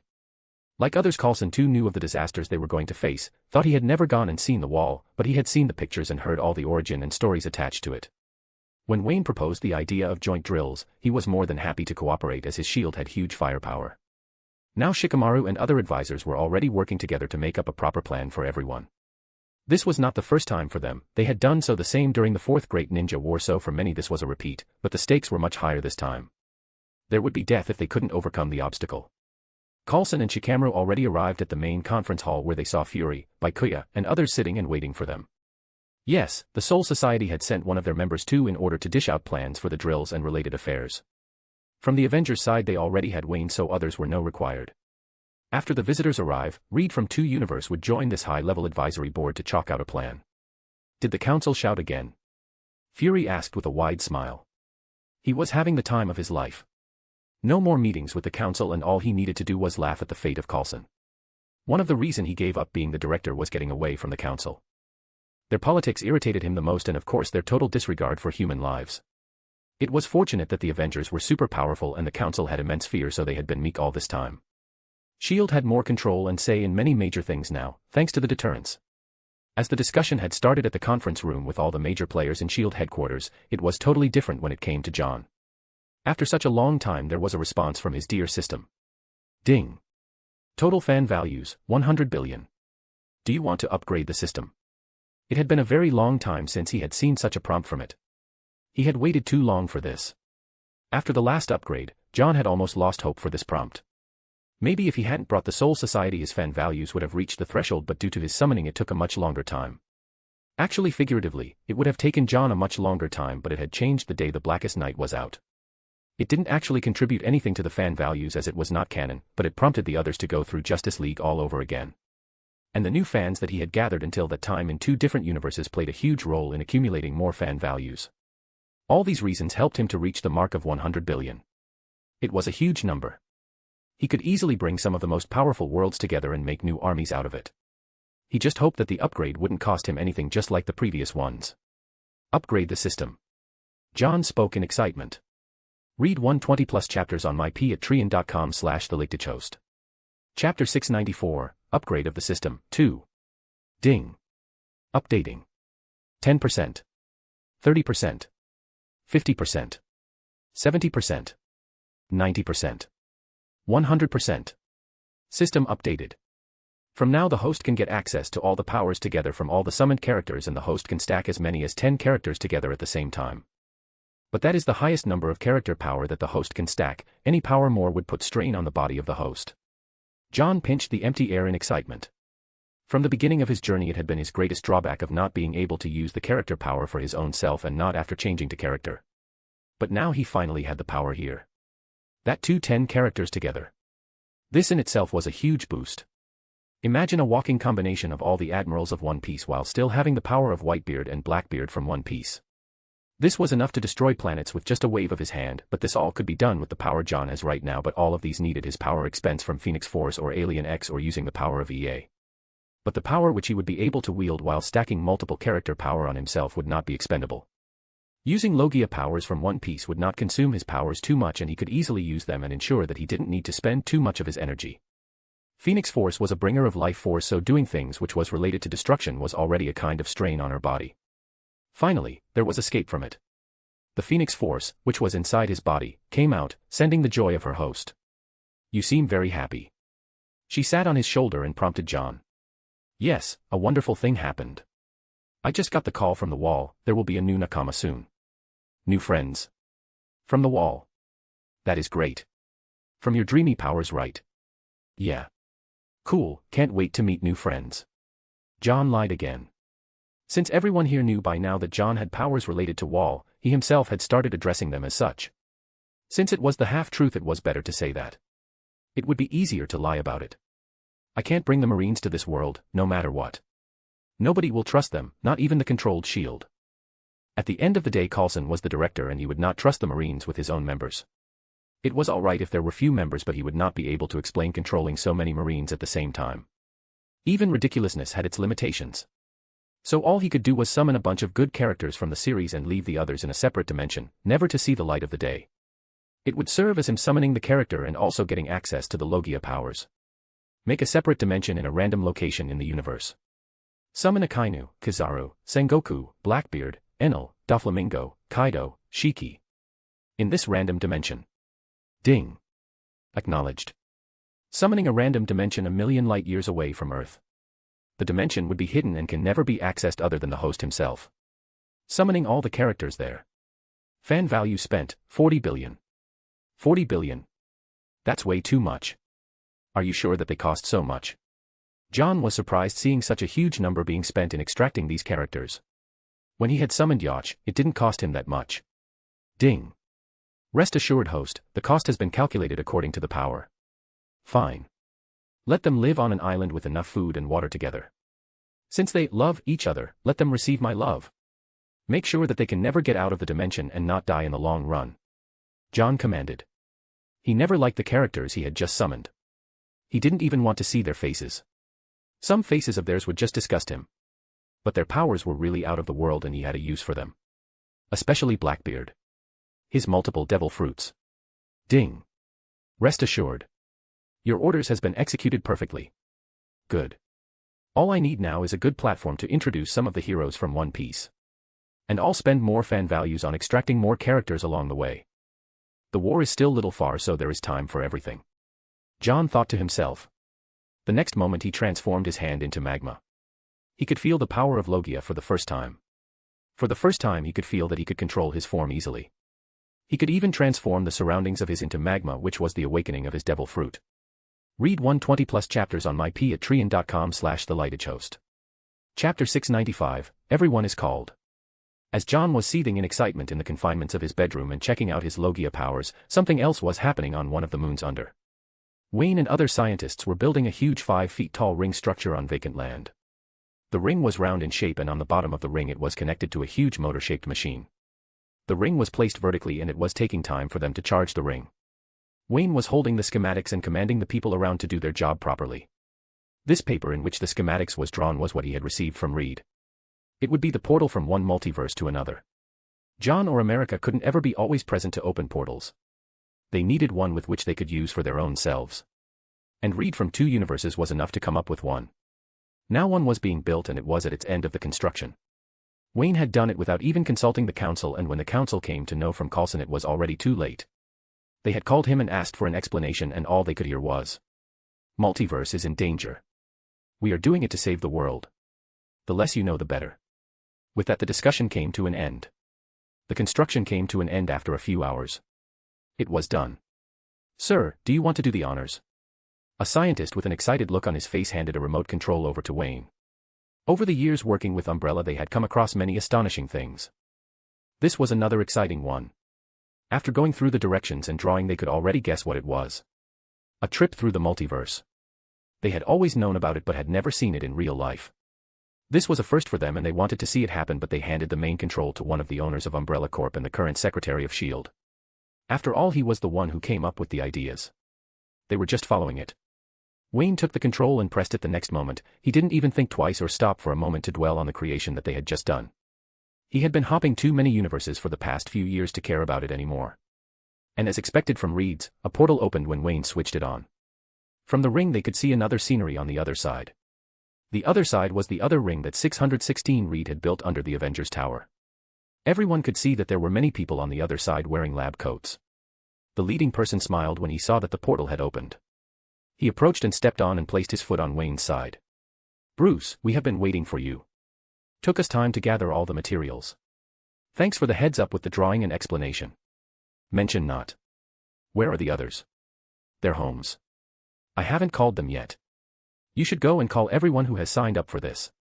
I will notify S.H.I.E.L.D., the 5 nations and the Soul Society." Bruce said. "All right. In the meantime let us join and make a few other rings around here. Would help us more. You can lead these people and direct them to make new ones. I will go and convene the people." The scientists of both sides were confused by the words of these 2 people. On Wayne's side they were more confused. They thought that the drawing was made by Wayne or Banner or even Stark, but from the words of Wayne it meant that this person who was the first to step out was the one who drew it. And what Soul Society? What 5 nations? What were they even talking about? They had questions but they knew that they couldn't ask them. Only time would tell if they were important enough to know the answers. Soon they got acquainted with Reed and scientists from the other side, while Wayne just left with the help of Guilty Spark to gather the Avengers, the Teen Titans, some of the Green Lanterns, the Shinobis, the Shinigamis, people from Asgard and even Guardians of the Galaxy. Everyone had prior information about the completion of the portals and it was time for everyone to gather and train accordingly. Avengers and fellow heroes of the universe. You are called to come at the Hall of Justice. The people from other sides are already here. Be here in 6 hours. Wayne gave a general call to everyone. Such a long time was given after careful thought about the distance which needed to be covered by some of the lanterns and the Guardians of the Galaxy. Read 120 plus chapters on myp@trian.com/thelightagehost. Chapter 696, The Captains. John also heard this announcement from Wayne and he could already guess why they were being called. There was still 6 hours and still time for everyone to arrive, so he wasn't in a rush to go to the hall, and neither were the other Avengers. John arrived at Morag, the destroyed planet, to practice his newfound powers. At first he used the power of magma. He transformed himself into a flowing magma and became a huge giant, and he punched his hand on the ground. The force was so huge that huge racks were formed on the surface and soon magma came gushing out from the cracks. The planet was already half destroyed, and now with a small move from John, it just made a portion of the planet more uninhabitable. John came back to his normal size and saw the awe of his power, and this was when he didn't even use his awakening powers. Then John used armament hockey and proceeded to punch his hand at a nearby tall pillar. It crumbled to dust before John's punch could even reach the pillar. Armament hockey was a broken ability and could easily influence the things around in its highest form. Later John checked all the powers. He could finally use many powers together without having to use other powers related to his template. He could use all kinds of hockey and it didn't cost him much. He could use all kinds of Logia powers and even he used Sengoku's powers. Phoenix meanwhile was confused about how John was able to use these new powers. Like others, she had also seen the anime and movies and thus knew what kinds of powers was John practicing. Oi! Where did you get these powers from? The wall is facing destruction and it has decided to boost me up. John had already thought of the lie before he came here. Since OAA had already said that his powers and knowledge came from the wall, he could easily dump the blame on the wall. Really? Seems like we have extra help in this regard. Phoenix mumbled when John gave the explanation. She didn't doubt him, as all this time he had shown powers that were not explainable or that could be judged. So is there a chance for the people of One Piece to arrive? Yes, they are on their way. I have tried pulling them to a good location. That's awesome. Can't wait to see the future Pirate King. But I wonder if his power is enough to be the Pirate King. Phoenix thought to herself. Like John, One Piece was her favorite show and she had been up to date with the story. Right now the story is in Wano and the main antagonist being Kaido and Big Mom. And Luffy definitely didn't have the power to face both of them. Only John knew that Luffy was different and he had a power that he himself didn't have any idea about. Spoiler for the One Piece anime watchers who is not up to date with the manga. Don't worry about him. He will be here soon. John said as he vanished from Morag. His usage of power on this dead planet had finally pushed the planet to total destruction. Minutes after John left, the planet burst on itself and the near-dead planet was finally put to rest forever. John was back at his home and went to have a bath. He had flexed his muscles quite a lot in Morag, so he needed to get the dirt off his body. He actually didn't need it, as magic would always keep him clean, but old habits die hard. After proper rest he had finally decided to go to the hall. After reaching he saw that many had arrived for this meeting. The 5 Kages, the captains, some lanterns and some of the Avengers. There was still an hour for others to arrive, so they had to wait. John's own children would fight actively in this war and John had allowed them on the promise that they would not be in the front line and would only act as support. Their powers were not very destructive and could be described as more of an espionage and supportive role, so he had forced them to only act according to the roles which would be provided to them soon. After an hour all the members had arrived, including the Guardians of the Galaxy, who were the last to arrive. They were very far, so it took them time to reach. Since everyone in our universe is here, let the meeting commence. Wayne said as he took his seat on the main stage, as he would be the face of the people of their universe. Read 120 plus chapters on myp@trian.com/thelightagehost. Chapter 697, The Captains, 2. Are the shinobis ready? Wayne asked the 5 Kages. Yes. They have been placed according to the groups we had used during the 4th Great Ninja War. Team comprising long range, short range, and close combat specialists, and have been separated as such. Good. The captains.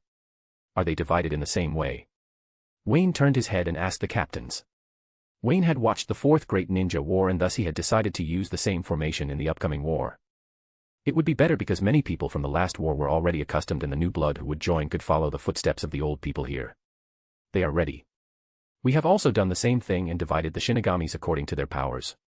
Good. Shikamaru, Urahara, Professor X, and me will be the strategist of the whole army and will decide how we will approach the war. We still haven't seen our enemy, so our strategies will change accordingly. Wayne had already decided long ago about the strategy and how they would approach the whole thing.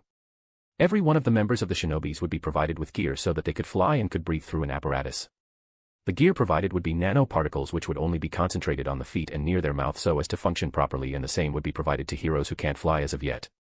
Umbrella had been mass-producing this from the last few months and we have been successful in making them in different sizes. Wayne said. This has been the concern of many people here. The fight might happen in air, so they needed an assurance that everyone could fly. During the fight against Black Winter many had faced the problem, though Tony was able to neutralize it. But it wouldn't be possible the same way this time, so Wayne took care of it from the start. Now, the other people from the 2 different universes are already here and we need to go and give them a warm welcome. Guilty, take us there. Wayne said as he stopped speaking more, as it would be useless and he would need to say the same thing to them later. Guilty teleported everyone in the room to the moon. What welcomed them were 2 huge ring portals which was open and many people going back and forth from it. After Reed had arrived he was quickly able to finish constructing the second portal and thus all the 3 universes were now officially connected. Guys, I have been waiting for you. Reed shouted, seeing that everyone was here. For the last few hours he had been talking with the local scientists, and the more he knew about this world the more he was surprised. He already had an idea of what this Earth would be like, but what he saw blew his mind. At first he thought that they were on Earth, but it soon got debunked when he saw a huge blue planet above shining. The scientists around gave a rough rundown of how the things work here. He was surprised that even after such advancements there has been no war, because according to the calculations Avengers-like organization should have been considered as a threat by the governments. But there was nothing as such. Avengers had proven to be too powerful to let anyone have any kind of power over them. There were multiple attempts, but all it received was attacks in their backs, and the governments were never able to lift their face in front of absolute power. Reed and others finally understood why their own team had disgusted them. Not because they were not able to convince the world, but because they were too weak and cowardly. If they had taken proper measures before, none of the sufferings they had faced would have happened. Took time to gather everyone. Wayne replied. Yeah, the people of the Nova Empire are on their way here and Guardians of Galaxy 2. Reed said their Universe 2 had people who were roaming the universe. Let us wait for 1 more hour and then we will commence with the drills. Wayne said. After an hour or so, when everyone had arrived, John opened 2 massive portals on the side. All the shinobis and shinigamis who had been waiting for this finally stepped out of the portals and landed on the moon. The Avengers of other universes were surprised seeing the sheer number of shinobis and shinigamis. They had met the Kages and the captains in the Harvester and they already watched the anime, but still the number of people who just emerged was huge. Seems like we have an army of our own. If we feel like it, we can bring the whole multiverse down with it. Read 120 plus chapters ahead on my patreon.com/thelightagehost. Chapter 698, The Captains, 3. We can bring the gods down if we feel like it. It's sad that we don't have to. John said as he looked at the people who had all gathered together. Everyone who was going to participate in the war were all present in the ground right now. And just the number of people would be enough to cover at least 20 football fields.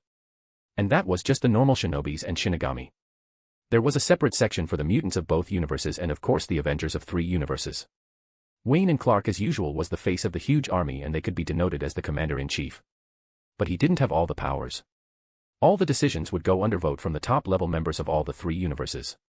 This was required as every decision would matter in this whole war and they should always go through after thinking about it.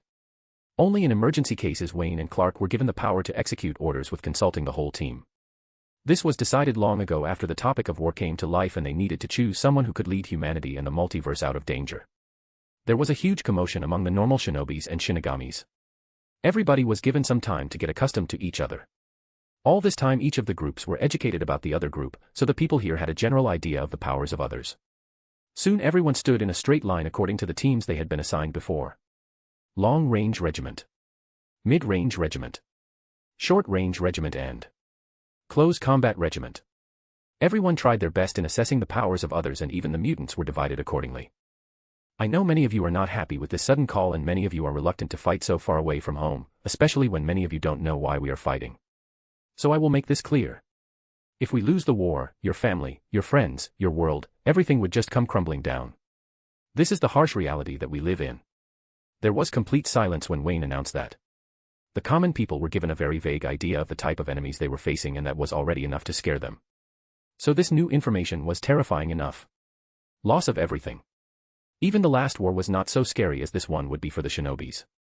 For shinigamis who had been living for such a long time, the concept of total death was out of nature and they would do everything possible to win the war. You will be given a proper gear made of nano-vibranium material so that everyone could fly and execute their moves. The shinigamis don't need a flying device as they could easily do it on their own. I am Bruce Wayne. Or as they call me, the Dark Knight. Clark Kent and I are the commander-in-chief of this army. Just like the 4th Great Ninja War, each regiment will have their own captains. The Close Combat Regiment will be led by Steve Rogers of our own universe. The current captain universe of this world. Please welcome your captain. Steve came forward and stood on the podium. The podium was little big and high up in the air so that everyone of their regiment got to see their captain. Everyone cheered when Steve came forward. They had no idea of why a normal Earth person was chosen, but since he was, there might be a reason for this. The Short Range Regiment will be led by Tony Stark of TRN 891. Tony came forward and raised both of his hands to receive the applause of his regiment and others. At first Tony of 616 was chosen to lead the team, but he denied any responsibility. He had been reckless all his life, so he wanted another version of him to take the responsibility. The Mid-Range Regiment will be led by Sasuke Uchiha of the 5 Nations. Finally there was an extra loud cheer hearing the common name by the shinobis. Sasuke had been instrumental during the last war, so they were excited that a shinobi was chosen to lead their regiment. And for the long-range war, Kachiki Byakuya of Godai 13 would lead the regiment. And there was another huge roar when Byakuya came forward slowly and stood at the podium. This scene looked like a replica of the gathering during the start of the 4th Great Ninja War. The difference being there were more members and the captains were different. It was surprising that none from 616 stood in the positions of captains, but like Tony of their world, every one of the high-level Avengers declined to lead the team. They felt ashamed about what they had done before. Read 120 plus words on my patreon.com/thelightagehost. Chapter 699, The Captains, 4. In addition to that, there will be 2 small espionage teams which will be of smaller scale. This team will be responsible for breaking through the enemy lines and gathering information. This team will be deadly team and will be consisted of people who are great in assassination and will be crucial to the whole war. Orochimaru and Kuratsuchi Mayuri will lead the 2 smaller teams. In addition to that, Tsunade and Senjumaru Shitaru, 0th squad of Bleach, known for her sewing hands and good medical knowledge, will team 2 different teams for medical attention on and off the battlefield. Wayne finished his speech with that. But this time there was no cheer among the crowd. Both Orochimaru and Mayuri were known for their notorious deeds in all the places, and them leading a deadly team meant the team which would be under them would be treated the harshest ways possible with no regard to life. There were already 4 separate smaller teams from the rest of the main regiments. They were not sure about their own selves before, but after Wayne announced that, the people in those small teams shuddered. Except for Tsunade, who was somewhat warm and gentle, the rest were ruthless. Even Senjumaru was known for her deadly pranks. The 4 teams looked like they were on the verge of crying. And if that was not enough, all the 4 captains already appeared in front of the team and had started inspecting them, making them freeze on the spot. With that body of yours, you will die second you step on the field. I will throw you out for a human shield. You will be named as Human Shield 1. Ah, such young lads. I will have fun doing experiments on them. Such cruel words were ringing as the 4 captains were going through their personnels. Even the mutants who had joined them were shaking in fear hearing the words. Like others, they too had watched the anime and had already known their horror. The 4 main regiments could only shake their heads in pity for their brothers and sisters and pray for them. There might be more teams joining over the course of the year, so I expect all of you to get accustomed to each other as fast as possible. Now your fate will lie upon your captains. Wayne finished his speech with that and left the podium while the respective captains jumped down to handle their business and train them in the best way possible. The only person who was not well versed in the military was Tony, but he had Friday to help him out in this. So all in all, it was good for all the regiments and the teams. The smaller teams would definitely find it hell in the next 1 year, but they would have to endure it for the safety of humankind and safety. A huge part of the moon was cleared out so that the soldiers could go through drills and strategies properly, and the Avengers made sure that everything would be carried out in secret. If it ever went out that a huge army was getting ready on a place near to Earth, it would cause unnecessary panic, and none wanted to be a part of that, so Tony and John had to take care of this through umbrella and proper anti-reconnaissance measures. The higher echelons went to the ring after seeing everything was in place. These soldiers would be staying in here for a long period of time, so they were also provided with proper food and lodging too. This would be harsh for a bit living away from home, but this would be better for them to hone their skills and relationships. Your ring is really awesome. It is so huge. I suppose humankind didn't make it? Reed asked, seeing such a huge place and the grandeur of it. It had its own weather too. This was just like the Harvester, but it was more open than that spaceship. No. It was the Forerunners. I pulled it from a universe where there is war between aliens and humans. There is a third kind of species which could be at best termed as parasites. They were a nuisance and danger to every living thing, so the Forerunners built this both as a safe haven and as a weapon. John replied, explaining the place from where he pulled the ring. Weapon. This ring is a weapon. Tony was surprised by John's words. When John brought this ring here, he never said that this ring was a weapon, and the only thing they knew was that at best it was like Noah's Ark for humankind or aliens. Yes. I separated the weapon part when I brought it. The weapon was a very dangerous one. The weapon could release a pulse which would be able to travel until the distance of a whole galaxy, and wherever it passes through it would annihilate every kind of being which has a nervous system or pain receptors, and that includes all kinds of plants too. Read 120 plus chapters on myp@trian.com/thelightedgehost. Chapter 700, He is Here. What? Guilty, is that true? Tony almost shouted as he said. There is no such information in the directory. Guilty replied. Tony and other Avengers now looked at John, wanting to know if whatever he told was just a lie or just for humor. I told you, when I brought the ring, I separated it from the weapon. So this can only be used as Noah's Arkansas. John said. Will there be a future where we would have to use the weapon? 616 Tony asked. If there is a future where we are forced to kill off a galaxy to just win a war, the battle has already been lost by us. Clark said, and everyone agreed on that. If they ever had to sacrifice a galaxy just to win the war, then it would be lost in all sense. Of course, if the galaxy didn't have any species, then it would be a different conversation, but everyone understood what Clark had meant by his words. It's fine. Don't take it that seriously, I am just speaking my mind and what I have seen in my dreams. John laughed it out loud when he saw the tense atmosphere. The Illuminati of 616 had always been little over the top, and that was what poured out from 616 Tony. He looked ashamed now when Clark told him that, but he didn't think he was wrong. Saving the multiverse at the cost of a galaxy would be a good bargain. But he knew that he couldn't get himself to do it. Saying something and carrying the order out is different. After reaching the Hall of Justice, they had started to discuss how they could lead things from here. Reed of both the universes asked for Umbrella's help in technology, as their universe was in the forefront of it. John and Tony were happy to cooperate with that. As they were discussing, there was a sudden call from GAIA. We have a situation. Put it out GAIA. Over the last year I have been keeping an eye on all people who are named as Owen Reese. Yesterday one of them who lives in Texas went into a bar and got himself into a bar brawl. He was bullied alone and at the end he was beaten down and later sent to hospital. It should have ended there with a proper complaint to the police as he himself belongs to the police force. But today after recovering for a bit he went in search of all the people who had bullied him. This shouldn't have been of any importance as it was a proper revenge case, but in one of the revenge fights he controlled the knife of the other party and stabbed his opponent in his arm. GAIA projected the video where a street camera had captured it. The video was in good quality and it was very apparent how Owen was able to control the knife by telekinesis and stabbed his opponent. He had the chance of killing his opponent but he didn't and only took revenge in a non-lethal way. John got serious seeing this video. Whatever he had expected had come true.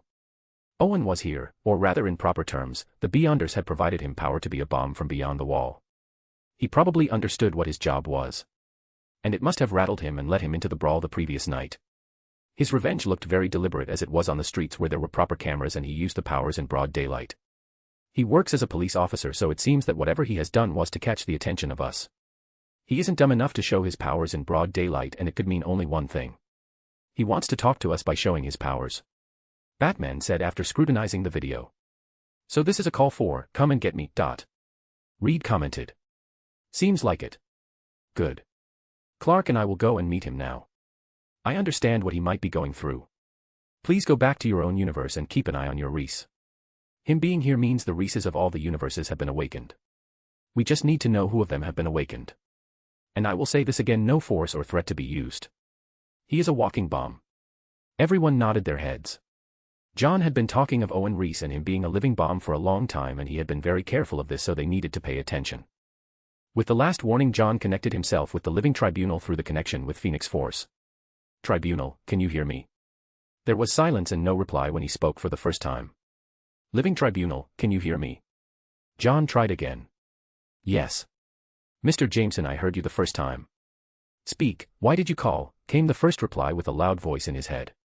Read 120 plus more chapters on myp@trian.com/thelightagehost. Chapter 701, First Approach. Damn. He is one grumpy old man. John thought when he first got the reply. The last time he met him was during his fight with Galactus. The Living Tribunal probably didn't like how he did things. But he had 3 personalities so nothing could be speculated correctly of him. I called him to be on the lookout. The first attack from the wall has already been launched and the first person to be hit might be you. John warned the Living Tribunal. The Beyonders attacked all the abstract beings first during the Secret Wars and thus John needed to keep them. Any damage to the abstract would throw the multiverse off course so he needed to make sure everyone was safe. There was silence again from the other side. After a few seconds the Living Tribunal finally said. Is the enemy that powerful? It's not a single enemy. You can specify them as a kind of species who does things for fun. I will advise all of the abstract beings to be together. They wouldn't be that powerful outside the wall otherwise we would have already been dead. But if they lay a siege on you then it might be difficult to escape so I hope everyone is together and take my warning seriously. OAA had already asked me to call you for help. So this is me asking for help. Save yourselves. We will handle the rest. John said. I will call the others. If they don't listen then there is nothing I can do. If they die then it's on their shoulders not ours. If you think you are unsafe then come to the ring. We will handle the rest. The enemies wouldn't dare come close to the Earth as it would interfere with their plan. The Living Tribunal didn't reply to that and John could already sense that he had gone off the communication. He wasn't sure of how seriously the Living Tribunal had taken his words or how the other abstract beings would take his words. John didn't care. The wall would break one way or the other. Which abstract beings will be alive? And which ones would die was already up in the air and there was no need to go beyond to save them. They didn't have that much energy to save their lords. After warning them, John and Clark vanished from the hall and had reached Barton Hills, Austin, Texas. The place where Owen lived and worked. They had taken the guises of normal people and walked up to the home of Owen. GAIA had already made arrangements so that there would be no police arrest or any kind of action from any security force. Even S.H.I.E.L.D. was told to back off long ago in the matters of Owen. GAIA is everything normal around? Yes. You can go in. GAIA replied. John took a deep breath before he went to ring the bell at his apartment. Owen didn't have a family to live with and he lived alone. He was divorced and there was no child involved in the relationship. Be calm and let me start talking. You are not very good at socializing. Clark said as he rang the bell. Thanks Clark for the heads up. John said. This was true as he had always been a little introvert and he didn't like talking with people who didn't have any connection with him. Only his summons made him feel okay to be around them. After waiting for a few seconds, the door finally opened slowly and a head popped out. The man looked like he was in 40s, but the hair he had didn't go with his age. He had hair which could already be specified as someone who frequents an animecan. Spiky green-colored hair. This hair didn't look anything like the one they had seen in the picture. This was the first indication that Owen wasn't normal, or he had been normal all this time, but now he had been going through changes that were out of his control and character. Mr. Reese, hello. We are from the Ring. We would like to talk about something with you. Clark spoke the first word, seeing the face of Reese. Ring. Are you the Avengers? Have you come to kill me? Yes. Mr. Reese, we are the Avengers, but I didn't come here to kill. We just came here to talk to you, and if you agree we can even let you join us. Clark said. Join you? But I just stabbed a guy on the streets an hour ago. We know, Mr. Reese, that you did that to catch our attention and you are probably scared. It was a good way to get revenge. I might have gone more crazy on them after what they did to you at the bar. You don't have to fear us, Mr. Reese. We are here to help you, and believe it or not, we have been searching for a person like you for such a long time. Read 120 plus more chapters on myp@treon.com/thelightedhost. Chapter 702, Madness. Reese had been having a hard time in the last 2 days. Out of nowhere he suddenly had visions of him standing in front of a huge chamber, and there were many thrones surrounding the circular chamber. It felt like he was here as an exhibition sample of the weird-looking humanoid sitting on the throne surrounding him. Reese could feel the disdain that these humanoid species had for him, and he felt angry when he saw that. He didn't know why, but he just felt like going up and beating these aliens that suddenly appeared in his vision when he was at home. And this vision didn't just stop there. The main alien who was sitting on the throne stood up and started giving him commands. Commands which made him feel like his whole world was crumbling down. They wanted him to do a self-suicide when the time was right. In the upcoming time, all he needed to do was get accustomed to his new power and try to control his new gained powers. And later, when the time was right, the aliens would ask him for self-sacrifice. Reese was angry and confused. He never asked for powers or anything of that sort. He had a cute apom at his home that had been his partner for a long time. He was divorced because his love chose a career over him. He thought his love would be strong enough to maintain everything in a balanced state, but her constant tours over the world had rendered him helpless, and he could already see that there was a wedge between him and her. And so at the end there was a divorce with mutual agreement, and there was no money involved. But through all of that, Apom had been by his side, and he was happy with his life and had no anger whatsoever for anyone. The world has changed in the past few years. Better life, better way of living, better food, almost no pollution, and people were happy with all the changes that the Avengers and Umbrella had brought upon them. People idolized superheroes, but those with little brains knew that it was the toughest job ever. They had seen a glimpse of what kind of enemies they had faced. Those huge giants that were bigger than their own solar system. The idolized them, but they weren't stupid enough to get a seat at the Hall of Justice. Reese had a good life with being a police officer. After the Pokémons came out, the crime was an all-time low. And after the change on Earth, their own place turned out to be a heaven. No random murders, no random robbery or any of that sort. The crime rate was at an all-time low, and he had a happy career to pass his days by.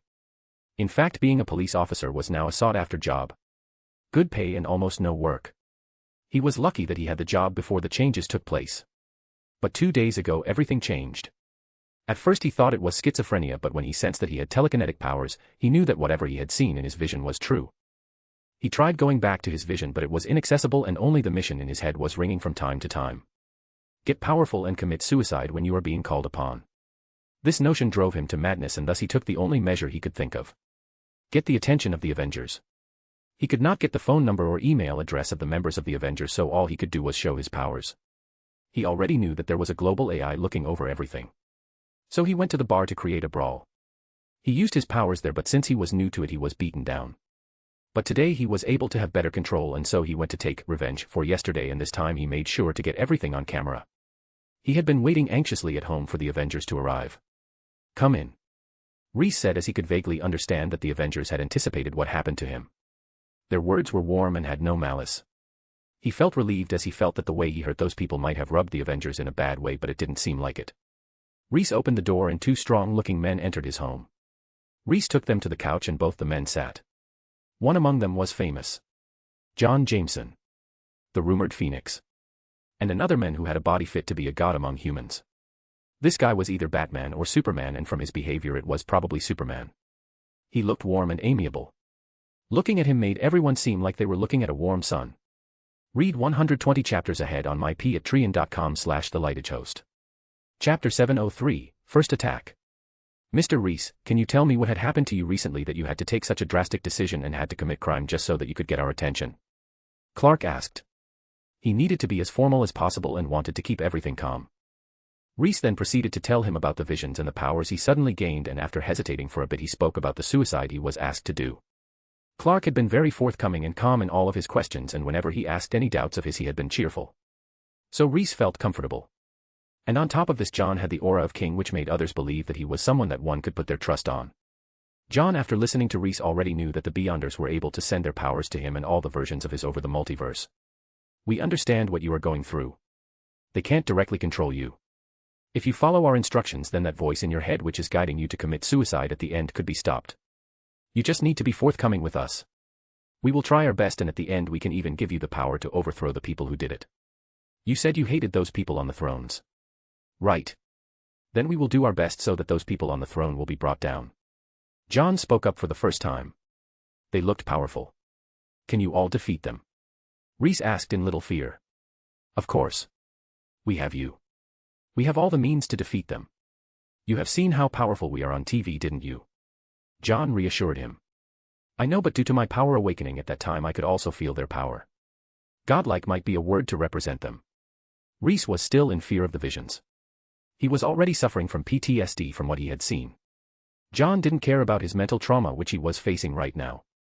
All he cared about was how Reese viewed humanity. The more unstable he was, the more it would have been problematic to control. But now it seemed like Reese was more stable. GAIA had informed John about his past, and it could be seen that Reese was a person who had a good view of the society and wouldn't want to cause any harm to anyone just out of free will. Reese, now we will take you to the Hall of Justice. Is that okay with you? Clark asked. Yes. I am fine even if you lock me up in a prison. I don't want to commit suicide or follow their instructions. I just hope you will treat me well. I am not so good with pain. Reese said in a meek tone. He was not ready to commit suicide just so that some beings asked him to. So he wanted himself to be under maximum security. After all, nobody would want to die. No. Mr. Reese, you will be our weapon in this fight. Don't worry. It will be all fine soon. John said as the three vanished from the room with Apom, who was lying on the shoulder of Reese. Reese was startled seeing such a change of scenery out of the blue. He saw that he was in a huge hall with people sitting around a round table. There were many people looking at him in curiosity and interest. He felt like he was back in his visions, but this time it was human. The only silver lining in this regard was that the humans had a different view of himself from the ones he had seen in his vision. Welcome to the Hall of Justice, Mr. Reese, we have been waiting for you. Tony stood up and welcomed him with a warm smile. He didn't show any malice or mockery. Everyone here was warned multiple times about this, though they didn't understand the reason. Soon a chair conjured up out of nowhere, allowing Reese to sit in the middle while John and Clark took their older seats. Thor, Strange. It is better you are present for what I am about to say. John suddenly had empty air. Thor and Strange normally don't move their assess. They use their omnipotence to look into discussions and situations. But John had called them out, so they appeared the next second. There were 2 empty seats at the hall and both of them directly appeared there. Reese, who was looking at all of this, was surprised. The average people almost didn't know anything about the Avengers. Some of their identities were made public, but that was it. Nothing more was known. And now 2 people including him just appeared out of nowhere. Read 110 plus chapters on my patreon.com/thelightedhost. Chapter 704, First Attack, 2. For a long time many have been curious as to why Owen Reese is very important for the safety of the multiverse. I have repeatedly asked for an eye on each of the Owen Reese. It is because Owen is chosen by the Beyonders, a species of superpowered beings from the Wall. And they have only one purpose. Destruction of the multiverse. And Owen is the way to do it. There was complete silence in the hall. All this time he had given hints about Owen but never explained much. But the topic, destruction of the multiverse, woke them up. How is Owen responsible for this? The species who are attacking us in a stealthy way are known as Beyonders. They come from the Wall, or that is what I think. They are here to destroy the multiverse with one large bang. Owen is their weapon. If any Owen from any universe commits suicide, it will destroy Earth. And destruction of a single Earth will destroy every consecutive Earth in the multiverse. Essentially killing everything, because with one destruction of Earth, their universe will just crumble upon itself. Wait, you mean every Earth is connected in the multiverse? Banner asked. Yes. Why else do you think Spider-Man is always chosen from Earth and not from other planets? So the loss of one Earth will just kill everything. One Earth and we are doomed. Then how shall we stop it? It's simple. We use their own weapons against them. John replied. How? If we kill a sufficient number of Owen from the multiverse and give their powers to Owen here, we will have our weapon with which we can kill the Beyonders. Once we have the powers of the Beyonders, we can stop their mission. John said. So Owen here can suck the power of other Owens and even the Beyonders? Clark asked. Yes. John replied. The other Avengers went into contemplation while Reese was hyperventilating. When he came here he just thought that some random superpowered beings were interested in his life or his body and that was the reason they wanted him to commit suicide. But this. What is this? Suicide. Destruction of Earth. Destruction of the multiverse. What the hell did he put his hands into? And now these people were thinking of making him a weapon. A weapon to kill the ones who gave him power and even seize the power. Isn't that just suicide? Did he have a choice? So we will have to travel to the multiverse in search of Owen and kill them. Clark asked as he felt a little disgusted at the thoughts of killing innocents. Some have to be killed because most of the Reese in the multiverse are either mentally sick or a criminal. If an Owen in the multiverse is innocent, then we will just suck his power away, and if he is a criminal we will suck his power and kill him. And if we can't do that on a live person then we will just leave. We don't need countless numbers of Owen to defeat the Beyonders. We have our own powers and with Owen it will be easier. John suggested. So we need to take Owen and travel the multiverse and collect more power? Professor X asked as he wore his helmet and looked around. This is the plan. Who will go to the multiverse? Many raised their hands when John said that, but he himself didn't. He had work here to do and he felt that since Doom was able to do it successfully, his own summons and the Avengers would be enough to handle Owen. Owen wasn't apt enough with his power yet, so it was easier for everyone.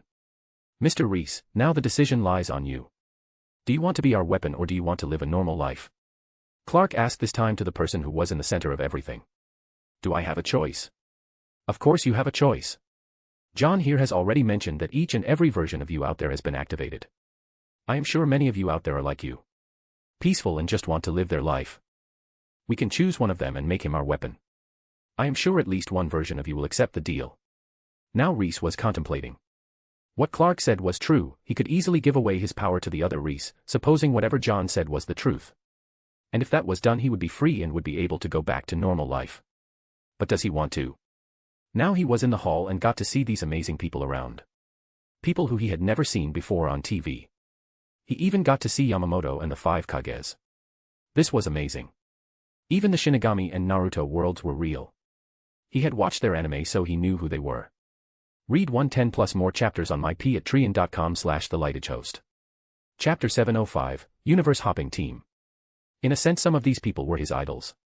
The anime characters, the Avengers, everyone here had a name and they were the most powerful in their own field. He even saw Yamamoto among them. He knew that whatever weird discussion had been done just now was real and there was no lie in this. There was no reason for a grand lie by the people with strong power. They could easily force him to be a weapon for them.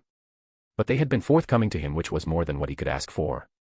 After a lot of contemplation he finally said, I will be the weapon for you. What do I need to do? Reese said. John and others smiled when he said that. This had been their plan from the start. To show him the real world and let him decide for the rest. Wayne had studied his life from GAIA, so he decided on how to make Reese voluntarily join them. Though whatever Clark said was true when he said that they could find another Reese, but they didn't have time to do it, so it was better for Reese to join them. And so he did. Good. We as Avengers thank you for helping us in this regard. John spoke up and said those words from the bottom of his heart. No. No. Everyone here has been saving our world for such a long time. This is the least I can do to repay all the lives that have been saved. Alright, since all formalities had been done, we will have to choose who will go for this mission. Wayne said since he saw that his plan for incorporating Reese had been successful. We will need some strong people for this, and so we as the Kages have decided to lend Naruto Uzumaki, the 7th Hokage, for this mission. He is capable and strong. He has a strong heart and is known for convincing people. Gaara said as he stood up. This was decided by the Kages the moment they came to know that they needed someone to travel the multiverse and acquire more power for their weapon. Good. Naruto will be a good fit for this mission. He is a shinobi and can sneak in easily. The Godai 13 will send Kasuke Urahara for this mission. He is meticulous in his plans and is known for devising foolproof plans for his mission. He will be in charge for this whole mission. The Avengers also nodded their hand when they heard that. Urahara will be the perfect leader for this kind of mission. And the Avengers have decided to send Diana as her lasso of truth would be very good in this kind of mission along with Raven. For those who are in favor of this whole team, please raise your hands. Wayne said. Everyone raised their hands, including the ones from 616 and TRN 891. It's settled. Mr. Reese, you can go back and pack everything. We don't know how long would be gone for, so you should pack all the essentials. Reese nodded his head with excitement. He would be following some of the greatest characters he had watched on TV and along with their powers. How could he not be excited? Guilty took him away after making a proper introduction with each member of the new team. Others from the team too needed to make their own preparations, and so they left, and later the other people in the Hall of Justice were discussing what their future plans would be and how to handle the Beyonders. John spoke of everything that he knew of Beyonders, which wasn't a lot. The comics haven't been really transparent about their origins or their powers. They came. Beat a shit ton of gods. And then Doom came to beat the shot out of them. This was all he knew, and so he said everything that he had read in the comics about them. After an hour of discussion, John and the others left. They had done everything that they needed to do. The newly formed team had decided to come to the House of Mysteries in about 2 hours, so John went to his home to wait for them. He would be sending them away, and he would be responsible for their universe-hopping journey. Once a universe was done, they would come back to their own universe and John would send them to another universe. Since any universe-hopping being had not joined, this was the only thing that they could do. America was too young for this serious mission, and she wasn't right for this job. She wasn't mature enough. After 2 hours, everyone had reached the famous home of John. Reese was particularly fast about this as he was very excited.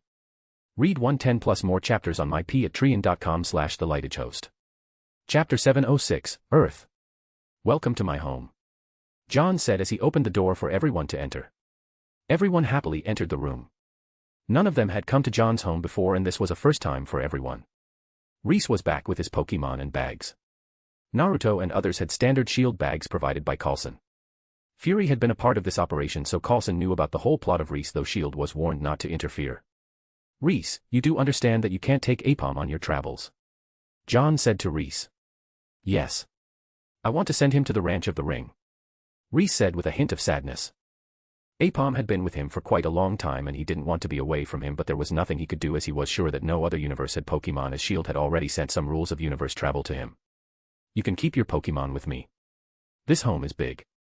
Emma isn't here most of the time and I only live here with Adino and Orchid. John said as Orchid came forward to provide everyone some juice. All right. That way after every trip I can get to see him. Reese said. John nodded. Since all are ready for this great adventure, I will start with a cruel universe. Reese gulped when John mentioned that. He had spent his life as a police officer, so he had an idea of crime fighting, but this was another level. A team made solely to bring another version of him to the knees. Of Earth 3117. This universe is special because on this Earth the Nazis won the war. John said. What? Reese almost jumped from his couch when he heard that.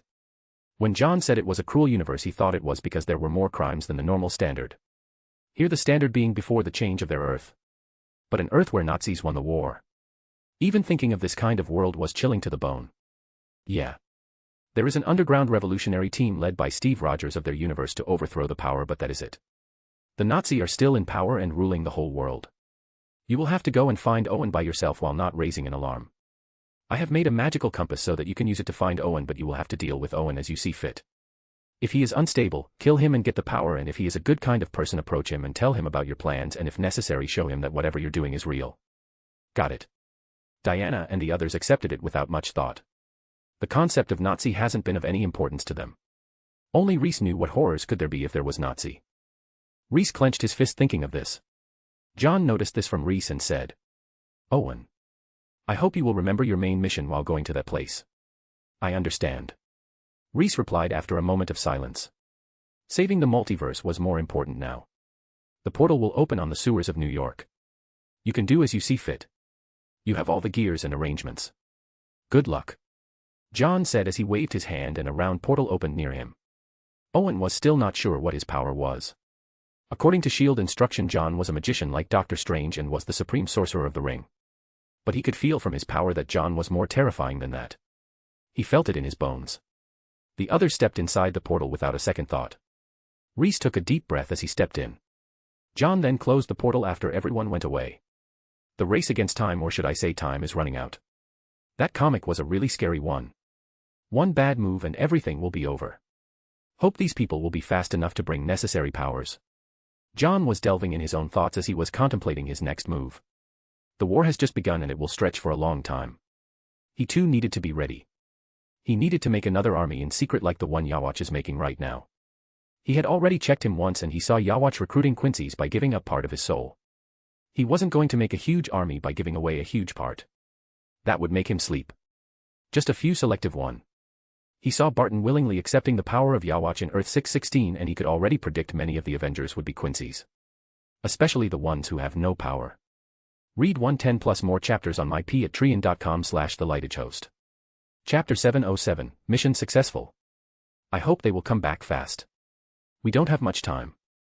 I can't go back in time like Doom did. The history has changed a lot. Beyonders activated the Molecule Man very late so I guess the whole operation will be very fast. Probably by 1 year. John was in his own thoughts as he walked slowly towards his office. Like others he didn't need to practice with others for coordination.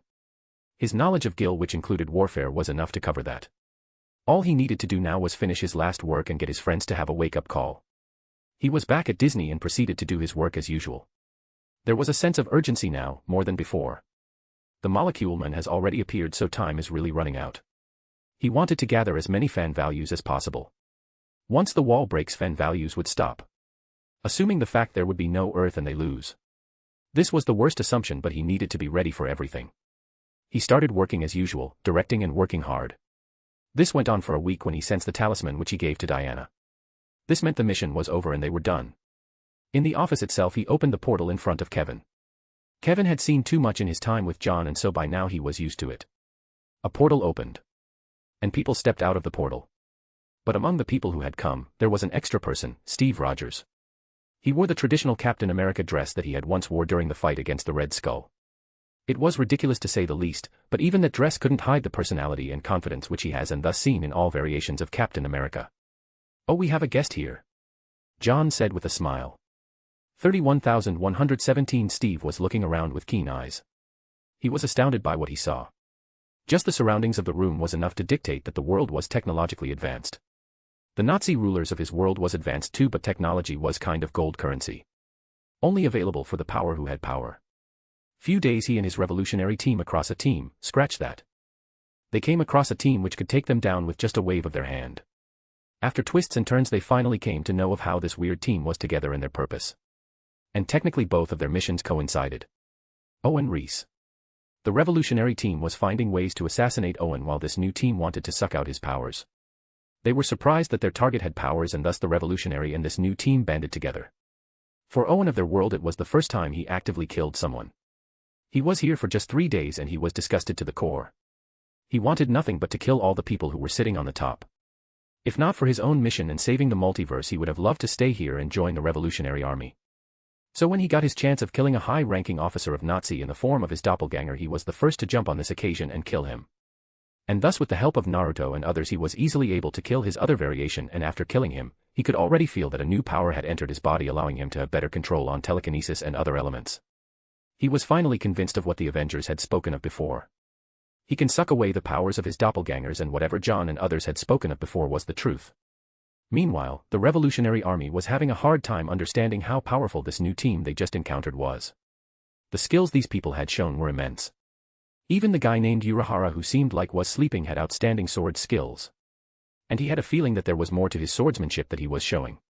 Diana, being the wife of Steve in their world, told their story to another version of Steve and the more he learnt the more he thought that these people were lying. He thought it was all a joke until a portal opened near him. Believing his instincts he finally stepped in and the things he saw around made him feel that whatever Diana had said was the truth. "Welcome to our Earth, Steve," Diana said with a smile as she already called her husband and informed him of her arrival. "This is amazing. There is another Earth out there. This." 31117 Steve was still fascinated by what he saw around. Read 100 plus chapters on mypatreon.com/thelightagehost. Chapter 708, Zombie. 31117 Steve was mesmerized by what he saw around but that was not it. Soon a person had arrived at the door who looked exactly like him. He had heard Diana speak about this and at that time he didn't believe him but now. Steve and the other Avengers were always allowed to come to the Disney office as GAIA was the one who handled the security of headquarters here. Diana went forward and kissed his doppelganger. He didn't expect that. Due to his leadership in the Revolutionary Army, he didn't have time for romance. But here was his other variation who had such a hot girlfriend/wife. He was envious for a bit for sure.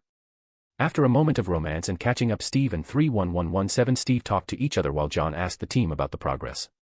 How was it? Did you catch the power? John asked. It was weird for me. It was as if the power belonged to me from the start. Reese replied. It should be. It was yours to begin with. The Beyonders just separated the powers. Won't they know that one of them died? If they don't deliberately search, they shouldn't. But I am not 100% sure, so it is better for you all to leave for the next world. You will be surprised by the next world. John said. I am all ready for it. Good. GAIA, give all of them a full bodysuit with a gas mask. John shouted. They are on their way. GAIA replied. And all they now had to do was wait for the new gears. Though they were surprised by those words, they didn't ask about it. Meanwhile, both of the Steve was having a good time talking with another version of themselves. 31117 Steve hadn't seen such a world before, so he wanted to take all of this in and experience the new world before he left. The more he saw, the more he felt like his world was a little cursed. So only our world is ruled by Nazis? 31117 Steve couldn't help but ask. As far as I know, it is the only one. John replied. He felt bad for him, but he could do nothing about it. Each universe has their own fate. He can only lend a hand to make things better. Until something comes up which threatens the multiverse, he couldn't actively help the other Earth. Do you need help? John asked. 31117 Steve didn't expect that John would ask him that. Diana had told a lot about their members, and especially John, who was the prophet of the big team and the one who knew everything. No. You have bigger responsibilities. Nazi is just one other army, plus you are on a crusade and you don't have time for small things. We will handle the Nazi ourselves. If you want to help, provide us with good arms and ammunition. Sure. GAIA, send them enough supplies to last for a year and big enough to tilt the rivals. Steve, you can talk with GAIA for the specifications. John said. GAIA acknowledged and led Steve away. Kevin, meanwhile, was just looking at this new scene with amusement. He saw how casually people travel through Multiverse with the help of John and was surprised to know that there was a universe where the Nazis ruled. This gave him movie ideas, but he knew he couldn't speak about it now. The new gears arrived after half an hour while the others went out for some fresh air and see their beloved home. Reese went to meet his Pokemon while Naruto and others went to the moon to see how the preparations were going on. After the gears were worn by the team, John said. The new world doesn't have any friends. Only enemies. The only thing you can do is fight your way out, and if you can't fight your way out, you can only escape. John reminded as he calibrated their Owen finding treasure a bit. Only enemies. How come a world can only have enemies? Diana was confused. It's not enemies per se. It is just that the world only knows hunger. So you will be regarded as enemies the moment you step in. Hunger. They want our food. Raven as he clutched his bag. No. They want to eat you. What? This new world will be a zombie world. What? What the hell? This is shit. What is a zombie? Naruto couldn't help but ask. He didn't have the notion of zombies as of yet, so he was confused. Diana then explained what zombies were. Everyone here needed to be knowledgeable about zombies, as she had seen enough movies and series to understand that the lack of knowledge will just be fatal. After Naruto understood, he screamed out, "Nanny the fuck." Read 110 plus chapters on mypatreon.com/thelightedhost. Chapter 709, Journey. Due to an accident, everyone there had been turned into zombies. So I had to calibrate the device to find a version of Owen who is already dead. Your job will be to find him and obliterate him. Killing him will do no good. The only thing you can do is to incinerate him. Remember, the zombies won't die even if you chop their head off. They will be headless corpses and nothing more. Only if you tear them limb to limb or burn them, they will be endless. They go for the smell of humans and sound. The gear is soundproof and smell-proof, thanks to Shuri. Got it. Any more advice? May the dead may never die. John said, remembering those famous lines. Then John opened two portals. One was for 31117 Steve and the other to the zombie world. 31117 Steve had a good time here, and he even got to see the ring from outside and their Earth. It felt like a fantasy to him and made his conviction stronger to liberate his Earth from the cruel rule. He wanted his Earth to be like this, the paradise. 31117 Steve thanked John for letting him be in their world and showing him around before leaving. John after much thought spent a small amount of fan values to give him a devil fruit. The devil fruit of Ace. The Marimara no Mi explained the working of this fruit. Are you sure you want to give such a precious thing to me? We have people here who have more power than this, so don't worry. It is just one of the useless things. All right. Thank you. I will use this for the better of mankind and save the people. 31117 Steve said as he took the fruit. John could already imagine Captain America as someone flying in the air with the use of flame. It will come full circle with the old movie of Fantastic Four. That would be one hell of a story. Kevin had seen all of this from the corner of the office. He was surprised to know that there was one universe where there were only zombies. This sent a chill through his spine and he prayed for the departed soul of his counterpart. Then John as usual proceeded to work on the series as before. The other Naruto team took 3 days to complete killing Owen and was back. The moment they came back, Diana went straight to her home without speaking a word. Everyone had a smell of rotten flesh and all kinds of disgusting smell from the vibranium-clad suit. Following Diana, all the others too went to have a proper rest and bath. John could already feel that the mission was successful and Owen had gotten more powerful, so he didn't ask. In this way the mission was going well. Most of them needed Owen to kill his other part and a very few ones had to be talked with properly. And as the days went by, Owen started to get more powerful. He could now easily control his telekinetic powers and change the molecular structure of things around himself. This was a huge leap in his power. This happened after Owen killed the Hulk version of himself. That world was weird as that Earth had only America as the only country. John had visited that world long ago with General Ross. And gave him the scare of his life, which prompted the military to stop sneaking into his world or in the world of Avengers. They just played their own politics. Now the playing field had gone to different empires over the universe and the Avengers never cared about this. As long as there was peace and people had a happy life, John and the Avengers never bothered with them. After a few months of travel by this exclusive team and working tirelessly, and visiting many Earths, Owen felt like he had enough power to handle the Beyonders now. He had tried his power before, and he could feel that he could change the structure of planets and solar system as he saw fit. He could easily influence the probability of things around him without even touching them. Provide life force or take it away. But he could still feel that his body could handle more energy easily and there was no limit to his potential. That notion gave him a scare. He was so powerful, but he still felt there was a lot to do. And above all, he could still feel that John was more powerful than him. Even Steve Rogers of their planet was more powerful than him, but it didn't matter now. John had already informed him that they would leave to catch the Beyonders soon. It was time to face his maker and put an end to it. Read 110 plus more chapters on myp@trian.com/thelightagehost. Chapter 710, Going to the Wall. John was keeping an eye on the power levels of Owen and also made sure that he was stable with his powers. He even sent Zatanna and therapists to check his mental state and make sure everything was in order with him. He didn't want the comics version of Molecule Man who was apathetic to things around and didn't care how Doom ruled over the people. He wanted to make sure that this version of Molecule Man loved mankind and in a greater sense loved all the species around the universe and multiverse. John had tried once taking the power from Owen and even volunteered for this. But his power and John's power weren't compatible at all. Even with Phoenix Force and Celestial Sapien he was still not able to bring out the power of Owen.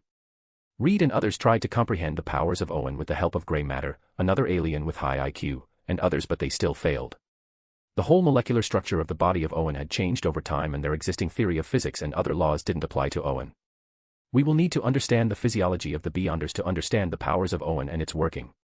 Or we will have to relearn everything that we know of ourselves and start afresh. Reed said after finally getting the depth of the matter. So it is a dead end. No. We have all the samples and all we need is to understand the connection. So what you mean is we need to understand their laws of working and functioning. Reed nodded his head. We need to go to the wall and fight the Beyonders for that. Are we really going to do it? We will have to do it. What if we encounter others instead of the Beyonders? Reed asked. Then we will have to fight them too. Clark said as he entered the laboratory. The laboratory was made in the Hall of Justice and due to war preparations on the moon, most of the Avengers of the three universe now worked in John's universe. Clark was in the Hall of Justice when this conversation was happening between Reed and John and due to his super hearing he came to the lab. Is Owen ready? Clark asked. Over the course of time Naruto and Diana had trained on the ways of sneaking up on enemies and the path of a strong warrior. He had gone through multiple Earths and I think this is enough experience. He isn't as naive as he was a few months ago. Or at least that's what the therapists say. Then it's good. Time to assemble a team to invade the wall. Is Thanos able to walk and fight? John asked Reed. We have a functioning Thanos but not a full-powered Thanos. Reed said. He had lost a lot in his journey to the wall and bringing the totality which was now secured on the ring and is always under tight surveillance with people from Siri-IDI and the Naruto world. We don't need a functioning Thanos. We just need him to guide us and help us avoid things. Clark said. Call all the Avengers. It's time we take matters into our own hands. Gaia. On it. Thus Reed and John walked to the main hall of justice where all the high echelons were called. They had to wait as they all had been working hard in their own ways, trying to get better. The League of Assassins had also joined the war preparations as Killmonger had specifically asked for this. The League hadn't been active the way it was before. There was better control in the crime scene of the world, so the League had lesser work. When Killmonger came to know that the Avengers were preparing for the ultimate battle, he couldn't just stay away, so he too joined. After an hour or so, everyone was at the hall, and those who were on the Harvester, they joined via video calls. Reed had advancement in science to figure out a faster way to communicate between them. Everyone sat on their seats and thus the discussion began. Owen is ready to handle the Beyonders. Clark said. Then do we know the position of the Beyonders on the wall? Wayne asked. No. We don't, but for that we will take Thanos and Owen. So with both of them we will have guides who will help us. John replied. Are you sure that Owen will be able to guide? Thanos can be controlled as he is a weakling now and all he wants now is to save the multiverse. I have been studying him recently so I can say that he has no plans of killing everything in the world. It won't serve his purpose as all life will be extinct if we lose the war and there will be no freedom. Read 110 plus more chapters on myp@trian.com/thelightedhost. Chapter 711, Going to the Wall, 2. There is nothing we can do even if Owen can't be the guide. We will have to take this war to them or else any one universe will just crash and that will just snowball the rest of the multiverse. We can't save the infinite universes out there one by one in a year. The wall is going to tear apart soon and it is better we take the war to them. There was silence in the room. Nobody spoke of it but everyone knew that the war was coming. Some wanted to avoid it but they had forgotten or rather chose to forget that there was no escape from this. Who will accompany Owen in this mission? I will take the first step. John volunteered. He needed to see inside the wall and make sure what he had known was actually real or was it just fictitious. I will go. Barry said as he got up. He had the speed force with him which would allow him to go at super fast speed and even change time if it is required. I will go too. Wanda said as she raised her hand. She had been studying, cultivating, and fighting all this time so that she could be helpful and be powerful as the counterpart of 616. I want to take Lucifer on this trip. John said as he asked for another person. Lucifer hasn't been in the meeting and he hardly shows up and tends to be at his home in LA and just bury his head under the thighs of Detective Decker. But for this mission they needed someone who was in God level. So John specifically asked for him. Will he listen to you? Wayne asked, still doubtful if Lucifer will agree. The threat to his family will be enough to get him from his bed. Good. Any more you want to take? Wayne asked. They didn't refute the fact that John wanted to go. As OAA had said, his powers came from the wall so his inclusion in the first attack was necessary. But everybody couldn't go as there needed to be powerful people staying on the earth and protecting them. And thus John made sure to bring one of the strongest teams for this. He didn't take any Shinigamis or Shinibis because he felt that it was not necessary and only reality-bending powers would be enough. In addition they would have Owen and Thanos. Going to the multiverse would be a toll on the body too, so it was necessary to have a strong mind and will to handle the erosion. The wall wasn't known as a prison just for fun. All in favor raised their hands. Clark asked as it was customary now. And surprisingly there was tie among all the members. The Shinigamis and the Kages didn't raise their hands as they felt a person from their team should leave. And some of their own Avengers members felt that there were less number of people in the team. So we are at an impasse. Wayne said. Who else wants to volunteer in this mission? I will not take any Shinigamis nor any Shinobis. We only need reality-bending powers. John said. He didn't expect his decision of taking their own team would be challenged by some people. He wasn't angry about it. Rather he felt happy that many people genuinely felt that they needed more firepower. We have huge powers with us. Yamamoto refuted. You do. But this wall is between us and Wayne's multiverse. Your presence here doesn't coincide with the two multiverses. We want to keep you as a hidden weapon. Yamamoto was silenced by this. John was right, the Shinobis and the Shinigamis were the hidden weapons of theirs and they needed to keep it that way until the main war. Take a mutant with you. Professor X said as he wore his helmet. Who is going to come for this mission? Take Jean. She is still very powerful and has connections with the Phoenix Force. Professor X suggested. Sure, Jean will do. John said he would have liked the son of Professor X aka Legion, but he was too unstable for their own good and he was still young. Another mutant he would have liked was Hope Summers, but she wasn't born yet. The mutants were still far away from their future dominance, and there was still time for the Scarlet Witch of their world to make the immortal pond. That was too OP, and even in John's book such a thing shouldn't exist. The existence of that pond would just break realities and start another war. Good. Now all in favor? Wayne asked. After this, all had raised their hands, signifying they had reached a decision. Get ready and tell Thanos to get his ass here soon. I will plant a bomb in his brain before he leaves. Any wrong move, he dies. Tony said. Read 110 plus more chapters on mypatreon.com/thelightagehost. Chapter 712, Going to the Wall, 3. The team was ready in 6 hours, of which the last 4 hours was spent with John going to LA and convincing Lucifer to come out of his nest. I am not going to this bloody charade and the tea party that you have made. But Lucy, there are very few people who are as powerful as you out there. In addition, your father's interest is in this. Father came to meet you. Now Lucifer was interested when John mentioned that. Yes, a few months ago he came and visited us all and gave us a warning. He hopes we defend our realm and keep everyone safe. Since Father has come and gave you all his feet to kiss upon, why are you here? Go on. Off your god. Lucifer said while having no respect for his father. His father was the presence of the DC universe, and John was sure that if OAA had sons, then he would beat the shit out of his son if he acted like this. But it wasn't entirely Lucifer's fault. His father really was responsible for many trauma that Lucifer suffered from. Lucy. Listen to me. You and your wife won't even have a chance to fight if we give up and don't do things right. John finally couldn't take it anymore and had to use the system to make him a little obedient. He had been trying to convince him for a long time now, and he was losing patience. Fine. Fine. I will go. So much for Father, who still hasn't shown his face. Lucifer complained. It will be fine. Who knows? After this you might have to sit in his position. What do you mean? What do you think will happen if the wall breaks apart? This will kill your father. John reminded him. What? You never told me that. All you said was that the wall was going to break. Now you know. We can only do so much and try to save what we can. Lucifer now had a serious look on his face. He was fine and dandy all this time, but the moment he came to know that his father might die, it did affect him. No matter what, he did love his father. Even after all the torture and trauma over these years. In the depth of his soul he believed that he was responsible for what he was facing. After all, he was naughty when he was young. And now he came to know that his father might not be present after this war that John spoke of. You should have at least held a traffic sign above or something before you say such absurd things. Lucifer said. It is the truth, Lucy. So now get your ass up and help me. Maybe there is something in the wall that might save your father. I will be ready in an hour. Just need to get my toothbrush and my towel. Lucifer said as he looked at Chloe, who was sitting on the couch listening to them. She knew of nothing and was a little confused, but she knew what Lucifer meant by father. The God Almighty. So this thing was serious, so she didn't interrupt. John, after saying goodbye to Chloe, vanished from his place and was back at hall, where he found everyone waiting. Waiting for Lucifer. Did that guy accept? Wanda asked. She had known Lucifer from the Siriidii time and even asked him about the other forms of magic. Yeah, he will be here soon. John assured. Is he really the demon from hell? Barry couldn't help but ask. Yeah.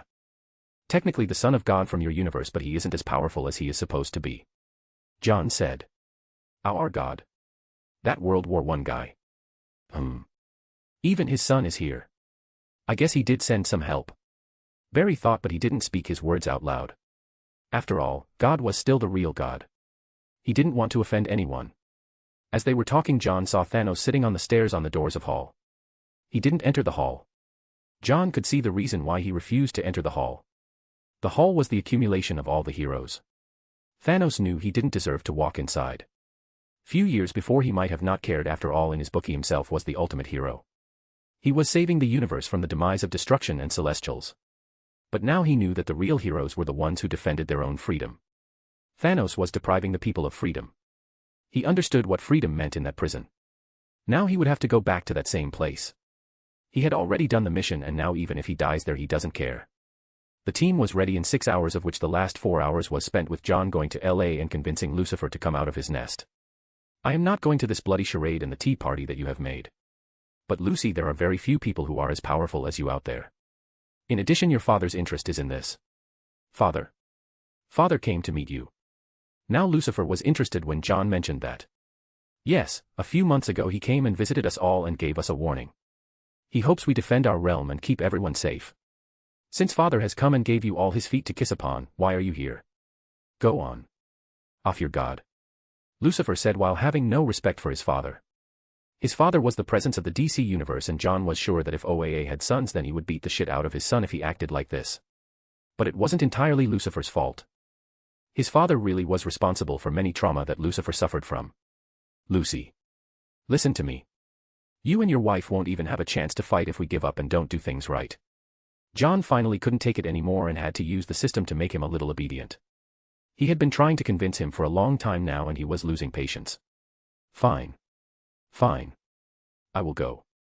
So much for Father who still hasn't shown his face. Lucifer complained. It will be fine. Who knows? After this you might have to sit in his position. What do you mean? What do you think will happen if the wall breaks apart? This will kill your father. John reminded him. What? You never told me that. All you said was that the wall was going to break. Now you know. We can only do so much and try to save what we can.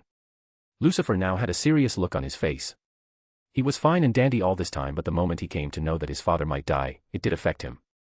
No matter what, he did love his father. Even after all the torture and trauma over these years. In the depth of his soul he believed that he was responsible for what he was facing. After all, he was naughty when he was young. And now he came to know that his father might not be present after this war that John spoke of. You should have at least held a traffic sign above or something before you say such absurd things. Lucifer said. It is the truth, Lucy. So now get your ass up and help me. Maybe there is something in the wall that might save your father. I will be ready in an hour. Just need to get my toothbrush and my towel. Lucifer said as he looked at Chloe, who was sitting on the couch listening to them. She knew of nothing and was a little confused, but she knew what Lucifer meant by father. The God Almighty. So this thing was serious, so she didn't interrupt. John, after saying goodbye to Chloe, vanished from his place and was back at hall where he found everyone waiting. Waiting for Lucifer. Did that guy accept? Wanda asked. She had known Lucifer from the Siriidii time and even asked him about the other forms of magic. Yeah, he will be here soon. John assured. Is he really the demon from hell? Barry couldn't help but ask. Yeah. Technically the son of God from your universe, but he isn't as powerful as he is supposed to be. John said. Our God. That World War I guy. Even his son is here. I guess he did send some help. Barry thought, but he didn't speak his words out loud. After all, God was still the real God. He didn't want to offend anyone. As they were talking, John saw Thanos sitting on the stairs on the doors of hall. He didn't enter the hall. John could see the reason why he refused to enter the hall. The hall was the accumulation of all the heroes. Thanos knew he didn't deserve to walk inside. Few years before he might have not cared. After all, in his book he himself was the ultimate hero. He was saving the universe from the demise of destruction and celestials. But now he knew that the real heroes were the ones who defended their own freedom. Thanos was depriving the people of freedom. He understood what freedom meant in that prison. Now he would have to go back to that same place. He had already done the mission, and now even if he dies there he doesn't care. Read 110 more chapters on myp@trian.com/thelightedhost. Chapter 713, Going to the Wall, 4. After an hour of wait, Lucifer was finally here, but he came with Chloe. She had never been to the ring and had never seen the famous Hall of Justice, so she wanted to have a look. Lucifer teleported with her to the ring. She had sparkling eyes when she looked around, fascinated by what she saw. She got to see even the team that was going with her lover for the mission. She knew Barry, Wanda, but she had never seen Jean before, so she was new to her. Owen too was new. But the presence of Thanos was what surprised her. She had seen him fighting the Avengers on Mars, and that fight was apparently long before she came here, so she was confused about why Thanos was here, and he had weird extensions in his body with metallic parts attached to his arm and leg. His body looked totally different, and only his face, which had scars, now was apparent. Though she was confused, she didn't ask. He trusted his lover and the Avengers. Welcome to the ring, Lucy. John said. The pleasure is mine. I brought my toothbrush, my towel, and various bottles of whiskey. Lucifer said, showing them his bag. Jean and Owen were surprised by his words. Owen had a little ugly face. He had read the Bible since his childhood, and he was portrayed not in a very good way there. So he was not sure if this guy could be trusted. History hasn't been good to him, and neither was his behavior right now. John, on the other hand, didn't care. Lucifer always acted like that, and he didn't care as long as he helped, and he had spent 40 billions more to upgrade his power level. Last time in hell he couldn't provide much power, but this time it's different. The harvester is on its way to pick us up, John said. In a few minutes the huge spaceship was finally visible. It had been parked a little far away from Earth so that it didn't mess up with the rotation of the Earth and the other moons. Everybody boarded the ship after it docked near the ring, and after waving their hands at the hall, the exclusive team left. Many people had come to see them off from the Avengers. They didn't speak any word of encouragement and giving boost to the spirit. This war was just the start, and that they have been working in shadows for a long time by killing Owen. This was just another mission. But very few knew how terrible the Beyonders were. John had always spoken less of Beyonders. It was because he himself knew less of them. All he knew was that Doom was able to defeat the Beyonders with the help of Molecule Man. But he knew the horror of their strength. They defeated the Living Tribunal. This was a huge feat, and he needed to make sure he had all the cards at his hands. Now his own power had upgraded, and this battle would be perfect to showcase what he had learned. After the simple farewell, the Harvester was on his way to regions outside the multiverse, and it would take some time to reach there. It was the first time for Lucifer, and he looked like a kid who got a new toy. Since the Harvester was so big, it had everything ranging from football fields to bars. And Lucifer went straight to bar. "You cheeky bastard. You have been hiding this place from me for such a long time. If you had said that your spaceship had such places, I would have come with you in a jiffy." "No, you wouldn't have. You still love your penthouse. Can't argue with that." Lucifer also nodded his head to that. His penthouse was really luxurious, and he didn't want to part with it for a long time. Lucifer dove straight to the cellars to drink some whiskey, and surprisingly Thanos joined him in drinking some alcohol. John could see that recently Thanos had been giving away his life to alcohol. And John wouldn't stop him. He had spent a majority of his life killing people. Now he was in his own prison. In a few hours they were finally at the place where many had been stationed all the time and under strict vigilance by the Green Lanterns. The Harvester docked with the old spaceship, and they all came to the main ship to get their suits. John had ordered for manufacturing of suits suitable for the journey to the wall along back. Many had been built as they might need it if they ever go inside the wall. Now was one of those cases. Professor X of 616 was temporary leader of the group here with the Guardians. Since all were telepathic, they had many things in common. Read 100+ chapters on mypatreon.com/thelightedgehost. Chapter 714, The Promethean Giants. "Professor, are the suits ready?" John asked. "Long ago, my friend. You can take them. My friend, you have been a boon to us and this multiverse. Your powers have allowed us to have a fighting chance. Though we don't know what kind of beings we will be fighting against, at least we have the knowledge and the heart to come together and fight for a common cause." John was little taken aback by those generous words of Professor. He did help the mutants of Earth 616, and their presence had now been accepted all over the planet. Surely there was racism, but it had gone down a lot. The disappearance of the Avengers proved too much for the civilians and the government, and made them realize how lacking they were when it came to reality. It's sad to say, but peace never brings people together. Peace can only douse the fire for some time, but there is common hatred, then humanity or any kind of species will look over their differences and come together. History has been observing it for a long time. John said. True. Only a common hatred can bring people together. It is unfortunate. Hatred is just any feeling, Professor. Nothing more. We as intelligent beings have both love and hatred. Both emotions are overwhelming and can be wielded to acquire more power. We just need to balance ourselves and decide what is wrong or right. Even that notion of right and wrong is different for many people. Thanos here had a different notion from us. He is not wrong. Only thing was that he didn't have the power. We define right and wrong by our own definitions. You are right, Professor said, and he too accepted the words of John. In the minds of the racist people, they weren't wrong. They were afraid of mutants, so trying to kill them was justified as right by them. Only strength has the right to speak and decide what is right and wrong. And here too we will have to do the same thing. Only strength can defeat our enemies and establish our own right, John said as he clenched his fist and finished wearing the suit. The suit looked like it was Black Panther's suit with no extra designs or any animal heads over their own head. It was a normal ninja-type suit with a sleek outline and a stretchy cloth. There was a mixture of vibranium and adamantium in the suit, thanks to the other two universes. Mic check. 1, 2, 3. All clear. Professor, we will be off. Pray for us that we come back, Barry said. He was still a little fearful of the world where no known human has stepped its foot in. Thanos was not a human, so he didn't count him in his hand. It was good that Barry was just thinking of all this instead of saying out loud. There has been one human who was able to do this and come back alive too. Mr. Reese, I hope you will be able to get the powers and help us in the war. A lot rides on your shoulders. I hope everyone will come back victorious. Professor said as the Guardians stood behind and bade their farewell. They had a serious face and they too, like others, hoped that the team would return victorious. I will try my best, Professor Xavier. Reese said. Over the course of time he had got acquainted with all the members of the Avengers and now knew who was who. With those last words all the members of the team flew away to the wall. The crack was now as huge as the size of a solar system. From the crack the prisoners who were struck inside could be seen easily now. Their sizes were just as the same sizes of the Celestials. These are the Promethean giants, the vanguards of Perpetua. John said as he could easily see the huge bodies being stuck in their places, unable to move.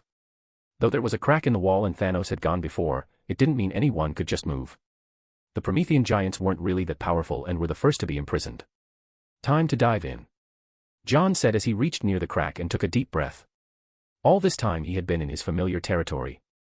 This step would be his first step to a place where he had no idea about. A place where there were only legends. Be alert. Safeguard your team and yourselves and especially Owen. Thanos, you are responsible for him. We need to reach the Beyonders fast and without making much noise. You are already a fugitive in the eyes of Perpetua, so if he finds you we will be dead. Did you mask your presence? Doctor Strange has covered my body with Asgardian runes to make sure that nothing can flow away from my body. Read 100+ chapters on myp@trian.com/thelightedhost. Chapter 715, Omega Titans. Good. Let's go. John said as he went straight inside the crack. Following him, the others went inside the crack. Professor X and others were all watching this with a sigh. The video was also sent to the Avengers on the Multiverse. Wayne had a dignified face when he saw that. There was nothing they could do and only pray for the best. We should have sent more people on this expedition. Clark came from behind and said to Wayne, who was watching the video. They are the most powerful people this multiverse has to offer. One has immense life force, one has immense speed, one knows witchcraft and magic and the other who can use telekinesis. They are strong and capable enough to protect and bring the power that John has predicted. I hope so. Tony said as he too was looking at the video with a grave face. Nobody spoke of what would happen if they died or never came back. It wasn't that they hadn't thought about it, it was just that they didn't want to think of this extreme result. Meanwhile John and others had finally entered the legendary source wall and truth to be told everyone was a little afraid. Especially Thanos. John was pretty sure he saw him sweat a bit and a small shake in his legs. John could already feel the total difference from the multiverse. In the multiverse he could always use his godly powers provided by Phoenix, but here he could already feel that his reality-bending powers have been oppressed by various degrees. Wanda, can you still do chaos magic? John couldn't help but ask her. I can, but not with the same proficiency when I am at home. John sighed when he got the answer. Barry. Any problem? No, I am still the same. Maybe because the speed force exists on both the sides of the wall. Barry suggested. It doesn't matter now. We have to search for the Beyonders. Jean recalled as she could also feel that her power level had dropped, but there was nothing they could do. They were in foreign land and they would die if they got out of their suits, so it was acceptable that their power levels had gone down. Owen on the other hand was looking at the Promethean giants standing with a T-pose and stuck in their places. They couldn't move. The giants were totally new to Owen. He had visited many different places on his journey to the multiverse, but he had never seen giants before. He had only seen them on TV, and of course they had seen two from the Earth when Galactus and Arishem came. It was later that Owen came to know of them when he was journeying with the Avengers. Just the sheer fact that there was a giant somewhere who eats planets and galaxies was spine-chilling for him. These are the armies of Perpetua? Owen asked. It is supposed to be. She had made a species which was a combination of humans and Martian genes. But that came later, as these giants were a first army. Now they are just useless relics. I don't think she will even use them. John said as he knew Perpetua was too arrogant to use her old toys just because she was on the failing side. Even during her fight against an ultimate nemesis she refused to ask for help, though she knew that she was dying. Perpetua was surely a problem for everyone, but she was defeatable. But she wasn't the only enemy in this regard. Owen prayed that what John said was the truth. They were flying past these giants and making as little noise as possible. They didn't need to be silent here, as these statues wouldn't come to life, but they still wanted to be as discreet as possible. They flew past dozens of these giants one by one. After the fear of the first few ones, they later got accustomed to it. They understood that these statues wouldn't come to life no matter what. But that notion soon was shattered when they reached the end where there were no more giants. As they crossed rows of these Promethean giants, they were stopped by 4 massive giants. The word massive was used here because their sizes were at least 2.5 times more than the regular Promethean giants. These 4 giants were huge and their armor looked totally different from the other 3. Each of the Gants was unique in their own way, and John could already feel that each one of them had massive power and strength. John knew of them. The supposed jailers of the Source Wall. The 4 Omega Titans. The 4 were named as Mystery, Wonder, Entropy, and Wisdom. Read 100 plus more chapters on myp@trian.com/thelitagehost. Chapter 716, Omega Titans, 2. John now had a dignified face when he saw them. He was hoping that these 4 would be on the multiverse after the crack on the wall from the other side or be dead according to the comics. But it seemed he was hoping for too much. The DC multiverse had already been in chaos and he had no knowledge of why it was like that. But now there was no point in thinking about this. They would have to fight these big guys before they could move further, and that too without awakening Perpetua. How bold of you to come from the multiverse, outsiders. Wisdom said with a loud voice. The voice seemed very old and it was spoken with authority. John thought they could say that had belonged to the Source Wall and was moving around, but Wisdom's words broke all of that dream. Speak, outsiders. Or I will kill you like I killed the last one. Last one. There was another person who came before me. Thanos. But he was back. So there was another person who had come. From the DC multiverse. Who? Brainiac. Only he knows of Omega Titans. Did he get killed? It is better if he is dead. John's mind was racing fast and was thinking of all the possibilities from the words of Wisdom and Entropy. Are these abominable creations? With big heads come big brains with no intelligence. Lucifer spat out, but not very loudly. It was good that he spoke in low volume and used his powers to not let these 4 giants hear. Dead Titans, we are not here to cause problems or wreak havoc. We are just here to bring Owen to the Beyonders. You see, his powers came from Beyonders and he asked to meet his makers. For this reason we came here. John said, and he used all his power, including his powers from Gilgamesh and Phoenix, to make himself more approachable. The Beyonders. The giants became silent when John said that. They were sure that these outsiders had come for some purpose, and it wasn't as simple as just meeting the Beyonders, who were a race of arrogant species who thought that they were above anyone else and could play with anyone as they wished for. The Titans themselves didn't like them and didn't want anything to do with them. The Titans then looked at Owen and they could really feel the same power as the Beyonders. But they weren't sure if what this person said was the truth. Even if it's true with what you said, there is no proof. He might come for the Beyonders, but you aren't. So we can only detain you. Mystery said with a menacing voice. They didn't want to violate the rules of the Source Wall even if the wall now wasn't in a good shape. But we are not here to commit any sin. Lucifer said with a little annoyed tone. He wanted to finish the job and go back home, but there was already an obstacle. He didn't like it one bit. No matter the reason. You will have to listen to us. Wonder said. John and others had an ugly face. If they fight against these giants, they would have to expose their powers. The more powers they showed, the more Perpetua would be attracted. Lucy, can you make a huge planet? John asked Lucifer. John had read the comics, so he knew how to counterattack these 4 beings. Though they were brothers and sisters, they competed against each other since the dawn of the multiverse. And this competition could be used as a leverage against them. Now come with us. Mystery said as he used his huge hands to swoop and catch the ants that had arrived from the multiverse. But surprisingly, when he pulled back his hands, he saw none of the outsiders were caught. John and Lucifer used their teleporting powers to escape the hands of Mystery with Owen, Jean, and Thanos. Barry could run easily, so he didn't need their help. You ants. How dare you escape my hands? Mystery said with anger. The other Titans too now got serious. They didn't see how they escaped Mystery's hands. Mystery had only one eye on his head, but it was a huge one and also had an arc reactor type hole on his chest. So he looked like one-eyed Iron Man. Seeing that these outsiders escaped from their hands, he charged his hollow chest and was ready to hit these outsiders with his chest cannon. Wait. Wait, we are not here to fight. We just want to go and meet the Beyonders. Owen now shouted. He hadn't spoken a bit since he came here, but he could feel that these Titans were hesitant to touch him. He could feel their disgust and fear. Read 100 plus more chapters on myp@trian.com/thelitagehost. Chapter 717, Omega Titans, 3. We don't care. Mystery said as he blasted at the outsider team with his full force. At this point he didn't care, and neither did the other Titans.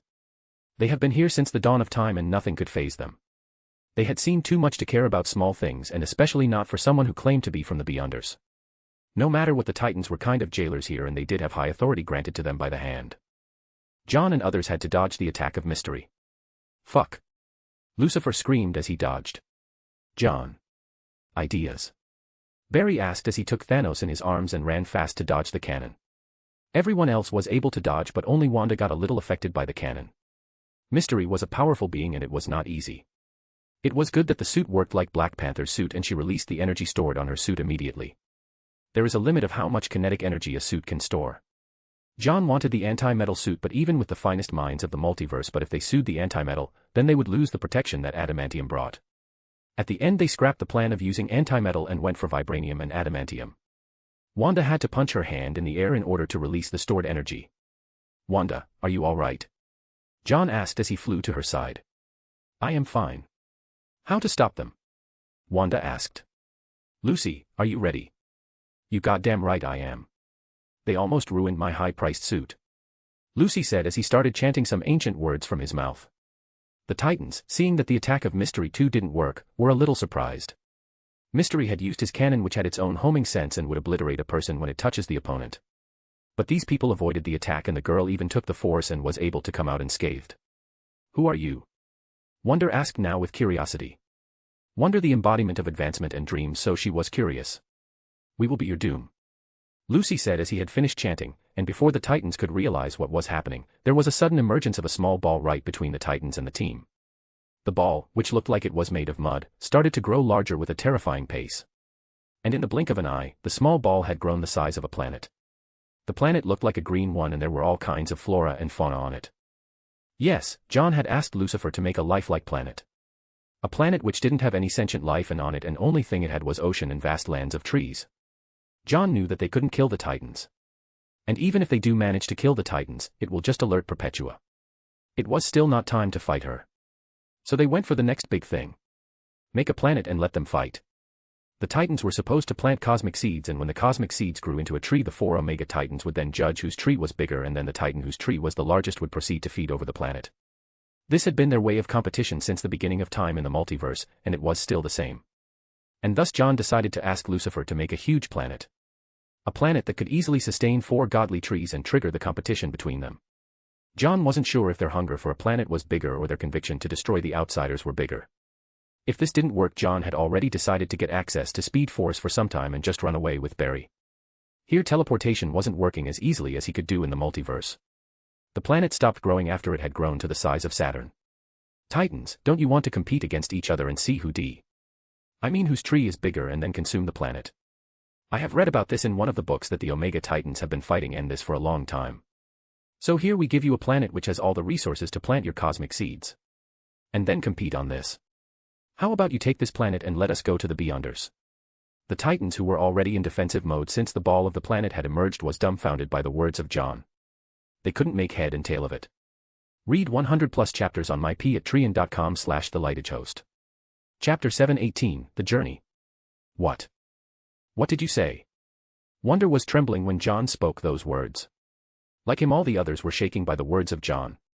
Any unknown person would think these 4 were shaking in anger, but John knew that these 4 were just excited. When the source wall broke for the first time and they were released, the first thing that these Titans did was find 4 planets which was alive and plant cosmic seeds. Brainiac, I don't think I need to introduce him, made 4 different teams made up of the Justice League and the villains to stop these 4. And they were successful in stopping them. One of the brothers was devoured by the 3, the one who was able to win the competition. Though they were successful in stopping the destruction of the planets by the Titans, they lost one of the Titans. And this loss leads to the imbalance among them. As the stories go, when the Justice League and the Lanterns convinced the Titans to return and repair the wall, Brainiac and the Sinestro attacked the Titans. This led them to their death and the ultimate destruction of the Source Wall. Brainiac had been manipulating the JL to create imbalance among the Titans so that the Source Wall could be broken and Perpetua could be released, who had already been whispering in the ears of Lex. Lex was supposed to be the champion of Perpetua, but that didn't last long. And she found a new champion which led to her doom at the end. You heard me right. This planet is a gift for you 4 and challenge each other. You can grow your cosmic seeds here and decide who is better. And in turn all we want is to leave us. We have an important mission. John pleaded. He didn't want to fight, not because they couldn't win, but because their win would just trigger more problems and they didn't need one at the moment. The 4 Titans were silent at the moment. They were highly tempted by the offer. Wonder even licked his lips and imagined them competing for the right to eat such a juicy planet. We will accept your offer, Mystery said without consulting his siblings. Hey, we haven't talked. Yes, we accept the deal. John had a smile on his face and so did others. Even Thanos was a little dumbfounded by this. He had suffered a bit in Journey to the Source Wall. If not for some instruments he had from TVA, he would have died under the hands of the four. But now it seemed like a planet was able to close the deal.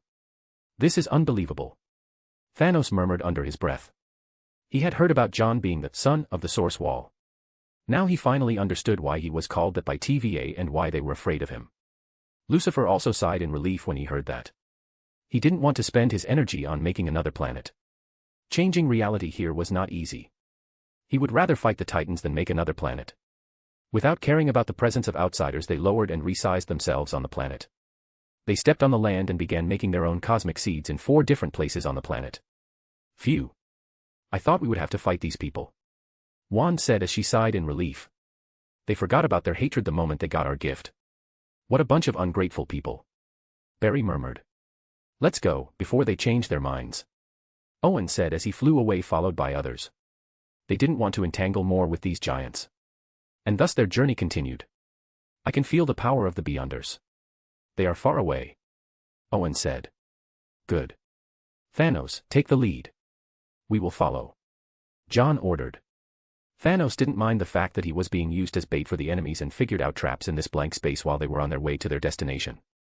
Getting close to their enemies might not be easy, but then again, the Beyonders wouldn't think that someone would attack them. And thus the mindless journey started for hours and hours. They came across statues and even live statues where the giants could talk and move, but couldn't move away from their place. Barry, being a curious guy, went and talked with them. Some of them were friendly while others were very grumpy and bloodthirsty. In their journey to the Beyonders, they found the famous cosmic raptors. John knew that there was only one cosmic raptor. But here there were many. What the hell is going on? John saw that the cosmic raptors were laying half dead or were on the verge of death.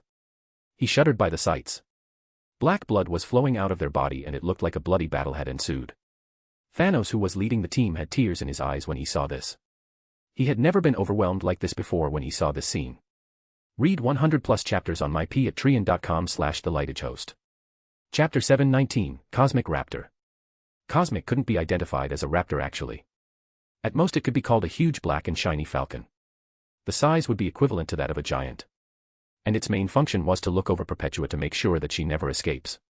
But here it was, dead and couldn't die anymore. John was surprised that the raptor could actually bleed from its cosmic-type body. He had already accepted their death the moment Thanos came back saying that Perpetua had escaped. What he didn't expect was the death of multiple raptors. That was where his confusion was. There should be only one cosmic raptor. Why were there multiple and that too dead? Barry, you are a crime scene investigator. Find what you can. Our omnipotence doesn't work on minute levels. John said. He needed to know what happened. Each and every body of the raptors looked different now because the cuts and damages on their body was different. Some raptors were burned to death. Some had their eyes and their skull blown. Some had been killed by what looked like 3 blades just like the claws of Wolverine. It was all a mess. Barry was checking each and every one of the raptors and it was taking time. Since they had been traveling for quite a long time, they decided to rest a bit further from the crime while Barry checked on the bodies. John felt sad looking at the raptors. They had been stuck here since the first rebellion of Perpetua. Though it seemed like there were multiple raptors, they were still slaughtered so brutally. Who are these and why are you interested? Jean couldn't help but ask. John proceeded to speak about their origins. They were surprised by the story of John and understood why John was so interested. After 3 hours of examination, Barry came back with a gloomy look. Lay it on me, Barry. The bodies are weird. Some of them are killed by cosmic powers. That is normal since it is apparent that some of them are killed by her. But some of them are killed by magic. Magic elements that are similar to you and strange. I have been in the SHIELD crime scene division all this time, so I have been researching on identifying and separating elements from the magic of 2 kinds. But some of the bodies have 2 elements together. Some of the bodies are definitely killed by adamantium claws like Logan. Some are using lasers and I can bet that a Kryptonian has done it. There are other bodies which show signs that they were killed by people of both the multiverse. John and others' faces got dignified when he said that. If the killing was done just by the people from the DC multiverse, he would attribute the death to the people from the dark multiverse. But what the hell is up with powers that came from their multiverse? And that too fighting together. Thanos, did you meet any weird thing or people that might have come from our multiverse when you came the first time? Thanos shook his head in denial. He was on a search mission. A mission to acquire more information, though it derailed to something else in the end. He was here for quite a long time and he didn't meet anyone of such power. What the hell is going on? John now was really confused, and for the first time in this lifetime he felt like his knowledge had no use here. How could people from his own multiverse could cross and make friendships with the other multiverse and that too kill the raptors? They killed thoroughly, meaning it was their intention from the start and they came to slaughter. I don't know, but I double-checked everything and I am pretty sure of my investigation. Do you want to take the bodies away? Owen suggested, as he too felt that it was very weird. Over the past few months he had come to know of many secrets and stories, so he was up to date. As a former police officer he suggested that they should take away the bodies for further inspection. Good. Lucifer too accepted. He had always known of the raptors, but seeing their death he too felt a chill up his spine. Killing so many raptors who were sent by the Hand and still failing to do their job meant the enemy was super powerful. We need to get out of here. We are not strong or powerful enough to stop Perpetua and her weird army here. If they come back, it will be very problematic to run away. Jean said. Yes. Take the bodies and leave. Barry. On it. Barry said as he ran around while gathering the dead bodies. John took out his amulet and stored the bodies inside. Read 100+ chapters on mypatreon.com/thelightedgehost. Chapter 720, Beyonders. It took a few minutes to finish collecting the huge bodies of the raptors. Everyone had a gloomy face as they continued their journey, and their speed had notched up a bit after this incident. Nobody talked after this, and they couldn't wait to finish the Beyonders and be on their way. They needed to spread this information. After another day of relentless journey and running, they finally reached the place where the Beyonders were located. A separate mini-dimension on the wall. A dimension which looked like an ancient Roman hall. There were straight and smooth pillars being built as the support for the hall inside. Do these superpowers live in a hall? Don't they have a home or something? Jean was confused. What a boring life they have. Lucifer commented. It doesn't matter if they like living like this or not. Owen, you will first enter and attack. I will give you the amulet and take it inside. The moment you start your attack, call us out. John said as he gave his amulet to Owen. Owen could already do magic, and calling them out would be fairly easy for him. So you are thinking of a sneak attack? That's dirty. We need to finish this as fast as possible without making too much noise. After Owen took the helmet, everyone vanished from their place and entered the amulet. Thanos too had come inside, and everyone was welcomed by Hela. She was still chained here. Much later Hela was taken outside for sightseeing and showed her new sister and brothers who had changed. Hela didn't believe at first when John first said that her brother was now more powerful than her, and so Thor had to come and beat her down multiple times to let her believe. Of course he couldn't kill her as her life force was attached with Asgard. As long as Asgard was alive she wouldn't die until and unless someone separates the line that attaches her and Asgard together. John didn't think it was required, and being alive would be more of a punishment for her. So here she was, being chained and never to see the light of any sun in her lifetime. When Thanos came inside he was surprised to see Hela here. On his invasion of multiple planets he had heard a lot about her and her conquest a long time ago.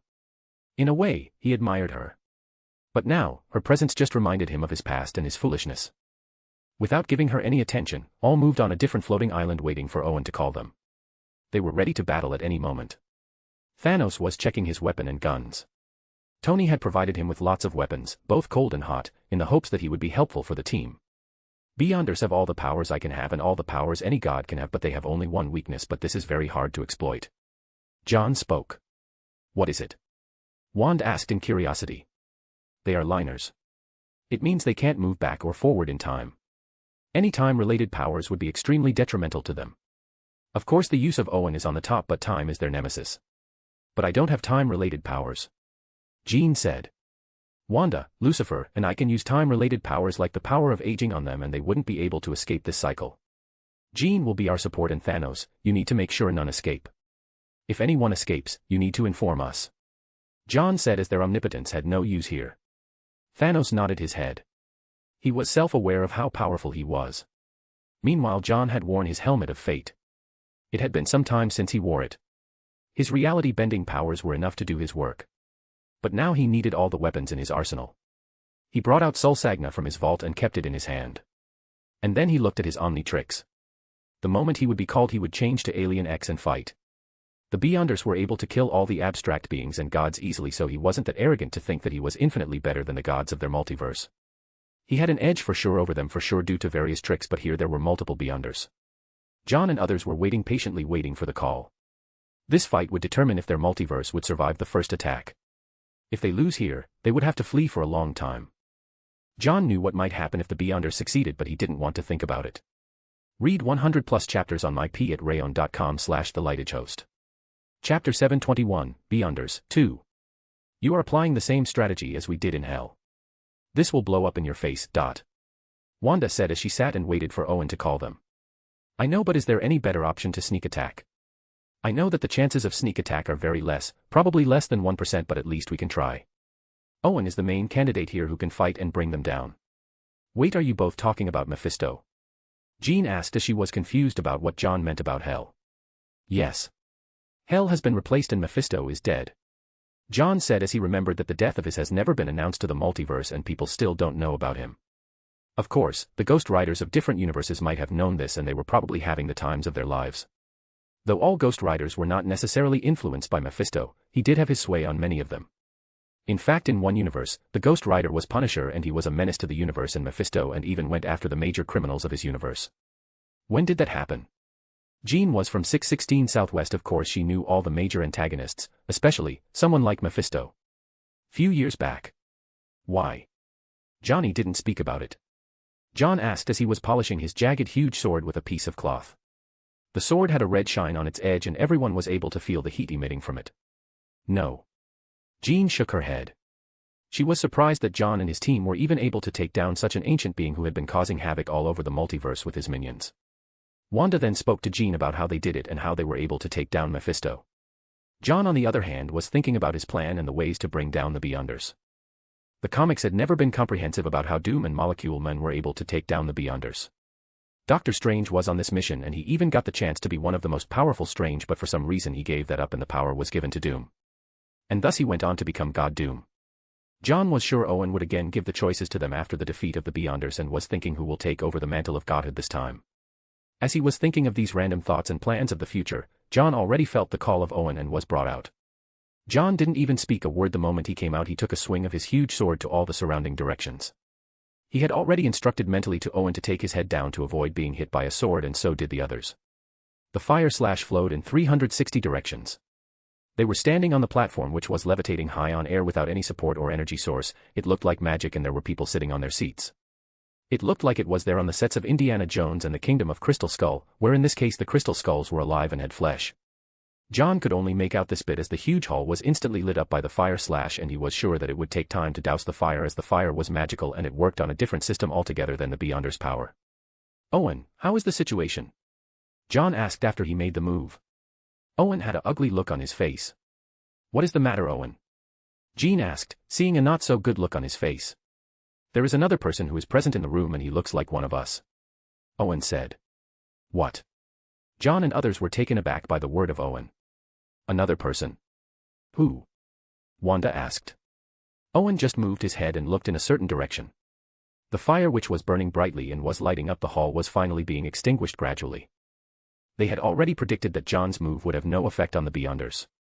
If such fire was able to kill them, then it would be a blot on the name of the Beyonders, though this move wasn't just for show. The Beyonders had to use quite a bit of force to stop and extinguish the fire. And there were several burn marks on the hands of the Beyonders. The Beyonders looked exactly like they did in comics. If a human being imagines an alien in their head, then the Beyonders was the closest thing that should come to their minds. But in addition to the Beyonders, there was another person who was sitting in the main seat of the Beyonders. And that person looked like Batman on steroids. Reading 100 plus chapters on my p at patreon.com/thelightagehost. Chapter 722, Batman. The person who sat on the main chair wore the exact cape of Batman, with his iconic mask and black cape. But there was a difference. This Batman had a thick beard and he looked more manly. The person looked like a mixture of Bane and Batman. The only difference was the beard. The beard had a weird shape and John wasn't sure why it was like that. His mind went through all the comics and especially the dark multiverse of DC, and there was a version which was a combination of Bane and Batman. But that person didn't have a beard. Whoa, are you? John shouted. You got some balls, John Jameson. You and your little friends come to our territory and attack and later ask who the fuck are we? Do you think that this place is your home, said the fake Batman. John's eyes squinted when he heard being named by this random Batman. He was pretty sure nobody knew of him from Source Wall or the DC multiverse. If there was another John in the multiverse of DC, Presence would have spoken about it. But this Batman knew of him. How? Is it because he had the powers bestowed upon him by the Wall? But he never had any recollection of Source Wall. Even when he was reincarnated, it was an instant one, or was it? Fine, if you don't want to speak your identity I will beat it out of you. John said as he could already feel the movement of the Beyonders here. He didn't expect that the Beyonders would team up with a fake Batman. How were they able to accept the fact that a person who didn't belong to their species was sitting on their main seat? No. This Batman was leading the Beyonders. What the hell is going on? We will have to beat it out to get the answer. John mumbled as he already had one thing in mind. Take this Batman down and get the answer. The Beyonders would be left to others. John had a feeling that this Batman wasn't as simple as he looked like. Ice Age. John murmured as suddenly under the feet of John the surroundings was getting frozen. It became so cold that even the air was freezing up and slowly there was a bridge between the platform from where they were standing and the main hall where everyone was sitting. Wanda and others were now looking at John with a curious look. Ice Age. That is Akiji from One Piece. Where did John get the powers? I will explain later. Now attack.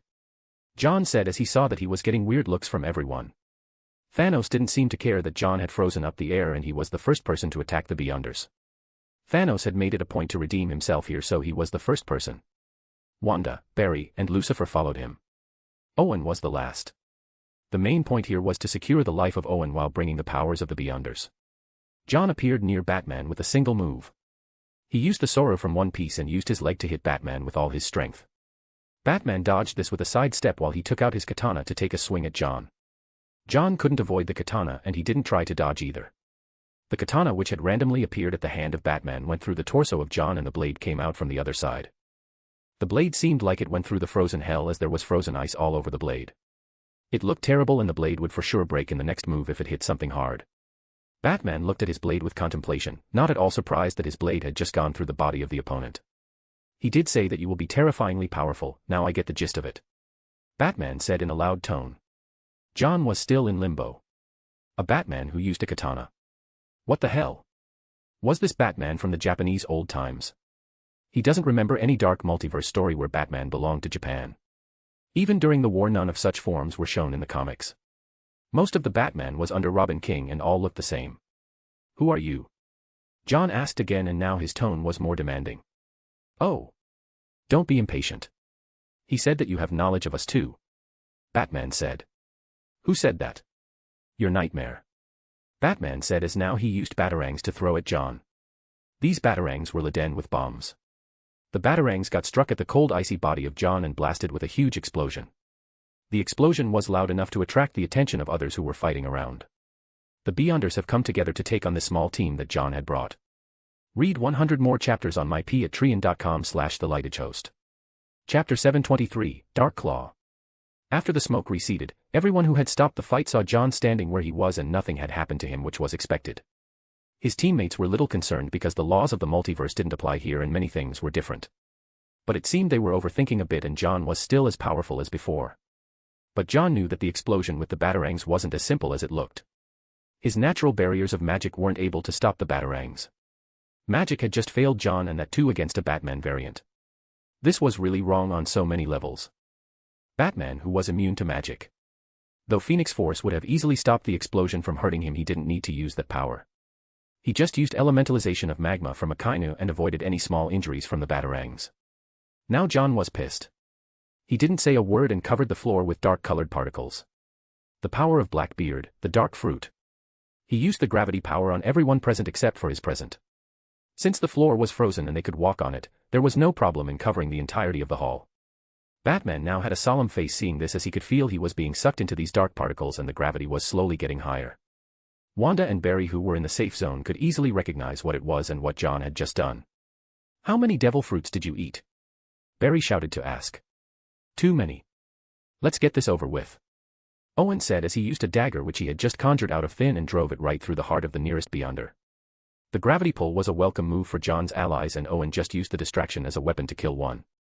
And the kill of one just enabled Owen to have more power. Owen could already feel the immense power he had just obtained. When he had entered the source wall, he could feel the rejection that his powers faced.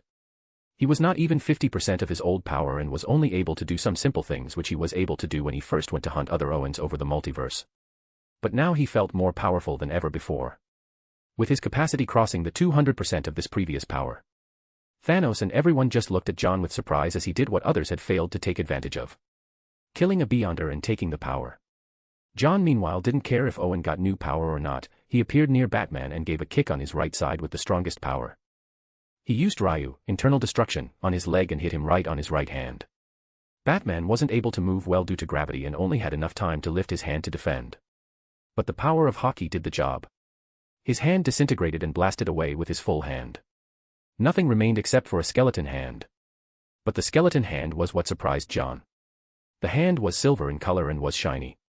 Even after John used internal destruction on his kick, which in itself was fast, it did destroy the flesh but it did nothing to his bones. What the hell are you? John had a grave expression. He didn't expect that Batman here had a weird skeleton build. Batman used the distraction of John and used his legs to kick away John and get away from him, and he was successful in doing that. Barry had been running around like crazy and hitting everyone with his full speed. The Beyonders were not able to catch him, and in this wake he finally got a close look at the skeleton hand of Bauman, which was now healing at a fast speed with flesh, nerves and muscles building up again. This surprised John more. What kind of experiments have you done on yourself to achieve this? What is that hand? Is it made out of vibranium? No, it's adamantium. Barry was in his own world as he was speaking to himself while maintaining fast speed. Batman wasn't able to hear Barry's thoughts as he was recuperating slowly, and John had allowed him to heal. He was sure that he would be able to defeat this Batman, but before this he wanted answers. John, his bones are made of adamantium. Barry had just arrived near John and spoke in his ears. What? Yes. I just double-checked. In fact, he has claws like Wolverine. Barry said with solemn expression. This was when it struck John on what kind of version they were dealing with. Logan Wayne. Darkclaw. The Amalgam Universe. Read 90+ chapters on myp@trian.com/thelightagehost. Chapter 724, Amalgam Universe. The universe which was created as a result of cross-multiversal conflict. In the comics, two brothers that are DC and Marvel once bet against each other to see whose universe was better. So they chose combatants from their respective universe to fight against each other. In a race to stop this, the Living Tribunal from Marvel and Spectre from DC came together and made a universe which had people wielding both the powers from DC and Marvel. And thus the famous Amalgam Universe was created. It had people like Logan Wayne, who was a combination of both Wolverine and Bruce Wayne. Iron Lantern, a combination of Iron Man and Green Lantern. Clark Kent, a super soldier who was given a formula which had cellular samples from an alien corpse. Basically, Captain America but with the powers of Superman. Such stories were vivid all over this special Earth, which had the combination of two different Earths from two different universes. But here comes the problem. Nothing as such had ever happened between the two multiverses from the looks of it, or else the Living Tribunal or the OAA would have mentioned. And the most important part of this universe was in existence. Dr. Strangafata. He was a combination of Dr. Fate and Dr. Strange. Two sorcerers together, and he wasn't exactly good in the comics. He wanted his universe to exist even after the battle between two multiverses was over, and the abstract beings weren't really happy about it as they feared this universe to be very powerful. So at the end the universe was locked away, never to see the light of the day. But it seemed whatever was written in the comics was a lie. Because here they were alive and kicking on the source wall. John didn't have any idea of how they were created, nor he cared. Maybe Source Wall was behind this, or maybe their creation was an accident. The main thing was the Amalgam Universe was against them, and it seemed like Dr. Strangafata wanted to make a comeback, or rather their universe wanted to see the light of the day. John wouldn't have cared about it, but now Darkclaw was sent to help the Beyonders. The negotiation had already broken before it even started. Logan Wayne. John murmured. Yes, John, I am Logan. Ah. Why? Confused? Surprised? Surprised that we exist after all our existence shouldn't have been possible. But here we are. And now you will face the wrath of our power. Both of the multiverse will be annihilated and we will reign supreme. Away from the rules of abstract beings, away from everything. Logan was laughing like a maniac when he said all this. Barry and others who were fighting in the surrounding were a little taken aback by the words of this guy. The person looked like Batman, but he spoke so much which was not consistent with the character of Bruce Wayne. There was definitely something fishy about this. John didn't care, and he again used Sora to appear near Logan as he punched at him. Logan had already healed his full hand and had taken out his iconic adamantium claws. As John punched, Logan took a swipe at him with his claws and they both clashed against each other. John's hands would have chopped off if his hands were normal, but John had used advanced armament hockey and also Conqueror's hockey. Thanks to Kaido. Logan was surprised seeing that John was able to stop his claws with his bare hands. He was using adamantium and John was just using bare hands. John didn't speak any more as it was not required. He needed to engage him until the Beyonders are wiped away, and they were getting wiped away in fast speed now. The Beyonders couldn't exert their powers on their own race, so Owen was beating them left and right. Wanda and Lucifer were just behind Owen helping him. Wanda was not able to change reality, but using chaos magic to attack the Beyonders wasn't difficult. And Lucifer? Well, Lucifer was Lucifer. He was chanting magic and weird magic to subvert the surroundings and attack the Beyonders. The only one who was suffering the most was Thanos. He was simple with only brute strength here. Even Barry and Jean were holding fine. Jean wasn't able to do much as she only had telekinesis. There was nothing to hold on to and throw. Phoenix, who had been with John, took pity on her and gave her a bit of her powers to help her.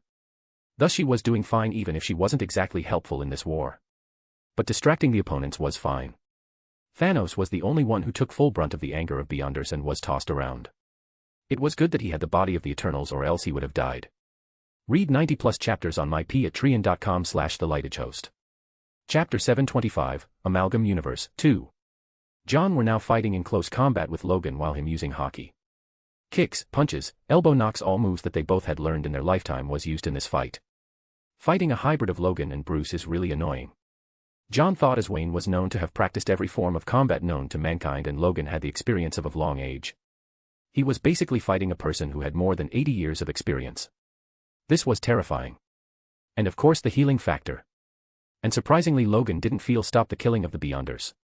He could see that he was genuinely enjoying the close combat with John while the Beyonders were dying left and right. John was intrigued. Are you not going to help them? John asked while trying to punch the face of Logan. No. They were meant to die the moment Owen showed up. That was their destiny. Wasn't it?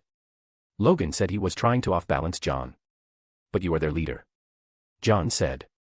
No, they just fear us and our power. You don't think that I am the only one from that universe? Do you? Logan asked while giving a very creepy smile from under his mask. His claws were a hybrid of Logan's claws, but the blades were undercut in the form of a bat, so John made it a point to avoid the undercut of the claws, or else it would be painful if it touched the body of John. Then why are you here if they are meant to die? John asked. To test you and to see if you are worthy of fighting our leader. Logan said as they continued fighting. You mean Dr. Strangafata? Logan nodded his head. John didn't speak more. He could see only a couple of Beyonders were left now. Others had been sucked dry by Owen. The last two Beyonders' desperation killed the other one so that he could suck the power of the other one. This gave the last Beyonder more power than the original. In the whole of the fight, the Beyonders didn't even speak a word, which made the others feel that the Beyonders were communicating on telepathic frequency that the others weren't able to tap into. The last Beyonder too died at the end. But when he was being sucked, the Beyonder gave a creepy smile to Owen. Seeing this, the Avengers had a bad feeling. It's just that they didn't know what had gone wrong. Logan, it seems you will have to die here. You shouldn't have come just to test me. John said as he could see from the corner of his eye that the Beyonders were dead. Logan just smiled at it and said. You really think you can kill me? You are looking down on our universe if you think you can kill me. I might not be able to do magic. But here you are in our world. Logan said as he suddenly backed off with a jump. Oh, you think you can escape? John smiled as he threw magma meteors at Logan. The meteors were at least 1 m in diameter. Logan, who saw this, smiled and used his claws to cut 2 of the meteors and avoid being burnt. John's black hole was still in effect, so Logan still wasn't able to move freely. In fact, all this time John was entertaining Logan as he needed intelligence, and it seemed Logan was happy to answer John. It was for this reason John had stayed his hand and didn't kill Logan. He could easily kill Logan with his powers or stop him, but that would render his mission useless. After seeing that the Raptors were killed, John needed data, and this person was freely providing him that. Logan, it was nice having this small chat with you, and thanks for freely providing us the information. John said, and in the next moment he used chains of heaven from different angles to chain him from all sides while making sure that he wasn't able to move. Logan instinctively tried moving away from the chains, but it was impossible as the chains had come flying in from all angles. He was finally chained down, though he tried his best to move away. But this was the problem. Even after being chained down, Logan didn't show any panic. From the moment they had appeared, Logan never showed any form of panic or fear. This puzzled John. He knew that Logan wasn't powerful enough to fight against John. So what was the game plan of Logan? You don't seem to be afraid of us. John finally asked the chained Logan. Why should I be? You can't kill me. Logan said. Why can't I kill you? John asked. Logan smiled at it and said. If you kill me, one of Owen in your multiverse would explode, and it will start the process which you have been dreading and trying to avoid. Logan gave a creepy yet confident smile. He seemed like he had won the war from the get-go. Read 90 plus chapters on my Patreon.com/thelightagehost. Chapter 726, Threat. John's face changed the moment Logan said those words. They have come a long way to get into Source Wall and take the huge risk of irritating Perpetua to come here and kill the Beyonders. And they were easily able to do that, but it seemed like they had targeted the wrong person from the beginning itself. What are you talking about? Your poor body can't hold the power of Beyonders no matter what. The magic and the power required to kill an Owen via suicide across the void and the Source Wall. You will never be able to do it. John said. That plus is true, but if I die here or just give a hint to Dr. Strangfate that I am in huge danger, then he has the power to let the avalanche come down and destroy your meticulous plans and mission. Logan was still giving a confident smile while saying this. Wanda and others had finally reached the place where John was holding down Logan. Everyone had heard what Logan had just said, and it sent a chill up their spines. They had come a long way and undertook an uncomfortable journey just to kill the Beyonders, and even after that they might not win. What do you want to do with that, Logan? Even if you can do that, at the end we will escape the catastrophe, and later we will give away our lives hunting you down and killing you, and your so-called bands of misfits will be running dogs who we will hunt down. And for sure we will call more superheroes from all of the multiverse. Then I will see where your so-called courage is. John said in a threatening tone. He never liked being threatened, and that too by someone who had no power over him. Are you sure you will do that? Are you sure that the guilt of so many lives would not weigh on you? Logan was still smiling when said that. He had a mad look on his face, and it seemed like he was enjoying even after he was chained by Enkidu. Wanda and others were still silent and didn't know what to say. Lucifer couldn't hold it anymore. He started raining punches on the face of Logan. And even after a minute of punches and even kicks on his face, he still had the same menacing smile on his face. The bruises caused by the assault were already healing, that was visible in the naked eye. So what are you going to do? Kill me and risk the lives of trillions of people, or let me go? Logan said. There was silence on the scene. John sat down on the floor with an exhausted face. He had taken the risk of his own life while coming here. In fact, when John decided to come here, he was ready to give away his own life if it was required. Perpetua was too powerful for them, and it was her home ground, so they have been very cautious. But now, even after all the precautions and even winning the battle, they have been told that they would still lose. It was a huge blow for John and others. You will still trigger it even after we leave you alone. Don't you? John asked slowly. Oh, it seems like you are smart enough. Logan said. Why do you want to do this? Why? I don't think we have ever done anything bad to you, and your other versions are good and honest. John was confused. In the comics they have been portrayed in rather a good way, though the problem with Dr. Strangfate was debatable, but at the core they still have a good enough reputation with themselves. You don't need to know why we want to do this. Logan said in a rare serious tone, other than giving others an evil smile. Now I understand why the last Beyonder gave an evil smile before he hit the sack. From the start itself the game was rigged. Barry said. So all that we have done is going to undo anyway. Jean was shaking in anger when she heard about what Logan was blabbering about. She couldn't believe that a variant of her own friend could be so evil as to destroy a multiverse for his own selfish reason. Her friend would rather give away his life than commit such a heinous crime. Then why not kill this dung beetle and get on with it? Since he is going to pull the trigger, why should we care for his life? Lucifer said as he conjured up a big machete in his hand to hack at Logan.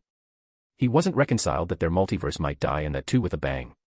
He was angry that he might lose his nightclub. Read 90 plus chapters on my Patreon.com/thelightagehost. Chapter 727, Hunter and Hunted. You can kill me for sure, but if you do that, Owen will die the moment my heartbeat stops, and if you let me go, Owen will commit suicide 10 months later. That was the predetermined time anyways. Logan was speaking in a very calm tone, and it didn't seem like he was fazed by the fact he was speaking of the fate of the multiverse and killing trillions of different species. John was now in contemplation of what his next move would be. He would have to contact Eternity and let him find Owen in all of the multiverse and kill each and every Owen who is still influenced by the power of Beyonders. Kill each one before they could even understand what was going on. Only in this way could they win this race against time. He wasn't sure of how truthful the words of Logan were, as he wasn't sure if Logan had the power or not, but he didn't want to play games with such a large population and regret later for the rest of their lives. John could only hope that the 10 months time gap was the truth. This would be a shot in the dark, but at least now they have time. There are various smart minds working at the Avengers facility, and they would have enough time to come up with something. I say we kill him. Who knows if he is speaking the truth or not? Lucifer said as he was still angry, thinking of the fact that his nightclub and penthouse might be gone. Wanda and others were still shaken, and in the depth of their heart they really wanted to kill him, but the responsibility of such a huge decision was weighing on them and they didn't want to gamble. John, you are the leader here. What should we do? Barry asked in a low tone. He didn't want to be the person who would take tough decisions. John was always the person who had better knowledge of the source wall, even better than Batman, who once sat in the Mobius chair. John was looking at Logan with sharp eyes and thinking if he should trust him. Bruce Wayne and Logan were always someone who could be trusted in their respective worlds, but here, he wasn't so sure anymore. "Will you keep your word if I do this?" John asked. "No, John, we should kill him now," rare words came out of Thanos' mouth. In the whole journey he had been mostly silent and never went against the orders of John or any other person for that matter. But he was forced to open his mouth. John looked at Thanos with cold eyes and didn't answer him. He knew that Thanos, like many others, wouldn't choose to believe Logan and kill him here, but he has read the world more times than he could count off. Especially during the last few months. He needed immense knowledge, and comics were the best in this regard. Dr. Strangefote was not a joke, and he might just have the power to kill the multiverse. Any Doctor Strange in itself was a very powerful being, but they had their moral code. So John hoped that Dr. Strangefote had the moral code and abided by what Logan said here. 10 months would be enough to bring down each and every kind of Owen. The abstract beings would be called for this, and thus it would be easier and faster. It was time for TVA to show their effectiveness and let the timekeepers come down to help. "I will let you go. And I know that the source wall would be broken. But you are forgetting the most basic thing. The source wall is in the void of our multiverse. Even if it breaks, the multiverse wouldn't fall apart unlike the other multiverse. So we will be safe. But the wall breaks. Run and hide. Run and hide, because we will come for you. Not Perpetua nor Batman, who laughs, would be able to stop us from killing you and your entire band. I didn't want to dip my hands on the filth of the dark multiverse, but you have forced our hands. We will hunt you down and kill each and every one of you." "Ha ha ha ha. Of course you will. We have always known that your band will come along with that band of half-dead Justice League." "Ha. I heard Batman is dead there. What a shame. Anyway, if you don't come for us, we will come for you. Let's see who will be the hunter and who will be the hunted," Logan said as he was smiling. John clenched his fist in anger and almost blasted him away with his magma hand, which was flowing down due to his anger. He really wanted to kill Logan. Read 90+ chapters on mypatreon.com/thelightedgehost. Chapter 728, Return. "Now leave. Leave before I change my decision," John said in a cold tone while taking his chains back to his vault. His hands were shaking a bit. For the first time since his reincarnation here, he had been forced to step back. After the chains were taken away, Darkclaw just stood there while rubbing away the non-existent filth in his clothes. He still had a smirk under the mask which everyone could see, signifying that they still couldn't kill him and the Avengers' loss. "See you soon, Avengers," Logan said as he pushed a button from a small remote that he just took out. The next moment a teleportation square covered his body and he vanished. John was just sitting on the floor, exhausted. Not because of physical exhaustion but mental. As a team he had been trying his best to hold on to the hope that his multiverse would not be affected by the Beyonders. The break of the wall would already create a huge matter to their multiverse, so he wanted to make sure his backyard was safe. He killed Doom long before just because of his fear. A fear that the Molecule Men will just destroy everything. Even after such a long plan, someone still came and threatened them with the same thing. He was tired. "John, are you all right?" Jean was a little concerned when John just broke down in his position. "I am fine. I am just a bit exhausted. So much planning. Just to go to waste," John said. "We can brood over this later. We need to leave. If she comes, it will not only be just mental exhaustion," Thanos reminded them. "Yeah, John, we need to leave." Barry also chimed to leave. John just nodded and picked up his body by force. He needed to go home and sleep. "Maybe it will help me relieve his exhaustion." Everyone stepped out of the hall slowly and started to pick up pace to the same direction they came from. Finding a direction was very difficult in the wall as everywhere looked the same, but John had put a magical mark near the entrance of the wall. So now they could follow it. John and others cast their eyes on the dilapidated big structure that looked like something from the ancient ages of their worlds. Now it was all in ruins because of the fight. They didn't have nostalgia about it but rather a sense of defeat in their eyes when they looked at it. "We will have to inform everyone of this," Lucifer said in a rare serious voice. He too was concerned about the multiverse. Since he came here with Chloe, he had done nothing but fun here and he didn't want to give it away. He didn't want his customers to leave who enjoyed his piano playing and his bar. He knew that he would probably survive the destruction. But he didn't want just survival but rather live his life like the way it was. Death in trillions will be traumatic to him too. "We will," John said as he was now flying at high speed in the front while the rest were using their suit to fly at the fastest speed trying to keep up with John. The others could feel that the loss was weighing heavily on the shoulders of John and he wasn't in the right mind at the moment. Barry and others were concerned a bit for John, but there was nothing that they could do. Only hope that this loss wouldn't break him. All his life John had been winning. His luck, his wealth, his achievements, everything that he had touched had turned to gold. For the first time he had a setback. Everyone was not sure how John would handle this. "We will have to take him to Banner after this," Wanda whispered to others. Everyone nodded their heads. Everyone was shaken a bit except for Thanos and Jean. Thanos had faced loss before, so it didn't really matter. And Jean was from 616. The mutants had been on the run for a long time. So this loss was not so devastating for her. It took the team 72 hours to return to the same place from where they stepped inside the wall. Now the crack looked larger than they saw it last time. The death of Beyonders had somehow triggered the wall and there would not be much time left before it broke apart. It would probably end when Perpetua starts her last mission and faces obstruction. John was in a low mood as everyone could feel it, but after an hour of brooding he realized that he needed to get his shit together and get over this. He needed to take countermeasures and take the battle to the Amalgam universe. That universe was the main enemy this time rather than Perpetua or the Hands. Read 90+ chapters on mypatreon.com/thelightagehost. Chapter 729, The Bomb. As they passed by the huge crack in the wall they were welcomed by rows of green and blue lanterns floating in the void with exoskeleton suits made exclusively by Umbrella, where most of the brilliant minds of the multiverse came together. As John stepped out, he was greeted by a hug from Emma. She had been on the Harvester since John had entered the wall and had been anxious for him. She had read the books of OA, so she had a great idea of how terrifying the wall was. Others didn't have the privilege, but she did thanks to being the first Green Lantern of her universe. John never spoke much of the wall to the others or the enemies except for the high echelons of Avengers. "Hey. Missed me?" John asked as he was hugged tightly by Emma. John gave a smile when he saw her almost on the verge of tears. He could feel anxious. Looking at her, John now was more determined to save their multiverse. He would do everything possible. Emma meanwhile was looking from top to bottom to make sure everything was alright and even-eyed others to see if they had a fight. Thanos had some scratches and rough bruises here as she scanned him with the help of the ring. I was just nervous for you all this time." Thanos returned in tatters. "Did not want to see you in that." The lanterns were expecting the worst, so they even made a mobile ambulance in case they needed one. Thanos gave quite a scare last time, so they had been ready with the greatest caution. Even the turrets that were on the Harvester were pointed at the crack now, ready to blow everyone up. Everyone then flew to the Harvester and they had to go through the procedure of checking to see if there were any problems by any of the people who had returned. Wayne asked specifically for it to make sure no rat entered their Avengers team, going as far as to check the psychology of everyone who had returned. After a lengthy check at the Harvester, John entered the command center where everyone was present on the screen. Only Professor X, Reed Richards from Earth TRN 891 were present physically at the Harvester. Emma didn't enter with John and others as she still didn't have enough authority to enter in such a big discussion. Only Hal Jordan and the Guardians have the access. John sat on the chair with a dark mood and so did the others.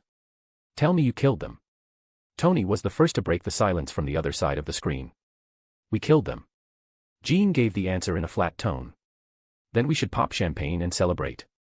You returned in one piece and even maneuvered away from the big giants that we could see from here." Tony replied. Hearing Tony's words and seeing the smile on everyone's face, there was still no joy on the face of John and his team. "What happened?" Wayne asked. "Don't tell me the problem of Owen is still looming on the top of our head." Banner asked, seeing the not-so-joyous faces of John and others.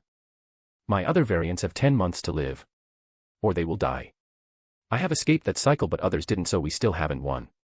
Owen finally answered for everyone present. "Oh. So we need to bring each and every Owen to other planets beside Earth and it will be done?"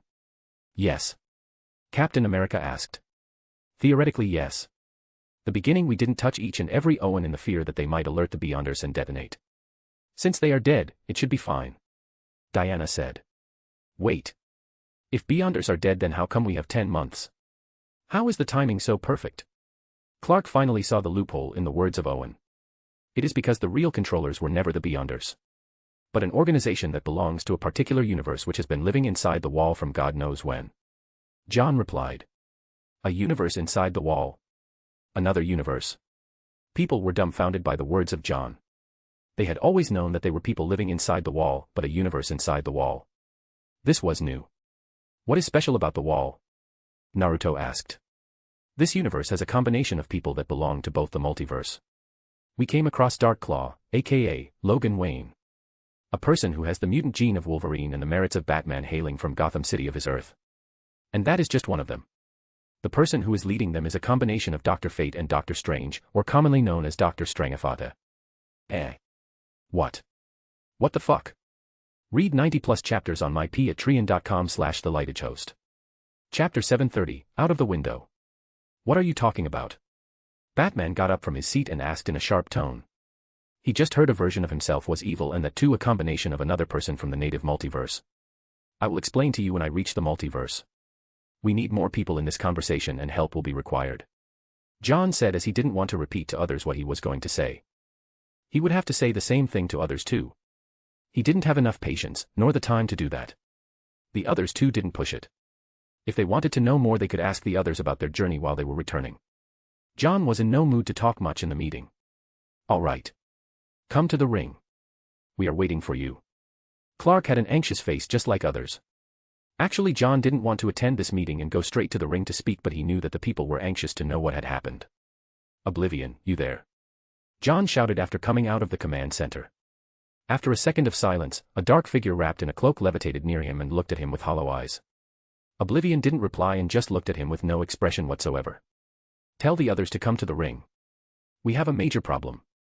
Oblivion continued looking at John, probably trying to figure out if John was serious or not. Calling all the abstract beings was a huge matter, and the last time it didn't go well for one of them. Now John had asked for calling all of them, and that too in the presence of multiversal heroes. It was not that the beings would commit some sort of crime if they do it, but it feels very weird to them. They are gods and these heroes are mortals at the end. It didn't fit right. But Oblivion also knew that he couldn't say no to John. OAA had spoken long ago about it. At the end, Oblivion nodded his head and vanished away from his place. He would have to inform his colleagues about it. John, after this short encounter, took the Harvester and flew away to his home, and Emma joined this journey as she wanted to be with John. You look stressed. Emma asked as she sat near him while holding his hand. I lost for the first time in my life. Won the battle but lost in strategy. John replied in a gloomy tone. He was still not over the fact that he lost in such a helpless way. He didn't expect that someone would one-up him from the start. It should never have been a possibility. Emma was silent when she heard his words. After a moment she finally said. You have been dreaming of so many things from a very young age. Haven't you? John nodded his head. John, this isn't a fantasy world. Your dreams, your powers have helped you for such a long time. But this, right here, is the real test. You will have to step above your dreams. Sometimes your powers won't solve each and every problem. Sometimes you just need to be yourself to save others instead of just using your powers. Besides, you just lost in a simple strategy. It's not like we lost the war. John didn't know how to answer this. He knew that Emma was right. His courage, arrogance, and his confidence mostly came from the fact that he had read each and every comic out there for both Marvel and DC. Over the past 1 year many things have changed and evolved. The story of their multiverse had evolved in a direction which he has no idea about. And right now he was still holding on to the beliefs that his comics would save him. It was not comics at this point. This was the point of life and death of himself and the multiverse. John hugged Emma for a minute before accepting his mistake and apologizing. He really needed to be out of the mentality that the comics were gospels. The appearance of the wall had already changed the fact, and he needed to accept it and make their own plans. It's good that you understand. Emma said as she gave a sweet smile and sighed in relief a bit after seeing that John had accepted the fact that his dreams might not help him here anymore and he needed to make his own path over the course of time. John didn't speak more words and at the end slept away on the lap of Emma. Exhaustion and mental stress finally caught up to him and he slid away to his own dreams. His real dreams. Over the course of years he had stopped dreaming. Maybe it was a curse of his lie to others. But today on his lap he finally dreamt for the first time he had arrived on Earth. Read 90+ chapters on my patreon.com/thelightagehost. Chapter 731, Assembling the Gods. After 6 hours of travel John and others were back at the ring. John had a long sleep along the way and a satisfying one. He looked relieved a bit when he stepped his foot at the ring. Since everyone had recuperated on their way here, everyone from the mission was called to the hall. As John entered the hall he could see the gloomy atmosphere in the room. On the way Batman and others had spoken with his team, so he had a vague idea of what was going to happen and how much time they had. 10 months was not fine. Even an infinite time was not fine because there were infinite universes out there and finding each and every Owen will just be a dream. But none of the others spoke a thing as John took his seat with the others, nor did they blame him for the decision he took to leave Dark Claw. The terrorists could never be trusted, but John couldn't just take the gamble on the multiverse. None would be able to take it. There was a rumor that long ago, there was a war between our multiverse and Wayne's multiverse.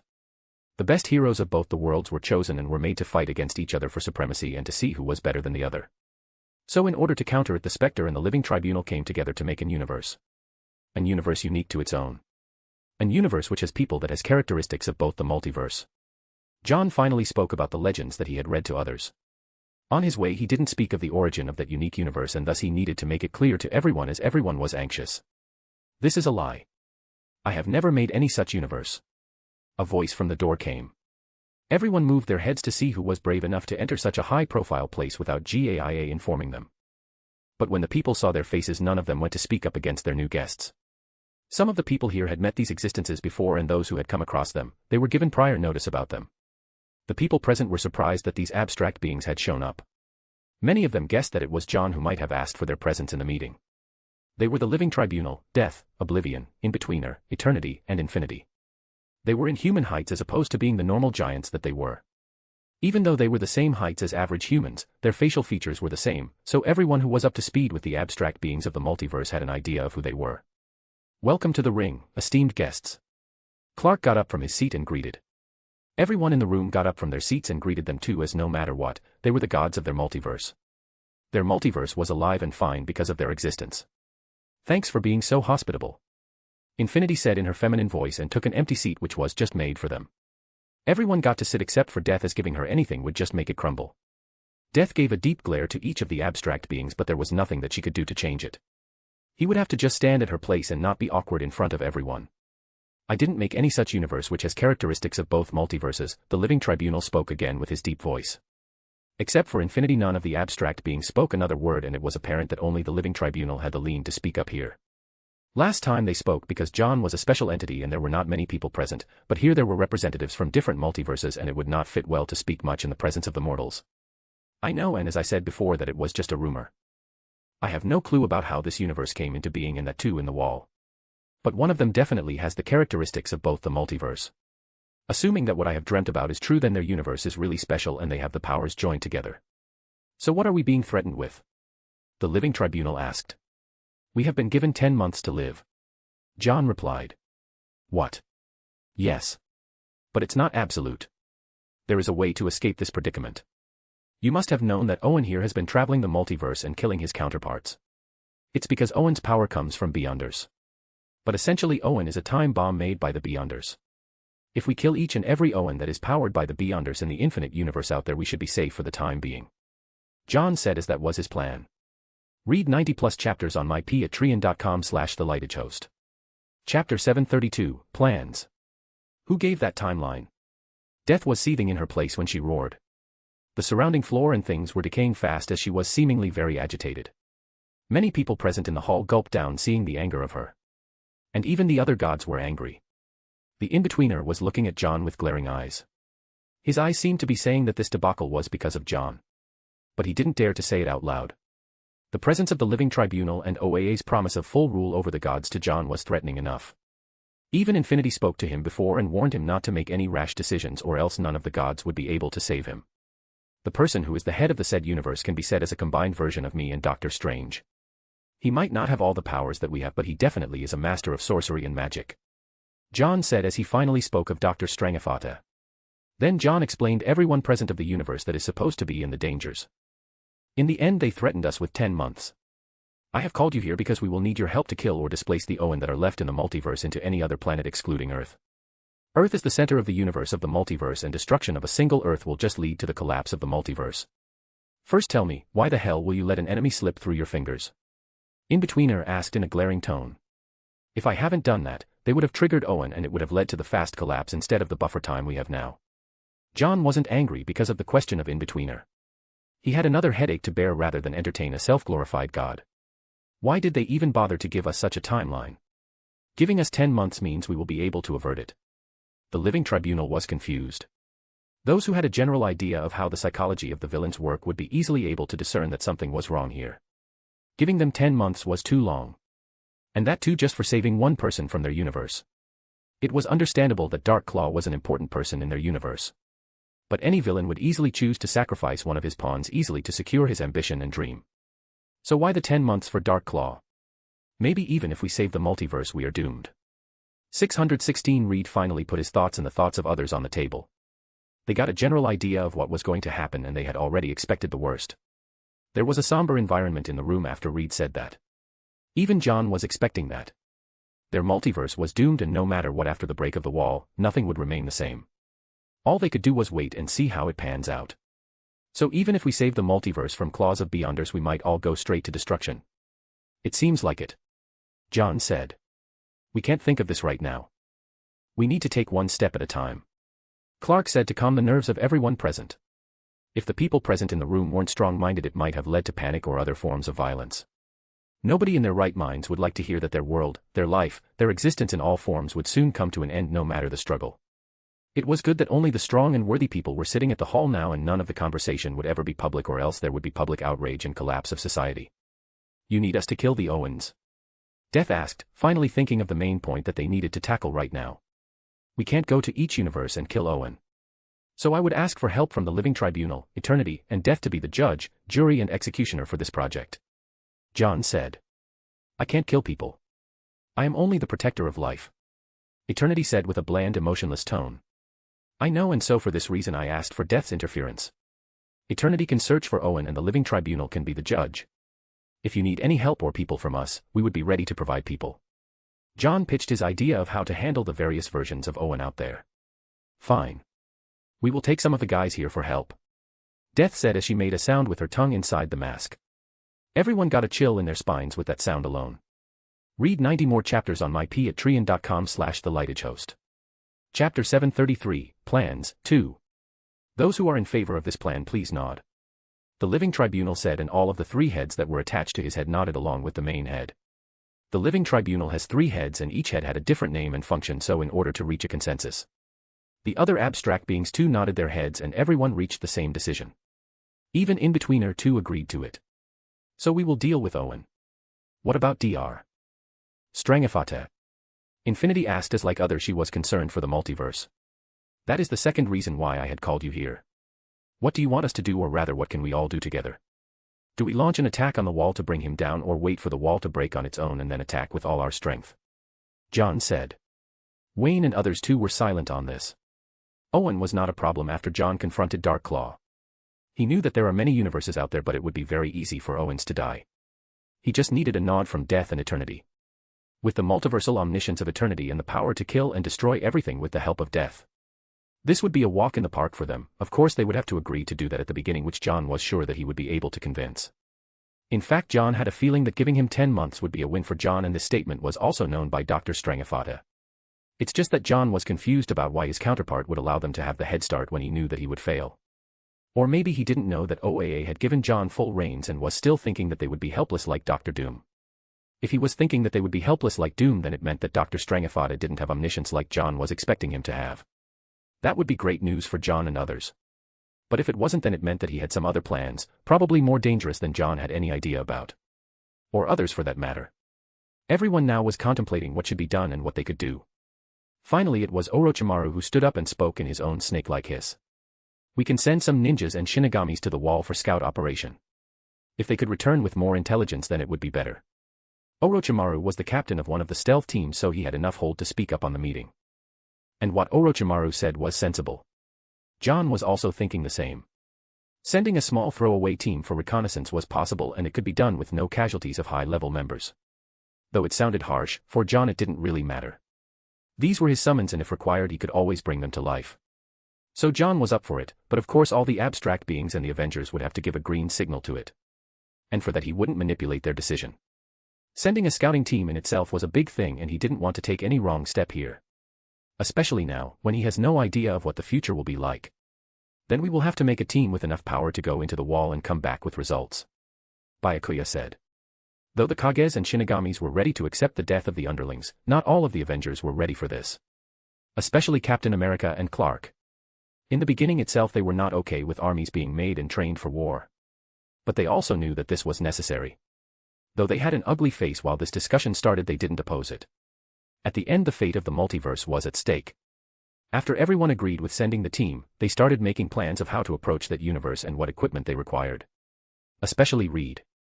During their last voyage inside the wall, Reed and his team was able to get many data from their suit and was now actively trying to make a device which might allow them to communicate from inside the wall. Though the research was just a few hours old, his intellect has helped him research it fast. When should we send the team? Before the massacre of Owen or after? Wayne asked. The killings will take a month as there are many universes. Not all deserve death and many would be displaced from their home. Those who will be displaced, we will try to cure them or give them to our Owen. Others will be killed. Death said. Read 80+ chapters on myp@trian.com/thelightage-host. Chapter 734, Plans, 3. Clark gave out a sigh when Wayne and others came to this decision. He had been trying not to spill blood when they carried out their missions and work, but there was nothing that could be done to avoid it. After all, the existence of the multiverse took precedence. Orochimaru then pitched the idea of how his small but effective team would proceed and take action. John and others gave pointers on what to avoid in their search and mask their presence. Reed would help them with a better suit. The discussion went on for 1 more hour with the Living Tribunal's promise that before the team leaves he would personally give some powers to the team for their protection and hope of successful return. After the discussion, everyone went for their own work while John just went home with Emma. Emma was given leave from the Green Lantern Corps, and being the senior-most officer and the Corps have finally expanded to a huge number, she was given the sector which belonged to Earth. Hal Jordan and Emma W. Jameson would be the new protectors of the sector. Earth has been the hotbed for troubles in recent times, so while on the Harvester, the Guardians had decided to ramp up the protection of Earth and its sector. Though OA always has an army at its disposal, the army was mostly made of robots and new Lantern recruits. Having a senior officer was much better. John took a day off after his return. Even his dad felt that something was wrong with his son, so he came to the house to pay a visit. Though John didn't elaborate the problems, he too could feel that the Avengers have encountered a tough opponent. But he didn't give any advice. The least John needed now was advice. He had enough of that in his life. What he needed now was just assurance that everything would be all right.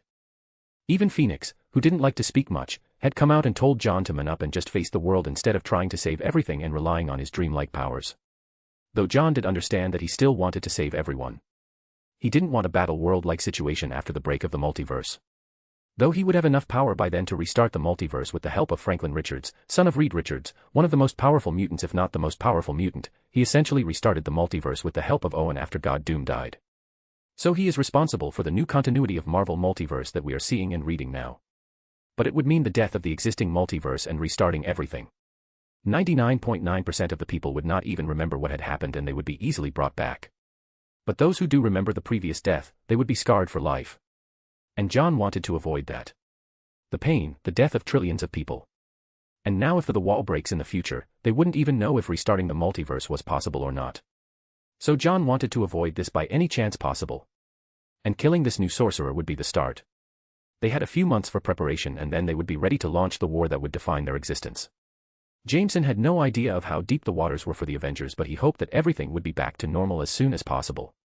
"Son, do we need to alert the people of the Earth and the galaxy?" Jameson asked.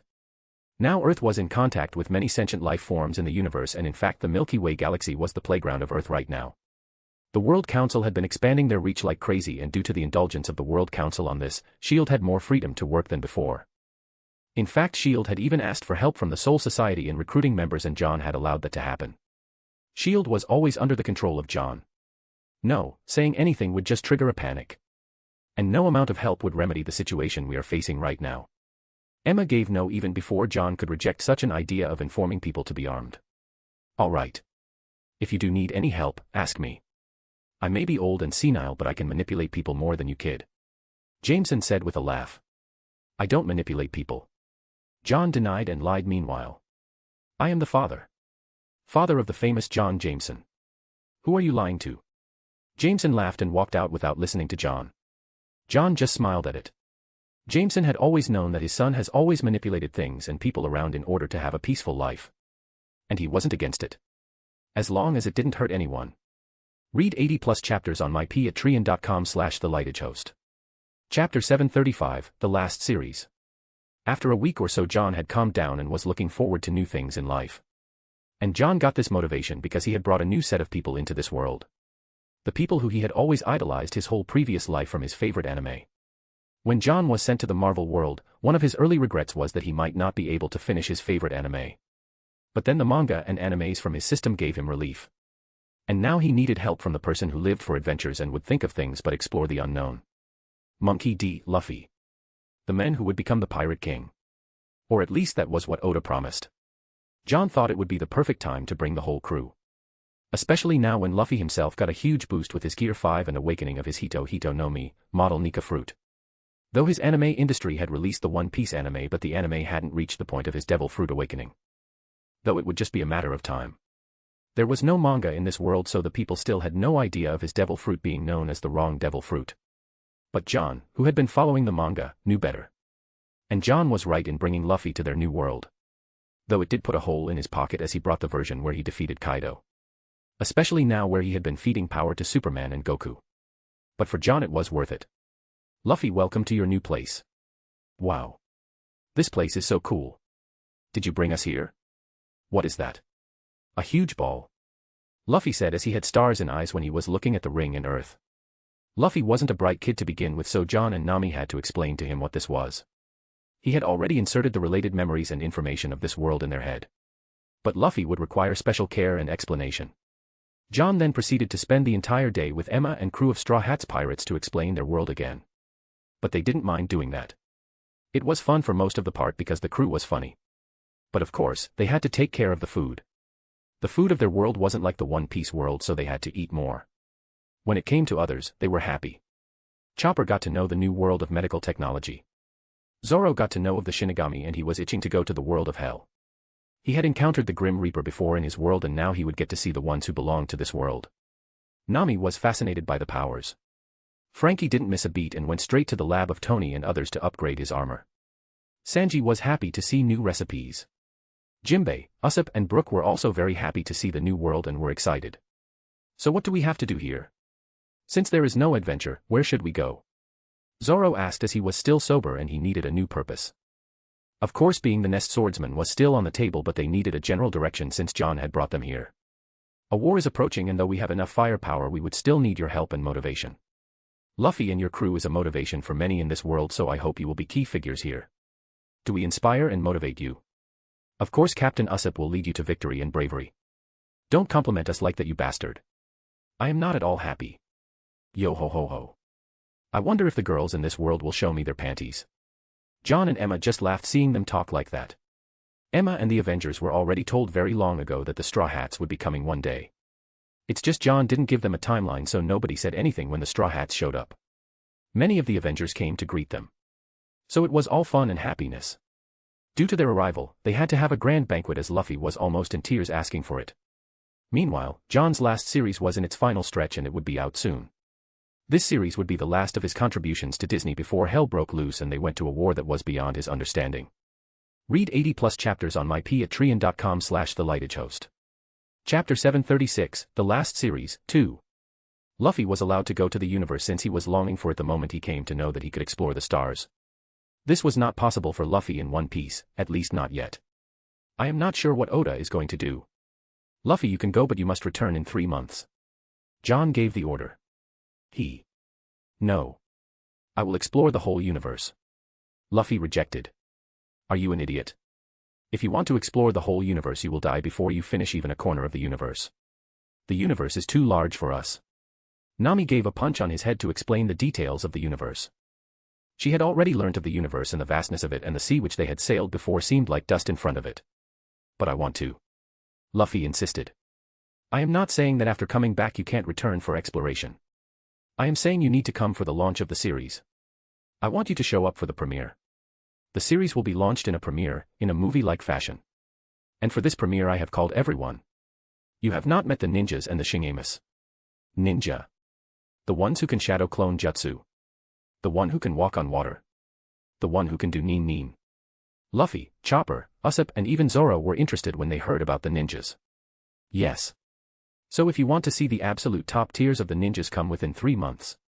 John promised them. Luffy and his crew were really very much interested in ninjas, and Luffy even had stars in his eyes imagining how the ninjas would look like. Yash. Minna. I have decided we will come back in 3 months. Friends have already transformed Sunny into a spaceship. So we will take the ship and come back. Luffy declared, not paying any attention to the thoughts of others. Of course they might have objections but Luffy wouldn't care. And thus after a week's stay at the ring and reconfiguring Sunny, they set out to travel the universe and galaxies. Frankie worked under Tony till then to understand the workings of the spaceship. Tony himself, who had watched One Piece, was a huge fan of Frankie. Frankie transformed himself with the little knowledge of science that he had. Tony even accused John that Frankie was based on his character and wanted royalties. Of course John laughed at this accusation. Jinbei went to the ranch and met the Pokémon. Being a fishman and not belonging to humans, he was attracted to species that had intelligence and were living a life that his country's queen once dreamed about. After a week of clamor, the crew left for adventure and John went back to his normal work while keeping an eye on the multiverse. Though he couldn't always peek into the multiverse, having the Alien X would allow him to look into the multiverse sometimes. John went to the normal work as usual and helped to finish the series. Though it might feel that this series wasn't required now, John wanted normalcy back for a bit in his life. And making a series was the only thing he could do right now. Emma too sometimes visited him during work. Kevin could tell that something was off about John but he didn't point it out. Meanwhile, after 2 months, Infinity paid him a visit at work. The other crew members were surprised to see an alien showing up suddenly unannounced. For this series, Kevin had hired actual aliens for roles from the universe and aliens too showed up for it. Disney was now famous in the universe, so every actor who wanted attention from the universe wanted to get tied under the banner of Disney. So when Infinity showed up with a sexy figure and golden stripes, it just raised some eyebrows of the crew members and wondered what alien she was, but nobody approached her as her appointment was with the ultimate boss of Disney. "Is the work done?" John asked. "The evil ones are rooted out and the good ones are taken to different galaxies for safekeeping on a barren planet," Infinity said in a sweet tone. "Thank you, Infinity, for your hard work." John thanked her. She was one of the few abstract beings who John liked. She was sweet, kind and compassionate. Eternity was too proud and followed rules to the T. Death had a bad attitude. Oblivion was too otherworldly. And in between her was just an asshole. Infinity was the best that John could ask for. It's nothing. The Living Tribunal oversaw this mission. So it was not too much for our part. Thanks for lending the help of ninjas. Approaching the good ones was easier. Read 80+ chapters on mypatreon.com/thelightagehost. Chapter 737, The Last Series, 3. No matter what.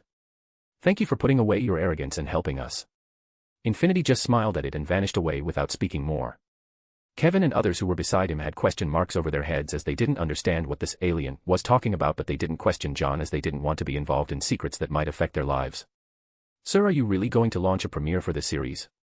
Kevin asked to change the somber atmosphere in the room. "Yes. There would be many dignitaries attending for this," John said. "Oh, you mean dignitaries from around the universe?" "Not exactly. It's a little complicated. You will be to understand after you see the guest list."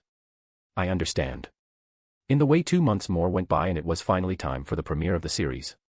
For this premiere, John specifically built a very large place on the ring to accommodate a large number of people.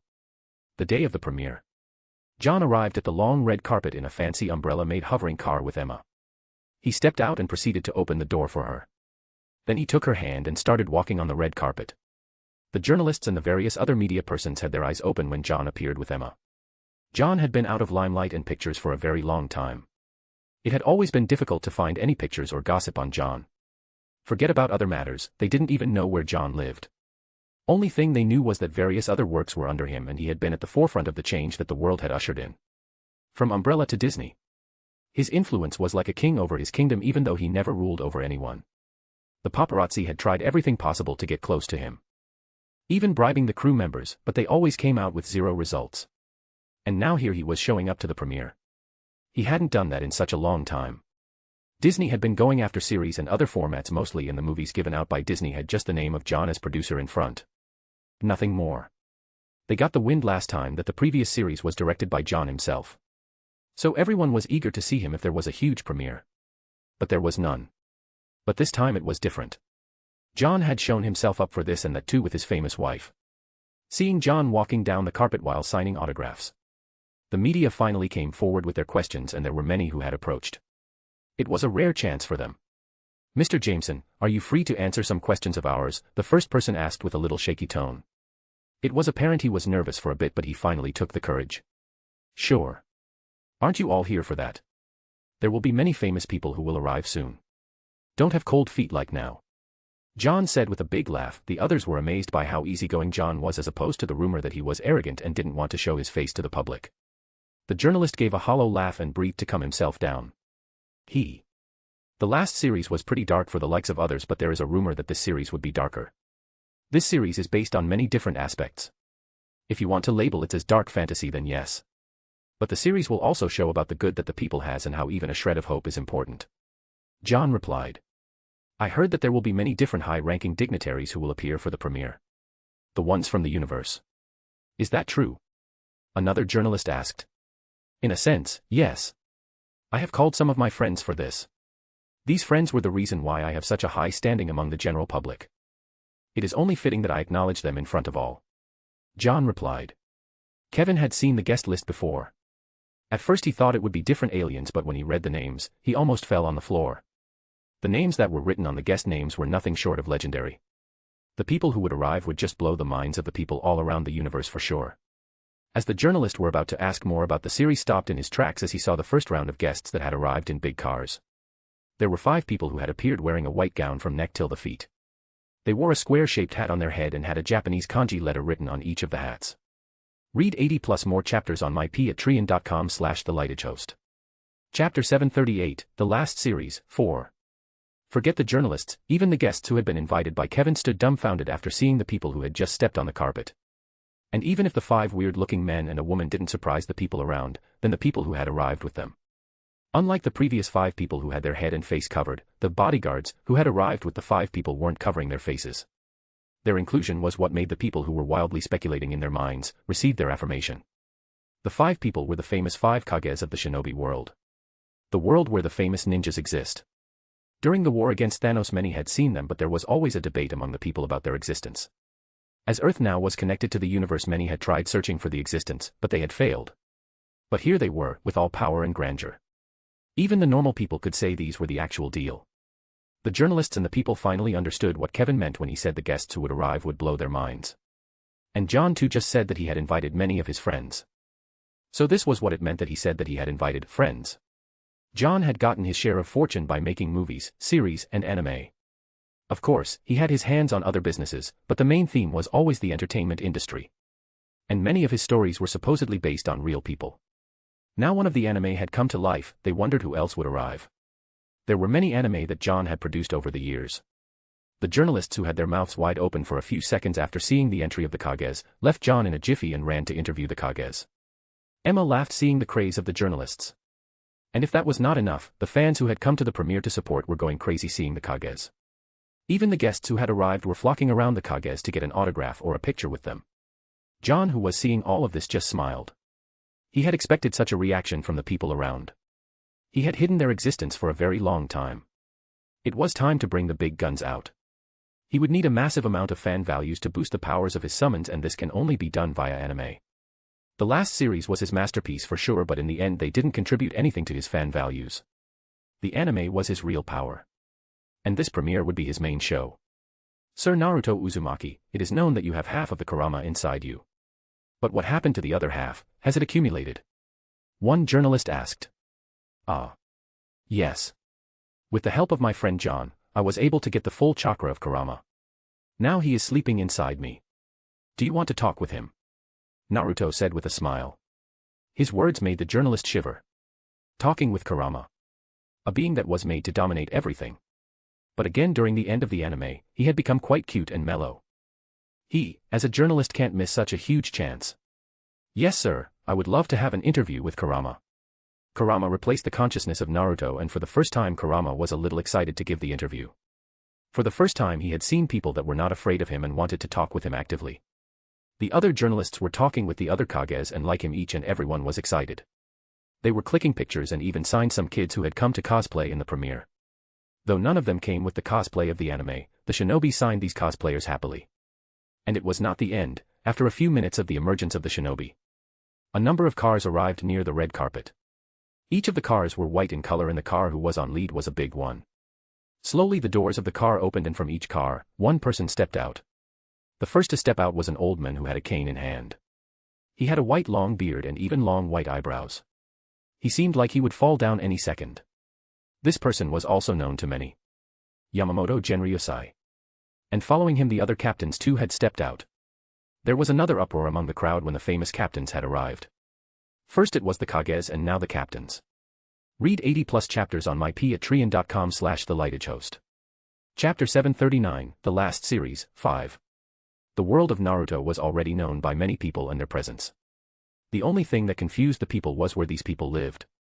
But the existence of Shinigami signified many terrifying things for the world.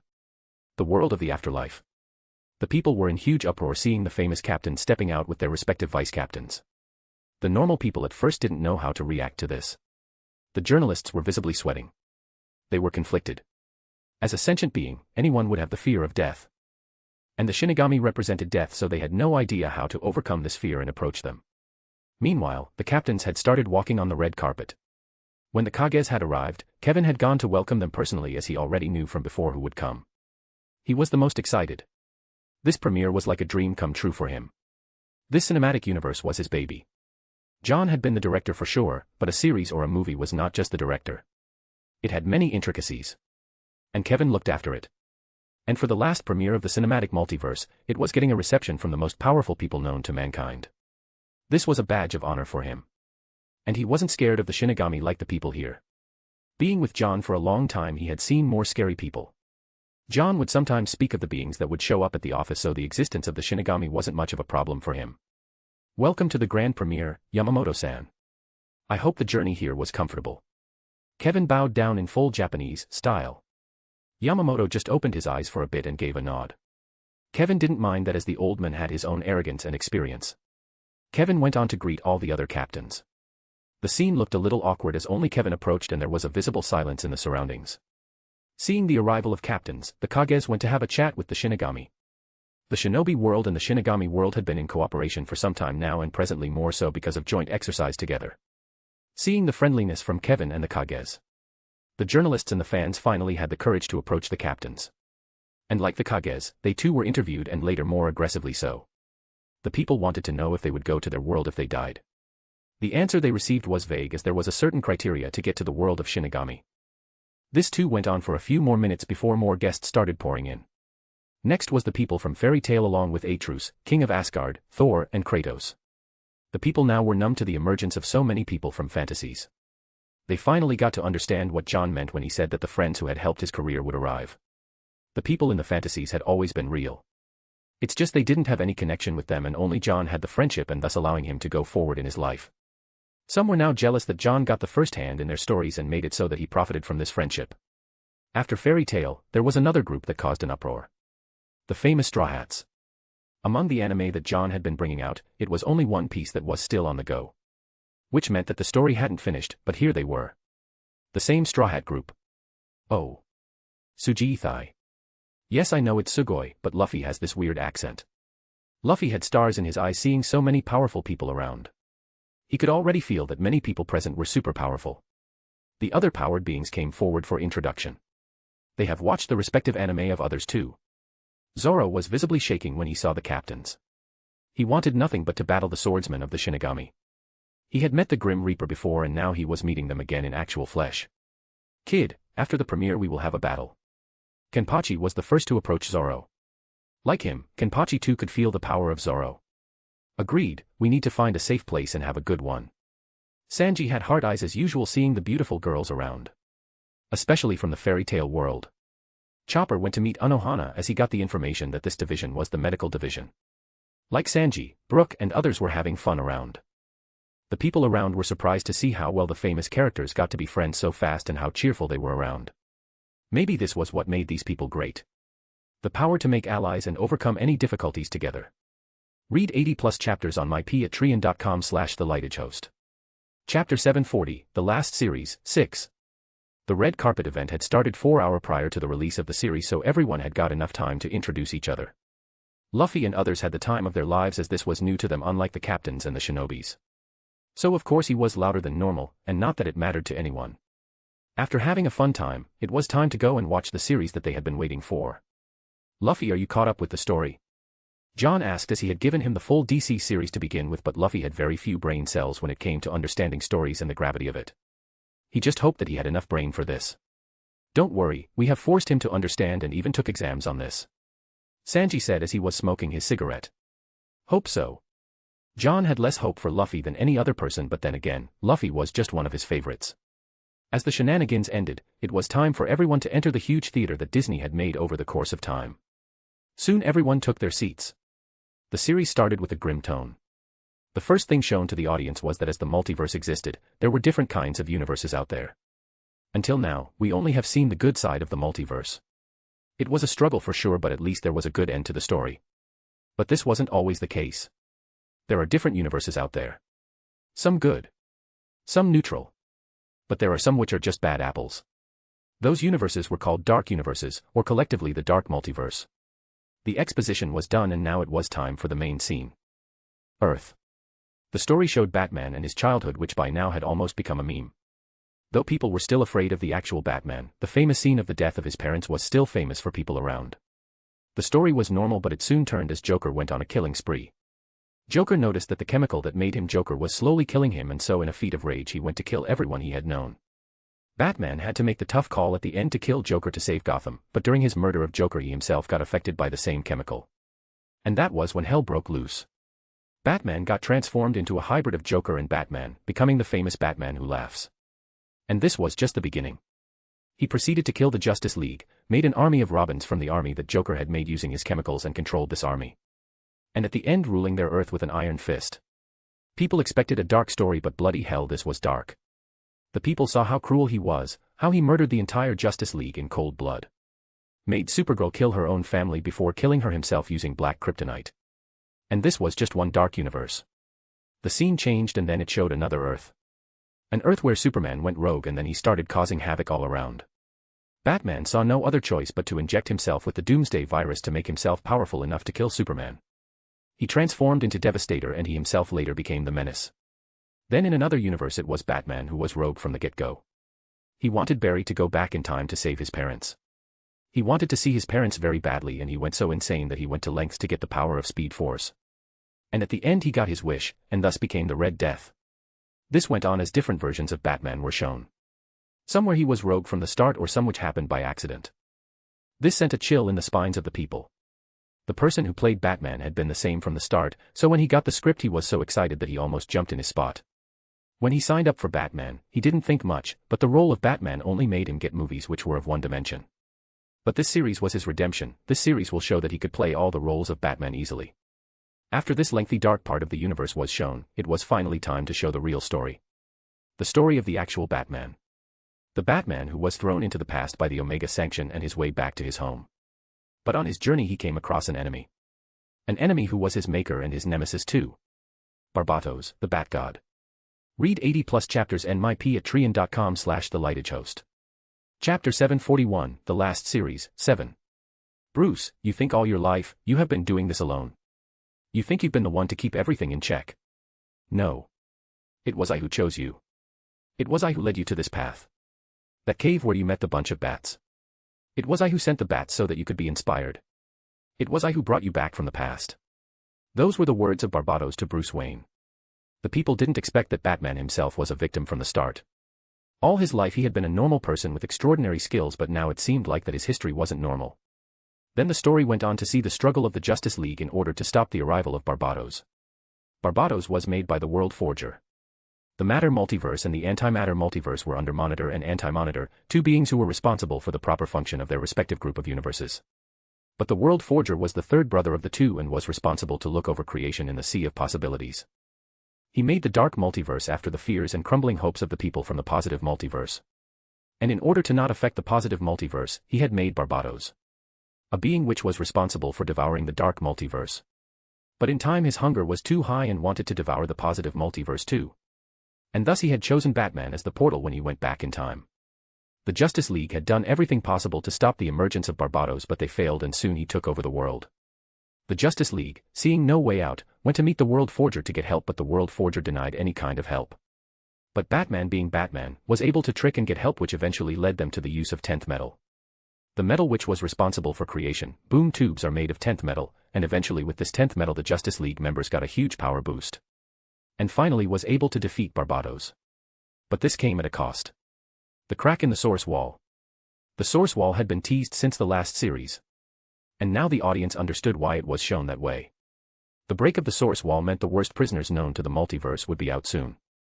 The first part of the series ended in this way. It was a long binge of almost 6 hours of watch time together. Since it was a premiere, the people got enough food and snacks to watch it. Disney had to wrestle for getting the proper rights so that people could sit and watch and had to take consent of the guests. And the 6 hours was worth it. It was dark to say the least, but it showed that the multiverse was complicated and it wasn't as simple as they thought. Kevin had made it clear that this story wasn't of their multiverse, though there were some elements and heroes from this multiverse on their own. This was a relief for the audience, as such a multiverse would just be a world of fear and nothing more. After the first part, everyone congratulated John about the story, though now they got the feeling that he had been taking the story of others rather than making his own, but nobody pointed it out. He was chosen as the friend of the multiverse. Maybe that was his power. Power to make friends across time and space. And since he had that power, why wouldn't he capitalize on it? Everyone went back after the release of the first part of the series. Simultaneously, it was also released online on Netflix for the normal audience to watch.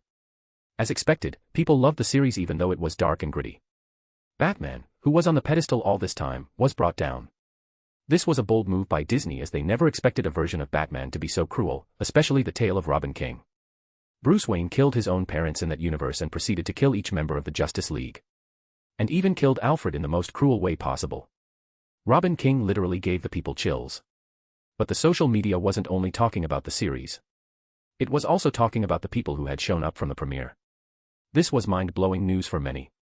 Though the presence of Shinigamis did raise concern for many, but then again death was something which would eventually arrive for all. No matter what, at least now they knew where they would go if they had too much attachment to the material world, supposing that the Shinigamis did their job well. Read 80+ chapters on my patreon.com/thelightedgehost. Chapter 742, The Last Series, 8. The internet was buzzing at the moment. Reddit, Twitter, Instagram and all other social media was full of articles on John Jameson, the Captains, the Kages, the Straw Hats and the Fairy Tale. Last but not the least, Justice League. Those hashtags were trending like crazy and it just boosted the last series more. The last series was known as Dark Knights and the name portrayed the story exactly like it was meant to be. People binge-watched the whole part in one day. It was fortunate that Disney had released the series on Saturday, so many people were at home watching the series and they didn't need to take a day off just to watch the series. Disney have been very serious about the last series from John and they needed everything possible for it to be right and not cause any obstacles for him. And they had been successful. John's summons and the series jointly shot his popularity to unbelievable heights again. The series was released not only on Earth but on all places where Disney had touched his hands. The Nova Empire, the 10 Realms, the Shi'ar Empire. Everything. John was happy to see the trend and his fan values were also rising. The introduction of many people from his anime made the people believe his stories more than ever and let his fan values rise up at an exponential rate. But it wasn't all good and happy times. The Avengers were having a grim face when they had watched the series. They expected the situation to be bad, but this was something else altogether. Various evil versions of Batman had come out and now they finally understood how the source wall was broken from the other side. The use of X-Metal. And this wasn't even the end. Perpetua hadn't come out yet and she probably was the last enemy they would have to face. In order to defeat the Batman who laughs, Batman and Joker teamed up. This was the highlight of the entire series and people didn't expect that. But only John knew that Perpetua wasn't the last enemy of the story. The Batman who laughs was. But he didn't spoil it for them. After all, in the real world even he wasn't the last enemy for them. Dr. Strangafate was. And that might not be the last. The enemies would never stop as long as there were ambitions. As Vision once said, the existence of Avengers would always ask for a challenge and this trend would continue till they exist. But it didn't mean that they should stop defending and just sit by and watch. The next day soon arrived and the people who had arrived for the premiere yesterday came today too, with none skipping it. The story was too good and exciting for anyone to miss.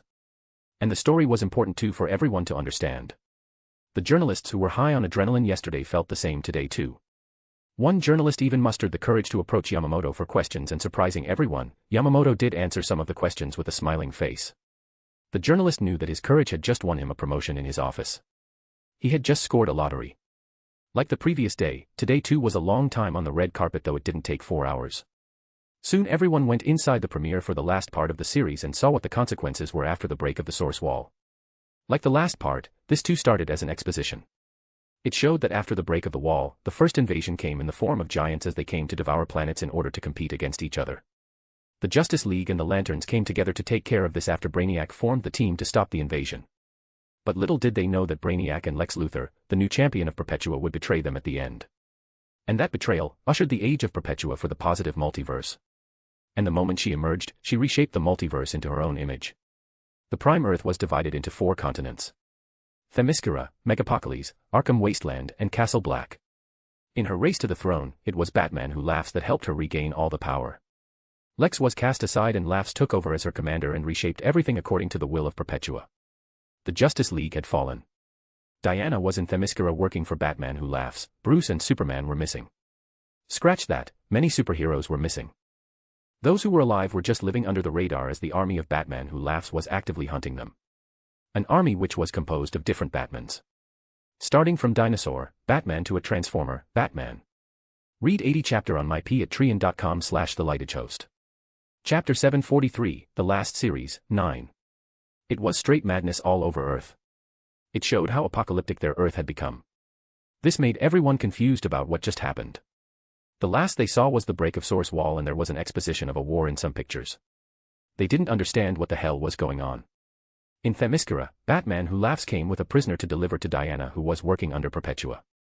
The prisoner just said 2 words to Diane before being led away. Diana, remember. Diana was confused but didn't show any facial expression in order not to alert Batman Who Laughs. Meanwhile, Batman Who Laughs was having a meeting with the new Justice League composed of Harley Quinn, Robin King, Dr. Arkham, Diana, and other small-time villains of the DC universe. But then they heard a sound from the forest nearby. The Batman Who Laughs turned his head and said, "Is that you, Bruce? Come out. I can sense you. Let me guess. The cloak of erasure given to you by Z long ago. My. You have started using magic. But you forget. I know you, Bruce. I am you. It's useless to hide in front of me." Bruce finally showed himself with a badass suit and cloak which didn't fit his style exactly, but it was helping him mask his presence. That is the thing. Bruce. You know him. But you don't know Batman. Wayne said as he put his hands high up in the air. And in the middle finger there was a ring. A black ring that was glowing in the dark. A Black Lantern ring. Everyone gasped when they saw this scene. The series was just blowing the minds of people now. A Black Lantern ring wielded by the good Batman. This was not something anyone expected. They knew that the stakes were high here, but this was too much. What the hell happened in that universe? This is a nightmare. Nope. This is a nightmare. I refuse to believe it. We need to be more serious in our preparations. Bruce used the lantern ring to make zombies of all the people who had died on the lands before. Batman Who Laughs brought his own army of Batman. Plastic Man, Batman, Penguin, Batman, Etrigan, Batman. This was an epic fight. When the fight started, Diana sneaked away to meet the prisoner. In there he came to know who the prisoner was. Wally West on the body of Dr. Manhattan. It was there she finally understood what had happened. Explain to me, Wally. What happened? Why is the world like this? Last I remember, we were going to confront Perpetua with the power given by Dr. Manhattan, the positive forces. We used them. What happened that we have fallen so low? In order to understand this, you need to understand that the thing that holds the positive multiverse has its dark side too. We live on the positive multiverse because we have the anti-crisis energy. Anti-crisis energy is based on truth. The past, the future is what gives fuel to the anti-crisis energy. The past, no matter how dark it was, we learn from the past. The past makes what we are and makes us better. And the future, the hopes, the dreams represents the future. But the anti-crisis energy is what we call living at present. The people who live on anti-crisis energy are only living in the present. They don't care about the past. They don't care about the future.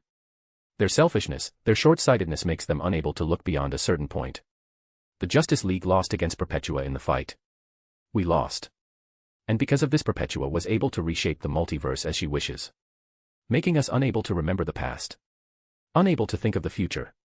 We, the Justice League, are the few people left with traces of the anti-crisis energy. We need to save the people. Make them remember the past.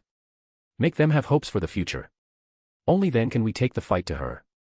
But while she was talking with Wally, Batman Who Laughs sneaked inside the prison. Pretend that I am not here and continue with the conversation. I like the story of yours. Diana was visibly shaken when Wally had spoken about the past. We are in an endless loop, Diana. Wally said. Diana meanwhile looked at Batman Who Laughs. You are not going to stop me. Ah. No. You see, I have my own plans. You are betraying Perpetua. Oh, that I have always done. I want to make this world into my own nightmare world. Not in the image she wants. Batman Who Laughs said. Then you can both go to hell. Diana said as out of nowhere she took out her chainsaw that she had been using and blasted Batman Who Laughs with it. And with this single move the famous Batman Who Laughs died, with only the head remaining intact. But did he really die? Read 80 more chapters on myp@treon.com/thelightagehost. Chapter 744, The Last Series, 10. After the death of Batman Who Laughs, Diana with Wally went to search for the remaining people and make a plan to storm Castle Bat and take back everything that Perpetua had destroyed. Perpetua had been destroying universe after universe so that he could reshape the multiverse from scratch. There were in total 52 universes in the DC positive multiverse, unlike the huge number of multiverses of Marvel, so Perpetua didn't have to do much to destroy the universes. She was destroying them for fun and having a good time. Diana and others were horrified by this and they wanted to bring back everything and everyone. But Batman was not so happy with the plan. She wanted to restore everything, but Batman felt that she was daydreaming. Batman wanted to just have one universe for themselves and didn't care what Perpetua's plans were. Batman knew how powerful Perpetua was and they could never win against her. But the plan all hinged at the point that they needed to take over Castle Bat first. And thus they made the plan. But as usual they confronted various versions of Batman along the way. In one case, Martha Wayne was Batman. That blew the minds of the people. This was fucked up in that she played mind tricks with Bruce. But Bruce was too ruthless and just shot her down. But later, when they ran, the audience could see teardrops falling from under the mask. They finally went inside the Castle Bat and they were more horrified by what they saw. The current Earth didn't have a sun, so Batman Who Laughs and Perpetua had made special measures for that. They had forced Superman to run on a treadmill and the power generated was what gave energy to the Prime Earth. He was made to run in a room which had all forms of kryptonite attached on the walls so that he wouldn't be able to escape ever. And if that was not enough, Batman Who Laughs had put up a guard to look after Superman. Guard in the form of a version of Batman. The dark side version of Batman. Yes, you heard it right. A Batman who had the powers and the body structure of Darkseid and even his Omega sanction. The fuck? This is bullshit. Why is the multiverse hell-bent on showing Batman in a dark light? Even Bruce himself had an ugly face. Having his own mother on the other side was painful enough. Did the multiverse have to show him one more ugly part of his various lives? Later a terrible fight ensued. Superman was visibly different here as his body was slowly starting to be like Darkseid. Superman himself said that he didn't have much time to live in this world and they needed to do whatever to bring everything back to normalcy. In the fight, Superman noticed that Batman was not hurt at all by the Omega beam of the other Batman. It was there he came to know that Batman had died a long time ago, during the fight against Perpetua for the first time. The reason he was alive was because of the Black Lantern. It was then the audience remembered that the Lantern ring only takes a dead person as the wielder. Many of the people had forgotten that and those who remembered were skeptical about it. And now their theories proved correct. Diana went on a mission to save the multiverse. While Batman and Superman went to gather the remaining heroes on all the multiverse. It was possible because Perpetua now was fighting Darkest Knight. You are asking who is Darkest Knight? Well, he is Batman Who Laughs. Not exactly him, but at least the brain behind the new form of Batman was. When Diana killed Batman Who Laughs, his brain still remained. Thus his Legion brought the brain back and put it inside the skull of a dead version of Dr. Manhattan. Dr. Manhattan was a wielder of all the positive forces of the DC multiverse and thus with the help of the body of Dr. Manhattan became one of the powerful persons of the DC multiverse, and with this new body he went on to fight against Perpetua. As Diana was doing everything possible to bring the original multiverse back, Perpetua was losing powers. Batman and Superman were forcing people to remember their past, their hopes and dreams, and this made her weak. While Darkest Knight was just becoming more strong in the fight. And finally, after a long fight, chugging planets at each other, destroying galaxies in their wake, the Darkest Knight was finally able to seal away Perpetua and send her back to the cracked source wall again. Ending the terrifying reign of Perpetua, but it was not over as a more terrifying being was now sitting on the same throne that Perpetua once sat on. A more cruel being. Read 70+ chapters ahead on myp@treon.com/thelightagehost. Chapter 745, The Last Series, 11. But this wasn't all that was happening. Diana was on the move and she finally found the way to take back everything that they have lost. Because she found the weapon. A weapon which had been with her since she stepped her foot on the mainland. The Lasso of Truth. The Lasso of Truth was based on the fact that a person could speak the truth only if she or he remembered it. The lasso was the truth itself. No matter how ugly the truth was, it was what bounded the past and the future together. With the help of the remaining anti-crisis energy, she was able to make the remaining heroes remember their past and their aspirations for the future. This included all crisis events that had happened until then. The Flashpoint, the war with the Black Lanterns, the final crisis against Darkseid, everything. The more the people remembered, the more there was a rise of anti-crisis energy, and with the remaining power she went to fight against the Darkest Night, which was basically a suicide with the amount of power she had. But she had a plan. With the remaining power she had while she was fighting a hopeless fight against the Darkest Night, she was breaking the Source Wall. The Source Wall was still standing, though there was a huge crack now. The Darkest wanted to mend the wall and then rule over the multiverse and make it on his own image. But if the wall was broken, the hands, the people who looked over multiverses. The people who looked over each and every multiverse and made sure they work well. Perpetua belonged to that category. She was one of them once, but she had fallen from grace a long time ago when she tried modeling the DC multiverse according to her own image and trying to make an army out of it. And if Diana did end up destroying the wall, it would be all over and the hands will come to erase everything and start from the beginning. There would be no one to tell them about the past, the previous multiverse. While the Darkest Night tried his best to stop what Diana was doing and enticing her with a separate universe where he wouldn't meddle at all, Diana was staunch on her decision to break everything. She knew that everything would end with this, but she wanted to have that hope. A hope that the hands would see the good in the hearts of the people who were left and maybe give them a leeway. Meanwhile, the army of Batman and Superman was fighting the army of Darkest Night. This was an all-out battle. Even Batman used his ring on the dead body of Batman Who Laughs. Superman and Lex Luthor teamed up and beat the shit out of Robin King. Though Ribbon King had kryptonite, he forgot that Superman was dying and he was living under different forms of kryptonite all this time. Finally, after a long fight, the Source Wall was broken and the hands arrived. The first thing they did was killing the Darkest Night on the depths of the burning sun of the multiverse. And then proceeded to destroy the multiverse. Diana and others had already expected that, but they wished the people remembered the past. The hands, seeing the sacrifice and going through the memories of Diana and others, had decided to restore the multiverse with all the memories intact. It wouldn't be the same, but the memories of the past would remain with the last few people who had fought, and this way the multiverse was restored. And with the curtain fell on the whole series. The series that had the name, The Darkest Night, on it. And it properly justified the name.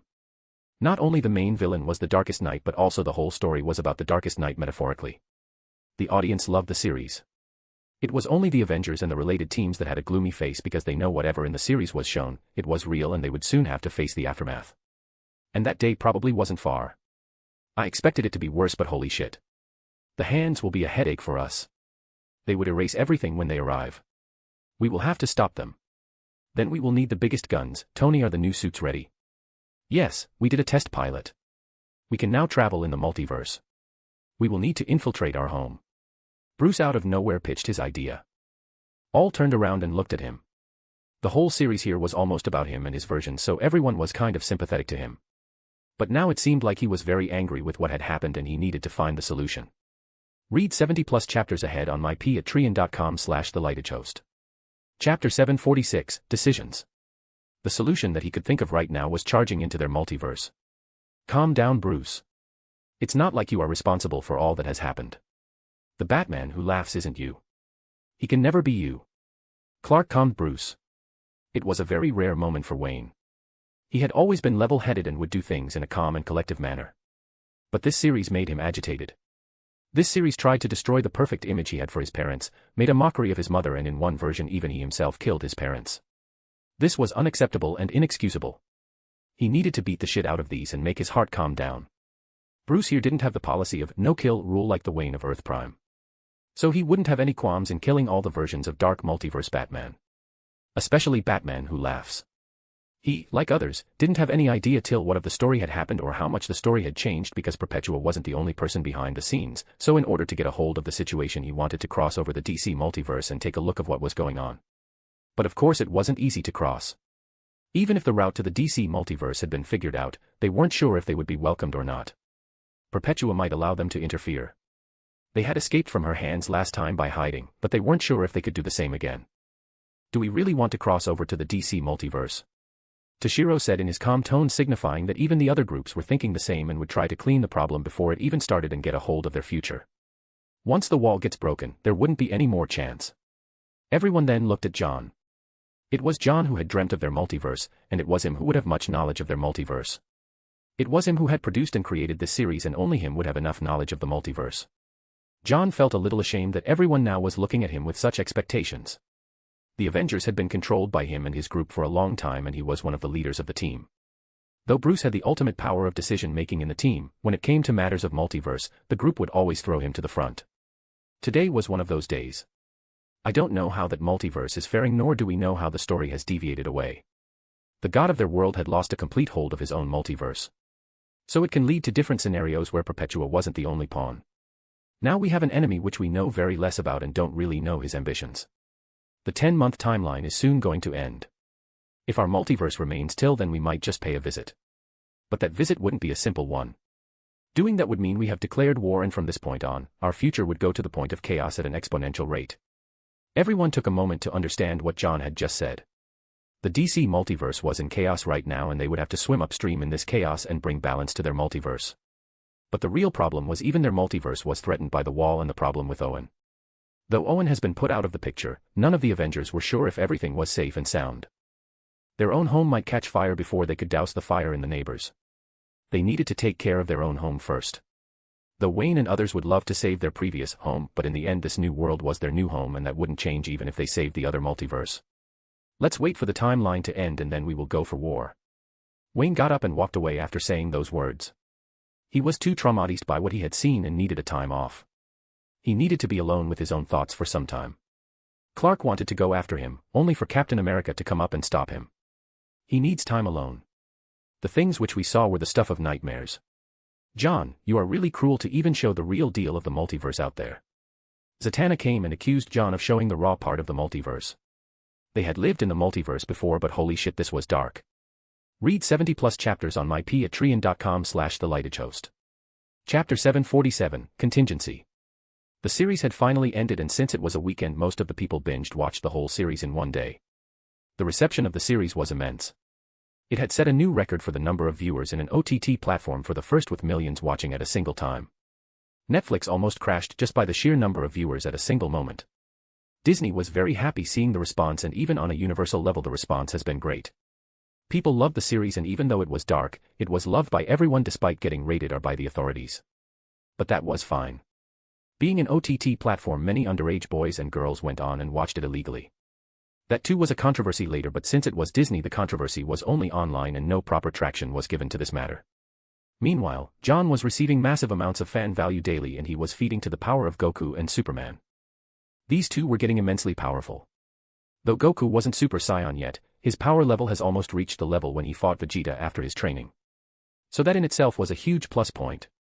Sue and others were a little surprised about how a young Goku almost reached the power level of his older times, but they didn't pry more as Goku himself didn't know how this happened. Anyways, the family of 5 were super happy about it and didn't care much. Sue had been invited at times at the ring to talk with the other members. Except for Wayne, none of the other members knew his past, so everyone received him and his family heartily. Only Wayne knew of his past, and he didn't disclose like John. Though others could feel that something was wrong with the family who was raising their secret weapon, but since John and Wayne had no objections, they didn't ask more and just let the family be. After the premiere, John went to meet Reed of 616. He needed to see if the contingency plan was on the right track. Yes, John had a secret contingency plan if the hell breaks loose and the multiverse collapses. Reed, is the ring and the harvester sustainable? John asked.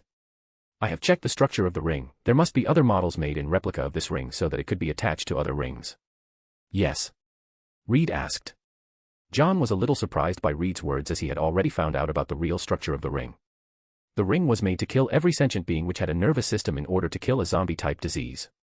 And you are right, this ring was one of the many rings made, and it could be attached to what can only be described as the Alpha Ring. John said. A zombie disease. Sounds terrifying. But you want to use this ring in case the multiverse collapses and make this ring as the safe haven. What about the people who would die on the multiverse? Reed asked, and unlike others he still maintained a calm face while speaking of the death of trillions of people out there. We will restart the multiverse if there is a collapse. If it collapses with the other multiverse, we will restart it together with the other multiverse. Though I don't think we will have enough energy to do that. Yes. I have studied Owen's energy levels. He can't support 2 multiverses. Reed said. So we will have to get more energy. Perpetua would be a good battery supposing we don't lose her. My dreams told me that she was alive out there somewhere, so we will have to move fast and bring her to our own convenience. That is not something that is in our control. But the ring will survive in the void. Yes. John asked. The normal operations will be online, but none can go out on land to live. Only on the lower levels is it possible, and right now I am working on a proper invisible shield so that we can use it on the void. Good. You can cooperate with Guilty and GAIA for further research. Does the other Reed know of our plans? John asked. No, only we two know of this deal. I basically put my family on the line for this. I hope what you say of my son is the truth, or else we would truly be in dire straits if we make a mistake of the thing that you have said. Have faith in your son Reed. He is probably the most powerful mutant ever to be born in your universe as of yet. Yeah, but being a dad I just can't think the same about Franklin. Read 70+ chapters on mypatreon.com/thelightagehost. Chapter 748, Reaction. Franklin Richards. One of the most powerful mutants ever born in the Marvel Multiverse. In the actual story, after getting help from Owen Reese and the downfall of God Doom, he went on to build the multiverse. Yes, you heard it right. The multiverse of Marvel in the comics was made by Franklin. Though he needed help from Owen, he did make the multiverse. Brought all of the people who were lost in the collapse of the multiverse and made everything right. He indirectly was responsible for the birth of all the abstract beings again who had died before after the Beyonders came to bring them down. And John could make the multiverse too. Hell, many of the people in their group could make it, but the thing is only Franklin and Reed had been tasked to look into the multiverse and take necessary data so in the event of collapse they would be in the forefront of the rebuild.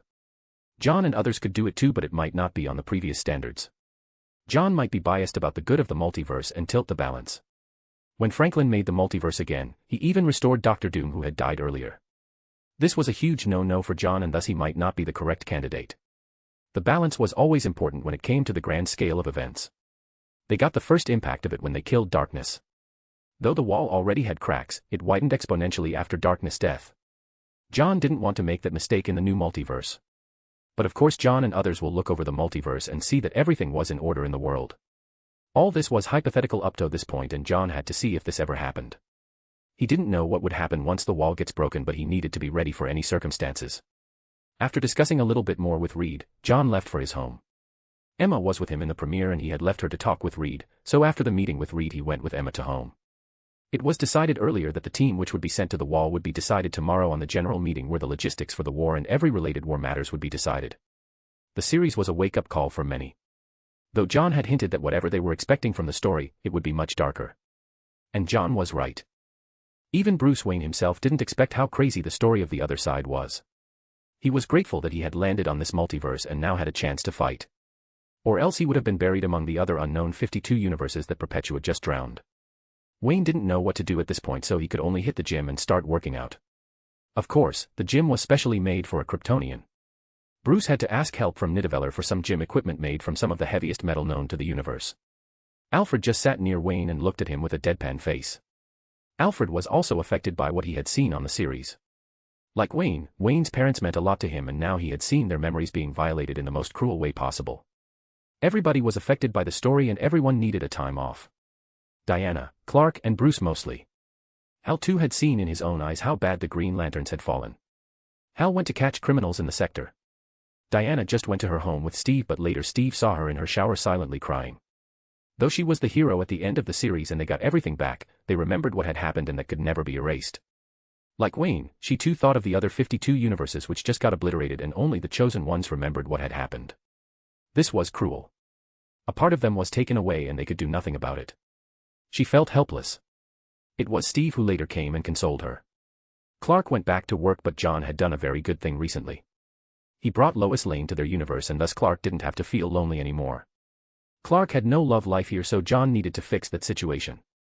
Only Bruce was the loneliest person of the team and only had Alfred for his companionship. Tony had even tried to introduce him to some good women, but he was unresponsive, or rather he would act responsive with the women only to have no feelings for the other person. Read 70+ chapters on mypatreon.com/thelightagehost. Chapter 749, The Suicide Mission. The next day, everyone showed up for the meeting and it was visible that some of the heroes had still not recovered by what they had seen. Only Wayne looked a little better and the rest were not so alright. But this meeting was important and they needed to get more information. Who do you recommend we send for the mission to go for the mission in Special Universe at the Wall? Naruto opened the meeting with those words. The Avengers were little down today, so it was up to the others to take the lead. We can send a team of ninjas and shinigamis for the mission, just like they were trained for. John suggested. They had been doing drills after drills for some time now and it was time to show the results. But we need people with a specific mindset. Byakuya said. Then we can select some special people to lead the team. I want Gildarts to lead this team. This will be a long mission and only someone who has undertaken long ones would be able to lead. John suggested. The fairy tale members who were at the meeting were surprised that John had asked for guild arts. It was true that he did have experience in these kinds of missions and the ones where the rate of death was almost close to 100%. But fairy tale members had never backed down in fear with such odds. Rather, Makarov was sure guild arts would jump on the offer. He had been roaming the universe for quite some time, as staying in Asgard would just destroy many things around as his power level was off the charts and it was detrimental to the kingdom. Atru sighed in relief when guild arts left for the universe for being a mercenary. Good, we will call him back for this, Makarov said as he smoked his pipe. And among Shinigami, we can send a Kenpachi, Hirako said. The captains had been thinking a lot about who to send and they finally remembered about a Kenpachi who was in the dungeons. The Kenpachi wasn't Anohana nor Zaraki. Though it would be great if it was Anohana or Zaraki as these two could be trusted, but they were too important to be sent. It was better to send someone who was expandable and could be controlled. And the 8th Kenpachi was perfect for this. Normally all of the Kenpachi which was started by Anohana were savages and came from either slums or faced some kind of hardships on their way to the top, but the 8th Kenpachi named as Soya Azuhiro was special. He came from a respected family and his power was really weird. His Shirkai was nothing to be spoken about but his Bankai was what troubled the people around. His Bankai could be said as a kind of low guy as he could fuse himself with the surroundings and could use the environment for his own advantage. It was very unusual for a Kenpachi to have such power but he was given the spot of the captain as he killed the previous captain. Though he was in the dungeon for crimes, he could be used in the team easily and since John could use his magic to control so sending an unused captain for this mission would be perfect. Who? You mean Zaraki? The others who had watched the anime were confused about what Hirako meant. There are other Kenpachis who had worked as the captain for the 11th Division and not everyone was killed. The 8th captain is one such. John explained the story of the 8th captain to the others. The story of 8th was a special novel which came later and is considered canon. It only came out as Japanese. Alright, as long as he is not crazy as Zaraki, it will be fine. Banner. Oi, green guy, who are you calling crazy? Do you want to fight? Banner, hearing the words Zaraki, tried to hide away. He spoke those words unconsciously as he almost forgot that Zaraki was in the room like the rest of the captains. Everyone laughed a bit seeing how Banner was hiding behind Captain America. Alright. Orochimaru, we might need some Edo Tensei for this. John said. Everyone's eyes contracted when John asked for Edo Tensei. This was a forbidden jutsu, not because it was hard to do it, but because it dealt with the dead. Do we really need the dead people? Naruto hesitated when John proposed it. Bringing the dead was kind of disrespectful. I know that it is disrespectful but we will need the force for this war and since this is kind of a suicide mission, it would be better if we don't let the living die. We can't lose people so early in war. Read 70+ chapters on mypatreon.com/thelightagehost. Chapter 750, Suicide Mission, 2. Everyone was silent. Captain America and Clark now had really an ugly face when John spoke of the dead people. They never thought one day would come where the people would vote for being necromancers. All their life they had been taught that the dead should be respected but here they were trying to debate whom to send for this mission. Is there no other way? Clark asked. Of course there are but we don't have innumerable people. After a moment of silence, everyone gave a nod to Orochimaru to use Edo Tensei. He could choose some of the finest past ninjas and bring them to live, for example the 7 swordsmen of the mist.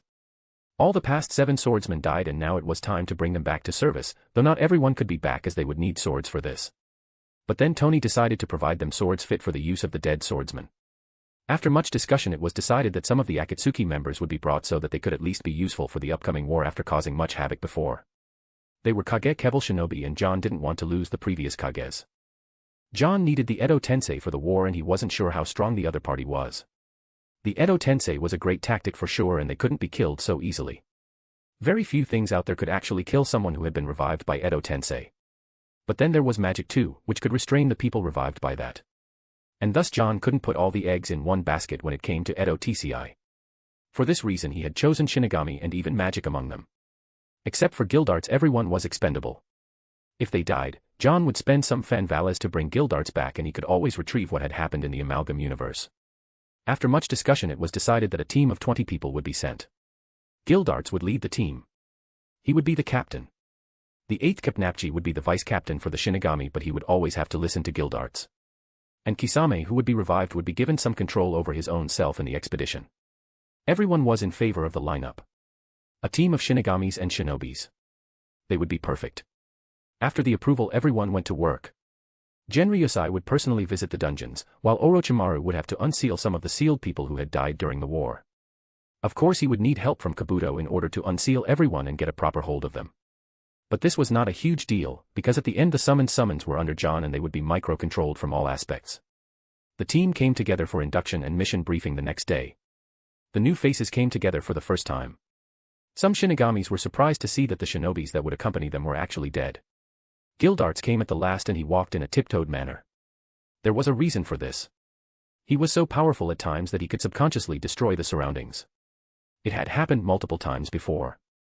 At times, the place where he sleeps gets turned into debris after he wakes up. So handling Gildarts was quite tough and he had to be particularly aware of what he was stepping on or what he shouldn't overact. The Shinigamis and the shinobis looked at their captain. They had already been briefed about the mission and all of them knew that they might not come back ever. And the shinobis would be the first sacrifice if anything went south. The shinobis didn't have much reaction to this as they had already been dead and they had been conditioned by Orochimaru and Kabuto to listen to the instructions by Gildarts. Yo. Seems like the whole team in place. I won't bore you with details and give a long speech about bravery.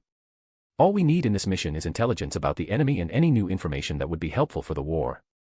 From what I understood we would soon go to war or try to help the other multiverse in any way we can and we can only do this if we reach the hidden universe in the wall. I will say this outright that we might not even be able to reach their universe as Perpetua might be somewhere in the wall as we are not sure how far the wall has broken on the other side.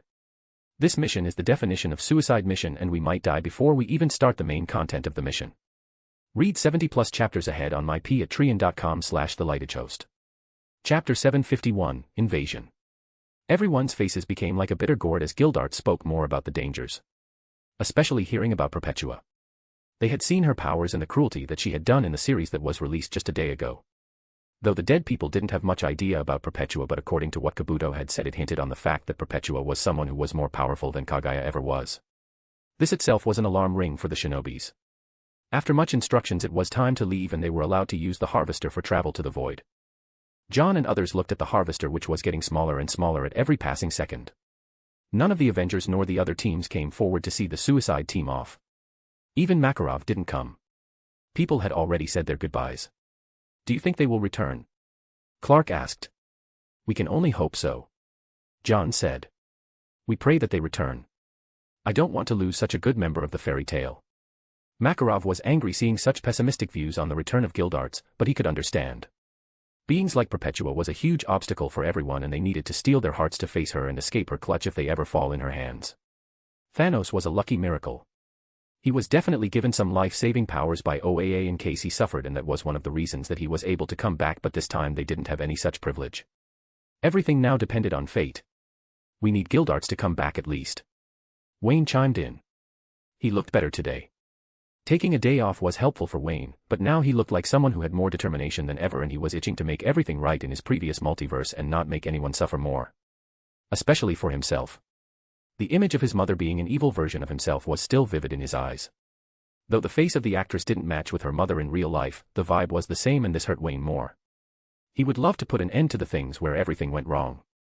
Thus this mission was necessary though there would be very less chance of success. As this was going on, something else was happening in a secluded dimension. The dimension which had been hidden for such a long time. The dimension of Ta Lo. The doorway to the world which had been sealed for such a long time with scales of dragons was now on the verge of break. There had been repeated attacks on the door for the last 15 minutes and this has aroused fear among the people who had been living in this small place since they opened their eyes. Has someone gone to call the family? Jiangnan, the sister of the Ying, Li asked in a grave tone. Yes, we have already sent 2 people to go to the other side and bring Goku and Su back, a person standing behind her with weapons in his hand said. Goku had been loved by the people for a long time. He would always visit their place and play with the water dragon countless times and he was already groomed by Jiangnan to lead the people living here for some time. Though Ingli didn't like this approach of her sister, she didn't stop her. Goku has been special since childhood. He was powerful and he could easily beat every one of the people present with only one move. This was apparent from early childhood itself. This gave quite a relief to Jiangnan as the presence of Goku gave her peace of mind but right now she was shivering. They didn't have proper communication with the outside world here. Only manually they could contact the outside world and right now none of the members of Goku's family was present. And by the situation she could feel that the enemy on the other side wasn't easy. The dragon scale door had been sealed for such a long time and there had been no cracks on this but now suddenly it was on the verge of breaking. It meant the enemy on the other side was too powerful. The Soul Eaters had wiped their civilization before and now they were back with more force and power. Only Goku and his family were powerful enough to handle them and maybe even the Avengers, but she had almost no contact with them. She could only pray that Goku would be back as fast as possible and help them cruise over this situation. Or else their civilization, which had continued for such a long time, would end with her being the last leader. Read 70+ chapters on myp@trian.com/thelightagehost. Chapter 752, New Ranks. Why have they not arrived yet? Jiang Nan was pretty anxious, seeing how the dragon scales on the door were falling apart bit by bit, losing its red luster on its surface. There was no color on the faces of the people who were standing behind Jiang Nan and Master Guangbo. All their lives they had heard of these soul eaters and how they had decimated their thriving civilization once, and here they were again. And this time, they were probably back with more power than ever before. Though they were afraid of death, they weren't afraid of facing their enemies. Their ancestors had sacrificed a lot for their survival, and they would have to do it too. What's more, if Goku was here, it would not have been so difficult for them. The young kid could easily destroy their enemies with one move, and even the leader had said that Goku had been gaining power in a terrifying speed, and his power alone could destroy their dimension with one move. This was terrifying but also exciting. They would finally have a leader who was ridiculously powerful, though he was never born in their place, but he was essentially raised in their dimension. So it was good that Goku was groomed to be their leader. But today the people were facing an unprecedented crisis. And they were hoping that Goku would be back in time to save them. Praying and hoping, but time waits for none, and after 5 minutes of struggle on the door by the supposed Soul Eater, all of the dragon scales attached to the door finally fell off and the rock door crumbled into pieces. And as if the Soul Eaters had heard the prayers of Jiang Nan, they became more agitated, and with one last push they finally ended up destroying the whole door with one last burst. And immediately, with no warning, various flying tentacles-like creatures flew from the door and went straight to the people who were ready with their weapons. Warriors, formation. Jiang Nan shouted on top of her lungs. The warriors behind took out their dragon-scaled shield in front of them. The formation seemed like the ones the old Romans used. The warriors stacked the shields one above another, and the Soul Eaters who were ready to reap the souls were stopped by the shields and the spears that also had dragon scales. The spears were long and sharp, and some of the spears pierced through some of the small Soul Eaters. Jiang Nan had made small groups of warriors with shields surrounding them so that the flying small Soul Eaters would not come from behind and attack. Their civilization had been annihilated once, so they had proper knowledge from the first war. But they had also miscalculated the number of these small eaters, and also they now had a new addition to their army. The medium-sized Soul Eaters. The last time they faced in the war, it was only a huge number of small eaters and some big Soul Eaters, but apparently after a long time now, there had been new additions to their ranks, and these Soul Eaters also were in huge numbers. The warriors who were initially able to handle the Soul Eaters due to their weapons were now facing problems. The unstoppable were the middle-sized guys, and soon they were able to break the ranks of the small groups of warriors. The Eaters didn't take much time in engaging the warriors, and they sucked the life out of them easily once they caught the warriors. There was no pain and no struggle once their souls were reaped. It was eerily silent for the dead ones. They only screamed when they were caught. The other warriors looking at it gulped down their throats, but the scary scene didn't make them fear. Instead, it gave the warriors more anger and determination to take these evil beings down. Kill them, Goku will be here soon. Then I want to see how far they dance. Yes, we just need to avoid casualties and everything will be alright. Fear not, my friends. Their redemption will be here soon, and we will take revenge for what they had done to our ancestors. The warriors were brave enough, and they had been trained since childhood, but the number of eaters that were pouring from the doorway was too much for the warrior, and soon the number was so large that it seemed like the warriors were swimming among the hordes of the eaters. The shields that were used as protection were not enough to stop the tentacles of the eaters, and soon the casualties were racking up in numbers. Goku, where are you? We need you. Jiang Nan was in tears as she looked around while fighting a mid-sized eater. She was devastated by seeing the dead bodies around. Her constant prayers didn't come to fruition as she hoped for. Read 70 chapters more on myp@trian.com/thelightagehost. Chapter 753, The Dragon, 2. The struggle was real as everyone. And the body count was rising faster by every passing second. The struggle didn't last long. For hardly 10 minutes everyone struggled. The warriors, Master Guangbo, Jiang Na gave everything to save themselves and hold until Goku arrived. The warriors fought with majesty and valor fit for warriors of any battlefield. But it seemed like this wasn't enough. Because in almost 10 minutes, everyone was wiped away. Jiang Nan was the last one standing, and she too now was exhausted.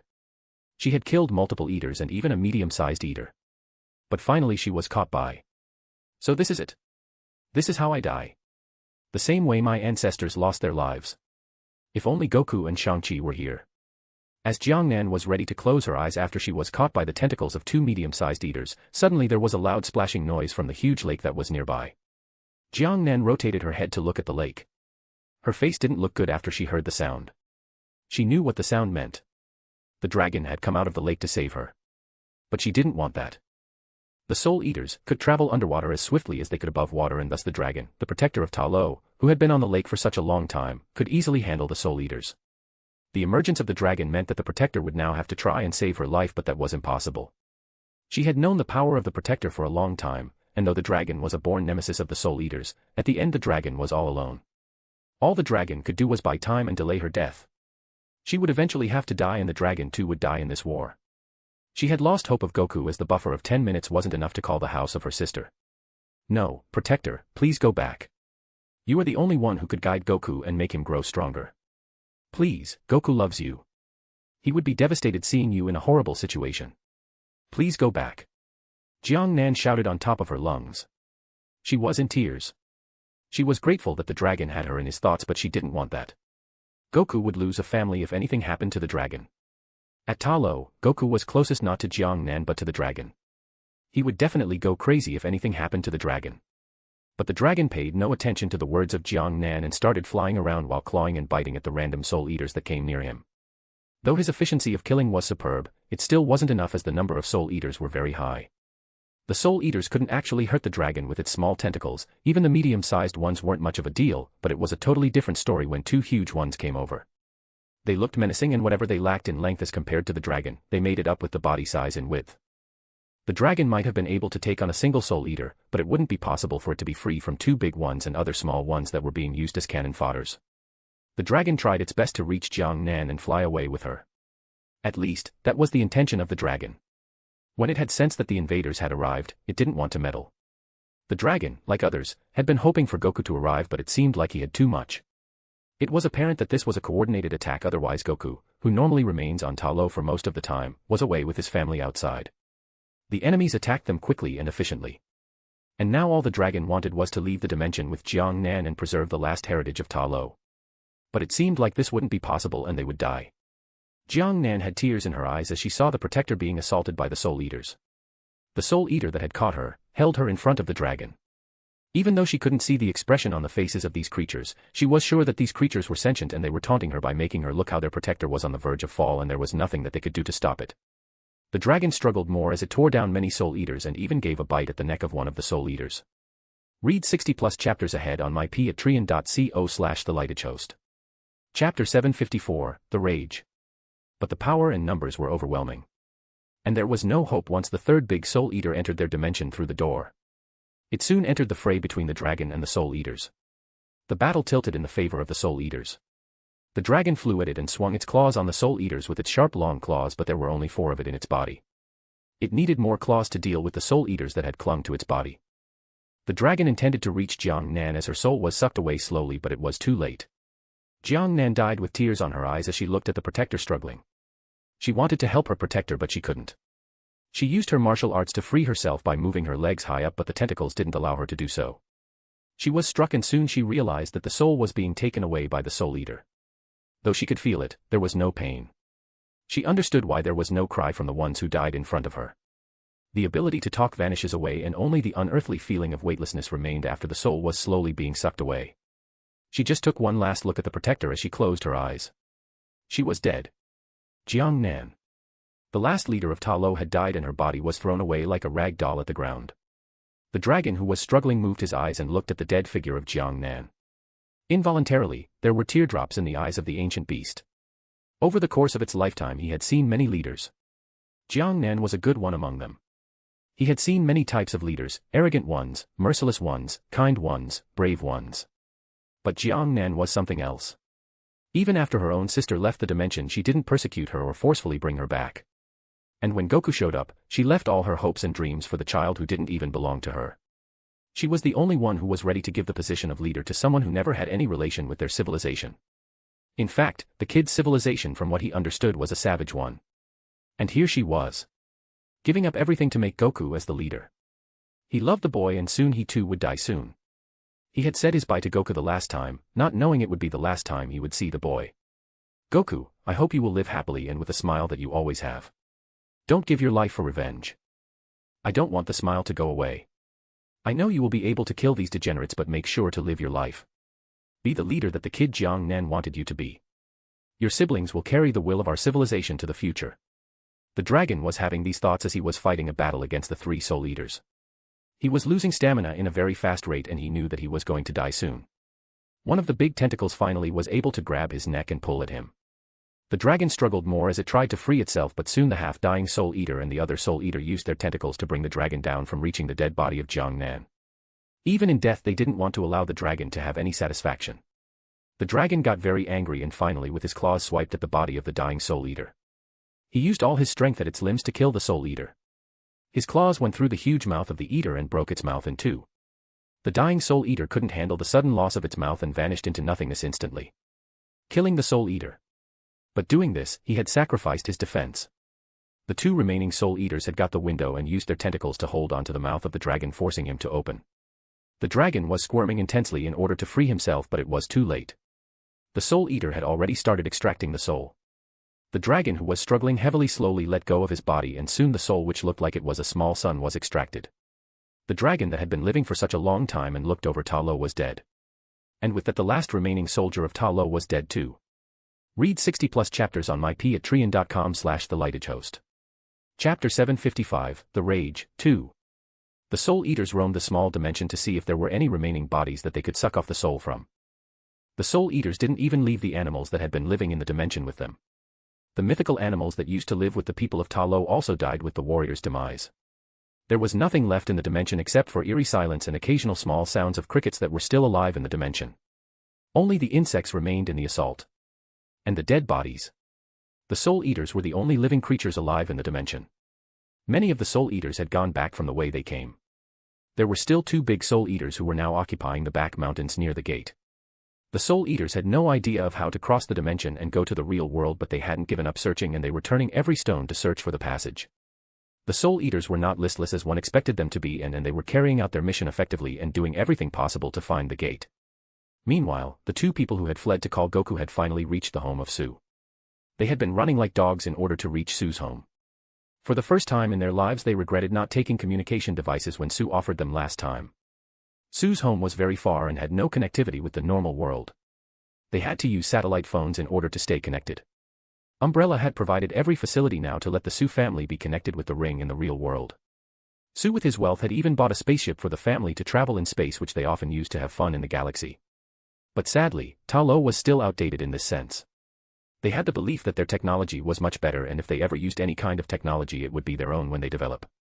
Their civilization did have awesome technology, but during the war, many things were lost in time as they couldn't transfer the knowledge to the next generation effectively. And after constant running and climbing a hill, they finally reached the home of Su and Wu. The place where Goku lived. "Bai, what happened? Why have you come out of Ta Lo?" Shang-Chi, who was busy playing Switch in his hands in the garden, saw Bai and Qin running to their door and panting heavily. "Shang, it's a disaster. Ta Lo's being attacked from the other side of the door of the back mountain. It seemed like it would break any moment. We need reinforcement. We need Goku and you." Qin, who had followed Bai, said through his pants. "What?" Shang-Chi almost threw away his Switch when he heard that. And he wasn't the only one who heard the words of Qin. Goku, who was on the other end of the house, trying to sneak away some snacks, stopped when he heard that. His powers had grown exponentially now and he could hear things from far away. Normally he could switch it off, but when he heard from the front he used his powers. And the dumpling that was almost in his mouth fell off. Without caring about if his mom would scold him later, he vanished from his spot and appeared near Qin and Bai. He had just run at full speed. His speed was so high that a normal person would think that he just teleported. Goku still hadn't learned instant transmission. What happened? Is Shenron and Aunt Nan okay? Goku almost shook the body of Qin to death when he asked. I don't know. I came the fastest way I can. Qin was shivering when Goku applied pressure. Goku was agitated a bit, so he involuntarily used some force. "Goku, calm down. The door of the mountain wouldn't break so easily. It had been sealed by the dragon scales. But they had attempted to break the seal, which means they are on the move." Su had just come out of the main door to see what the fuss was about. "Dad, we need to right now." Goku answered straight to Su. "We do. But among us only you can fly. We will have to take the long route and fly to the gate." Su said. "Then do it, Dad. I will fly away, you can follow me." Goku said as he had already started levitating. He didn't want to wait. The moment the message came that Ta Lo was in danger, he had a bad feeling. It was as if his instinct was shouting at him to fly to Ta Lo as fast as possible. Read 60+ chapters on mypatreon.com/thelightagehost. Chapter 756, The Rage, 3. / My first serious original has started serializing. The name is Two Worlds at a Time. Give it a read if you can. It is based on a man who can access two different universes */ Goku didn't waste any more moments when he flew away. He knew that time was of essence here, and if he didn't reach in time, then disaster would befall. And Goku being Goku, he didn't take much time to reach the waterfall from where there was entry to the world of Ta Lo. And without a moment's hesitation he passed by the waterfall and went to the cave that was behind the waterfall. He flew inside, and the moment he had stepped inside the dimension of Ta Lo he could already feel that something was amiss.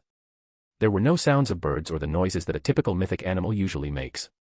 Normally whenever he came to Ta Lo he would be greeted by the various animals and even the fiery birds that used to fly.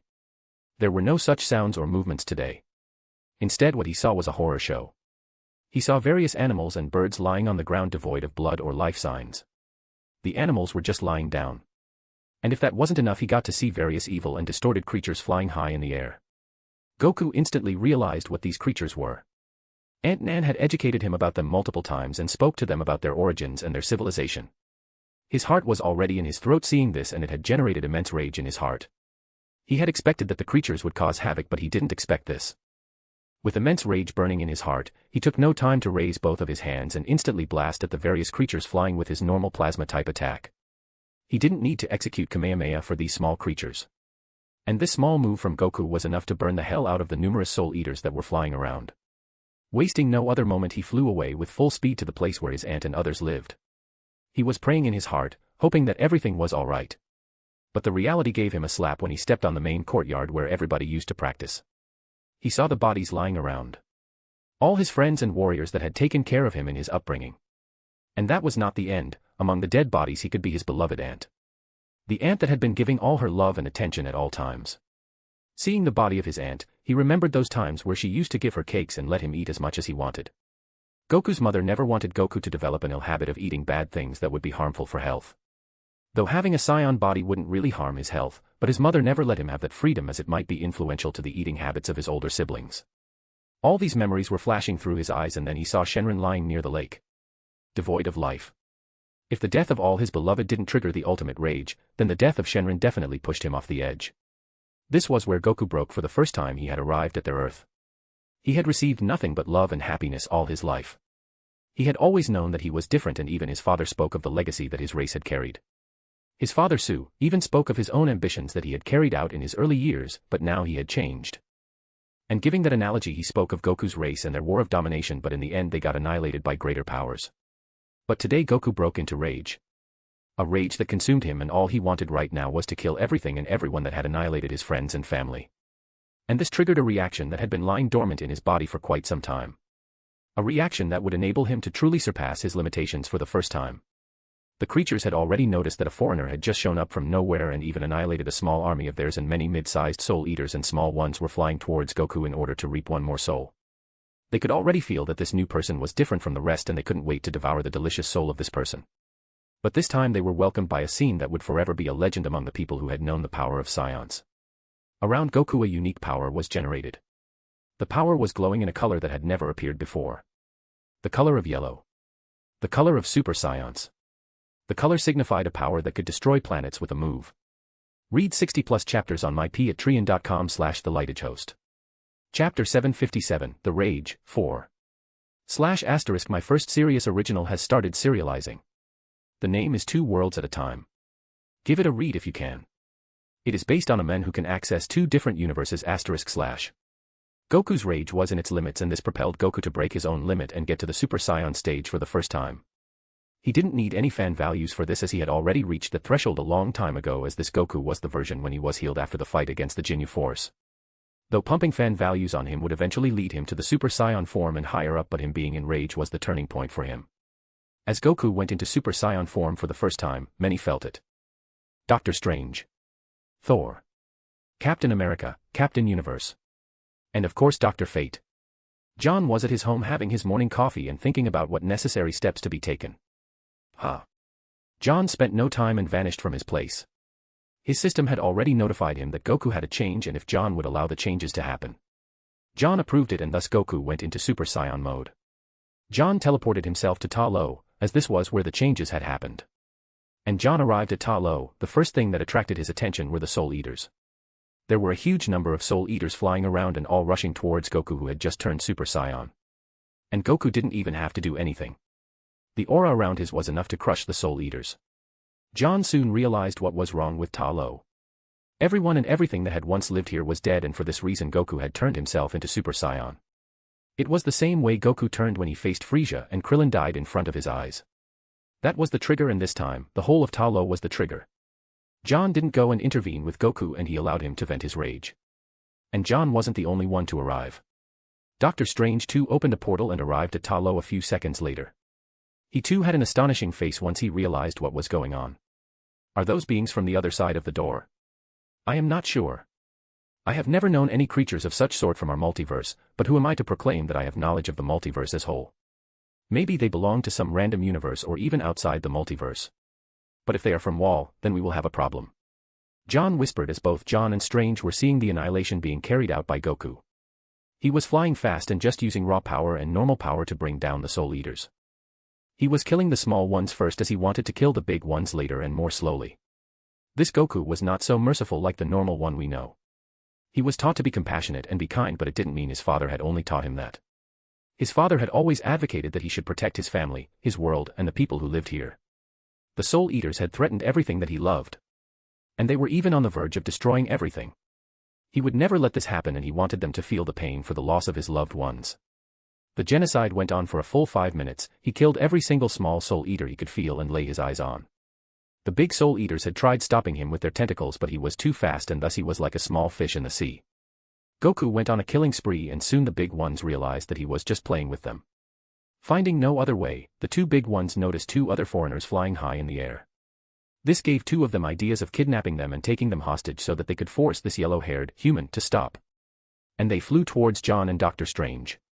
Does this dumb thing think that we are cabbages? John said as he had a weird face seeing the courage of these Soul Eaters. I don't know.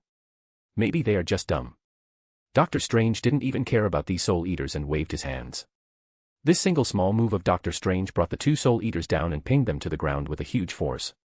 Strange used the mirror dimension as a weapon and used it to tie these Soul Eaters down. As Strange made this move there was movement in the gateway of Ta Lo, as new visitors had arrived. The family of Goku. John, seeing their arrival, flew towards them and landed near the family who had just walked in. Read 60+ chapters on mypatreon.com/thelightedgehost. Chapter 758, The Void. Shang-Chi was already ready with his rings after he passed through the waterfall. From inside the cave he could already see the dead animals that he loved roaming about. His rings were already shining on both his arms with an orange color light. But he stopped in his tracks as he saw John and Strange floating high in the air with two huge creatures being held down by what looked like transparent chains and spears. This would have looked cool in any other time but not today. Meanwhile, Goku was done with the massacre of the whole population of the Soul Eaters and even not leaving the ones who were trying to escape from the place they walked in. He flew down to the place where his family just arrived nearby the floating John and Strange. John and Strange still hadn't opened their mouths to speak. Even if Strange hadn't seen the family with his own eyes before, he had seen Goku and Su. Su's rings were under the supervision of Kamartaj after he became the Asgardian god. Plus, he had been briefed by John before about Su. Thus he knew that this moment from the family was tragic and it was better to stay silent. Goku floated down slowly with tears in his eyes and hugged his mother. It was all rage as he killed the Soul Eaters but now there was sadness. He was feeling immense sadness. The fact that Goku had become a Super Saiyan didn't invoke any feeling of surprise among the feelings in the family. His mother could already feel from the eyes of Goku that her sister and her people from the village were dead. There was nothing that could be done now. She, like Goku, was devastated. They both cried together and her other two children joined her and hugged the mother. Su just stood there with a stoic expression but his eyes too were a little wet. He had seen many deaths in his life and that included his subordinates too but her family was the closest family he had and now all were dead. Like Goku he too felt anger and was almost ready to pinch at the body of these creatures that had invaded this sacred land. Shenron is dead too, Mom. Goku said. His words made the others more sad but there was nothing to be done. After almost 15 minutes of crying and holding onto the bodies of Jiang Nan and Shenron, all of them wiped off their tears. Even Su wiped the last bit of water in his eyes with his elbow. Goku and Shang-Chi had started walking towards the last bodies of the Soul Eaters. They were still pinned down by Strange and they had been constantly roaring loudly. They could feel that their end was near. They had seen the horror that these people had killed their kind and now they were on the other side of the bridge. But instead of fear, all they showed was hatred for the other kind. "We didn't expect your kind to have such strong warriors." Those words rang on the minds of all that was nearby. This surprised John and others. In the movie, Suwon-woo was seduced by the telepathic words of the monsters and thus he led an expedition to bring the door down. John had always thought that the creatures weren't smart enough to talk. They might be intelligent but not enough, but now it seemed that he was wrong. These savages did know how to talk. "And for your sacrilege I will kill you in the most cruel way possible. You killed my family and for this there is a special torture that I will inflict upon you." Shang-Chi said as the rings flew away from his hands and had started rotating around him as he was going to inflict some pain before killing these beasts. The Soul Eaters didn't ask for mercy. But it was Strange who came down and stopped the first attack of Shang-Chi. Shang-Chi, seeing the famous Doctor Strange standing between him and the Soul Eaters, made him more angry. "Doctor Strange, I know you are a respected member of the Avengers and a magician who is on par with Dr. Fate, but you better not stop us in this crusade or else me and my brother here will not hold back." "Calm down, Shang-Chi, we stop you not because to stop from getting revenge but to get more answers. They came through the doorway and from what we can tell, the other side of the door is the void. That means the creatures came from the void. The void had been a dangerous place recently due to the break of the wall. If these creatures really came from the wall, then we would need to investigate who sent them and what did they want." John explained the reason of why Strange had stopped him before. Read 60+ chapters ahead on mypatreon.com/thelightedhost. Chapter 759, Happy Ending. What is the void? What is the wall? Shang-Chi and the rest were confused, but only Sue had a grave face when John explained to him. Only Sue was the one who was always updated with the secrets of the Avengers and their recent move to train a huge army. The army on any other day would be easily able to conquer this universe and take over any empire. The Hala Empire, the Nova Empire won't even last a few months if the Avengers decide to attack them. But he knew that their realities were at stake at the moment. Though he did not attend all the meetings that Avengers had convened, he had a general idea of the problem that they were facing. Hearing about the wall sacred him a bit, to be honest. Mostly because of his family. He wants to save his family from the upcoming war. And it seems like unknowingly they have stepped on the battlefield. "Is this our first contact in this multiverse?" Sue asked, ignoring the question of Shang-Chi and Goku's anger. He hadn't informed them of the inner workings of the world and this would need time. Though they had watched the series when it was released, the children didn't think much of it, other than the fact the story was great. Later he would need to explain to them what was going on in the world. "I don't know. We can't be sure if they belong to the wall. We will have to take the body to the laboratory, killing them would just make the bodies vanish. These two Soul Eaters can actually speak. I am sure the science department would love to uncover secrets from the void and hopefully from the wall itself." When the Soul Eaters talked about the wall, they started flopping around with more power and started screaming, and Strange had to use more transparent mirror dimension fragments to hold them down on the ground. "So from the reaction I guess they are from the wall," Strange commented after performing his magic. They were sure that the Soul Eaters had heard John mention about the wall twice now and they got agitated. "You can take them away and I hope these creatures will serve its purpose for the war," Sue answered without having a second thought. He had been in countless war in his life and he knew what intelligence was and its importance, so he didn't let his emotions cloud his judgment at the moment. "Dad, what are you talking about? I don't want the Avengers to take them away and I want them to die." Shang-Chi was not ready to compromise. His eyes were red at the moment and all he needed was revenge against the beings that hurt his family. "Shang, calm down, I will explain everything to you once we get home. For now let the Avengers take away these two. We have a long war on the horizon and it is time you know the invasion that we might be facing soon. Goku, you too," Sue said as he started walking towards the dead bodies. They needed to give proper respect to the people who died as they had been dead for quite some time. His wife was still in tears. His daughter too was not ready to accept the death of her loved ones and she just went and sat near the dead body of Shenron. John sighed seeing this. This was the first major loss they had suffered. Since the wall had broken, one of the third John, Strange or Thor would always have their omniscience on so that they could peek into the working of the 10 realms and the universe and make sure there was no breach of any sort. But they didn't expect the breach in the attached dimension. The dimensions had always been special and their powers never worked on them. Finding a specific thing was fine, but having knowledge about them at all times was impossible. Strange was the first to be alarmed about the breach as the magical defense of the Earth was shaken when one of the Soul Eaters accidentally poked on the barrier. He didn't think much at first as there were always signs of poking on the barrier from time to time from the beings of different dimensions. It was when Goku turned Super Saiyan that he realized that something was wrong as the poking of the barrier happened to be near the place where he felt the power of Goku. By the time he arrived, Goku had already started the massacre and John was alarmed due to his system saying that Goku had turned Super Saiyan by himself. John went forward and gave a big hug to his summon. Bringing him here, it was never his intention to make life hard for his summon. He wanted everyone to have their own life, but it seemed like this wasn't possible anymore. Not everyone would have a happy ending. Read 60+ chapters on mypatreon.com/thelightagehost. Chapter 760, Revenge and Nightmares. After a proper funeral and mourning time for the dead people, everyone went back. For this, everyone from Avengers came as they were the supposed first victims from the creatures of the wall. When John and others visited, it was all good and happy during their return. Though they did come back with grave news, at least none died. But now it was different. They finally have the first casualties. Graves were built on the side of the lake and even a bigger one was done after the dragon was given a proper burial. Goku himself took part in it. He had tears all the way in doing this. Everyone had sympathy and compassion in their eyes as the dead were buried. "Reed, did you check the bodies?" Wayne asked as the eulogy was being spoken by Sue and his family. "I did. Pretty nasty, to be honest. Their body structures are unique. Unlike any I have ever seen. I can't say much as I need to check on them myself and make sure if they are from the wall. If the reading that John and his team bring from the wall matches, then we have a case at hand." What do you want to do if it is the people from the wall? We will have to decide what could be done.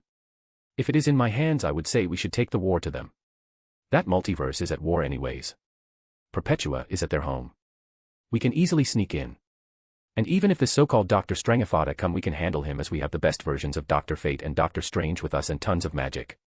I can bet they haven't seen the Alien X version of Dr. Fate. I refuse to believe that this bitch is more powerful than what we have. We can go to their world. Handle this so-called darkest night if we have time and take matters into our own hands and save both of the multiverse.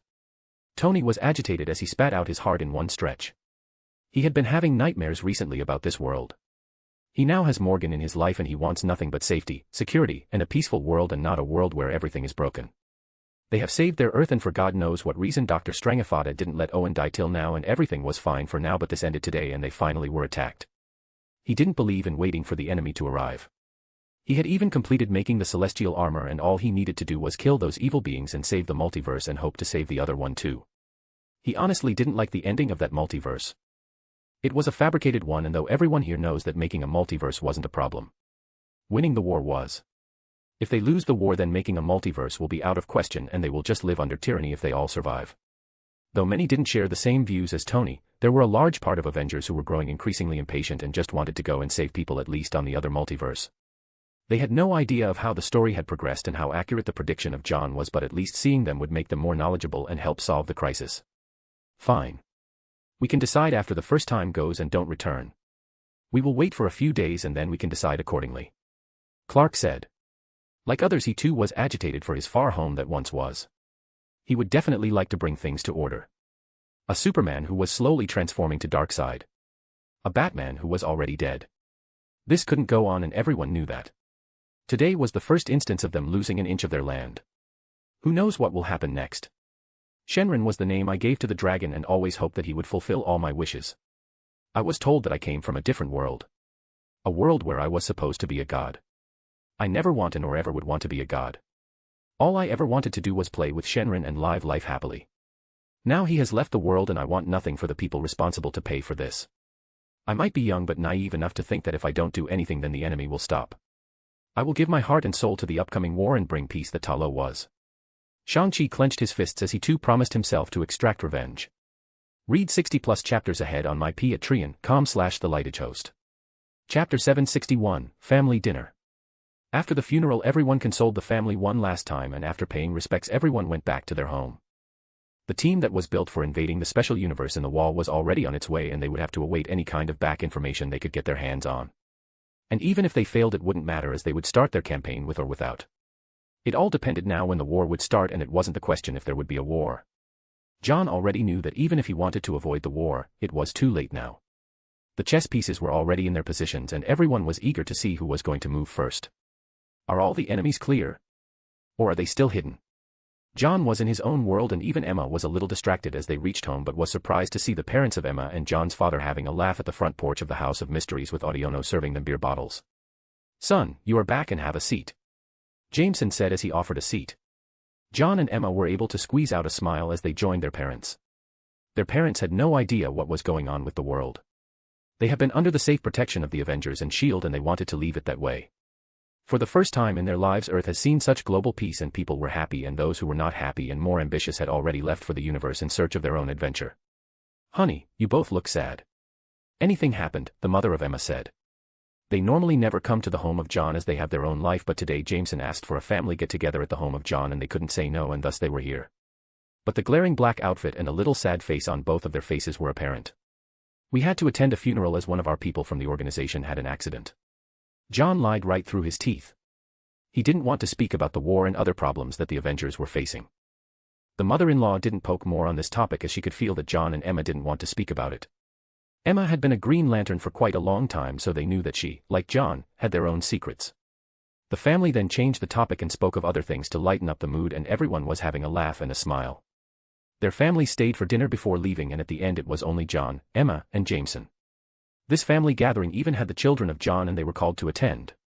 After there was total quiet at the home, Jameson asked, "How deep is the problem?" "What do you mean, Dad?" John was confused. "The death. It wasn't a normal funeral, was it? What happened? Tell me." "Few months ago we saw a huge spaceship coming to Earth. Normally, people here don't care about it as the Earth now is too advanced. But I could recognize the harvester easily." "So tell me, is the huge spaceship and the funeral related?" Jameson asked. John was surprised that his father even noticed the harvester and was thinking that this was foul. Though the death and the harvester were linked, it was not the way Jameson was thinking. John was just surprised that even after all these years, his father was as sharp as ever. But then again, he didn't want to speak about the problem too much. "It's fine, Dad. We have handled the problem. You don't have to worry so much. You might be a great and powerful person, but a parent would always worry about his son no matter what." "Well, everything is handled and we are on the right track," John said.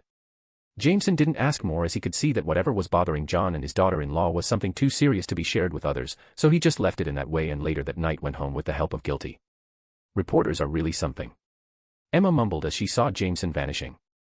"He has been an investigative reporter all his life and never trusts anyone, so of course he would be able to tell that something is wrong," John replied.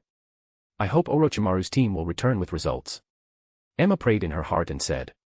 "If they return," John said as he tried to peek at the images of Orochimaru's team with the help of the system, but only to see darkness. Read 60 chapters ahead on mypatreon.com/thelightedhost. Chapter 762, Loyalty. Orochimaru's team was special. They were given a timeline of 1 month maximum, and if they weren't able to return, the Avengers would take matters into their own hands. And thus the long wait had started. Soon a month had gone by. During this 1 month a special team of S.H.I.E.L.D. was set up in Talo to look after the broken door and make sure that nothing escaped the dark hole that had been created. S.H.I.E.L.D. even hired some Shinigamis for this. Since these creatures were soul type, it was better to let the experts handle them. In fact, there was now a security detail around the house of Su Wenwu.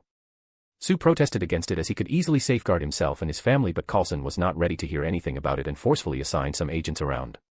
Goku was now a Super Saiyan and neither Nick nor Coulson was ready to let anything happen to him. Scions might be really powerful, but if there was a deadly poison being administered into their body, then it would be game over. Even Goku suffered from a heart problem once and almost died. If it was not for Trunks from future coming with the medicine, then Goku would have been in the abode of King Yama much earlier. Avengers conducted many meetings during this 1 month and had already started making plans, and for this mission that would lead them to the multiverse, the Pokemon were called for the first time. Arceus, Mew, the 3 spirits of the lake, Dialga, Palkia, and Giratina were called. They didn't call Groudon and Kyogre were not called because these two were unstable, and the moment they would be woken up, these two would just fight.